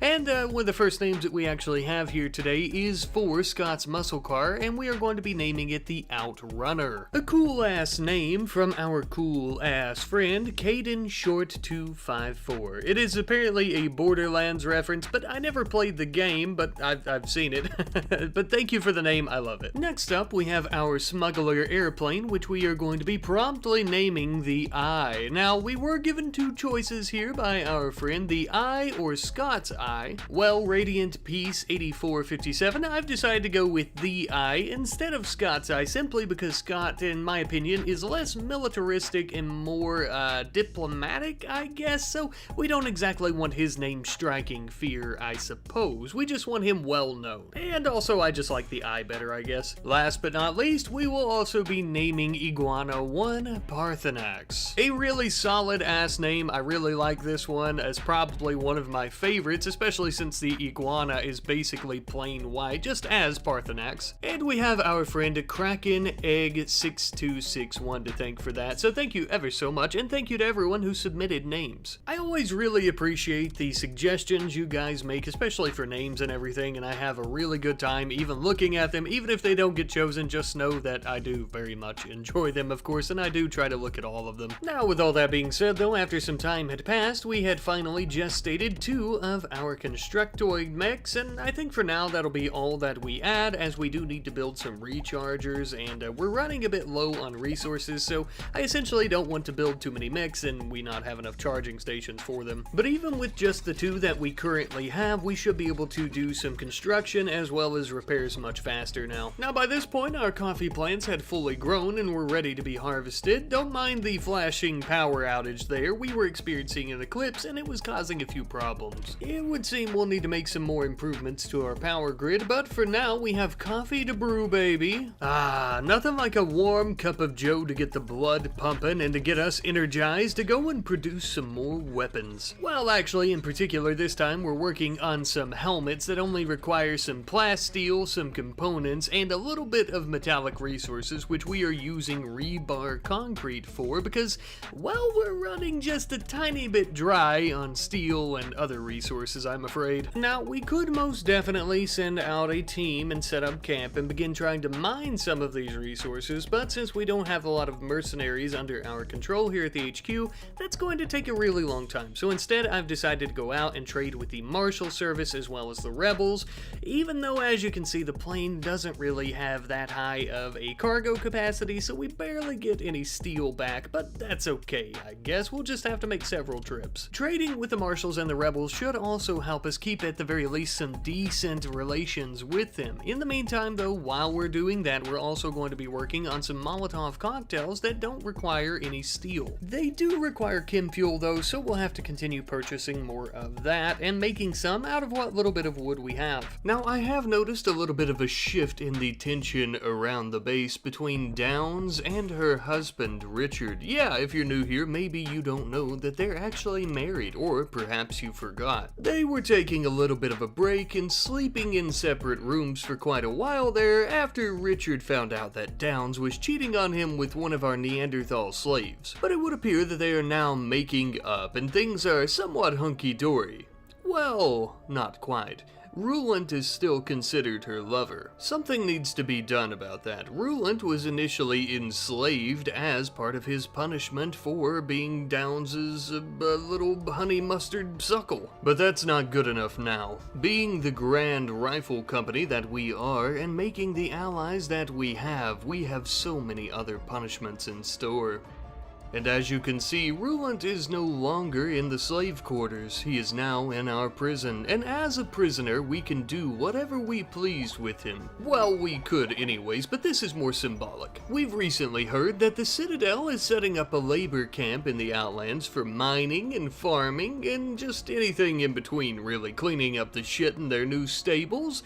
So that's where we're going to be sending him. With Rulant gone, there would be no one to come between the love and the spark that is Richard and Downs. Well, except for this extremely large group of raiders, or groups, I should say, from the Confederacy of Banya. I'm sure they would love to get in between all of us and maybe cut off our faces or something. One of them is actually the father of Greffus, our mercenary. Ah, it's a real family reunion. But something tells me that her father isn't coming over for a glass of sweet tea. No, I think he might be coming to kill us with all the rest. The first group had arrived, and we immediately got to see our autocannons in action against some humanoid figures. Needless to say, we were not let down by their performance. Though most of the murders were still taking place by all of our members that were hiding out in the pillbox under their ample cover, hidden behind our diabolical embrasures. Eventually, we had killed enough of them that the first group decided to flee like the cowards they are back into the desert dunes. The second group of raiders was faring a bit better against our defenses as they were just out of reach from our mercenaries, unfortunately. This would be the reason that the turret on the side always has to be replaced, as they seem to just crowd around it and destroy it before coming to get their asses kicked. However, this did give us an opportunity to look throughout their ranks, and we managed to find two impids who used to belong to the Mountain Devil Mafia mafia. It would seem that they've been integrated among the tribe of the Confederacy. Either way though, this felt like a really good time to try out some of those serums that we had purchased, giving Shinichi a metal blood serum. This, accompanied with the coffee that he had drank before the battle, meant that not only would he be very durable, but he would also be pretty fast and be able to catch up with the Confederacy members. An ample opportunity to use his chainsaw. Didn't even know what hit him. He began chasing down the last remaining members, even taking a few shots here and there from them. That metal blood serum really does seem to work, as it made him almost completely impervious to damage, matched alongside with his sophisticated armor. But in the end, I'm afraid they did end up escaping our grasp just by a hair. We almost had them. There's always next time, but as for right now, we did manage to keep one of them alive long enough for us to take her prisoner. And maybe I'm a little bit biased here, but I think she should be grateful because she could have turned out like all of her comrades. I always find it quite interesting to see all of the different apparel styles throughout the many tribes that make up the Confederacy of Banya. Much easier to get a good view at their different apparel styles when they're all lying on the ground dead, or burning alive. The prisoner that we took was named Fithel, and I feel like that's a very familiar name. Perhaps we've encountered someone with that same name in Season 1. Either way, these are her stats. She has a burning passion in shooting as well as cooking, and she's also pretty decent at plants, which is going to come in handy for sure. Besides, we would need someone to take Rulant's place after we banished him to a labor camp at the Citadel anyway. In the meantime, we would begin making a little bit of a cleanup effort here, trying to get rid of all the bodies as well as all the blood and everything laying out around our defenses as the Constructoids and some of our mercenaries began repairing our defenses. However, this was rudely interrupted when our slave Machu decided to rebel against us. Our enslaved peoples here normally go out and cut down cacti, that way we can use the wood for chem fuel, and this normally means that they automatically equip axes, which actually give them a little bit too much courage, resulting in rebellions and sometimes death, unfortunately, as well. As you can see with Machu, it would appear that Kirkos shot him right through the torso, turning it into a fine mist. Well, it would appear that we now have 2 of our enslaved workers that we need to replace. Because Machu decided to rebel and go out in a very dishonorable way, we're not going to be giving him an honorable burial. No, we're going to be chucking grenades onto his carcass until it is completely gone. This may seem a bit taboo and a bit awful and cruel, but, you know, let it be an example to the others that we still have, perhaps. We run a tight ship around these parts. Now, with the flames of rebellion against us squashed and extinguished, I thought it was time that we begin working on some more car parts so that we can build more vehicles.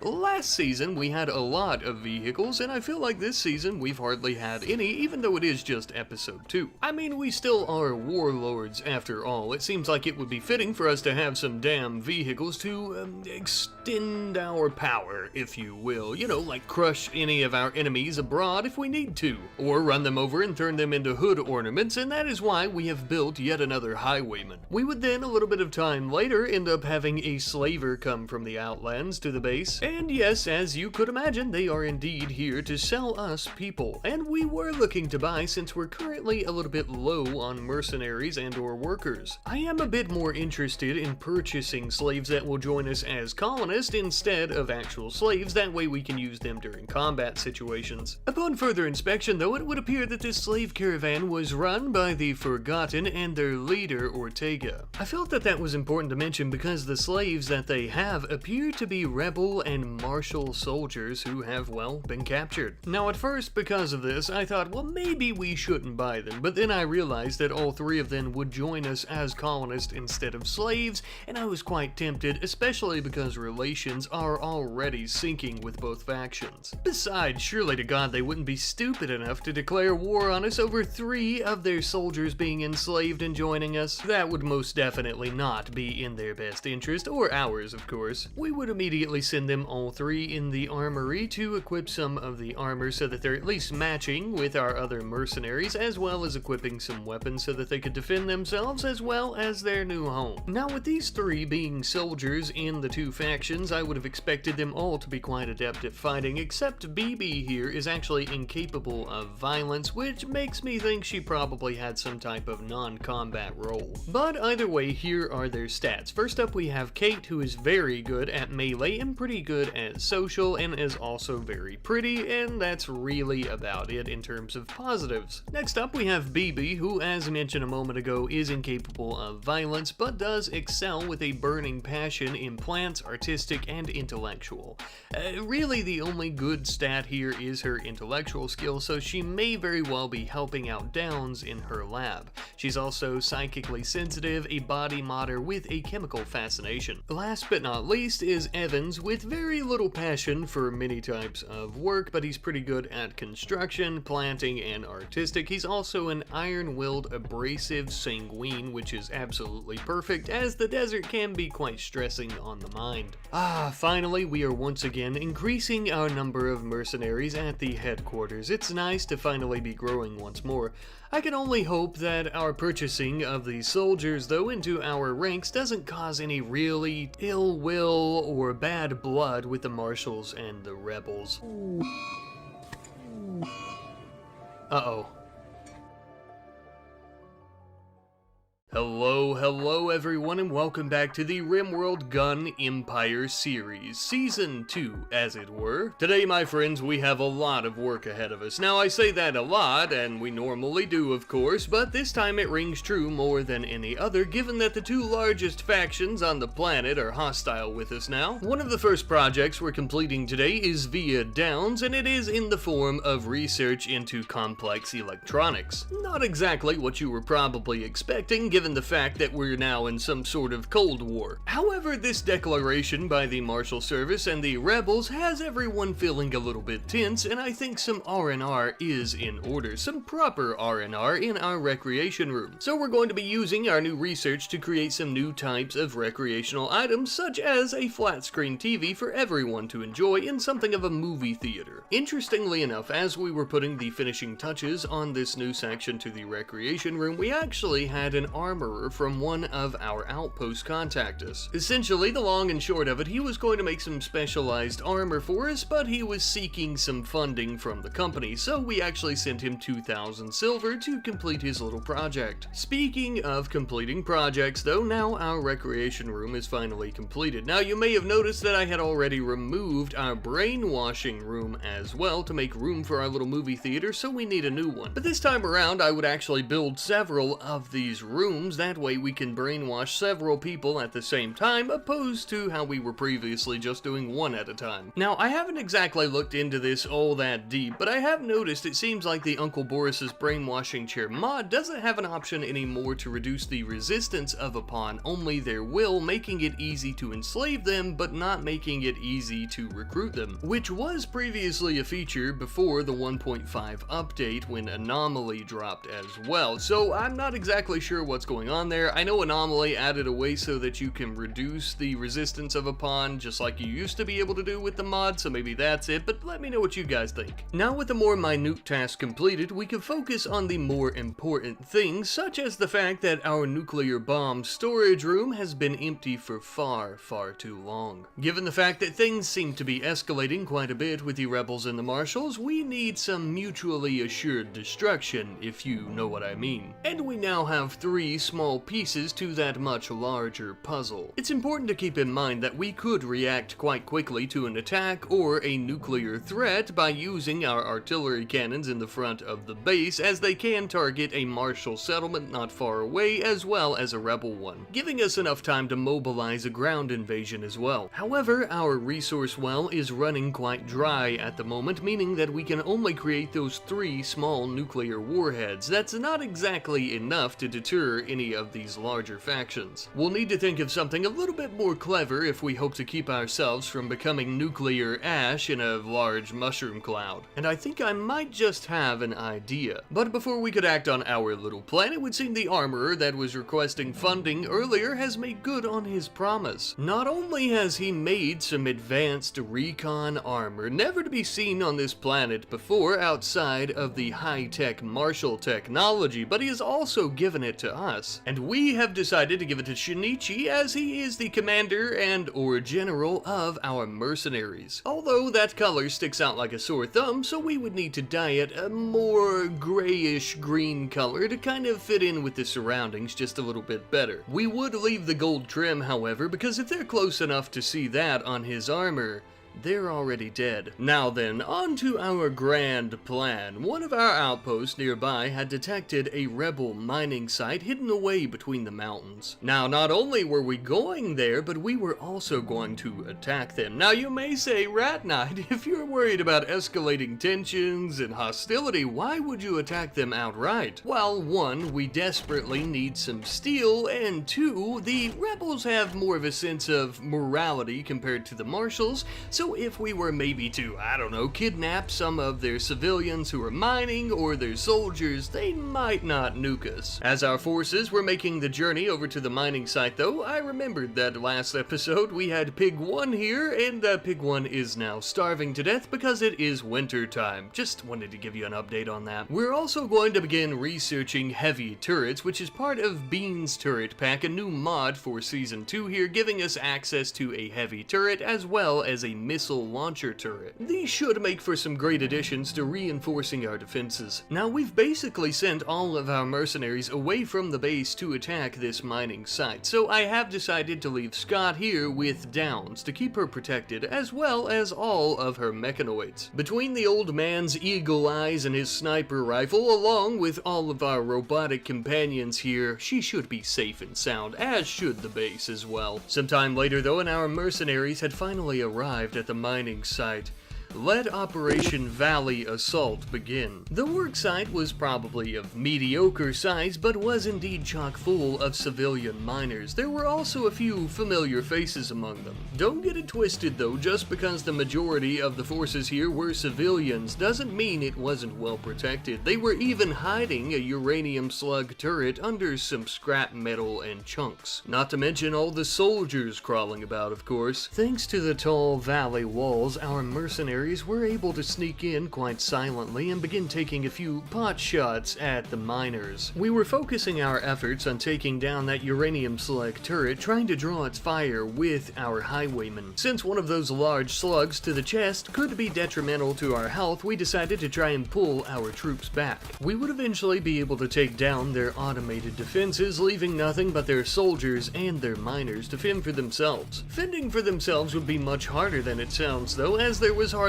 anything they could do against our highwaymen, running them up against the side of the mountain and crushing their bones. Truly a tragic, shameful, and disgusting way to go out of this world. Oh well. With the majority of their troops dead, I was beginning to think we wouldn't have any hostages to take until we took down this handsome purple fella, but we ended up killing his compadre, unfortunately. Well, my unlucky friend, it would seem that you are going to be our one and only hostage, at least for the time being. Now, let's see if we can tend to those wounds with a little bit of dirt and some, I don't know, rocks maybe? We may not have gotten that many hostages to take back home, but we did get plenty of weapons, Thrombian hammers and axes, and assault rifles, knives, you name it, they basically had it here, and now it's ours, which is pretty sweet. Most importantly of all though, were those sweet, succulent stacks of steel for us to take back home and use on any of our new projects, such as weapon production, or maybe a new vehicle, I guess we'll see. Speaking of vehicles, we would begin repairing ours, as well as loading all of that wonderful steel into both of them, that way we can haul it back home. However, we had received notification that militias were coming from the Blue Rock settlements to attack one of ours. In case you forgot, the Blue Rock settlements are under rebel control. Perhaps some type of retaliation effort after finding out that we destroyed their mining camp. Either way, we would set a pretty good sized defending force. A couple of days later, as we were returning back to base, the RimWorld Marshal Service began attacking yet another of our settlements. It would seem this war is finally becoming interesting. Because of all the recent attacks, I began working on a new squad loadout. This new soldier class is going to be a K9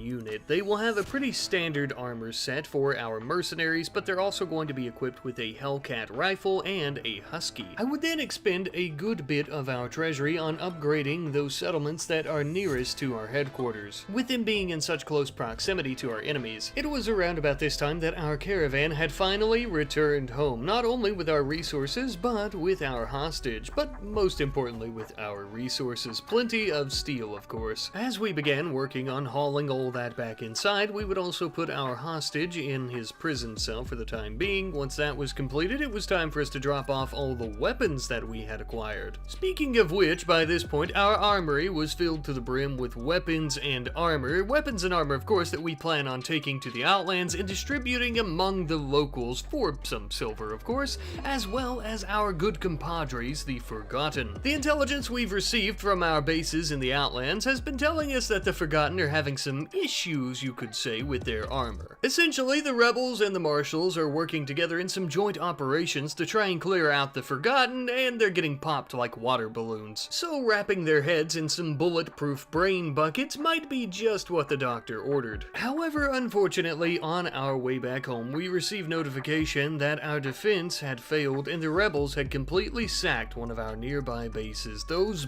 bastards. However, on the bright side, we shouldn't have any issue repairing any of the buildings or completely reconstructing any of the amenities that were in that settlement, as we have a shit ton of silver from the Outlands. Given the circumstances, with everything beginning to really heat up, I thought it might be a good idea for us to go ahead and increase our defenses as well as improve upon the defenses that we currently have, such as adding some of the brand new types of turrets that we've researched and also converting this old ancient danger that was next to our pillbox into a larger pillbox itself. The next morning though, during constructing, we could hear gunshots in the distance. There was an absolute bloodbath taking place just on the outskirts of our territory. It would seem leader of the Forgotten, Ortega, was leading a few of his men in a battle against what appears to be the RimWorld Marshal Service. My best guess they were coming here to trade and were completely ambushed. Even with the new weapons and armor that we had provided to them, they were heavily struggling against the Marshal's androids. Now, granted, these androids could literally tank a doomsday rocket launcher shot, so can you blame them? Badly injured, the Forgotten would begin trying to make a retreat out of the territory, while those who could still leave, as the others were crawling in a pool of their own blood, even poor Ortega. Broken and beaten, squirming on the ground. Could this be it?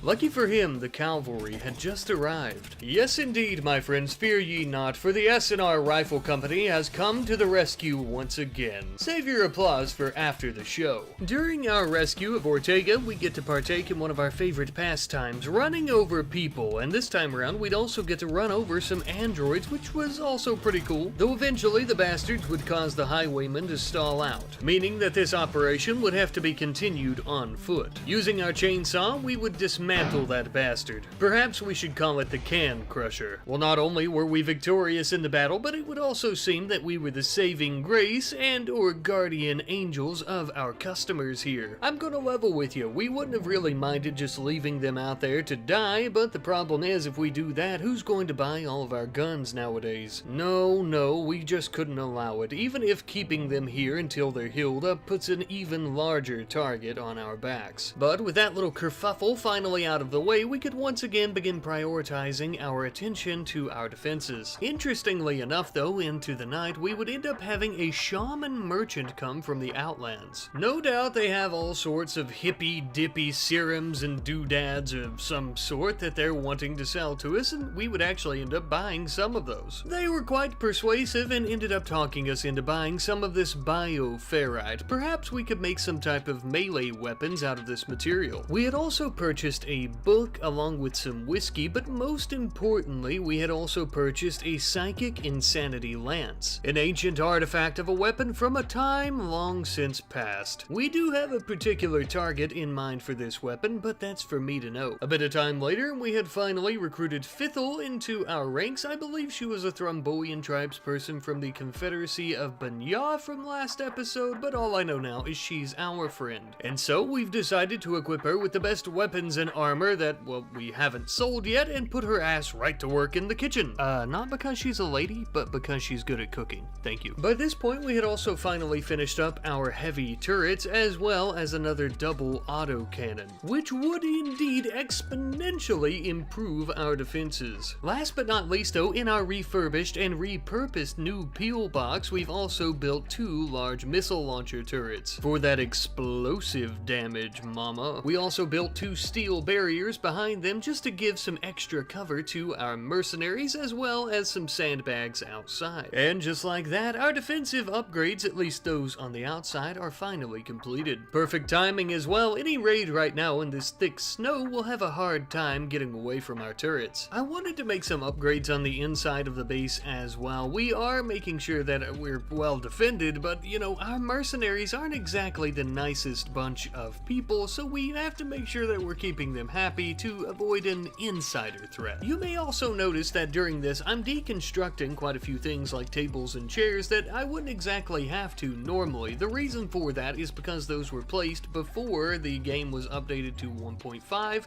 and they're a little glitched out. Regardless of that though, we would eventually get the new kitchen finished, and we even managed to place some nice wine racks so that we can keep our whiskeys and beers. But with that, the kitchen is now much nicer. Hopefully everyone shall enjoy it, and hopefully this will help quell any ambitious ideas. But if you thought I was done improving this base, you are, well, almost correct. The only thing I done after that was add some ceiling turrets, specifically 4 of them, to our nuclear storage room. Just because, well, we keep nuclear bombs in here. I also wanted to mention that our purple hostage with the funny name was doing A-OK, and I had also alerted the rebels to let them know that he's here, that way they don't drop any nukes on us.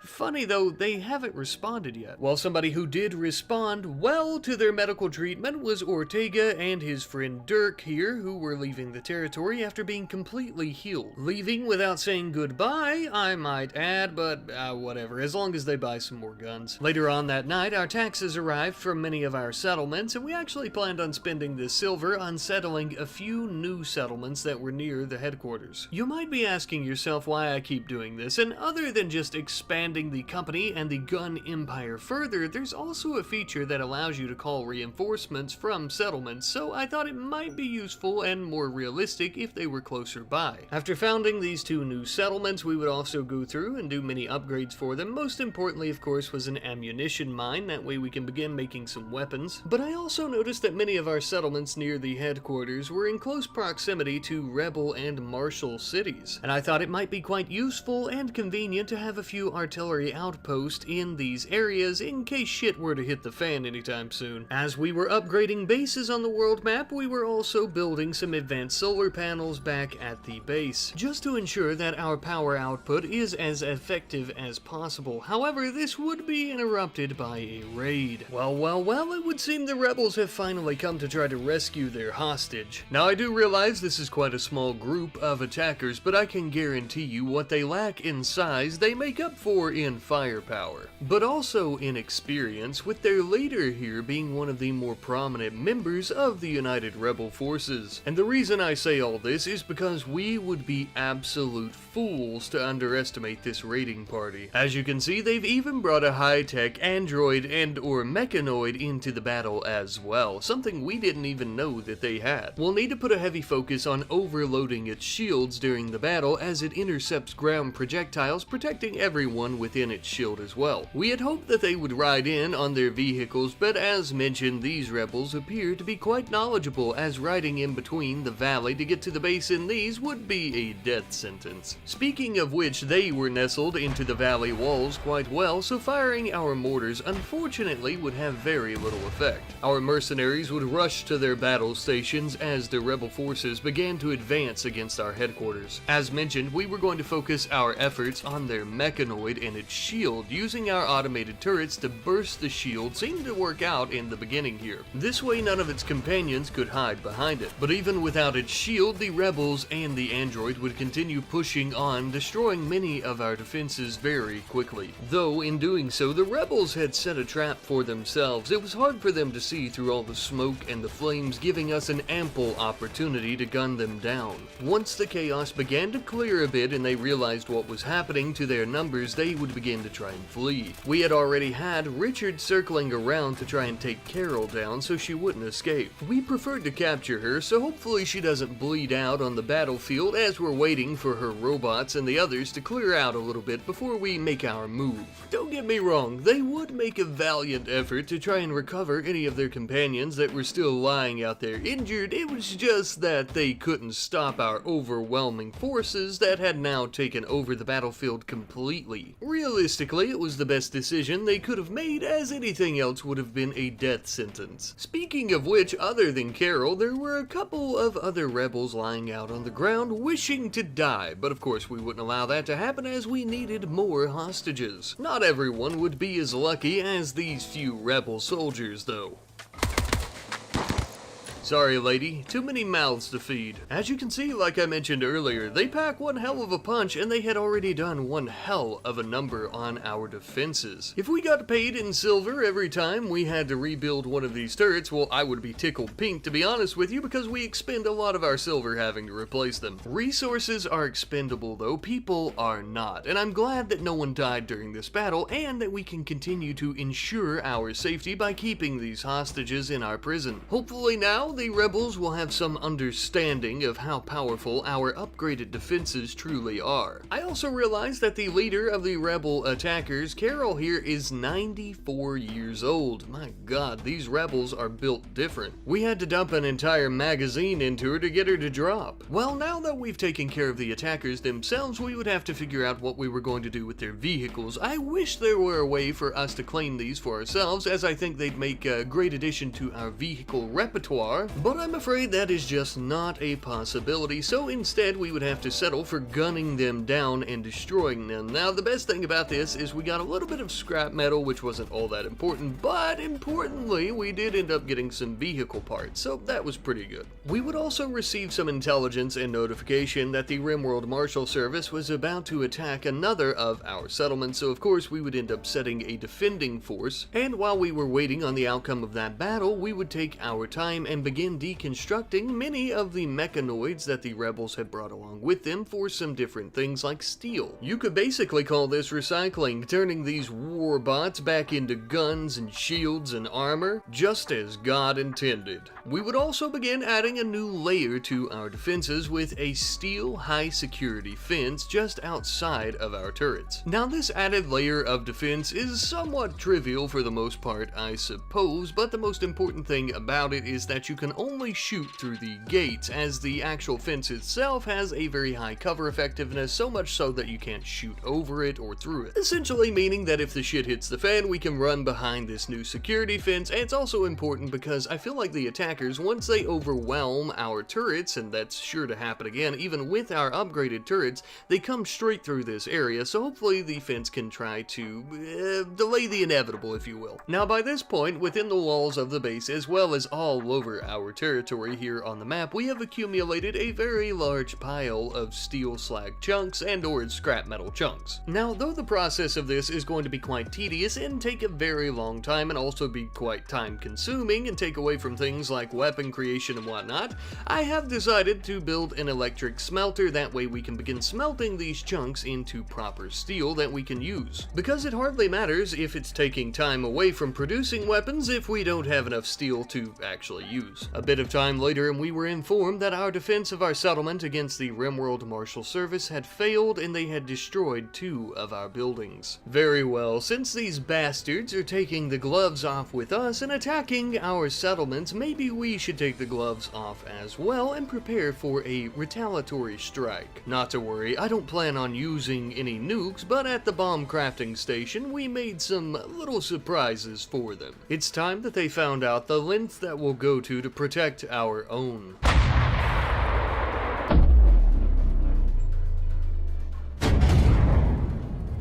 Ah, there we are, just a little something for their troubles. 2 little gifts from the S&R Rifle Company, carefully wrapped in smoldering ash. It would seem that we also achieved a corpse for our efforts, and also some pretty minor damage to the surrounding buildings, albeit better than nothing, I suppose. Well, with our swift retribution delivered to those fools, we can now focus on some projects back at the headquarters. First and foremost, I'm going to be building some sterile tiles in our our operating room. This will make the room much cleaner and, of course, make our chance of getting a proper operation done as well as tending wounds much better. Since we have so many sandstone blocks and limestone blocks, I also want to go through each individual room that doesn't have a proper floor and only has a smooth floor and replace them with some proper tile. Not only that, but I would also utilize a lot of this stone to build some proper plant pots and things of that sort that we should have had a long time ago, really. We're probably the third most powerful and the third richest faction on the entire planet, so it's about time we started acting like it. I also wanted to go ahead and name our vehicles, as I did ask you guys for some names last episode, and of course you happily provided. So first up we have our truck that we're going to be naming Shinichi's Revival. Something of an homage to our old truck, Shinichi's Pride, of course, and this is a great name from our friend Lisa Skinner-X1Y, so thank you very much. Moving on though, we would also be naming our highwayman the Rattlesnake, which is in line with our theme of desert predators, I suppose you could say, as our last one was named the Sand Viper. I didn't want the paint job on this one to be identical to the last one, the Sand Vipers, so it is slightly different, just using the same color scheme, of course. But of course, credit where credit is due, the wonderful name, the Rattlesnake, is from our compadre Murderer of Seahorses.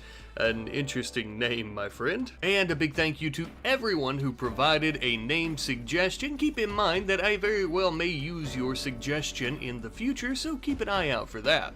But in the meantime, we are going to be building a new path next to the base here, as well as a helipad. As we were in the process of construction, I did notice that some of our loyal soldiers were passing by for one of our nearby settlements. Now, of course, it's not all that uncommon to see our mercenaries out and about, but I did find this of particular interest because they had a husky with them, just like the canine unit that we had made previously. Anyhow though, after trying out a few different iterations, I finally found a combination of slate blocks and concrete that I liked for our new helipad, and we would go ahead and build a new Mosquito helicopter on it. And now with that, not only do we have a new teeny tiny helicopter to move any goods back and forth or perform any rescue missions perhaps, but we also now have an appropriate path to get to our defensive line. But wait a minute, you did hear me say that we might be performing a rescue mission, didn't you? Well, you did not mishear me, I can tell you that much. After performing a swift little pickup, we now have one of our forgotten members of our team. Ah, Pig 1. Welcome home, old pal that none of us have met yet, except for Scott that one time when he purchased you and left you in the desert. Well, we would also go ahead and give the pig a name. We will be naming this handsome young lad Wilbur. But this splendid name comes from our splendid friend Tyrone 1773, who was saying that if we rescue the pig, we should call him Wilbur from Charlotte's Web. Well, my friend, not only did you inspire the name, but you also inspired me to go and rescue the pig, because without you,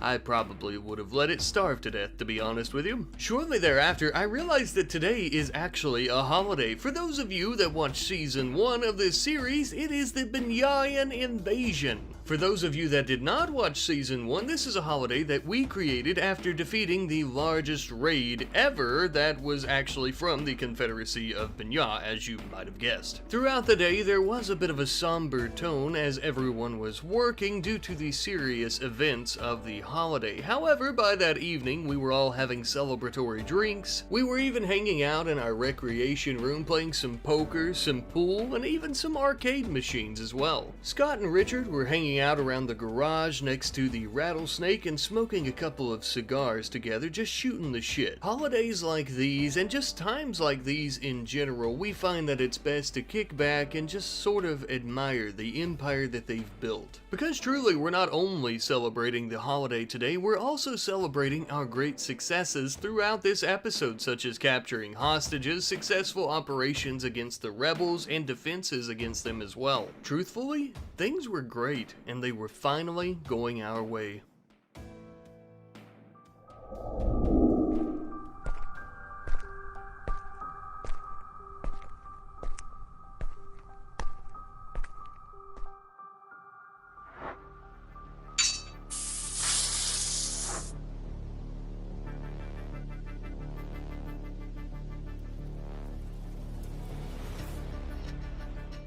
Hello everyone, and welcome back to the RimWorld Gun Empire series. Today, my friends, we have a lot of work to do. The first thing we're going to be doing is trying to stop Commando Jr. from burning the whole damn place down, since he's on a pyromaniac fire-starting spree. We're also going to be hunting the wildlife in our courtyard to clear them out, and that way we have some fine desert donkey meat to feed to our rebel hostages. As you might imagine, if they were to starve to death on us, we wouldn't have any leverage anymore. Speaking of which, our animals, Mistake and Wilbur the pig, were beginning to starve to death on occasion, so I ended up building some haylofts in our stable for them. This way they should have a steady supply of food nearby at all times. Now on to more pressing matters. You guys have brought this up, and I have noticed it myself as well, that our battery room in the front of the HQ here is a little bit of a security concern with the very thin wall. So not only have I decided to expand the battery room just a little bit, but I have also added a reinforced armored wall on the outside. Theoretically, this should make it much harder for any unwanted visitors to enter the base through here, and of course now the battery room won't be such a liability, but it's still kind of a liability, so I've decided to build a backup battery room in our escape tunnel just a little bit north of the treasury. This way, if we were to be attacked and our battery room up front were to be wiped out, the backup power should kick in and keep the lights as well as our turrets on. Now all that digging sure did give us a decent little stockpile of coal. Now there weren't thousands upon thousands of pieces, but it was enough that we could make a little bit of money off of it, so we decided to load it up into the eye and begin flying it towards the outlands. Now at this point, basically every single faction uses fossil fuels for something, but we hadn't traded with the Thrombian Union in quite a while, so I decided to sell it to them to keep relations good. After Scott returned, it would seem that we made just over 1,700 pieces of silver. Not too shabby if I do say so myself. After that, we would once again begin focusing on putting some more effort and beauty into the rooms of our mercenaries. Simply, of course, to ensure that they are all quite happy with their accommodations. All we really did was use a lot of the cloth that we've been growing to put some nice rugs in everyone's rooms. But it really increases the beauty stat significantly. After that, I began taking a look at Greffus once more. As many of you may remember from Season 1, we performed about 4 or 5 surgeries and gave Greffus all of her prosthetic limbs, which truly was a miracle because she was basically just a head on a torso at one point. However, this still has limited her mobility as well as manipulation, so we decided to have Richard here whip her up a little bit of a surprise. This, my dear friends, is an industrial exoframe. Admittedly, it is still an experimental technology, but it is based on the hydraulic systems of our mechs. Not only would it increase her carrying capacity as well as her speed, but it would also give her a better aim when shooting weapons, as well as basically anything she would be doing with her hands that requires some type of dexterity. Also, Greffus is a boy. My bad. I'm a warlord, for God's sake, not a doctor. Anyhow, though, as Greffus is getting used to his new exosuit, we are going to be preparing for something of a military operation. Nothing serious, more of a training exercise or a drill. Put simply, we're just checking out the drop pod systems of nearby settlements of ours, as well as the response times of said drop pods. Because God forbid if something were to happen, especially given the political climate, you could say, if we were to need some reinforcements and they weren't available. We would end up performing some pretty basic movement drills with the squad and just had them run around the courtyard essentially, up until the point that we were pleased, and then we had them go on their merry little way all the way back home. All of our forces right now are on high alert. Hopefully we never have to call in reinforcements to the headquarters, but it is definitely a possibility. Now then, while still on the topic of our settlements and bases around the world, we're going to begin building some trading posts at our larger ones. This should assist them with selling more weapons and ammunition for the Empire, and thus bringing in more silver. Silver that we can reinvest back into their communities, making their lives even better. Speaking of infrastructure though, we're going to be building a nice little path underneath our 2 brand new anti-aircraft guns. I'm sure you guys remember we did have some of these previously, but I think we lost them during a raid. Nowadays, the sky is one of the most dangerous places to be, but of course these guns aren't going to do us any good if we can't detect any incoming aircraft, so we would end up building a radar upgrade into Down's lab. However, though their specialty is on aircraft, they can also be used on ground targets as well. Perhaps we should have a little bit of a demonstration. I've ended up building some cloth decoy targets here so that I could show you just how powerful they are.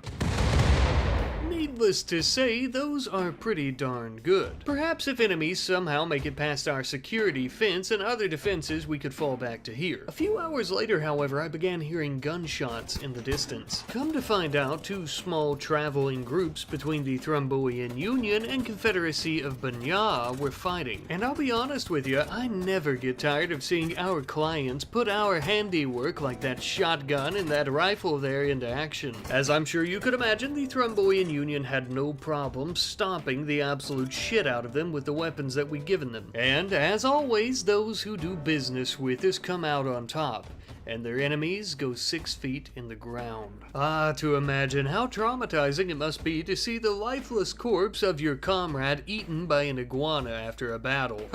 You poor little goober. Speaking of eating, we would end up chopping up and eating one of their holy thrombos that fell in battle. Just don't tell the Union, though. As the Union tribespeople were trying to heal up from their wounds and what appeared to be take a little nap, we would snake in and try to take as many weapons as we could. We would then begin spending plenty of silver, as I discussed earlier, by upgrading many of our little towns and rebuilding some of the structures that have been destroyed throughout some different raids. Back home, Downs was working in her laboratory, but we began hearing a banging down towards the prison cells. Turns out one of the rebels was getting a wild hair and wasn't looking to stay here anymore. We brought in Shinichi and two of our other mercenaries along with our mechs in case he needed a bullet or two to be put down. Although I was thinking beating him on the head with these shields a few times would do the trick, and turns out I was right. Come on, big fella, surely it's not that bad. I mean, technically, we don't have to feed you all the time. I thought making and forcing them to wear these orange prison t-shirts might make them a little bit less rebellious since they didn't have their armor or anything on anymore, but turns out the rebels are indeed quite rebellious, as you might imagine. A bit of time later, we ended up having a bulk goods trader coming from the Outlands. Naturally, of course, they were looking to purchase some of our fine weaponry, but mostly all they really ended up buying were some artillery shells as well as some leathers we had in exchange for some components and advanced components. Because of our bases in the Outlands, we get these types of traders pretty often. They're also a good source of steel as well. A bit of time later, and Downs had finally finished up research into Vitals Monitor, which is going to allow us to build some technology that will be quite useful in our medical room. During this time, we did a complete overhaul of our medical room, which has been long overdue. We swapped out the flooring for sterile tiles, we made one large vital monitor so we can actually keep an eye on the vitals of everyone inside the room, as well as some IV bags, and we swapped out every single bed for some proper hospital beds. Not only making our medical care much faster, but also making it much more effective. We then began getting some strange reportings from one of our settlements in the Outlands. Apparently they've seen some strange figures wearing some strange outfits wandering into the forest at night, so we decided to investigate. I'm sure it's probably just some type of Thrombian tribal ritual or something. Besides, at the moment, we have much bigger fish to fry. One of the chieftains of the Thrombian Union has some intel for us. It would seem that there's a martial safe house not too far away from HQ, and they're storing one of their high-value soldiers there, known as the Phantom. A high-value soldier to them, but a high-value target to us as well as our allies. The Marshal Service may be a bunch of cruel monsters, but one thing they are not is stupid. Hiding a safe house in plain sight was genius. For this mission, we'll be sending out Kate and Nurzak, as their skill sets weren't in dire need around the headquarters at the moment, and the two of them are a pretty sneaky duo. Stealth is going to be quite crucial on this mission to ensure that our helicopter doesn't get blown out of the sky before we even end up arriving at their safe house. Flying there in the cover of night would give us exactly the stealth that we were looking for. We would arrive a couple of hours later, being sure to touch down near some small mountains just out of sight. Of course, though, arriving here without being detected was merely a fraction of the mission. Even though we were trying to do this a bit quietly, we had brought some big guns in case things get out of hand. For now, though, the two of them would begin scouting out the base. It was quite small, as we had expected, but absolutely packed to the gills with Marshal Service soldiers. soldiers. From our position in the hills, we could also see the Phantom step outside, with a very interesting and unique set of custom armor, no doubt awarded to him by their top brass for taking many a Thrombian life. Given the amount of enemies that are here, I don't think we'll be able to do this quietly like we had hoped for, nor do I think we'll only be able to do it with 2 soldiers. No, we're going to have to call in some reinforcements. We called in backup from many of our local settlements. The vast majority of our forces would consist of our brand new canine units. Best of all, it would seem that we've caught them completely off guard. No doubt they weren't expecting a bunch of mercenaries to fall from the sky. I can say for a fact that the Phantom was definitely caught off guard. Target neutralized. Our mercenaries were truly giving them hell, hiding in the shadows, only making themselves visible by the muzzle flash of their Hellcat rifles. The marshals and the rebels have underestimated us for far too long. Let this be a lesson to them that we can muster up forces to rival their own. This would be an ample time for Nerzak and Kate to move in to try and assist our allies. Up until this point, HQ had them stay back, mostly because they're not as expendable. It would seem, however, after hours of chaotic battle, we have came out victorious. And even though the Phantom's body was completely destroyed during the battle, it would seem the Thrombian Union has still held up their end of the bargain, thankfully. Normally, I would say that it's kind of them to take our word for it, but when the safe house looks like this, there wasn't really any denying that we took out the target. Our payment for completing this little mission was a Psylink neuroformer, a piece of ancient Thrombo tech that is said to give the user some type of psychic abilities. I suppose we'll be the judge of that. With a successful mission under our belt, though, it was time to bring Nerzak and Kate back home.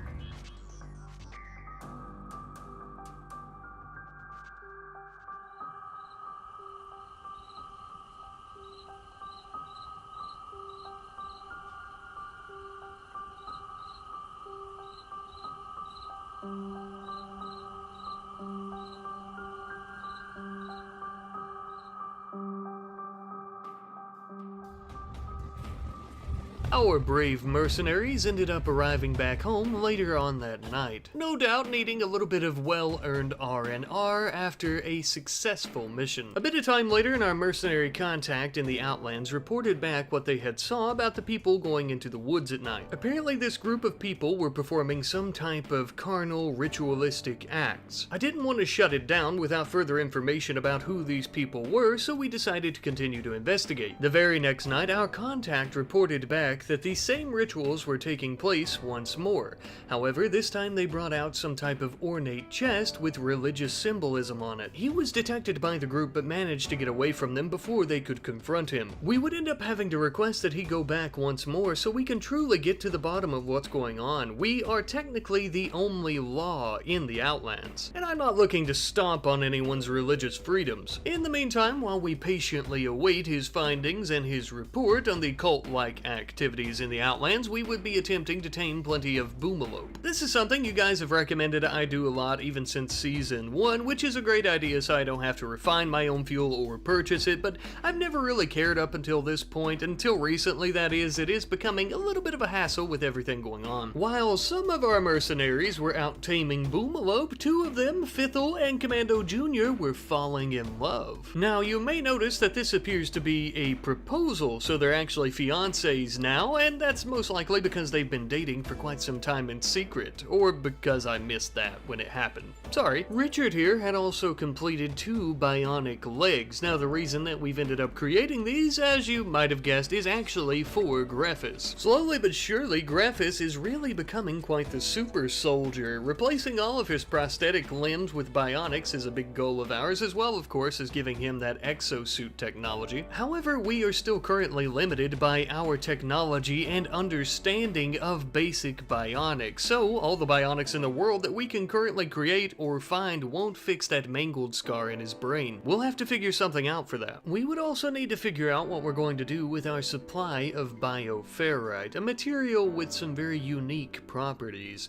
For now, I think we'll craft some melee weapons out of it, and maybe perhaps some shields as well. We'll have to experiment with it a little bit and see what does best. Later on into the night, we ended up having some beggars beggars that stopped by requesting something we didn't care enough to actually check. I didn't think any of them would make good mercenaries either, so I didn't even bother arresting them. I just thought I'll just let them do whatever they're doing, go about their merry little day sitting outside of our gates. But then something strange happened.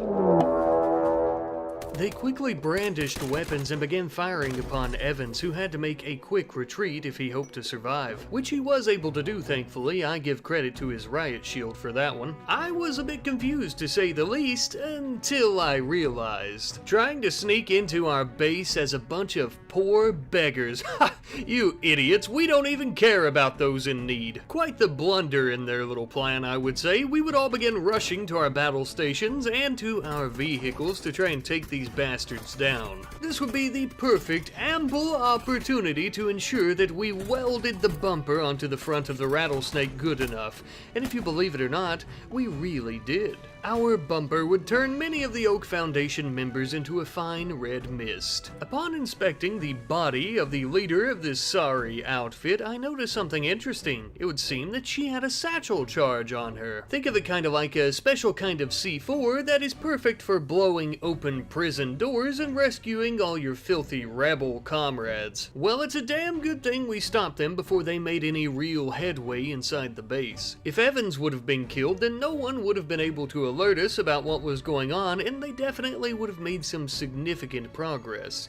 It's a good thing that he didn't die, I suppose. I mean, not only just because he couldn't have alerted us to them, you know, we don't want him to die. Either way, though, their plan was foiled, they're dead, and we're not. So it's time to take all their goodies, like those guns there, that way we can resell them. I also want to mention by this point we had already tamed 2 boomalope, though we will most definitely be getting quite a few more, so if you guys want to leave some names for boomalope, be sure to do so, and I'll check them out. I also made the decision to give our Psylink Neuroformer to Down. She does already kind of have some experience having ancient Thrombian tech inside of her brain, so, you know, I mean, might as well. So we ended up doing so, and after that, she ended up gaining the ability to throw rocks with her mind, which is pretty cool, I guess. Better than nothing. Unfortunately, though, we would end up getting some bad news. Our investigator/informant in the Outlands that was checking out these ritualistic sacrifices and whatever was going on there was found with his chest cavity split wide open.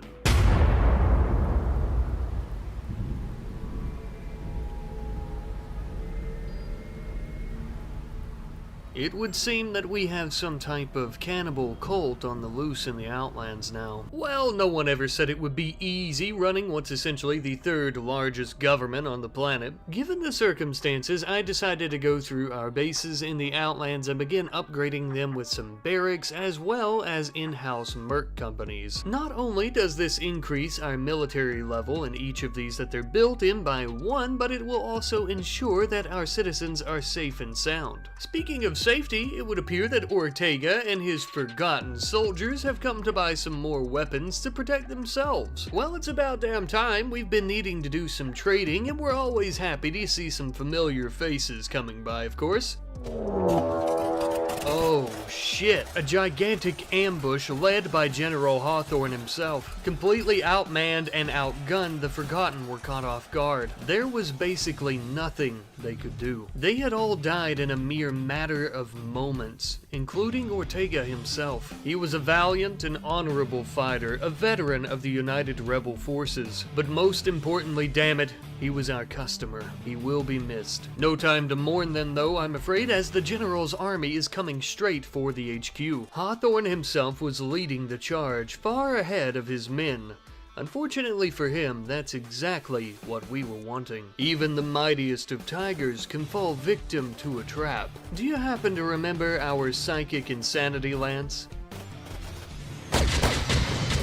I believe we got him, but he's still coming right for Scott. We're gonna have to try to get him the hell out of there as soon as possible. The Lance has turned his mind into scrambled eggs, meaning that he's going to try to bash anyone's head in that he comes across, even his own allies. But at the moment, he's still a bit fixated on Scott. I'm trying to get him away from him as soon as possible, slamming the door in Hawthorne's face. Hopefully this way he'll turn against his own. They had already turned against him, noticing that he's in a blind berserk rage, and so they started start firing upon him. Eventually, he would come out of the doorway, though he wasn't really attacking them back, at least for now it would seem. But either way, with Hawthorne taken out of the battle for the time being, we might actually stand a chance. Using our vehicles, we would attempt to draw the attention of the enemy soldiers. That way, our people could come out on foot and get to the AA cannons. Now, this sort of is our fault for letting them in through the gates, though they would have gotten in anyhow. I had opened up the garage gate, that way they could probably try to kill Hawthorne, but that never ended up happening, so now it's all on us. I would attempt to get many of our soldiers inside the base, or at least in the garage, where they could take cover and fire at the enemies, because they were basically completely surrounding us. Many of our people were unconscious and or severely injured. Things were looking quite grim.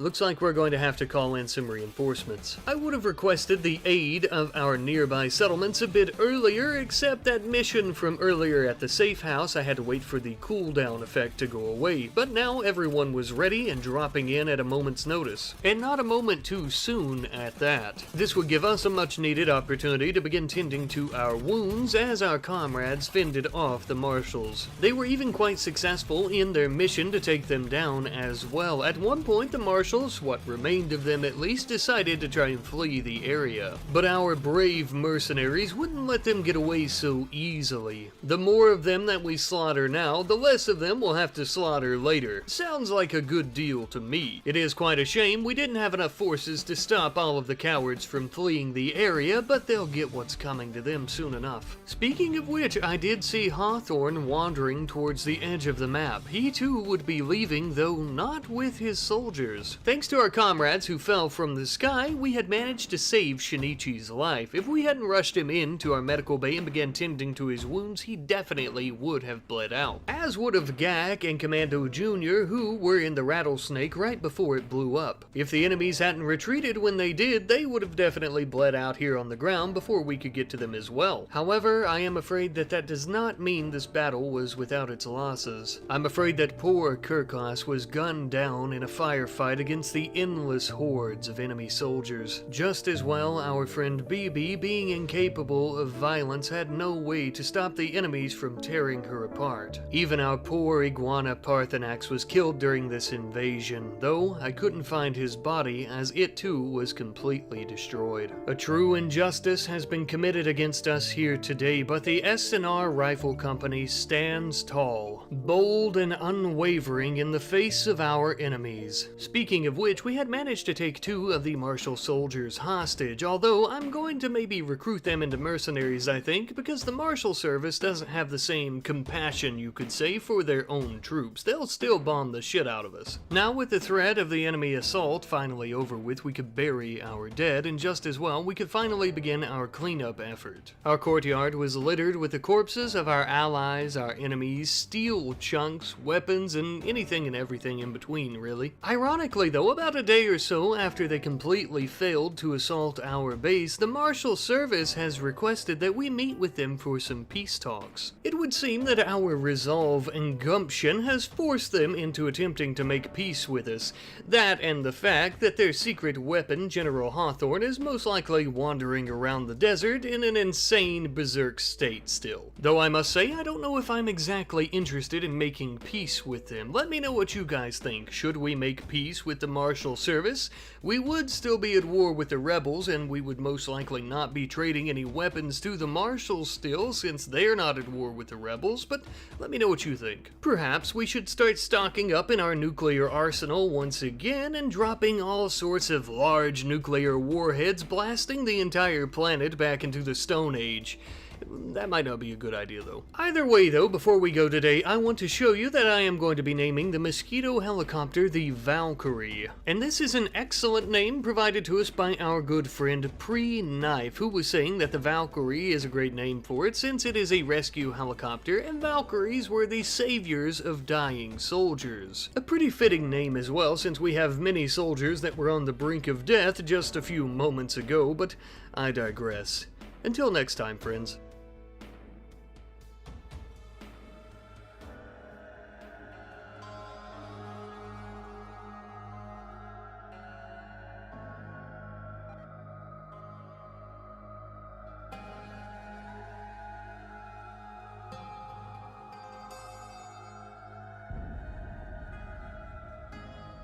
Hello everyone, and welcome back to the RimWorld Gun Empire series, where at the moment, my friends, we are currently healing up as well as cleaning up from the massive assault by the Marshal Service at the end of last episode, where we experienced a lot of damage to our squishy human bodies, but also massive damage to our defenses as well, so we're working on repairing those. Meanwhile, though, something interesting was going on. We were so focused on repairing our defenses, we didn't even notice that there was a mass infestation just outside the base. They knocked Downs unconscious, and Scott and Richard would attempt to come to her aid. They had managed to kill the large keratin-encrusted beast, but we still had to take care of their nest. The eggs would hatch swiftly as soon as we approached, and the creatures began attacking us, but using our axe, our hammer, and the old chainsaw, we would manage to take them down. I then began having some issues. As you can see, we have a lot of notices here about military cooldown,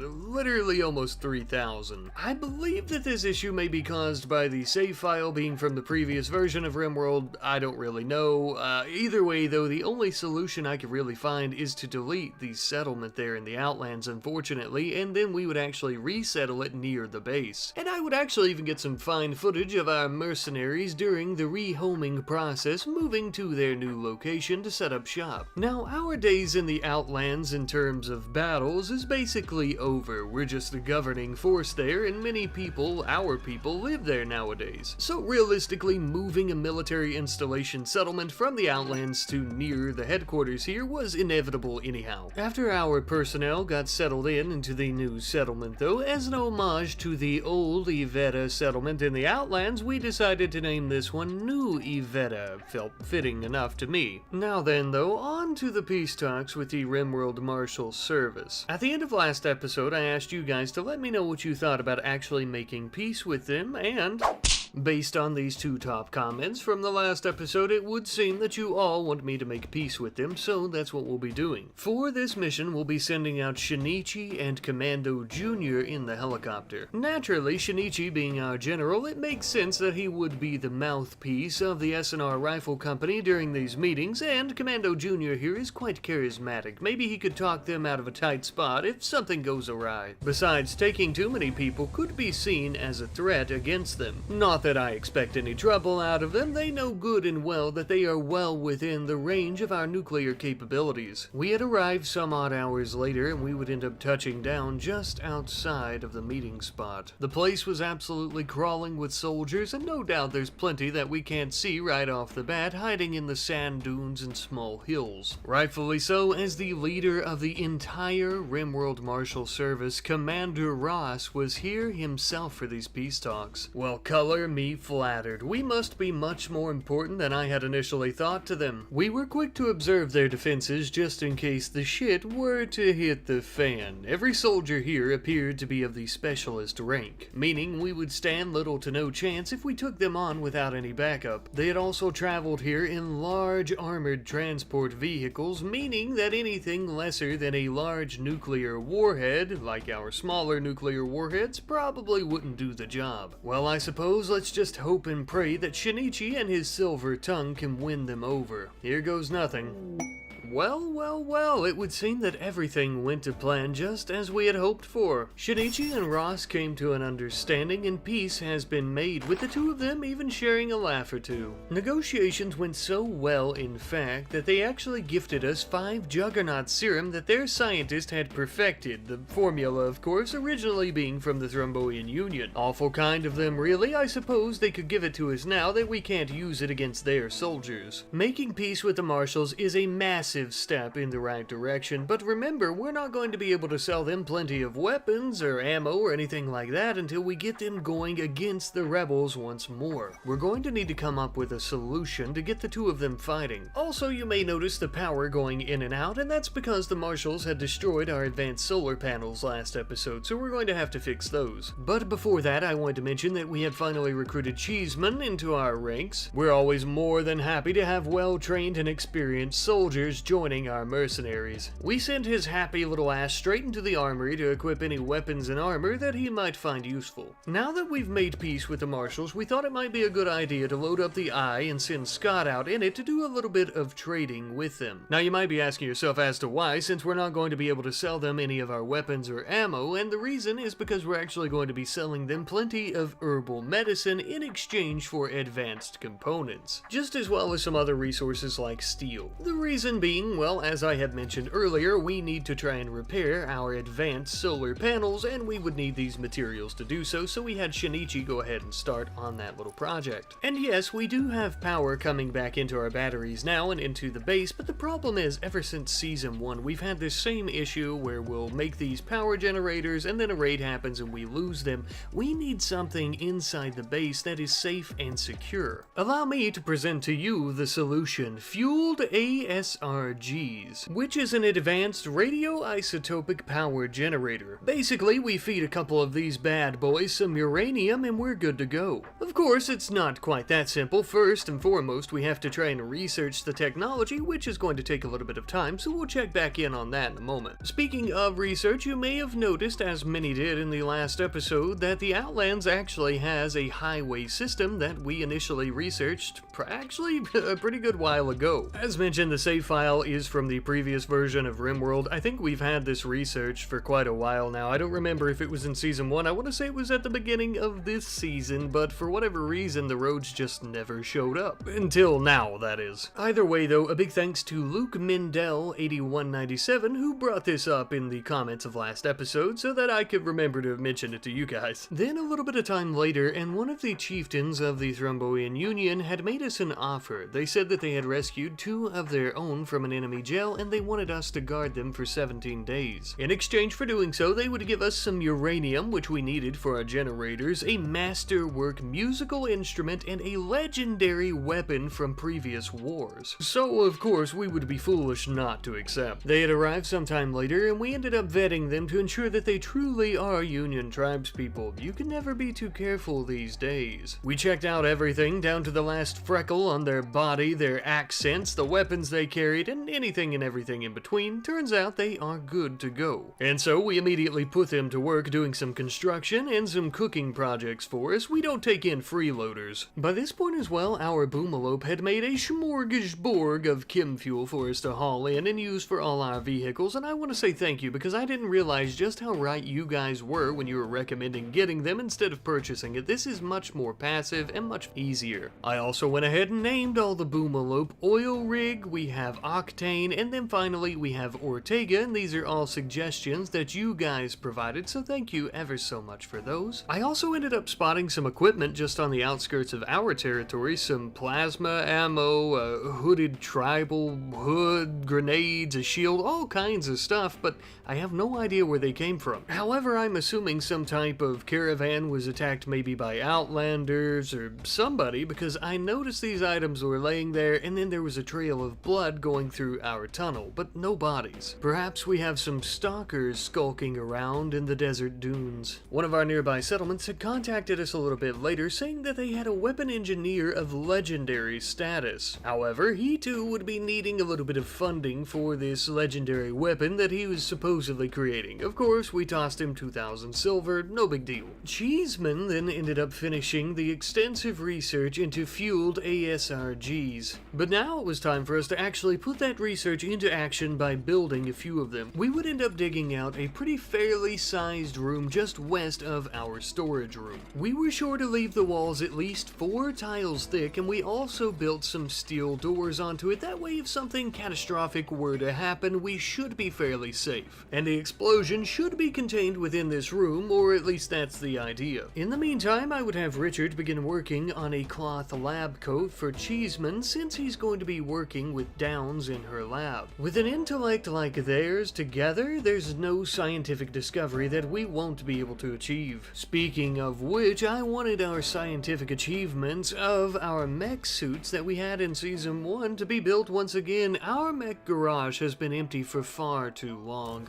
The only problem is we are missing a lot of plasteel. But that's never been much of a problem for us before, as we have plenty of weapons, ammo, and even a little bit of armor that we can trade for plasteel as well as other resources that we may need. We would swiftly load all of this up into the eye and prepare it for another flight. But before we could take off, our weapons engineer that we provided funding to delivered his product and on his promise. He has produced a new type of weapon that he has appropriately named the Vector Shot. Since Greffis has been our guinea pig for body modification, exosuit frames, and basically everything else up until this point, I thought it may be best if he test out this weapon as well. An interesting piece of weapon technology to say the least. It was something like grenades, but it fired in burst, which was useful, I suppose. We would then end up having a major prison break with Michael, Sergio, and Kaj attempting to break out of their cells and leave the facility, which we couldn't allow, as I'm sure you know. It would seem that the Marshals and the Rebels aren't only teaming up on the battlefield, but also here in our prison. We would send in all nearby mercenaries to try and quell this rebellion, even if it meant that we had to kill some of the prisoners. Because if they were to make it outside these prison doors and get to any weapons, the results would be absolutely disastrous. But I am quite happy to report that it doesn't seem that that's going to be the case, as we have successfully stopped all of them. We'll need to take them back to their prison cells to try and ensure that they don't die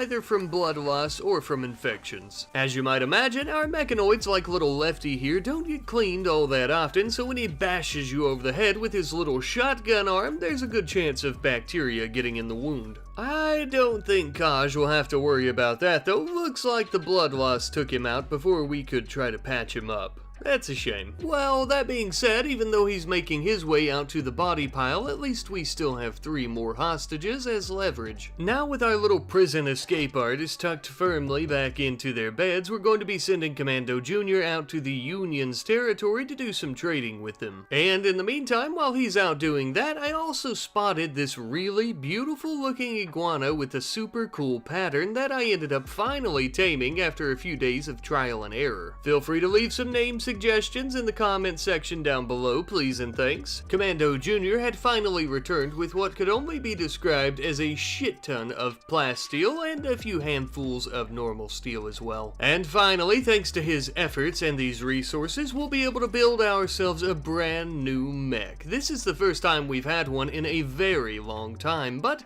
I can't think of a name for it. I did, however, notice that the United Rebel Forces were requesting that we meet them in a nearby location to discuss peace talks with them, just like we had with the Marshals.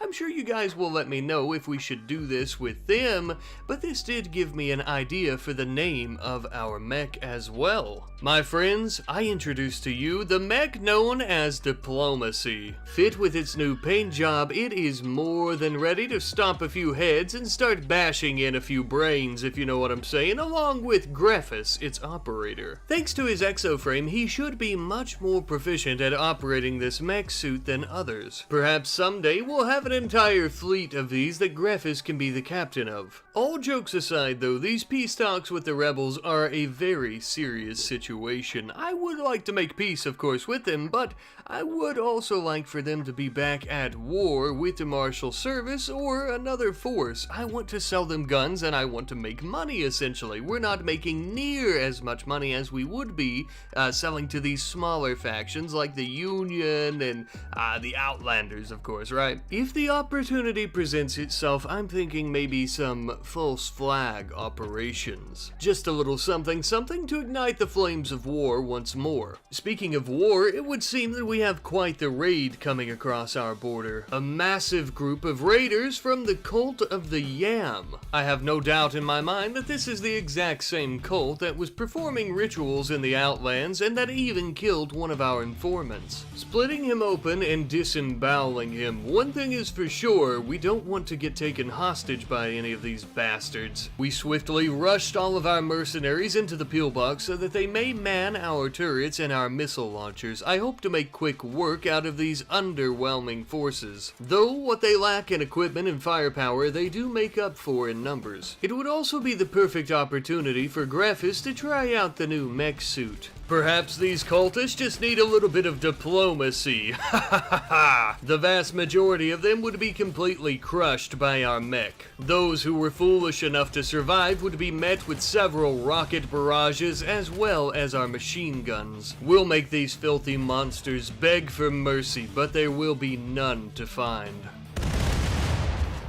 By this point, our defenses, as well as the mech, had taken out the majority of their forces, so we had a little firing squad come out and finish off those who remained. And just like that, we had finally achieved victory, leaving most of the surviving cultists in a pool of their own blood and or urine. Some of their surviving members, though, had decent skill sets, so I thought we might try to tend to them and maybe try to recruit them. Now, it's not exactly what you think. I do have something in mind for them. In the meantime, though, we did get plenty of mediocre-ish weapons as well as some metal blood serum from all of the cultists, so we're going to begin hauling all those into our armory so that we may begin selling them as well and making something of a profit. Okay, sure, some of their melee weapons and or weapons in general were most likely used in some type of Lovecraftian horror ritual thing, but we don't have to tell our customers that. After we had gotten everything settled, though, we would take our new cultist compadres into the brainwashing rooms and leave them to their own devices, as well as whatever video is always playing at all times. 24 hours a day,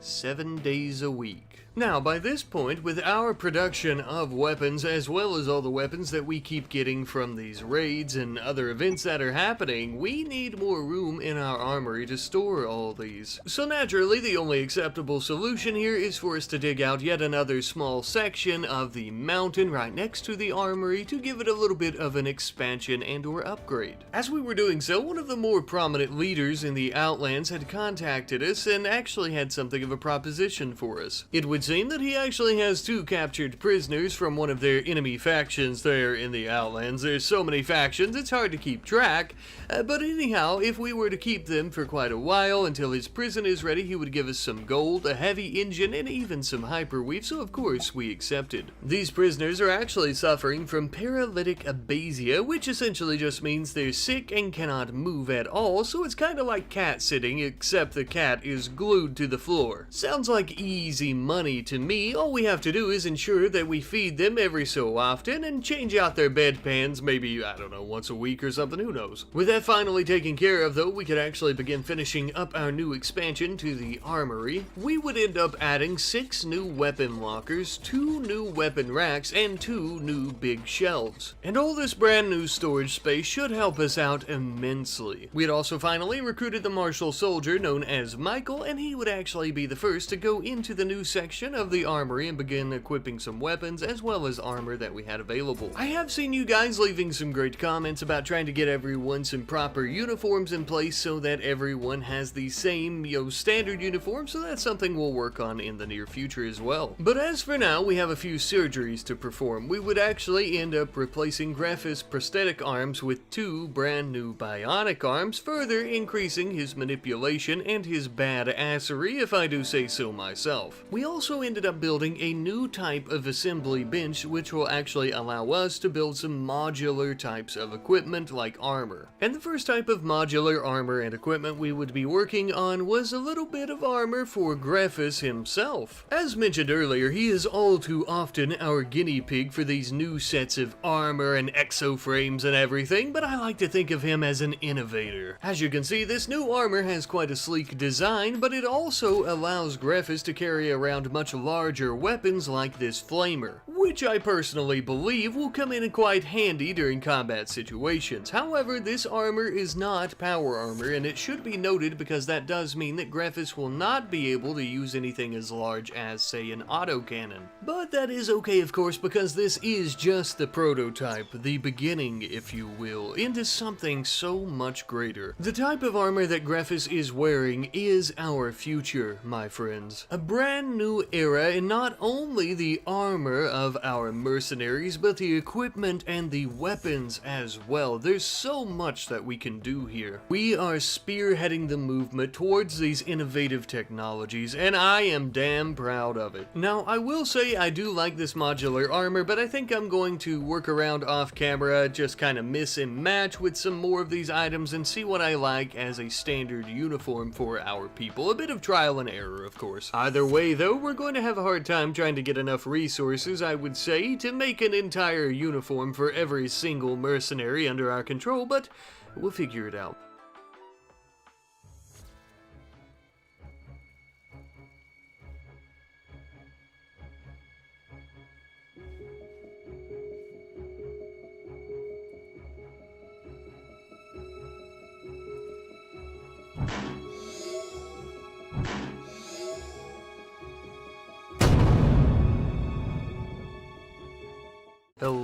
Hello everyone, and welcome back to the RimWorld Gun Empire series, where, my friends, at the moment, we're currently having something of a prison break. It would seem that some of our prisoners from the Outlands weren't exactly who they said they were. Oh, that slippery oak foundation, I would be lying if I said I weren't impressed. We're sending in some additional troops to the prison to try and quell this rebellion before it gets too out of hand, including our protection mechanoids Lefty and Righty, who unfortunately were subdued by the prisoners. Michael and Shinichi would attempt to push forward to try and ensure that they don't have any way of escape. Shinichi chucked a grenade into the middle of them, and that ended up doing the trick. Well, now that they're no longer a threat, we'll try to tend to the ones that are still alive. As you might have noticed, we had to take some drastic, more violent measures there to ensure that they didn't get out. And in doing so, we killed quite a few of them. We also done a lot of damage to our prison, although most of that was by the prisoners who were trying to escape. As I had mentioned earlier, our two little mechanical defenders here ended up getting destroyed during the battle, although they're actually still somewhat intact, so we should be able to bring them back theoretically. We'll toss them into the gestator and see how it goes. Currently, of course, we're a bit low on resources, and our prison is in disarray, and we're not going to be able to really repair it anytime soon, so I ended up digging out some rooms for some solitary confinement. Since our little rebels here don't enjoy the recreation hours that they get, we'll make sure that they don't see the light of day for a very long time. But while they're rotting away in their holes in the dark, we are going to be furthering our innovative knowledge in the form of research into auto doors. Realistically, we should have researched this a very long time ago, but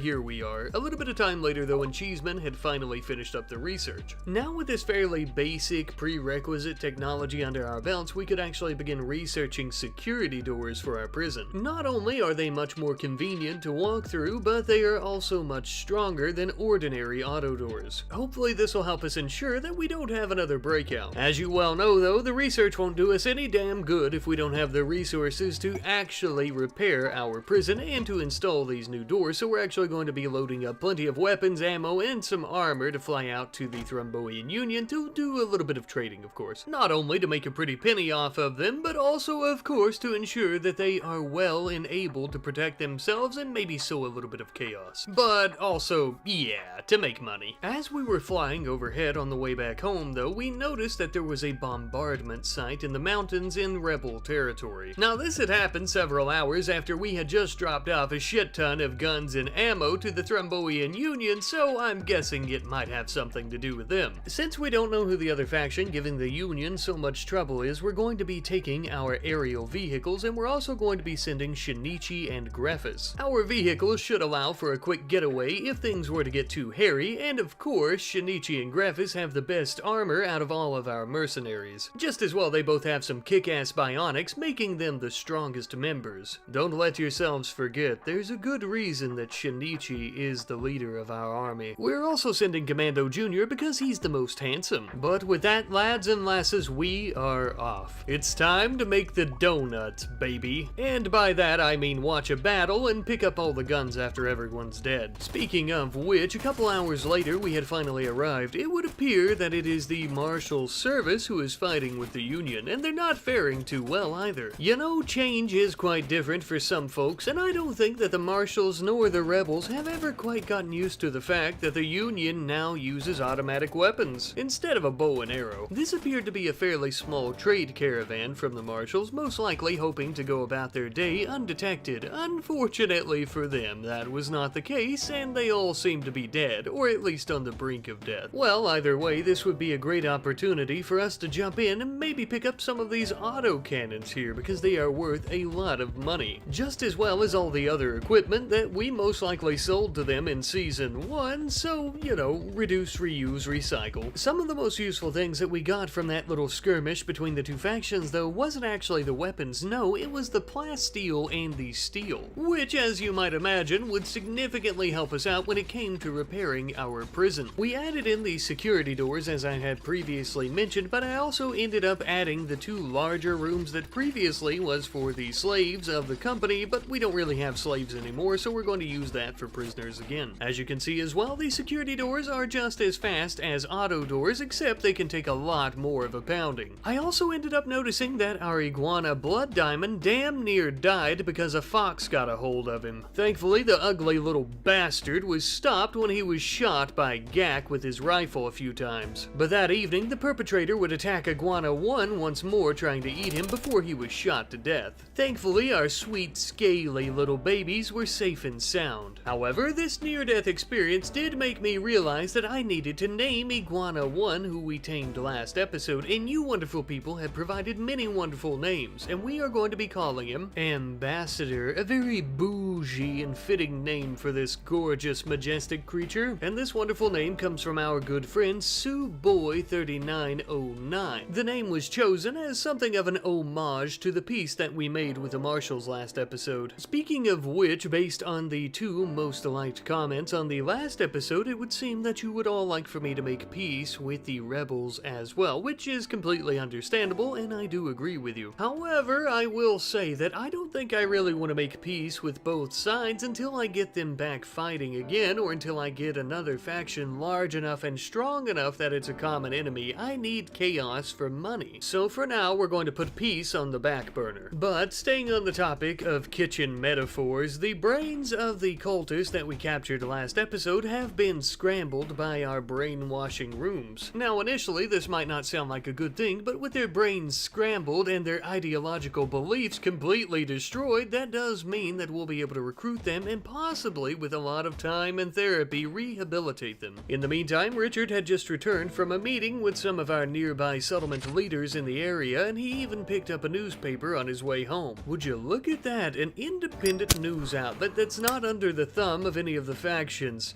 That is rare to see nowadays. It would seem this little article is about us arming the Forgotten as well as the Thrombian tribes. Ah, let them sing our praises. A little bit of time later, I noticed that we were having a slight dip in our crop yield, so I was going to build some sprinklers in all of our growing areas. That way we can try to get our onions and peppers and everything grown much faster and much more efficiently. Ah, water, the building block of life. Yet another miracle we've managed to accomplish in the Quan desert. After that, one of our rambunctious rebels, the purple Thrombian prisoner, was getting a little bit wild and we had to put him back in his place. Truth be told, I think he might be my favorite prisoner of the three. He has a lot of spirit.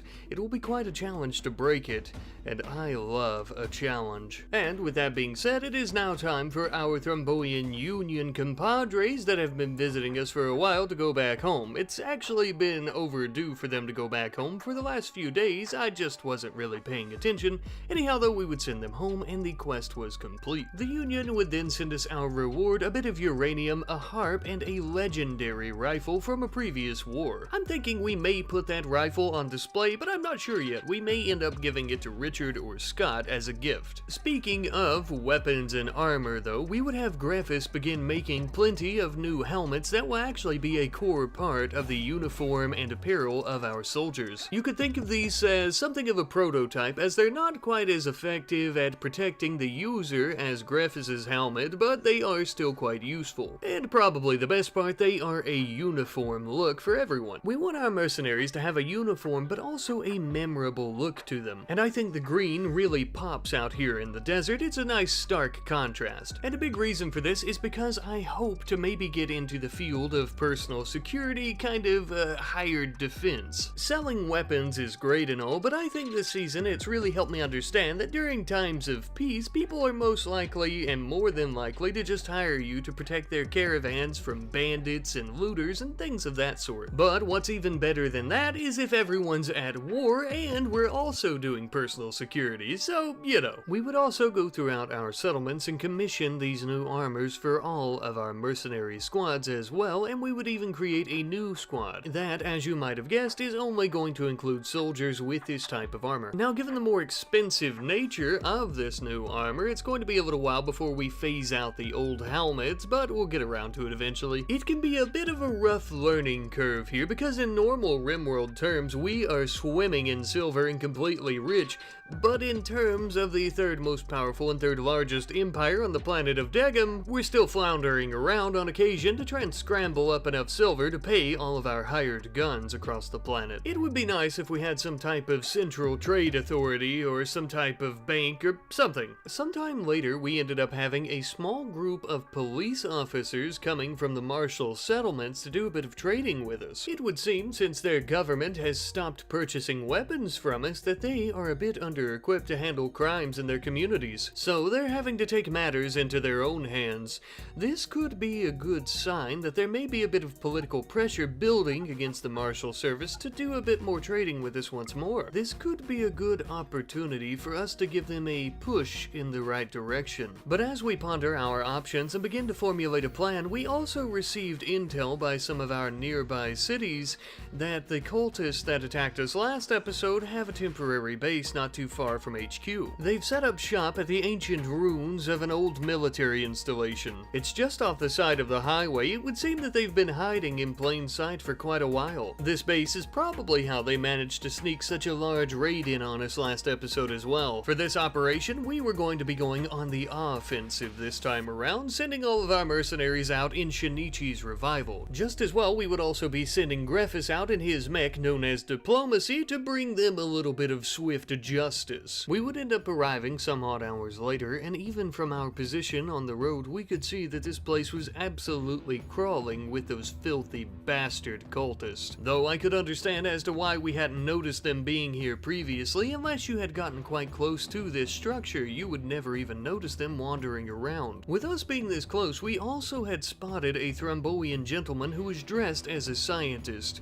A little odd, to say the least. Even more strange, it would seem that they've repaired the communications network of this military base, which is odd because who would they need to be contacting? I think the only way that we can really find out is by cracking open their doors and maybe a few of their heads. That way we can acquire the information. Because of the high concentrations of debris near the road, we'll be sending our soldiers in on foot. Now, as you can see, unlike the truck, our mech wouldn't have any issue navigating the terrain here, even around all this debris. I would also have it jumping around the terrain towards the enemies, but the animation was broken, so you couldn't really see it, unfortunately. One little sly dog managed to hit us with a triple rocket launcher, but Diplomacy was unfazed. We would show him what real rockets looked like. As our men began to surround the building before entering, we had noticed after killing the scientist, he had dropped a large pile of uranium. What in the name of God are they working on in here? We began to enter the facility, but as we did, we were notified of an infestation that was happening just outside the doors where we were. This did throw a little bit of a wrench in our plans, as we were not only now fighting the cultists, but these large insectoids, although our mech made it quite easy. Once that threat was taken care of, Shinichi would lead some of the men inside the building where they encountered a cultist wielding another triple rocket launcher. We would quickly subdue him before he had the opportunity to take us to hell with him. But even after doing so, we began to ponder where they got out this heavy weaponry. Things are not adding up here. We would continue clearing out the facility, only encountering one other cultist who we would quickly kill as well. And with that, we had cleared all the rooms except for one. The final room was the most interesting of all. We encountered yet another scientist who got a little too handsy with us, and we shot her to death. She too had dropped a small pile of uranium, and the room seemed to be something of a makeshift laboratory. Even more concerning was a bomb in the corner of the room. But this bomb was not your average explosive device. It was a dirty nuclear warhead. They've been here for months on end, cooking this up, waiting for an opportunity to strike. Thank God we stopped them in time. Before we left, we were sure to destroy their communication array. That way, whoever's been funding them here wouldn't be able to contact them any longer. I think it goes without saying, but I'll say it anyhow, that this is most likely the work of the Oak Foundation, the lucrative, secretive branch of intelligence for the United Rebel Forces, for any of you who may have forgotten. As we were heading back home though, we had received notification that our headquarters was about to be sieged. Those damn rebels had us right in the palm of their hands, knowing that we wouldn't be able to make it back in time. Led by the infamous General Shortus, a well-known rebel leader, and husband to President Tree herself, the president of all rebel nations and associated territories. But I'm afraid the bad news doesn't end there. They also brought along with them a dirty nuclear warhead. Any form of reinforcements were far too slow. The only opportunity we would have to save ourselves would be to try to hit that nuclear warhead with some explosive shells from our artillery cannons. I'm afraid in our panic though, scurrying as fast as we could to try and take them out, we had completely missed both shots, and the rebels would begin to load their nuclear warhead into their cannon. The only thing we could do now was to rush inside and try to make it to the safest room that we could on the other side of the building, under all of this mountain, taking shelter in our armored room with our own nuclear arsenal. The rebels were about to change our lives forever.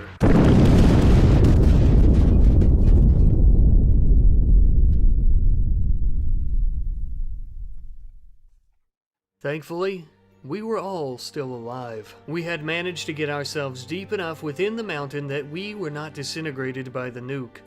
But most of our base was completely obliterated in literal seconds. Everything towards the front of the base was destroyed, including our battery room. Thankfully though, our backup power had kicked in just like we hoped. We won't be able to hide out for long though, because those uranium generators will eventually run out of fuel. Just as well, our animals and we ourselves were already beginning to feel the effects of a dirty nuclear bomb. Radiation sickness had us in its deathly tight grip. We began racking our brains for a plan, as the rebels weren't going anywhere. As a matter of fact, they would continue sieging the base. It would seem that they want everything reduced to ashes. Thank God, though, our reinforcements had finally arrived back home, and they would swiftly begin engaging our enemies. The rebels had hidden themselves between the small hills of the desert, so we would have to try to attack them on foot. Greffus would waste no time using the mech's abilities against them, though. Unfortunately, due to prior damage, it was destroyed during the chaos. But Greffus himself, as well as all the other mercenaries, would not falter so easily. Pressing forward, fighting for our home, we would push our enemies out of our territory and away from our home. General Shortus and his men would begin a retreat out of the area. Not so fast, you son of a bitch. The general with his mighty antique sword from previous wars would try to take on Shinichi and his chainsaw. A big mistake, and his final one. The general has been defeated. His sword, his minigun, and better yet, his soul is ours to be claimed. Though with his life taken, the damages that he has committed against us have not been undone. The rebels' transgressions and sins today have not been forgotten, nor will they ever. Even when we make peace with them, we will never forgive them. And we will only be making any type of peace with them once we have taken what is ours. Sweet revenge. As we began to return back to what was left of our base, A nuclear fallout began to settle in the area. At the very least, I was grateful that our armory was intact, as that's where we kept all of our gas masks. Not all of our people would have to wear these masks though, as some of us, like Shinichi and Richard here, already have masks that filter out any nuclear waste. Even with the absolute destruction of the majority of our base, luckily our workshop as well as our storage depot was completely safe and fine. And this was crucial because these were the resources that we would need to use to rebuild. For the time being, we're just going to be building a high security fence around the perimeter. It wasn't exactly what I would consider a top-notch defense, but it was better than just leaving these holes completely open for any more enemies to come in and try to kill us. With that though, the next phase of the nuke would begin. The psychological phase. As you can see, Kate here is having terrifying hallucinations. No doubt partially brought on by the fact that a nuke was dropped on the place where she lives, but also most likely due to radiation sickness as well. Gak became quite hungry and decided that he was going to quit. This would also be partially blamed on the nuke and radiation sickness, I'm sure. But we can't have any quitters around here. Shinichi himself would arrest him. If he wasn't going to be recruited back into our ranks, his only other option would be in the labor camps in the Outlands, or perhaps a bullet for desertion. We would end up using many of our remaining resources to build a new type of chopper, and as we were doing so, the nuclear fallout had began to settle and seemed to clear up just a bit. Now, because this new chopper is a Cherokee helicopter versus the Mosquito, small, simple helicopters we've had in the past, this one is going to take quite a bit longer to be constructed, so in the meantime, we would also begin making some crucial repairs to the inside of our headquarters. The next morning, Richard would finally finish up the Cherokee helicopter. Now, of course, you guys are more than welcome to give this bad boy a good name. Now, there is a special reason that I've chose this specific type of helicopter. It specializes in hauling tons of cargo, and in this particular situation, those tons of cargo are going to be tons upon tons of silver. Richard, as well as Scott, would be loading up into this new helicopter, and they're going to be going to the Outlands to buy a special product. Now, I understand if you're a bit confused, because we just had a nuclear bomb dropped on our base. Why would we already be going out to try and trade with Outlanders? What is the point of this? I can promise you, my friends, this is exactly what we want and what we need. For you see, my friends, there's something we've been pondering on doing for quite a while, and for the low price of 10,000 silver, we can get our revenge on the rebels. I'd like to introduce you to our new friend, Shadow. Shadow here is known as the Chameleon of the Outlands. She takes on many faces from many factions, and she is a professional assassin, the best of the best.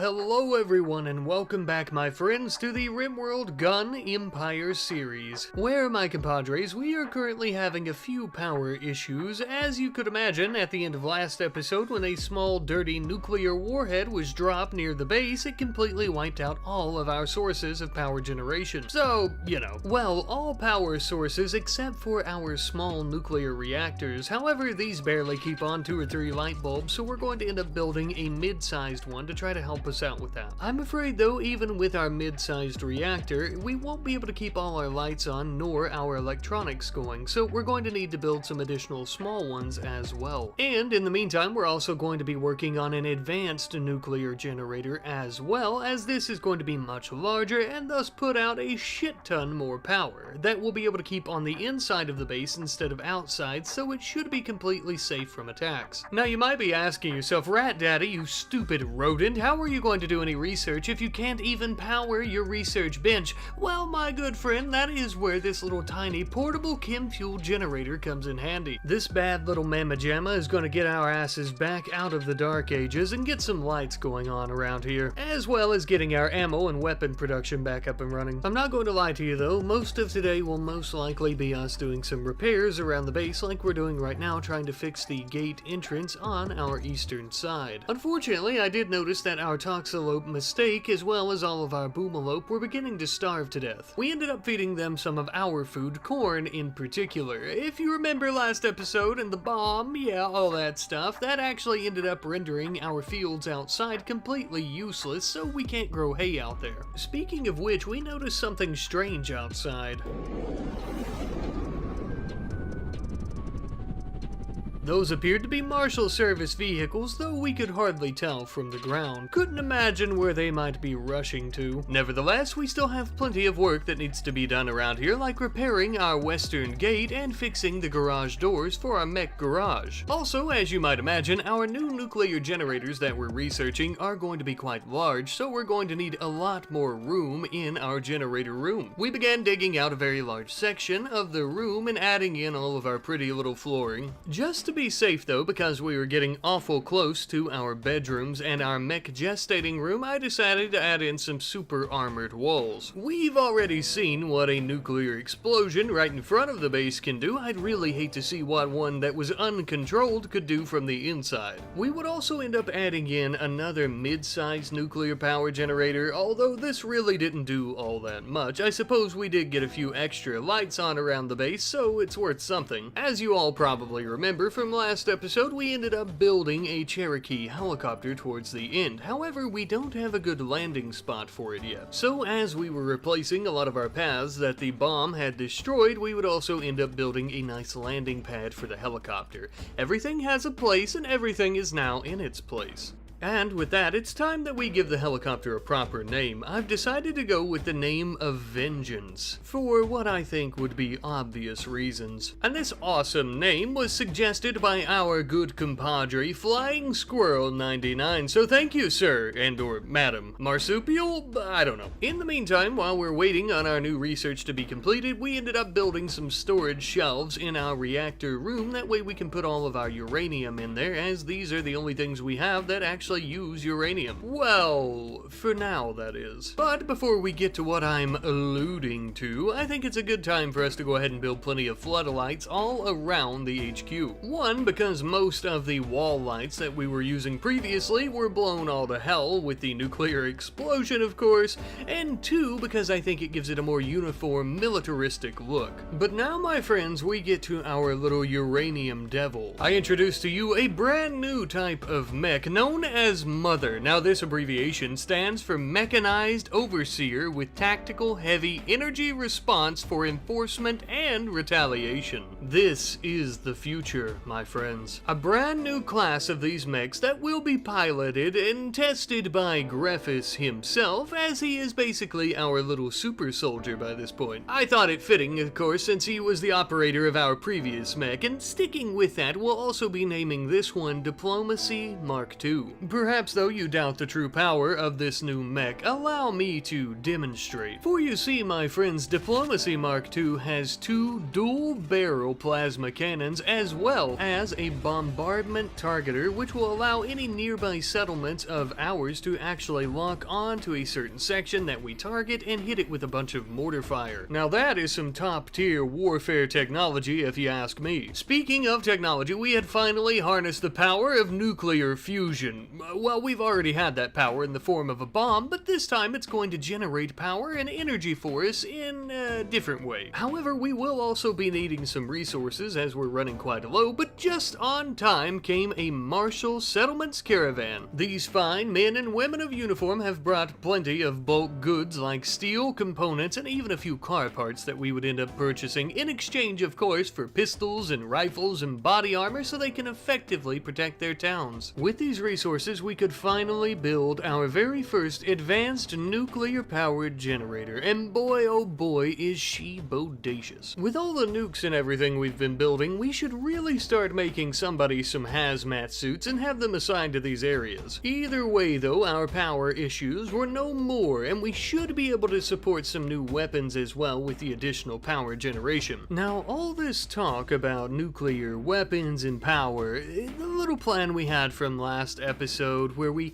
maybe or maybe not paid someone to assassinate the leader of the RimWorld Marshal Service, it's actually not complete yet. We're going to be flying a small nuclear warhead out towards the Outlands, but we're actually going to the Thrombian Union where we would sell it to them. They've basically become a proxy state of ours, whether they like it or not. And giving them a nuke and or selling them a nuke, that means if they use it against the rebels, it puts more pressure on the rebels, from all sides essentially. If they use it on the marshals, perhaps we could try and spin it as the rebels giving them the weaponry. We'll figure something out if that happens to be the case. The Union would end up paying us top dollar for that little warhead, and they even gave us a special type of tribal stone. Apparently in their culture, this is a gesture of gratefulness and good faith. It had some interesting properties to it, and because of the neuroformer that is inside of Down's brain, we decided to put it in her lab as she seems to have some sort of connection to it, she says. We weren't back home for very long though before we ended up having a massive raid come our way. It would seem to be many a rebel soldier along with many of their mechanoids as well, some that we had never even seen before. It seems that they're producing more mechs and less vehicles. Either way though, we also saw some tribal soldiers along with them. I found this to be quite unusual, but then I realized that they have now allied with the Confederacy of Boille, meaning most likely that just like us, they too are raising a large tribal faction out of the dirt and molding it into something they need. Unfortunately for them, our military machine doesn't give a shit about cultural backgrounds. We would immediately call in bombardments from some of our nearby settlements, which would destroy a lot of their forces. However, there were still quite a few that remained. We would attempt to run them over, although Diplomacy Mark II wasn't near as fast as Mark I. Luckily, our plasma cannons would do the trick. I witnessed their mechanoid fire off a gigantic blast. Two gigantic blasts. With firepower like that, no doubt this bad boy has some rare metals inside of him, so we ran him over. That way we could deconstruct him and take all of the plasteel and everything. It'll help us out. We would also end up getting some squishy little meat stuck in our treads. Blech. With the battle finally over, we had plenty of rebels that we could also take hostage and keep them as leverage. Now, previously we did think keeping hostages of the rebels would keep them from nuking us, but as we've seen already, that wasn't exactly the case. Now, credit where credit is due, they did only nuke us after failing to infiltrate the base several times, so I digress. Now, you might be asking yourself, Rat Knight, why are you even interested in taking any more rebel prisoners? Well, you see, my friends, the larger our rebel gulag, the more of them that we have, the more points we'll get towards peace when we decide to free them and give them back to the United Rebel Forces. But now, of course, that will only be one after we've taken our revenge for them nuking our base, and also after they're back at war with the Marshals. But before we enact any plans of revenge, we are still going to need to make some improvements to the base once more, and in doing so, we're also going to need some of these precious metals that these mechs have. We'll be using these precious little metals to rebuild our main battery room in the front of the base. Now, before you scold me in the comments section, though, I realize that this isn't exactly the safest place for the battery room, as we've seen in prior invasions and bombings, but I am actually going to be doubling up the special armored walls here to try and keep it extra safe. After that, one of our very own settlements had contacted us requesting some simple helmets, as they've been having some issues out of desert bandits and even some more of those cultists here and there. In exchange, they would give us advanced components, hyperweave, and a heavy engine, all of which would come in very handy. Plus, we didn't really mind as we already had plenty of simple helmets in storage. We loaded them up and would take them over to the settlement. Hopefully that'll help them out with their little issue. And hopefully this new engine will help us build some much larger and stronger vehicles. As we were hauling it in though, we spotted a very strange caravan. A good-sized group of people wearing business suits, business attire in the desert of all places.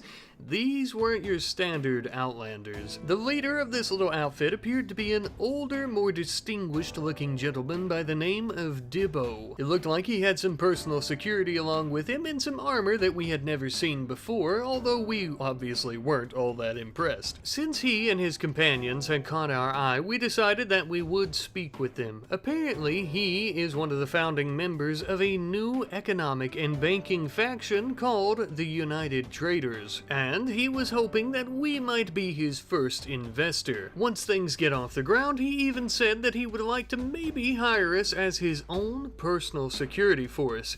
So we ended up investing 20,000 silver. What's the harm? Even if he were to be lying to us, we'll kick his door in the Outlands and skin him alive. But hopefully we don't need to. And the possibility of us being partnered with a neutral trading faction, could you imagine the money? Meanwhile, back in the base, we were alerted to a global news broadcast by the RimWorld Marshal Service. It would seem to me that they found a temporary replacement for Commander Ross after his little mishap. Governor Pajek, as it were. Ah yes, a declaration of war against the United Rebel Forces. I guess we got our money's worth, eh? It would seem to me that our little scheme is going right according to plan. And step 2 of our 2-step process that I mentioned earlier is complete. Get the Marshals and the Rebels back at war.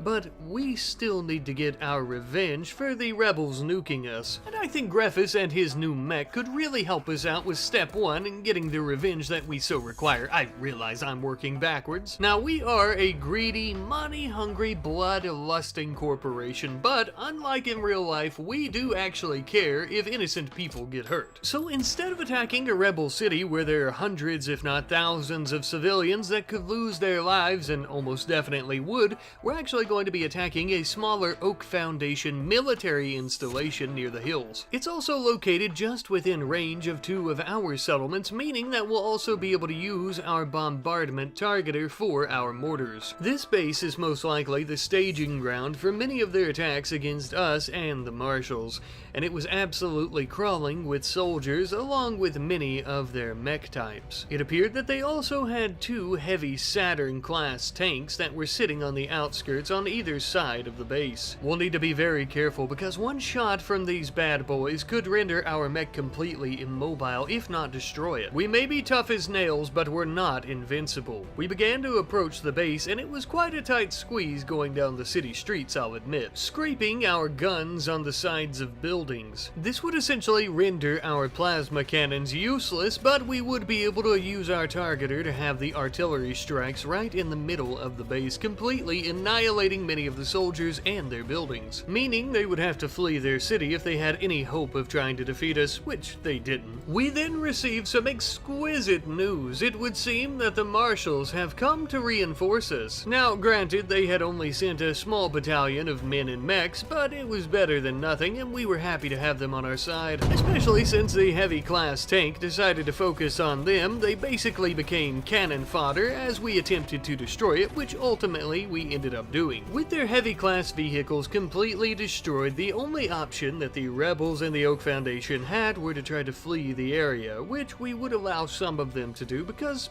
why not? Let them go and spread the word of the devastating experience you receive when you cross the SNR Rifle Company. And you know what the best part is? What took them months and months of endless planning, a nuclear bomb, and several failed attempts to try and infiltrate our base only took us a few hours with one singular mech. And once we finally have our headquarters operational at full capacity once more, and we don't have to expend resources on trying to make repairs after their little bomb dropped on us, imagine what we could use those resources on. Perhaps even more of these mechs. We could even use them on different armors and upgrades for our people so that they may utilize these mechs just as Greffus. But sadly, that is still a little bit of time away. As for now, we're going to continue using those resources to try and repair the base and also build some new upgrades to our defenses, such as these very large sentry turrets that we're going to be putting at our eastern entrance. They have about the same damage output as the auto turrets we were previously using, but with a much higher fire rate. A bit of time later, and I had realized that Commando Jr. here was missing his left arm and his right hand. Unfortunately, this would render him completely incapable of manipulation, and as you might imagine, that's a bit of a problem for us. Not to worry though, because we would end up giving him the prosthetic arms that we had previously taken off Greffus when we upgraded him to the bionics. I'm sure we probably washed them before we ended up putting them on Commando Jr., Probably. All seemed to be going quite well, and in our favor finally, once more. We were making awesome repairs to the base, we were upgrading our people. If you can call prosthetics an upgrade, I suppose it's better than having nothing at all. Things were going very swimmingly, but little did I know they were about to get much better. For you see, my friends, our informants in the Outlands have told us of an ongoing battle between a rebel settlement and a Thrombian settlement. Funny enough, that looks like the same Union settlement that we sold the nuclear warhead to.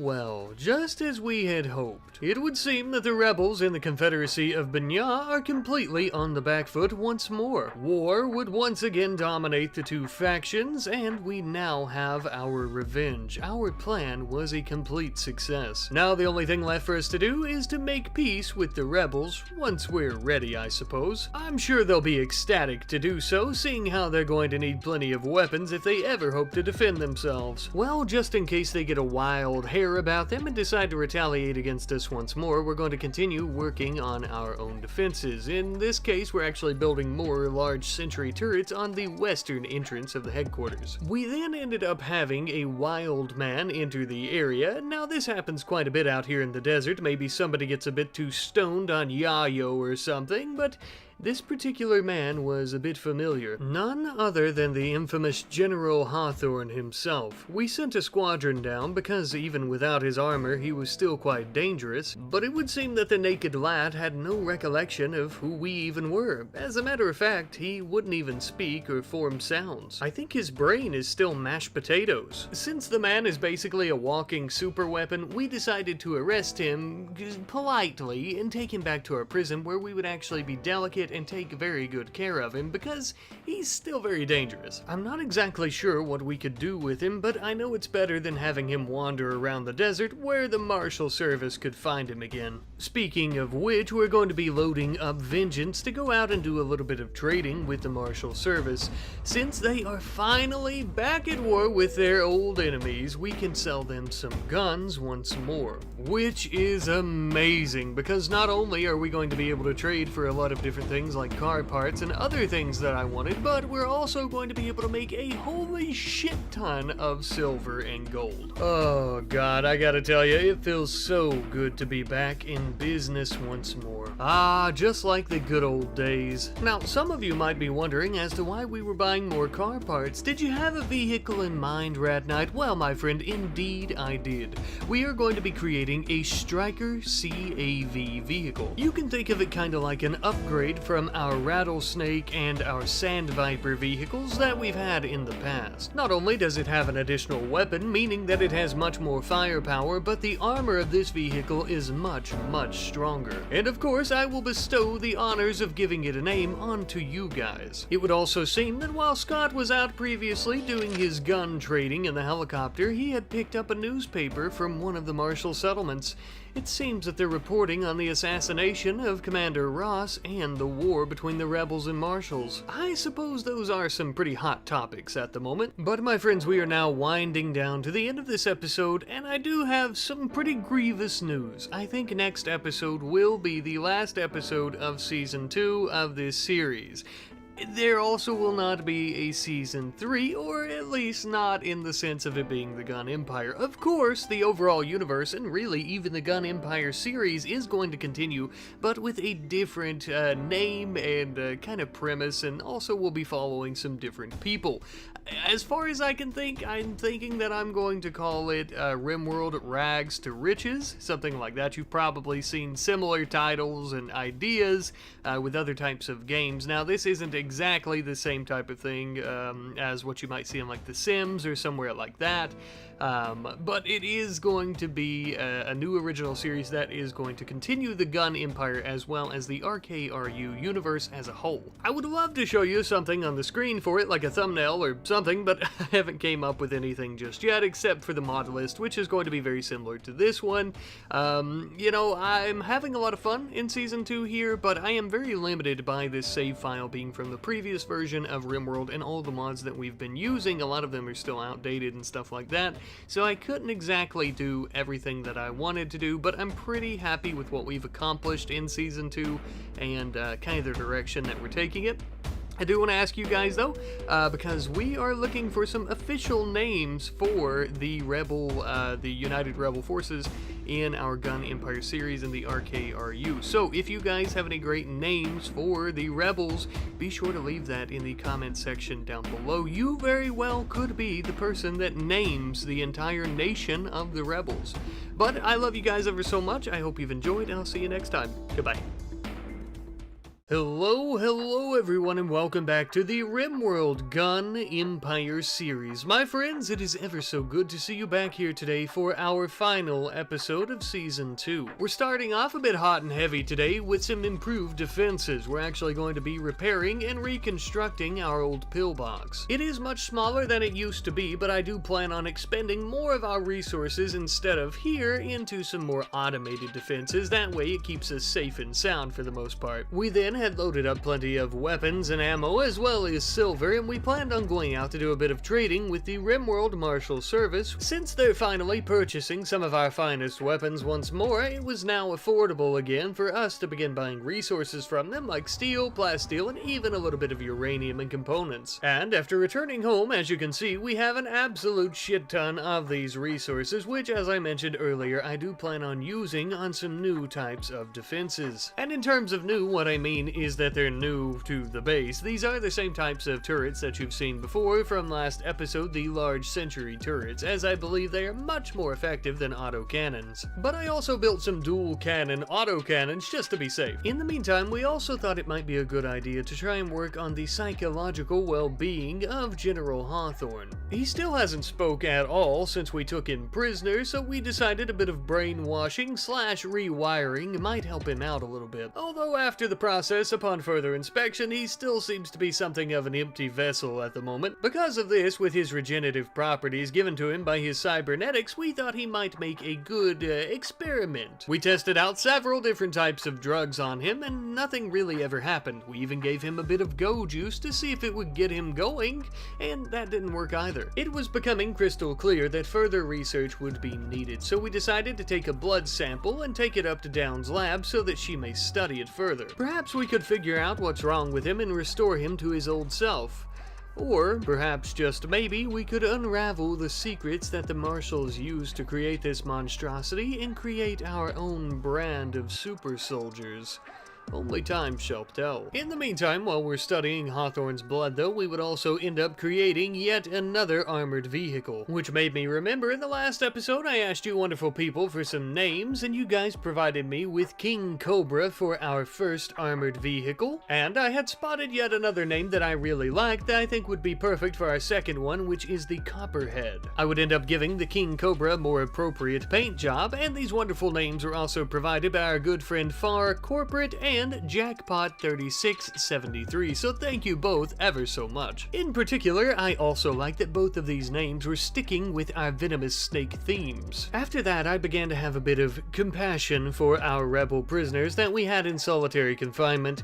It felt like they had served their time, and they were also beginning to have hallucinations, so I thought maybe we should put them back with the general populace. They won't be much good as leverage if they end up like Hawthorne, that's for sure. A bit of time later and we would end up tackling a major project, most likely the largest mining operation that we've actually began since this season or series began, except for the main base overall, which was a large work in progress for a long time. As you can see, it's going to be something of a large entrance tunnel, but also a large garage. Construction was halted when we received the blessed news that Fithel was pregnant with Commando Jr.'s child. Aw, we'll finally have our first little rugrat of our main mercenaries born at the headquarters. It was that same night that one of our settlements had called in to the headquarters explaining that while mining for resources to make weapons and ammunition, they began to feel a very strange presence in the mine with them. Perhaps an ancient, priceless artifact from an ancient Thrombian civilization. We requested that they continue to mine and investigate, and we even sent them in some soldiers. Besides, at the moment, it would seem that we have much bigger fish to fry. An assault from the Oak Foundation, with one of them being the grandnephew of Cheeseman. But do not be deceived by their forces, my friends. Though they may not look like much, and though they may not be in a large number,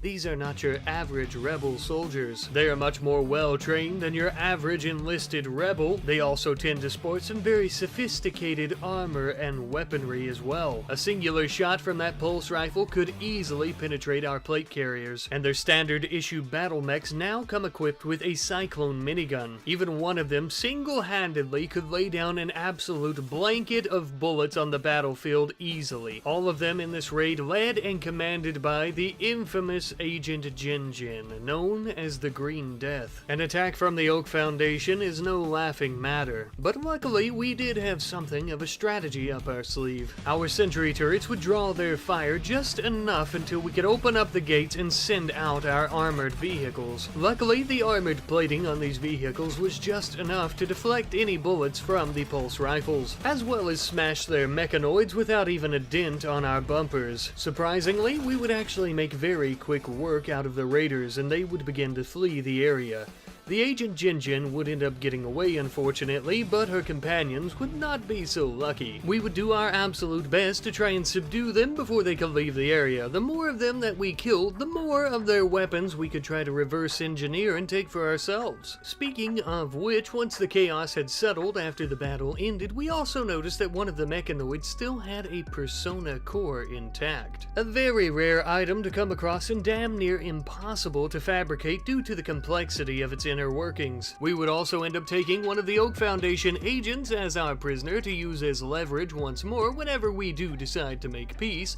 We were sure to strip search them to ensure they don't have any satchel charges hidden in any orifices. But now we could and would finally begin finishing up the last little bit of our mega project here with our gigantic garage/tunnel through the mountain. Now you might be asking yourself, Ratty Daddy, why do you need such a massive garage? Well, my dear friends, I am going to be building yet another Mother class mech. Yes, indeed, my dear friends, you heard me correctly, yet another of these unstoppable behemoths. This one in particular is going to be named Anarchy, a stark contrast to our other one that is named Diplomacy Mark II, something that was noticed by our good friend Spencer-W3S, who states the mech should be named Anarchy because diplomacy is no longer an option, which is a good idea, but I think diplomacy and anarchy go hand in hand, and so we'll have two of them. We'll be keeping them both in this gigantic tunnel garage here, ready at a moment's notice in case we're invaded or in case we want to do some invading. I must say, we're truly racking up the vehicles and mechs at this point. All commonplace though, given our line of work. Now that we really have things taken care of, on the vehicle side though, I wanted to try and get everyone some proper firearms, or at least some more advanced firearms, and I thought the pulse rifles of the Oak Foundation would be perfect. Not only are they extremely powerful, but once again, they give us that uniform look that we're going for. With some time and reverse engineering from Downs and Richard, I think we should be able to make these for all of our mercenaries across the planet, making them standard issue for our defense force. Now then, focusing a bit less on invading and attacking and more on diplomacy and business, we've decided to build ourselves something of a meeting room. To be honest with you, I'm actually very shocked that we're only just now doing this. This seems like it would have been very useful in Season 1, but we did conduct a lot of business over radio transmission, so I guess it makes sense. This also felt like the perfect room to display some of our trophies, like our legendary antique rifle that we got from the quest with the Thrombian Union, just as well as the legendary cutlass sword from the infamous General Shortus of the Rebels. Once we make peace, perhaps we'll need to hide that when we have President Tree over for business dealings. And something else that I had completely forgot to do, you know, I've been talking about how we don't have slaves anymore, and we're not really into having slaves in this colony anymore at HQ, or really under the SNR Rifle Company.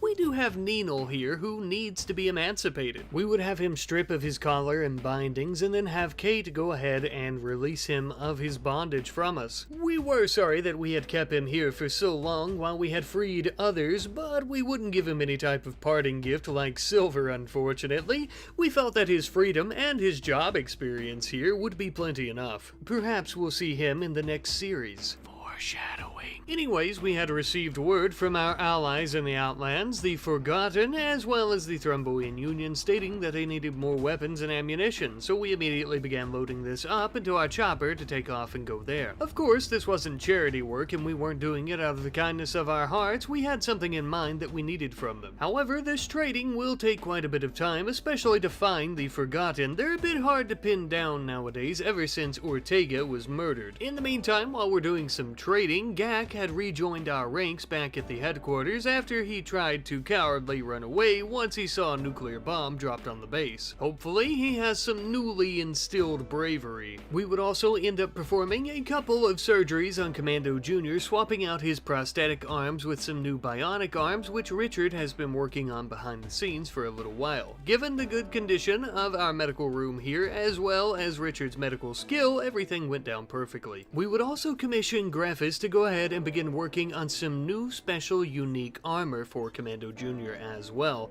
And in case you couldn't tell, we are kind of making him into a cybernetic super soldier just as we had with Greffis, just not on the same level. However, his current cybernetics and optimized armor would make him a perfect subject for these mechs, and thus he shall be the operator of Anarchy. His first mission, he and Greffis will be going out to attack a nearby rebel city. Long gone are the days of sending out entire squadrons to try and attack settlements. Now we send out one or two people in massive death machines. Our trade mission had seemed to be successful. We ended up arriving back home shortly after the mechs left, and we had plenty of steel components, advanced components, and most importantly, a bunch of car parts. Yes, I know, you're probably sick of seeing me build so many vehicles at this point, but I promise this will be the last one.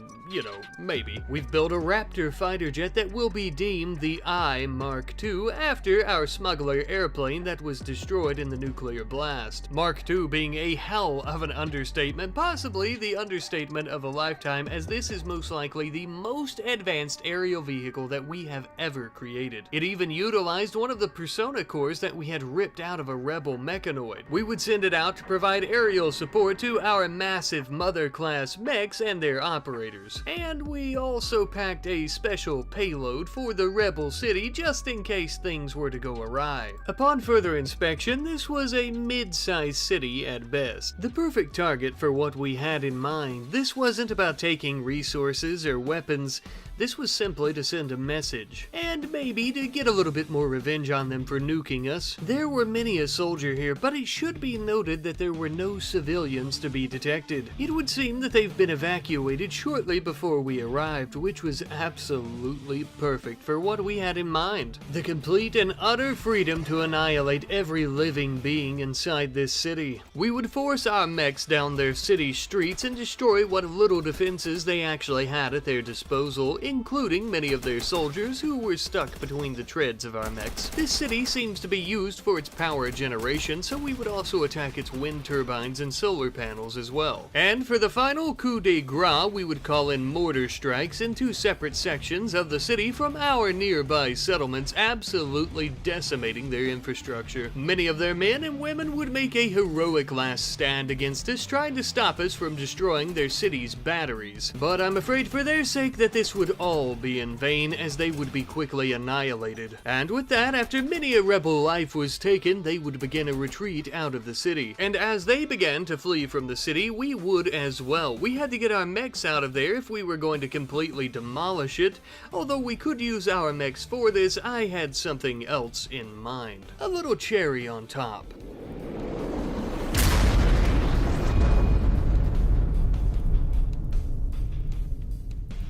Yes, I think that did the trick quite well, rendering this city completely uninhabitable. And with that, my friends, our righteous payback has been swiftly issued to the rebels. Normally, I would be a bit worried about a massive retaliation, but since they're fighting us, the Thrombian Union, the Marshal Service, the Forgotten, I could go on for days about the other smaller factions of the Outlands, something tells me they'll be pretty inclined to make peace with us now. Yes, indeed, things truly are coming to a head here, with everything almost back to normal, at least in terms of our clientele. But the rebels are a proud folk, and they will fight to the very last drop of blood if we don't release their prisoners, so that's what we're going to need to do before we can even attempt to make peace with them. Besides, word has it that they actually have some of our fine mercenaries imprisoned in their settlements in the Outlands anyhow, so it's kind of like a swap, you could say, an eye for an eye. Over the next couple of hours, every single rebel prisoner that we had would end up leaving, and would you look at that? It would seem that diplomacy and anarchy were exactly what we needed to kiss and make up with them. Funny enough, we're basically allied, or at least neutral, with every single large faction on the planet. Now, the smaller factions in the Outlands, not so much, and the Confederacy of Benya, also not so much, but we're not really worried about them. But now, my friends, if you'll excuse us, we have some important business meetings to attend to.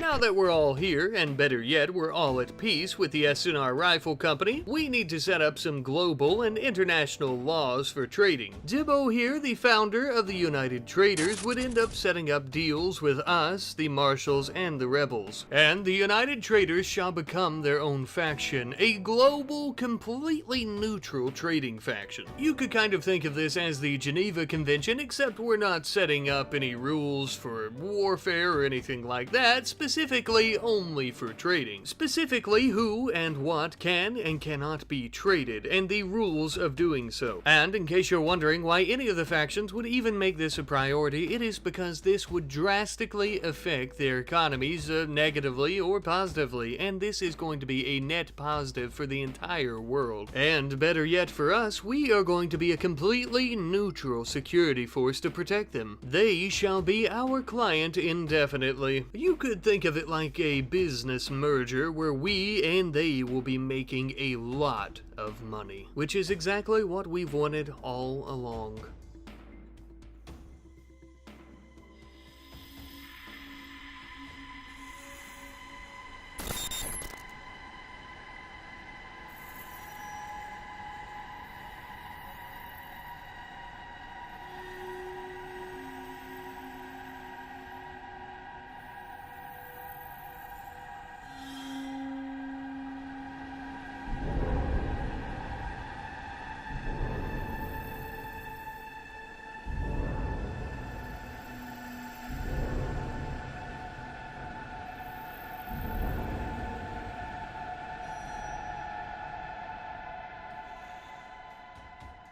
My friends, we are winding down to the end here. Not only the end of this episode, but the end of Season 2 of the Gun Empire series, and the series as a whole, it would seem. Kinda. Not really, of course. I mean, this series is technically ending, but, you know, the universe as a whole, the RKRU, is continuing, and we will definitely see these characters again. As I mentioned at the end of last episode, I'm thinking I'm going to do the next series as a Rags to Riches style, just RimWorld Rags to Riches, I suppose. Haven't really worked out a title just yet, unfortunately, but it is going to be taking place in this universe on this planet, and it is also essentially going to be an extension of the Gun Empire series because of that. And I'm very excited for that, and I hope you guys are as well. I hope you'll stick with me through this and, you know, kind of watch that series as well. If you like the Gun Empire series, I think you'll like Rags to Riches and the other series that we end up doing in this universe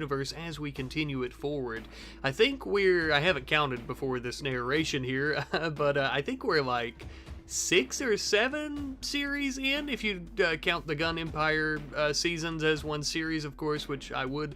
I think we're about 7 or something like that in, so we're really far into the RKRU, and it's kind of my little baby. It's my little child, you know, and I love it, and you guys love it, and it's great. It really is, and I can't be more grateful to you guys because none of this would have been possible without you guys, these series, these seasons, none of it, and I'm eternally grateful. I really am. I know, you know, I always say that, but I truly am, honestly. I also kind of wanted to discuss a little bit as to why I'm ending the series at Season 2 like this. I know a lot of people have been asking, and I've kind of talked about the issues that I'm having with this save file, but to kind of give a little bit more clarity, you know, I'm really limited in this world at this point because it is from the previous save file, and we have so many mods, and so many of those mods are still outdated.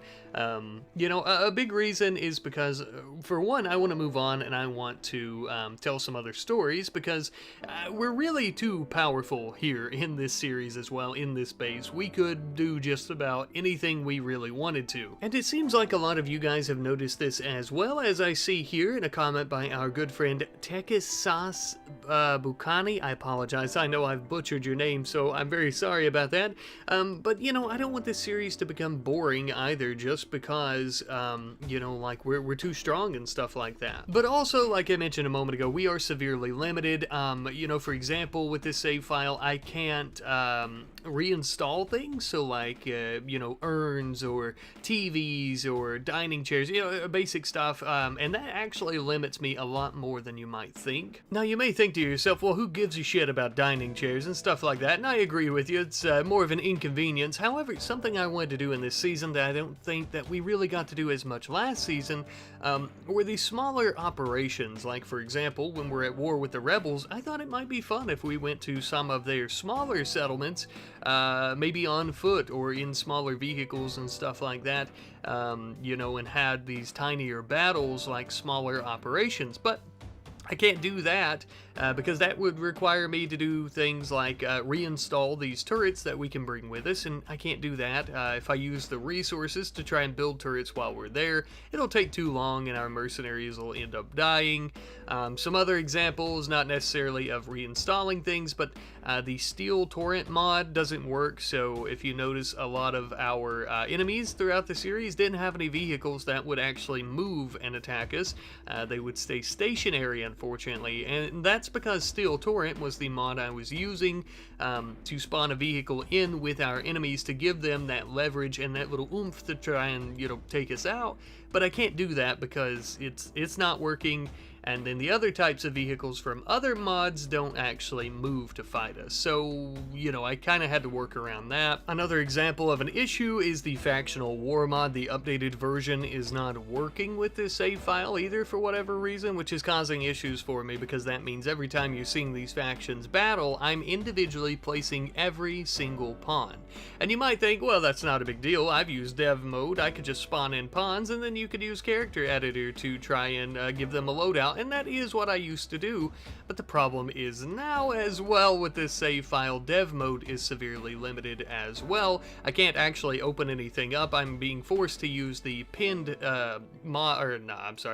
like options in dev mode. You can actually go in and pin them, and you can use those. Like if I want to spawn a pawn, I can pin that, but that also doesn't work. I don't know if it's an issue with the factions or what, but yeah, I can't do any of that. So I've just been extremely limited, and I didn't want to bring this up until this point because, you know, that would ruin the fun. So I apologize if it ruins the fun or the immersion now, but that is my reason for, you know, needing to quit at Season 2 with this world. And of course, lastly, you know, after you've had a save file in RimWorld, and we've had this one since January of this year, you know, they start to get pretty big and they start to stutter, so occasionally you'll see pawns kind of freeze up for a second, stuff like that. And I even upgraded my processor a few months ago before actually starting this series, and, you know, we're still having those issues. So that's another reason. It's just too big of a save file, and I kind of need to refresh and restart the world and, you know, add in all the factions and stuff like that again and give it a clean slate. But those are my reasons for needing to end the series at Season 2. I hope you guys understand. I'm sure you do. And, you know, again, I'm just so grateful that you guys have been with me through this journey and that you've been so supportive and that you guys have loved this and we've made it our own series. I love you guys. I truly do. And, you know, once again, I am grateful.